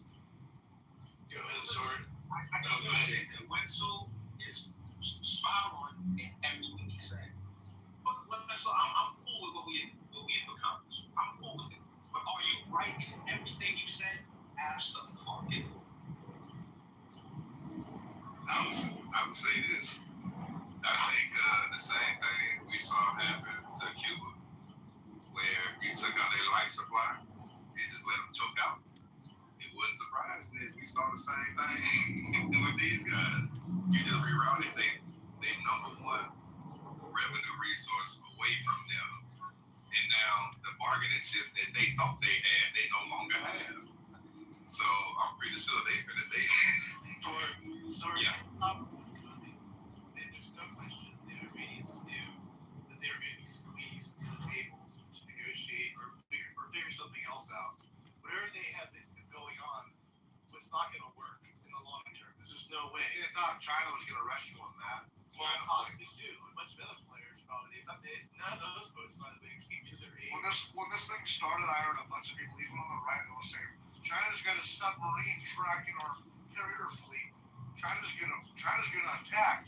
We're gonna have World War III if America attacks Iran. They won't do it because China will attack. Yeah, well, fuck them. Fuck those assholes. You know we found out is that both sides found out who has their back. You notice that? Yeah. The America, UK didn't show up. None of these other folks didn't come. Trump, they called them out. Now we know their true colors, and we're actually gonna circle back around and take care of that too, by the way. Oh yeah. This whole time they show up. Why wouldn't they? They're our allies. It's their oil too. It's their shipping lane too. Like you go and pick a fight without consulting them. What are you talking about? Why the fuck do I need to tell you I'm gonna fight? Nigga, I said come on, you better bring your ass. What kind of people turn their back on fellow friends or allies like that? because they're not allowed to go to war for Israel. Well, that's their story. Shout out to Israel. At least Israel willing to fight. Show up for a little bit. They have to fight. No. If you show up for a little bit of the game, Why I think they show up a little bit by letting Americans show up on the field. Wait, sorry, I can't even hear you, Matt. Go ahead. I said they didn't even show up on the field. Who does that? Like the guy said. We don't need them. But You didn't even Listen, guys, man, just real quick, Othello. Man, I want to be clear about something. I go into a bar with Totem Pole, all right? Totem Pole gets a little inebriated, and he sees some guy's wife's behind. This is a good one. Wrong. He's dead wrong. I'm going to fight with Totem Pole. Yes, sir. In that bar. Every motherfucker in that bar, we going to Yes, sir. out the bar. I'm going to talk to Totem Pole. I'm going to say, don't ever do some shit like that again. But Totem Pole ain't getting jumped on my watch. Totem Pole ain't fighting by himself on my watch.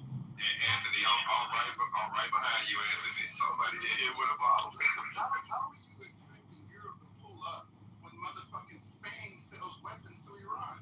Like y'all don't even know the geopolitics within Europe itself. There's an infight going on right now between Israel, the U.S., Spain, Italy. They're not even on the same page, and they're saying that you guys jumped the gun. This is crazy. You know what I mean? We need to come together and see what's the best option. Now, Great Britain, who started this whole shit with the Balfour Declaration and putting the Ashkenazis on the throne, all right? They said, okay, we're going to send the missile catchers, right, to Israel. We're going to send that and help. So Britain showed up a little bit, but you still have infighting within the European nations on who to fuck with. And Spain does not fuck with Israel at all. Italy neither. And you know what? Spain is also funding the USA demise. So, Othello, if we in the club, same example that Anthony gave. If I see a nigga finna sneak you, what you think I'm finna do? Knock him out. Taiwan did the smartest thing it could do. When that prime minister went on there and shook Xi's hand, they said, look, we want peace. Everybody want peace. In the end.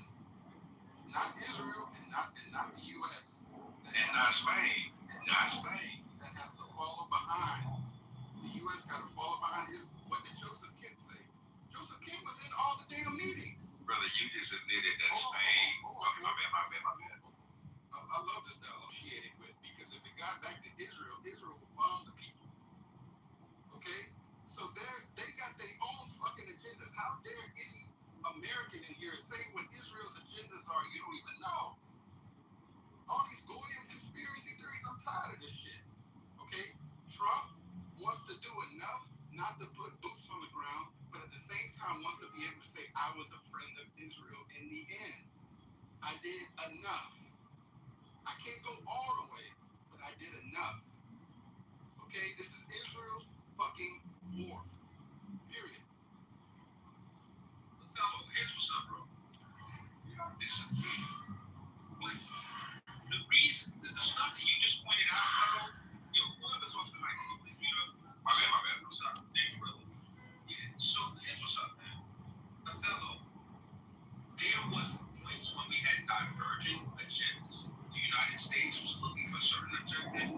Israel had a different objective. 100%. But I'll be honest with you.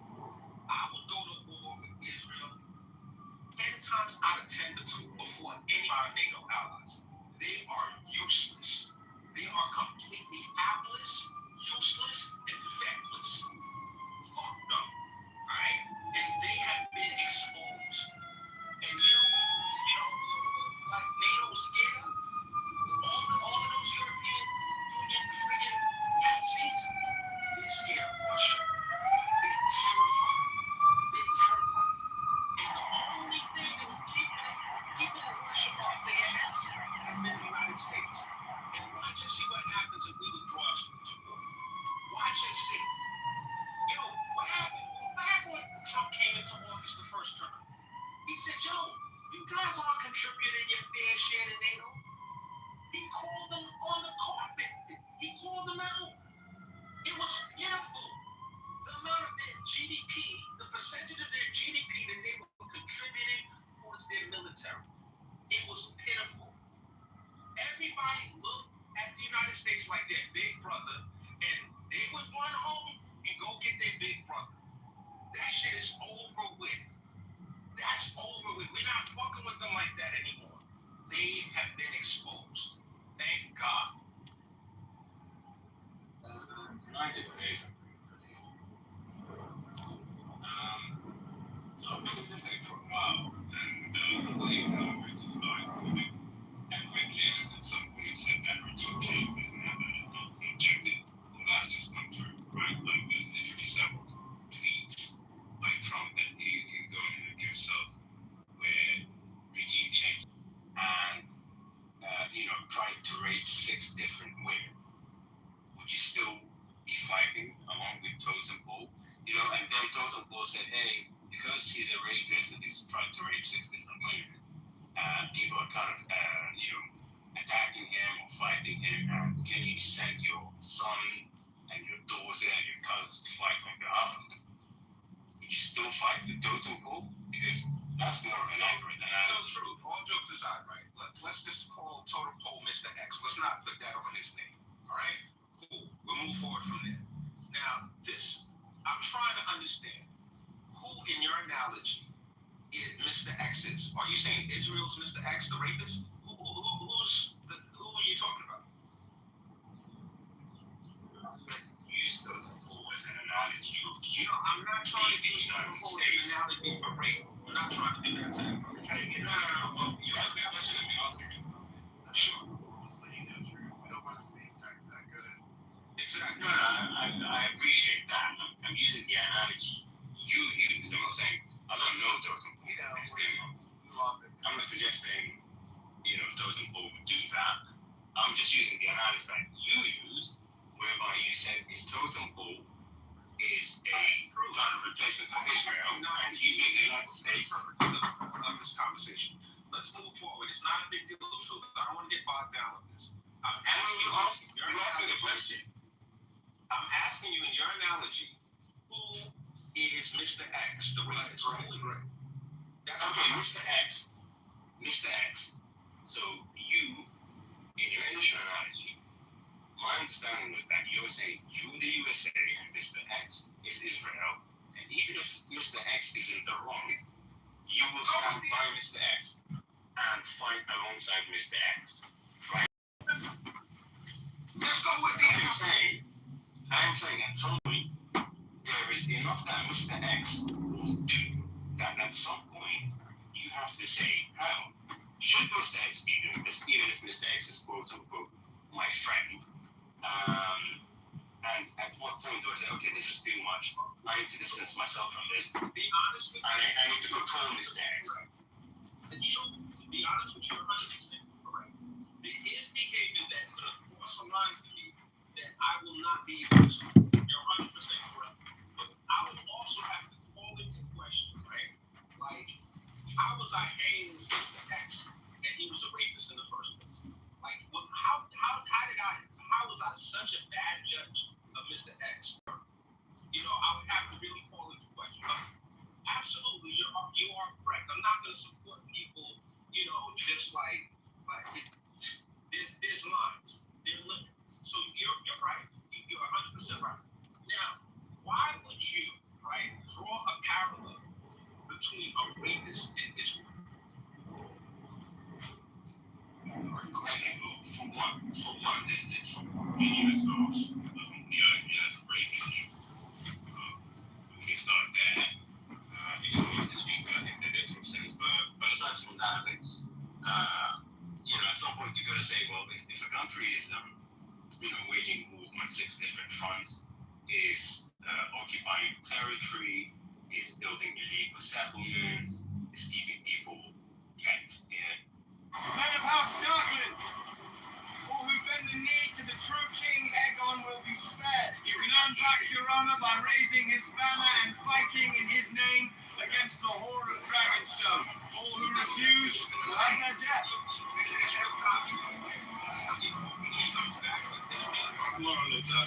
Is there no honor left in this world, Cole? Sacking your queen's own castles and putting young people to the sword, king will make.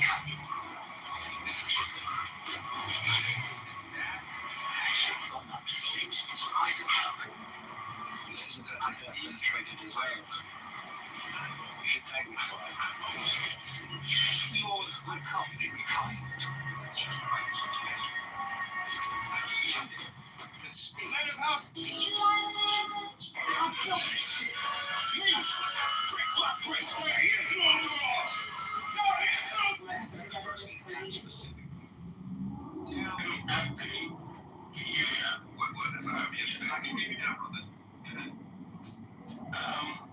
So obviously it's not the entirety of the country, that's just ridiculous, but you do have government officials, you know, saying some of this stuff.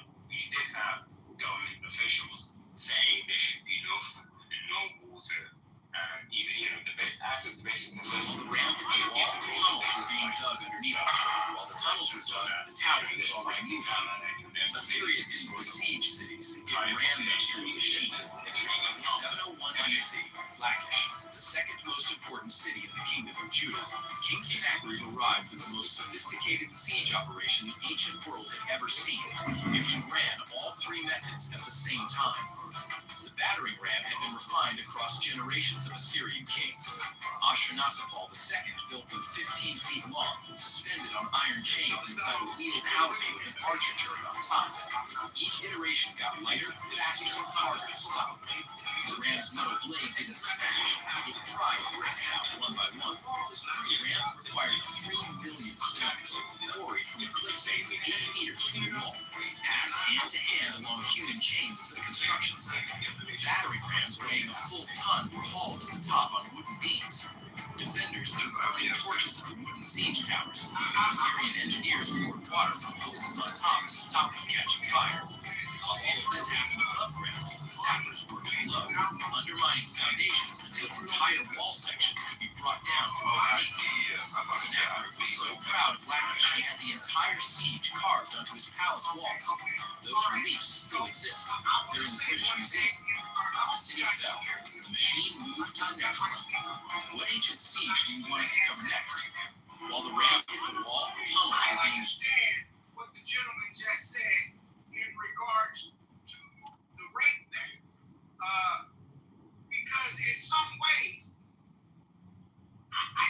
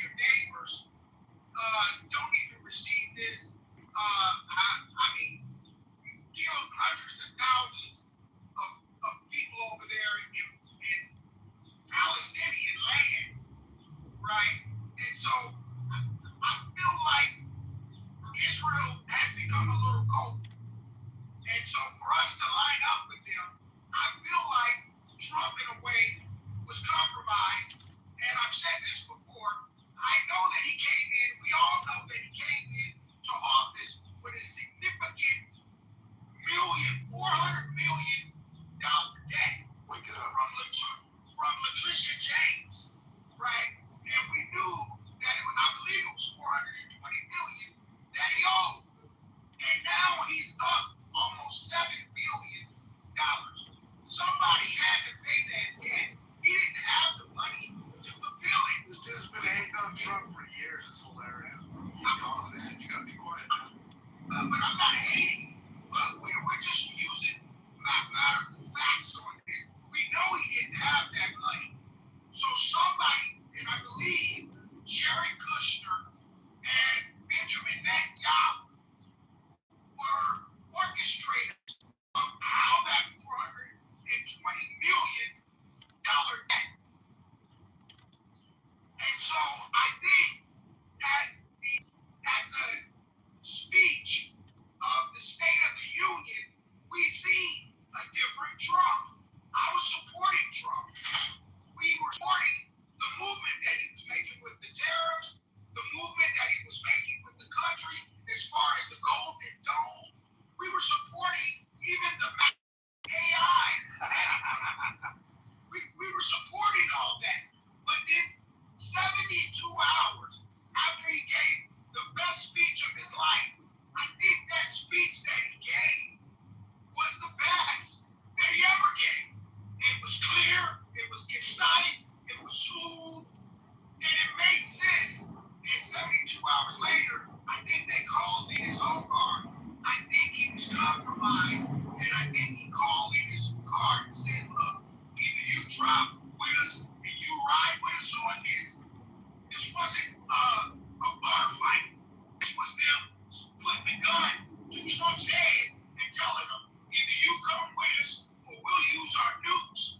You're either riding with us because you owe us, you bastard, and we'll bring out the other evidence about this Epstein shit. You were goofy as fuck. And you've been hating on Trump for years. Don't just sit here and act like Just let him land. Just let him land.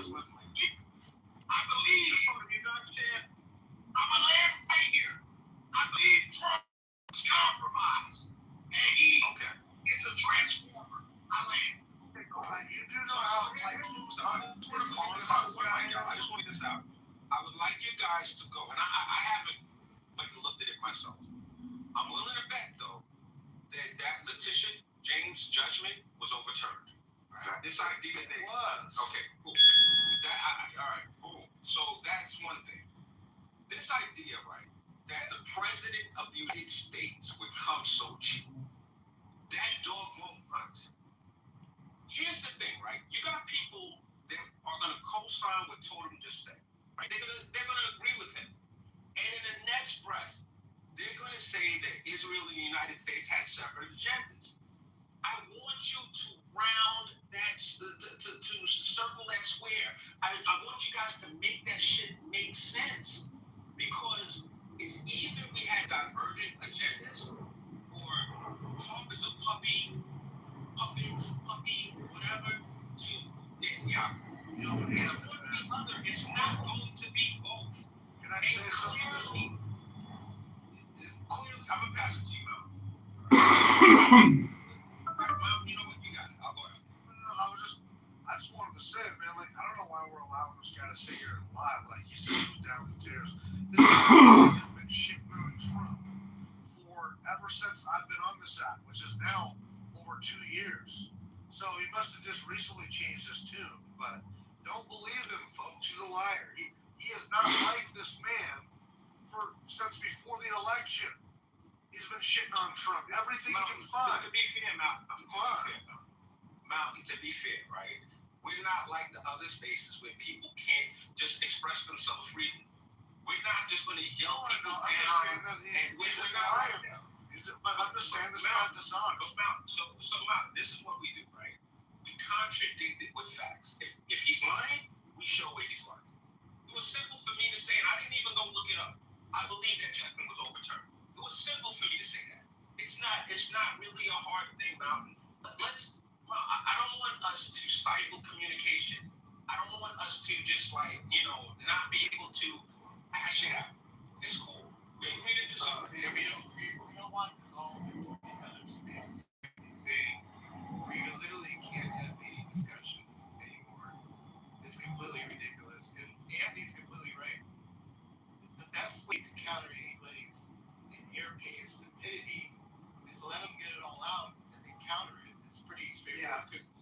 But you got. I already know what Black is all about. So a lot of people do. We're all sitting here quietly waiting. So it's okay, man. We get you. We know what's going on now. Well, I'm just gonna say, like, if someone, I will call them out after. I don't care. Like, they're not gonna sit here and act like they were down with Trump and then fucking. Yeah. Now they're changing their tune. This fucking been against Trump for the get go. But you kind of were getting in front of them too much. You know what I mean? But I mean, you get it. You know where we're going. Yeah, you do. Anthony, I want to answer your. I want to focus on your initial question. You said make the dog hunt. Israel and the U.S.'s agenda, right? So I'm pulling up an article, and they say in recent days the cracks have started to appear between Trump and Israeli Prime Minister Benjamin Netanyahu, particularly over energy and leadership talks. On one side, Trump appears to be interested in the Venezuela model in Iran, which is predicated on aligning with the pragmatic regime inside and accessing vast oil reserves and resources. On the other side, Netanyahu seems to prefer a mowing the grass method that weakens Iran and continues the conflict. Both approaches are at odds with each other, especially as Israel increasingly attempts to dictate the terms of the war. Now watch this. As far as Israel's agenda, Reading the part about not murdering Netanyahu has consistently communicated that the central objective of the conflict is regime change. Now, we just spent the last hour talking about how the U.S. doesn't want regime change. It doesn't want to. It's not our job to rescue the Iranian people. Wait, right? No. Hold on. He just said make the dog. He just said make that dog bark. Am I doing it? Right. Wait, are you saying that we didn't want regime change at all? We didn't.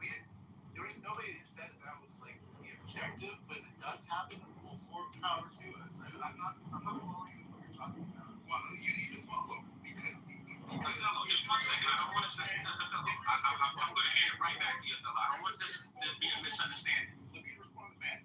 Israel said that their core tenement, their core agenda is regime change. America, just like you, Matt, says that if it happens, cool. We took out the Ayatollah, right? We just want to get the oil, baby. We want to get this money. But we are at odds with Israel because they're like, no, regime change, which continues. This is really important, Othello. What are you doing? This is really important. We have an opportunity right now to learn from each other. According to Totem Pole's thesis, they have compromised. Donald Trump is compromised. That was the basis of his thesis. The information you are presenting contradicts that, which was my point. If Donald Trump is compromised, he's not going to be able to publicly disagree with Netanyahu. He's not going to say stuff like Israel keeps on killing the leadership. We can't find anybody to negotiate with. He's not going to say stuff like that. That is my point, Othello. Now, Othello, furthermore, right? Othello, no one is saying that we are against regime change. No one has said that at all. If it happens, great. If it doesn't happen, so be it. To say that we've been arguing for the last however long against regime change, that's what threw me off. I didn't know I never heard that one. They've been saying that it wasn't one of our core tenets, like one of our core tenets, and I understand that. But what I'm saying is Israel's main goal. Okay, that's Israel's. Why can't we separate the two? Okay, you can, but if we're in direct alignment with them as far as like. We don't have to be. We all can do our same thing, but still be on the same field. It's all good, right? Let me tell you something. As long as Israel is continuing this war, our battleships have to be at the Strait of Hormuz. You know what I mean? We have to pull up. Period. Listen. I'll stipulate this to you. Sorry, if you want to go to me. If Netanyahu came to Trump, somehow Hulk Hogan. How you? You know what do you want to know, baby? So I've been watching you on TV day and night. And since I'm in Chi-Town, the Windy City, I'm a king right now. Because after I get done beating the magnificent Morocco down to where he should be, you will have to go out of town. You know, my friend Mr. T, my main man in Chicago, he's told me a lot of opportunities. I know a lot of hot places I'd like to take you tonight. Name one. I'm going to take you all around the town. What do you think? I'm some kind of clown? You know, everywhere we go tonight, you're going to see Hulkamania running wild. And when we're done, you're going to start hanging and banging day and night. You're going to be training, training your friends, and eat your vitamins. That's what it's all about, you know.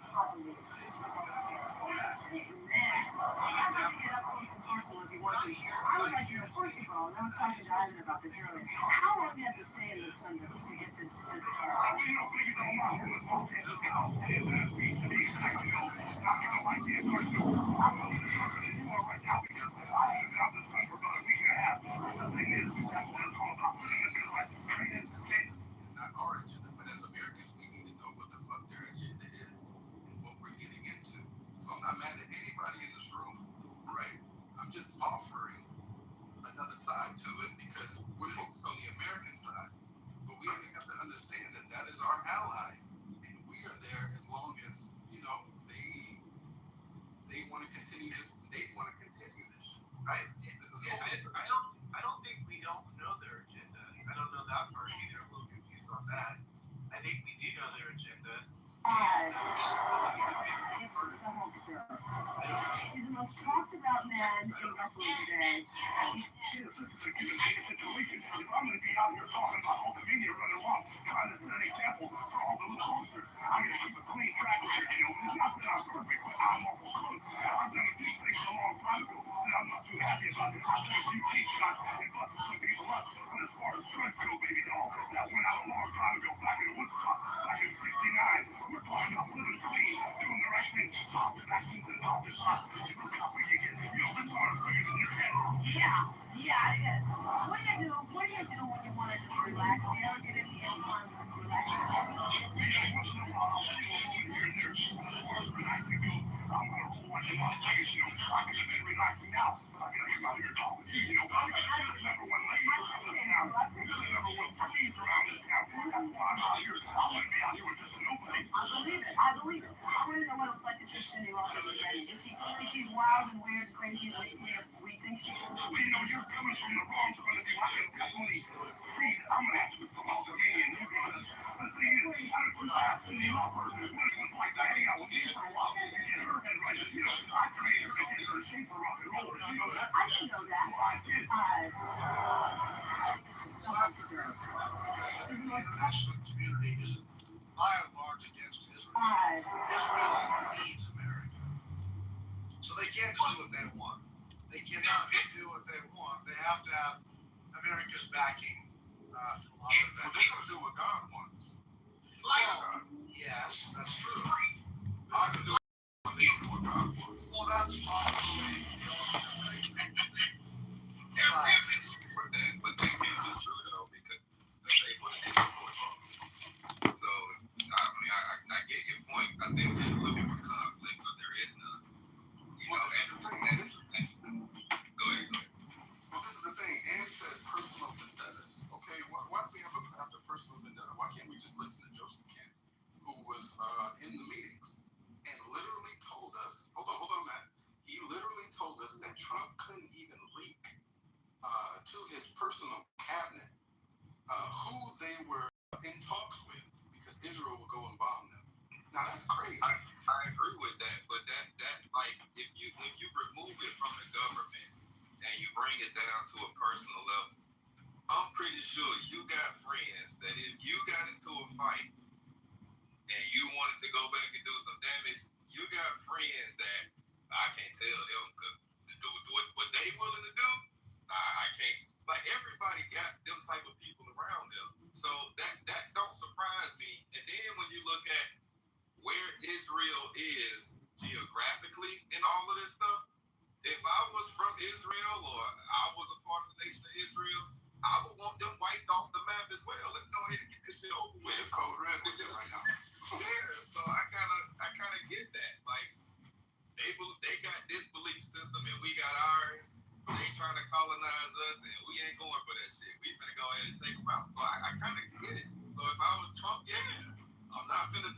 everything because they're gonna take off.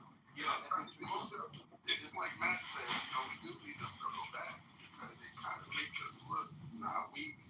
But I'm just saying, if Trump's begging for NATO and the European nations to pull up, obviously, he wants some other backing, and he says that this. No, he's doing that to make sure their allies will do it. And he was just exposing. Well, no, I think he would like them there. I mean, I think a little bit of both. Like, okay, it's one of those things like, okay, I'm going to expose these guys for being the chumps that they are, but if they do show up, sure, why not use them?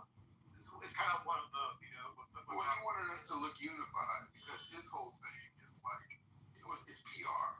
He wants us to look unified to the Russians and the Chinas, but it shows chinks in our armor when we're not unified with our European partners. I'm gonna put it that way, and I know you guys can agree.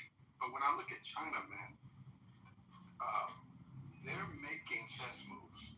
You know what I mean? With the Taiwan thing, they want to present themselves to the world as a level-headed force. You know what I mean? And not belligerent. And the only thing I'm worried about with Trump, he's making us look like belligerent pigs. You know what I mean? Like that deserve to be, swung on. Like we're just out of control. And I'm saying that he needs to move with a little bit more tact. And so when I look at just from chess and just like a PR thing, which Israel bought TikTok so that people can start to love them again, it's all a PR war, right? I'm looking at China and they looking very wise as they move. Fellow, bro, I'm really disappointed. Yo, I implore you to really do some research into what's going on in China. I implore you to go and see what happened to the top generals in China within the last couple of months, who didn't support, what some of the moves that she was making. But, listen, man. I'm gonna use a movie reference to something that we've been talking about. When Michael went to that restaurant, you know what I'm saying, and they were talking about negotiating some kind of agreement, they were like, yo, listen, we can negotiate whatever we want, but Luca Brasi, that motherfucker ain't listening. Y'all try to take out the Godfather, he's coming to see you. And they like, yo, Luca Brasi sleeps with the fishes. They knew they had to take him out because there's certain dudes that no matter what, they're going to do what they want to do because they're going to address the situation. We all have friends like that. Here's what's up, man. As far as China looking like some kind of statesman and, reasonable force in the world, it's bullshit. And China, for all the saber rattling, for all of the building up of their military that they've done, Taiwan is across the street from China. The United States is half the world away from Taiwan. Why hasn't China run up in Taiwan yet? Why haven't they? Why? Because Joe Biden's no longer president and they know they'll get their ass kicked. Because they are scared. They're shook ones, part 1, 2, shook ones. They are scared. That's why they had to run up there. And the other thing is, what do you think happens to the chip factory if China was to try to run up in Taiwan? That shit would be rubble overnight. We are not giving China the chip factory, which is the only reason they want Taiwan. So listen, man, you guys, you can worry about whatever you want to worry about. God bless you. But we see what's going on outside. So did you see the recent? Well, I'll go after. Did you see the recent? Okay, I'm sorry, Toto. I'm just asking one question, Anthony. Did you see the recent? Photo of Taiwan's Prime Minister and Xi? Did you see it? Okay. Go do some research on that because they just made amends. So that's the big thing that happened this past week. China and Taiwan just shook hands on a grand stage.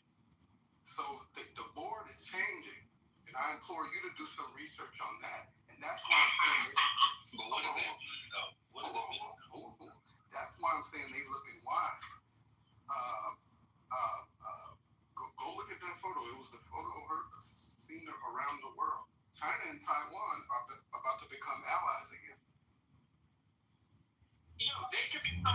I still look at all. As long as China doesn't do a hostile takeover, I got no problem with them being allies. If that Here's a Reuters link.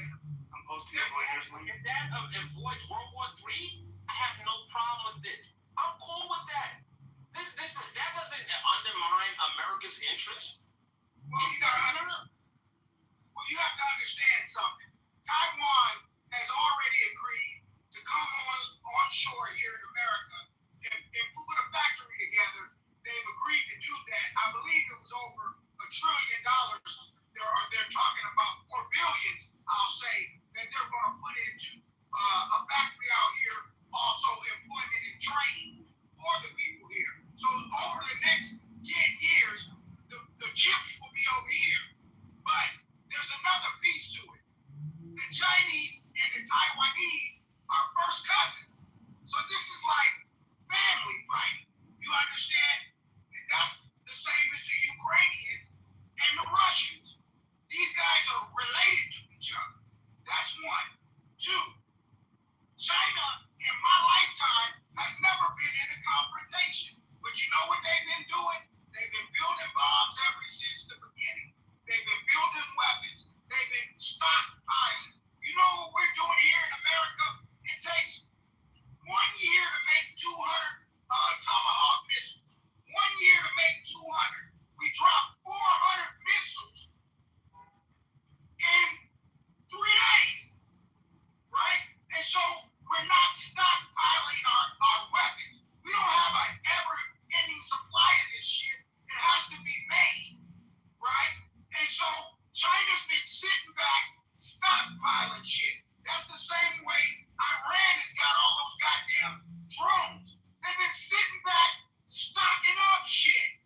While every fucking year of my life for the last 52 years, the United States has been in some type of a confrontation. It's a forever war mindset with these Anglo-Saxon arrogant whites. They love to fight for no reason. And so when you have the Israelis who are exactly the same way, these Polish Ashkenazis, the same way, absolutely same way. They're warmongering people. They love to fight for no reason, and they always keep up conflict. There's places on the map that don't do that, and China is one of those places. I'll stick my totem pole right there. Go ahead, Ford. So I think the challenge I have with this is that when we look at other countries, we highlight their potential, but we don't highlight the potential of what America can do. We only see the downside as to what America can do. Listen, man, to be an American means you talk shit. And you don't just turn it off just because the motherfucker don't like you or it's not friendly to do so. Like, in our daily lives, bro, like at work you talk shit. Like, to be an American means you talk shit. When it comes to China, China can build all the shit that they want, but if they ain't willing to bust their gun, that shit don't mean nothing. And we have proven that if you talk shit about us, we gonna come see about you. So yeah, it's big night shake hands. Okay, that doesn't really tell me anything. Like I need more context as to how do you see this playing out. We already got soldiers over there. Are you telling me that China's gonna try to take over? Are you telling me that Taiwan is gonna kick our soldiers out? Like, what does it mean to say, you know, like what else does that mean? It's a chess move. You know what I mean? Where it can lead, we don't know, but it's a chess move. Can I just say, first of all, I think, some of what is being said, frankly, in some ways is a bit childish, this idea that, go find balance about China and all the rest of it. I mean, you can point to things like even Afghanistan, right, which is just, the Taliban was a ragtag group of just guys in sandals and AK-47s, and look how that turned out, right? The Taliban of Afghanistan now. But if this argument, China hasn't done shit in Taiwan because they're scared. But it's a joke. I mean, maybe there's another reason. That's Totem, and I completely agree with Totem. Maybe it's because in respect international law, you know, like has that like struck your mind? That's all. And we can point to some other evidence. So, for instance, Russia right now has invaded Ukraine. Did the USA engage in direct?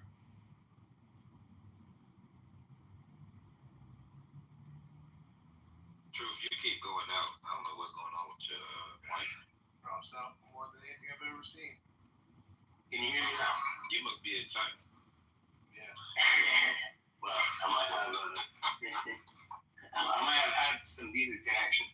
But I was just saying, China's army is actually larger than Russia. And if the USA is not willing to engage with Russia in direct warfare, why would you think that a direct war, or even that indirect, between China and the USA would ever happen?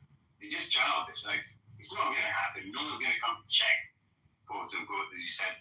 Or knows, everyone knows a lot better than to do that. I'll just leave that there. True, we missed like the last 5 seconds of what you said. Well, I hope basically the point was clear. I don't think there's ever going to be a direct engagement between the USA and China. And not because China is quote scared, but because it doesn't make sense for anyone. No one wins that.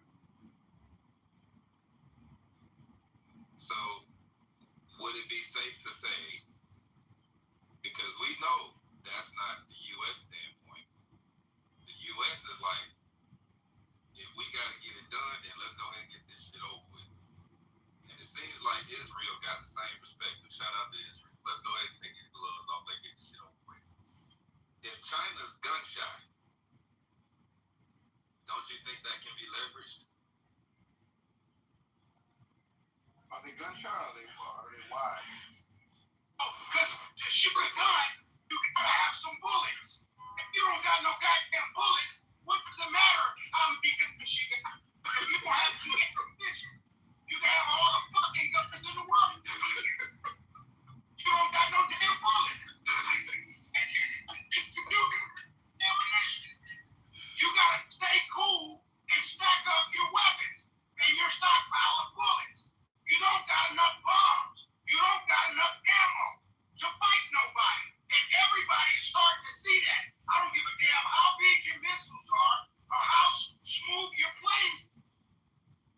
Weapon, no artillery to go in these weapons. It takes a process to build these ammunition. It costs and it takes. You know how much it cost us to make these bombs? It costs billions of dollars to make these weapons. They're using.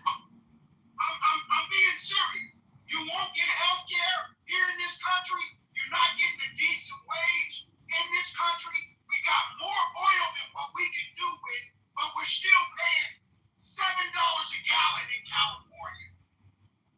What? Make it make sense. You know why? Because they're spending all the money on making weapons that they shoot out every other year. They're not stockpiling this shit. And you know what China's doing? They got a smile on their face and soy sauce on their lips and chopsticks in their fingers. And they're sitting Not the soy sauce. right there with soy sauce dripping from their lips with a smile on their face and a futon watching all of this shit play out. Appreciate it. It's weapons. But I'm going to just tell you one thing. As long as you Anglo-Saxons have a thirst for war, you'll never advance in this society. I land. All right. It's not an Anglo-Saxon thing. It's an American protection. Sandra, how you doing? Just came up on stage. Well, how are you guys doing? You're not Sandra from other stages that are the opposite view of this. Yes, I am. I just didn't see what I was talking about. All right. I gotta commend you. You're one of the very few that ever come this way. grace and room to do what you need to do. In fact, I don't even have to have anybody respond to you. If you just want to make a statement and leave, that's cool. Oh no, I just came to see what you guys were talking about. I came in here and then I was brought up and I was just like, okay, they must be pretty cool. I just want to see what's happening. I don't have a problem with anybody. And there's a lot of people in here that I know. So it's cool. That's right. Welcome, Sandra. Yeah, I just Thank you. That was the same one from what house I'm talking about, but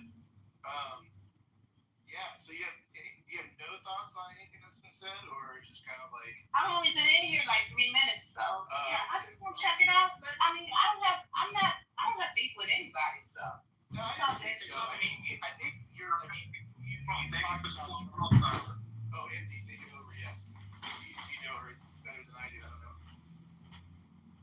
Anthony. No, I'm cool. I've been in many a stage with Sandra. We don't typically agree, but I'm happy she's in here. I'm happy, she's willing to come and exchange ideas and listen, and it's impressive. God bless her. Yeah, well, Anthony, I given my command, or I don't know what you call them, the rules of engagement from the other houses, that if you want me on their stage, you have to come on mine. So there's been this ongoing battle with a bunch of people about that, and then I'm like, well, you guys just show up over on mine, it's fine, and I'll get one or two that will show up, or they're actually in the goo mostly. So I'm like, okay, and then so when one does show up, it's like I'll clear the way, it's the way it goes. So I've been on these stages for over 6 years. I don't have a problem with anybody. If I have an issue with somebody, I just leave their room. I mean, everybody it all makes sense until it doesn't. And everybody has to express themselves the way that they do. And you can't be mad at somebody who feels differently from you.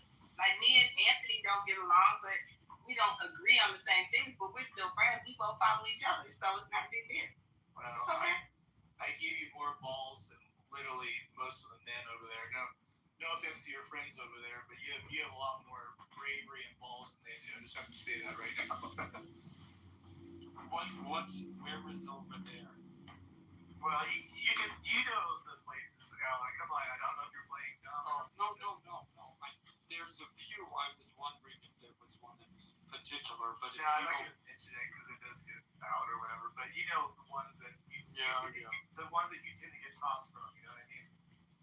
Yes. To be honest with you, it doesn't make any sense for us to mention us specifically. Okay, that's counterproductive. Honestly, yeah, I'm just saying it to you. That's fine. No, that's fine. It's perfectly understandable.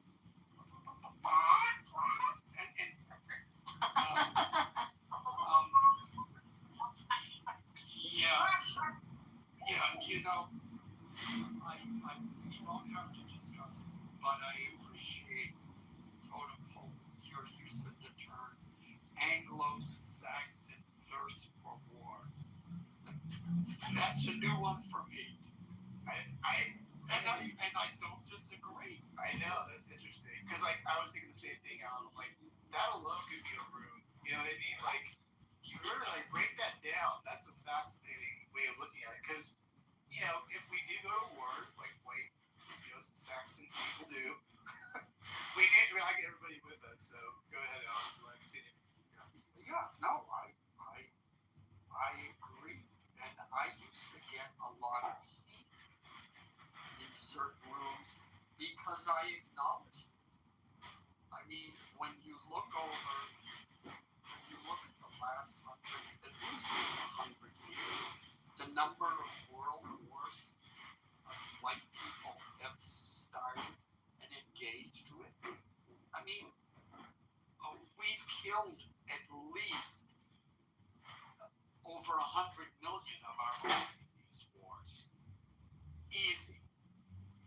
And when I say white people, I am using the traditional distinctions of race. So there was the white race, there was the black race, and the Asian race.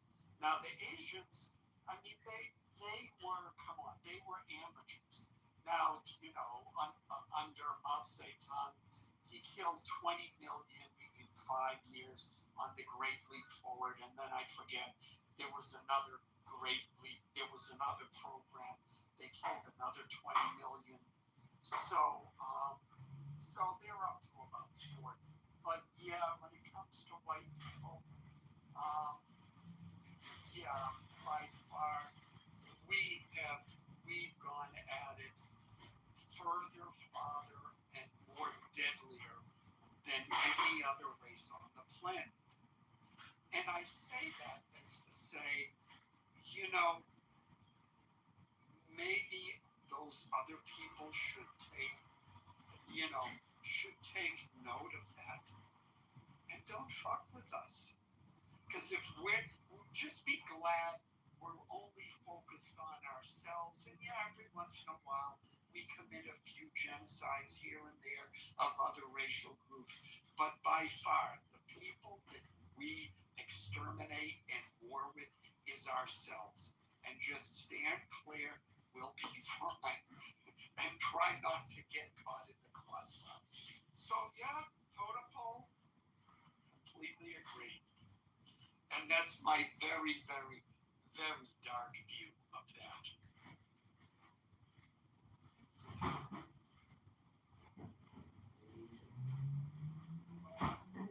All in this room, I consider all to be Clubhouse friends, if not friends, acquaintances. And I see you in rooms all the time, and I'm in your room all the time. So much so that I think I'm top 5% on the app. And so the app told me by giving me a badge that I'm important in any room I'm in. So I come into these rooms and I communicate with my Anglo-Saxon friends. But the reality of it is, in my lifetime, in the 52 years that I've been on this planet, I've never seen you not have 2 consistent years without a war going on. And like I say, this type of a mindset, when you bring in technology, right, it's one thing to have all the information in a book, and you say, we'll keep the books in the library. It's another thing to upload all the information into the cloud and put it in your hand on a cell phone and say, here's your own smartphone, and all of our history, all of our information, and everything we know is right here at the palm of your hand. And then you expect people not to look at you a little different, Anglo-Saxons? Well, wait a minute. Now, I don't have to do much to do any history. I don't have to have a library card to do history on you folks. And so now people are starting to side-eye your movements a little different, because we have these smartphones and this AI and this Google, and all this stuff makes you even more arrogant, because you say, I can give you fools all of the information and history on us, and we still will be on top. And I don't think that's the way it's going to be with the technology. I think people are starting to look at you a little different, and people are starting to see, wait a minute, you fools just like to fight. But there's something that happens to a fool that likes to fight all the time. There's only 2 things that can happen to him. Either he's going to be put in jail, or he'll be put in a box. And don't forget that. I'll put some totem pole on it, and I'll stick it right there. Well, totem. Yeah, you're right. You're right. Yeah, I mean, more people are aware of the history. More people are looking sideways at all of this than saying, what the hell? I think, but I think what's true now and what was true 100 and 200 and 1,000 and 2,000 years ago is all of these wars, they were always fought over resources. Now, you spoke about China earlier. Yeah, China's not sitting there smiling. China's sweating bullets because they get all of their oil from Iran. Well, they got it. If I understood or am remembering correctly, they were getting some from Venezuela, and they were getting a good portion from Iran. And initially, what I heard, they were the ones who told Iran, look, go to the peace table, agree to the ceasefire, because if you don't, we're not going to be able to get the oil we need from you, and then we're in trouble. So you better deal with the Americans. So no, they're 100%, by the way, Alan. 100%. Yeah, thank you, Norm. Thank you. So, and that's, and you know, when you talk about white people and their predilection for war, you know, Western European culture, we had to fight over resources. Resources were scarce. The surviving in Western Europe over the past 10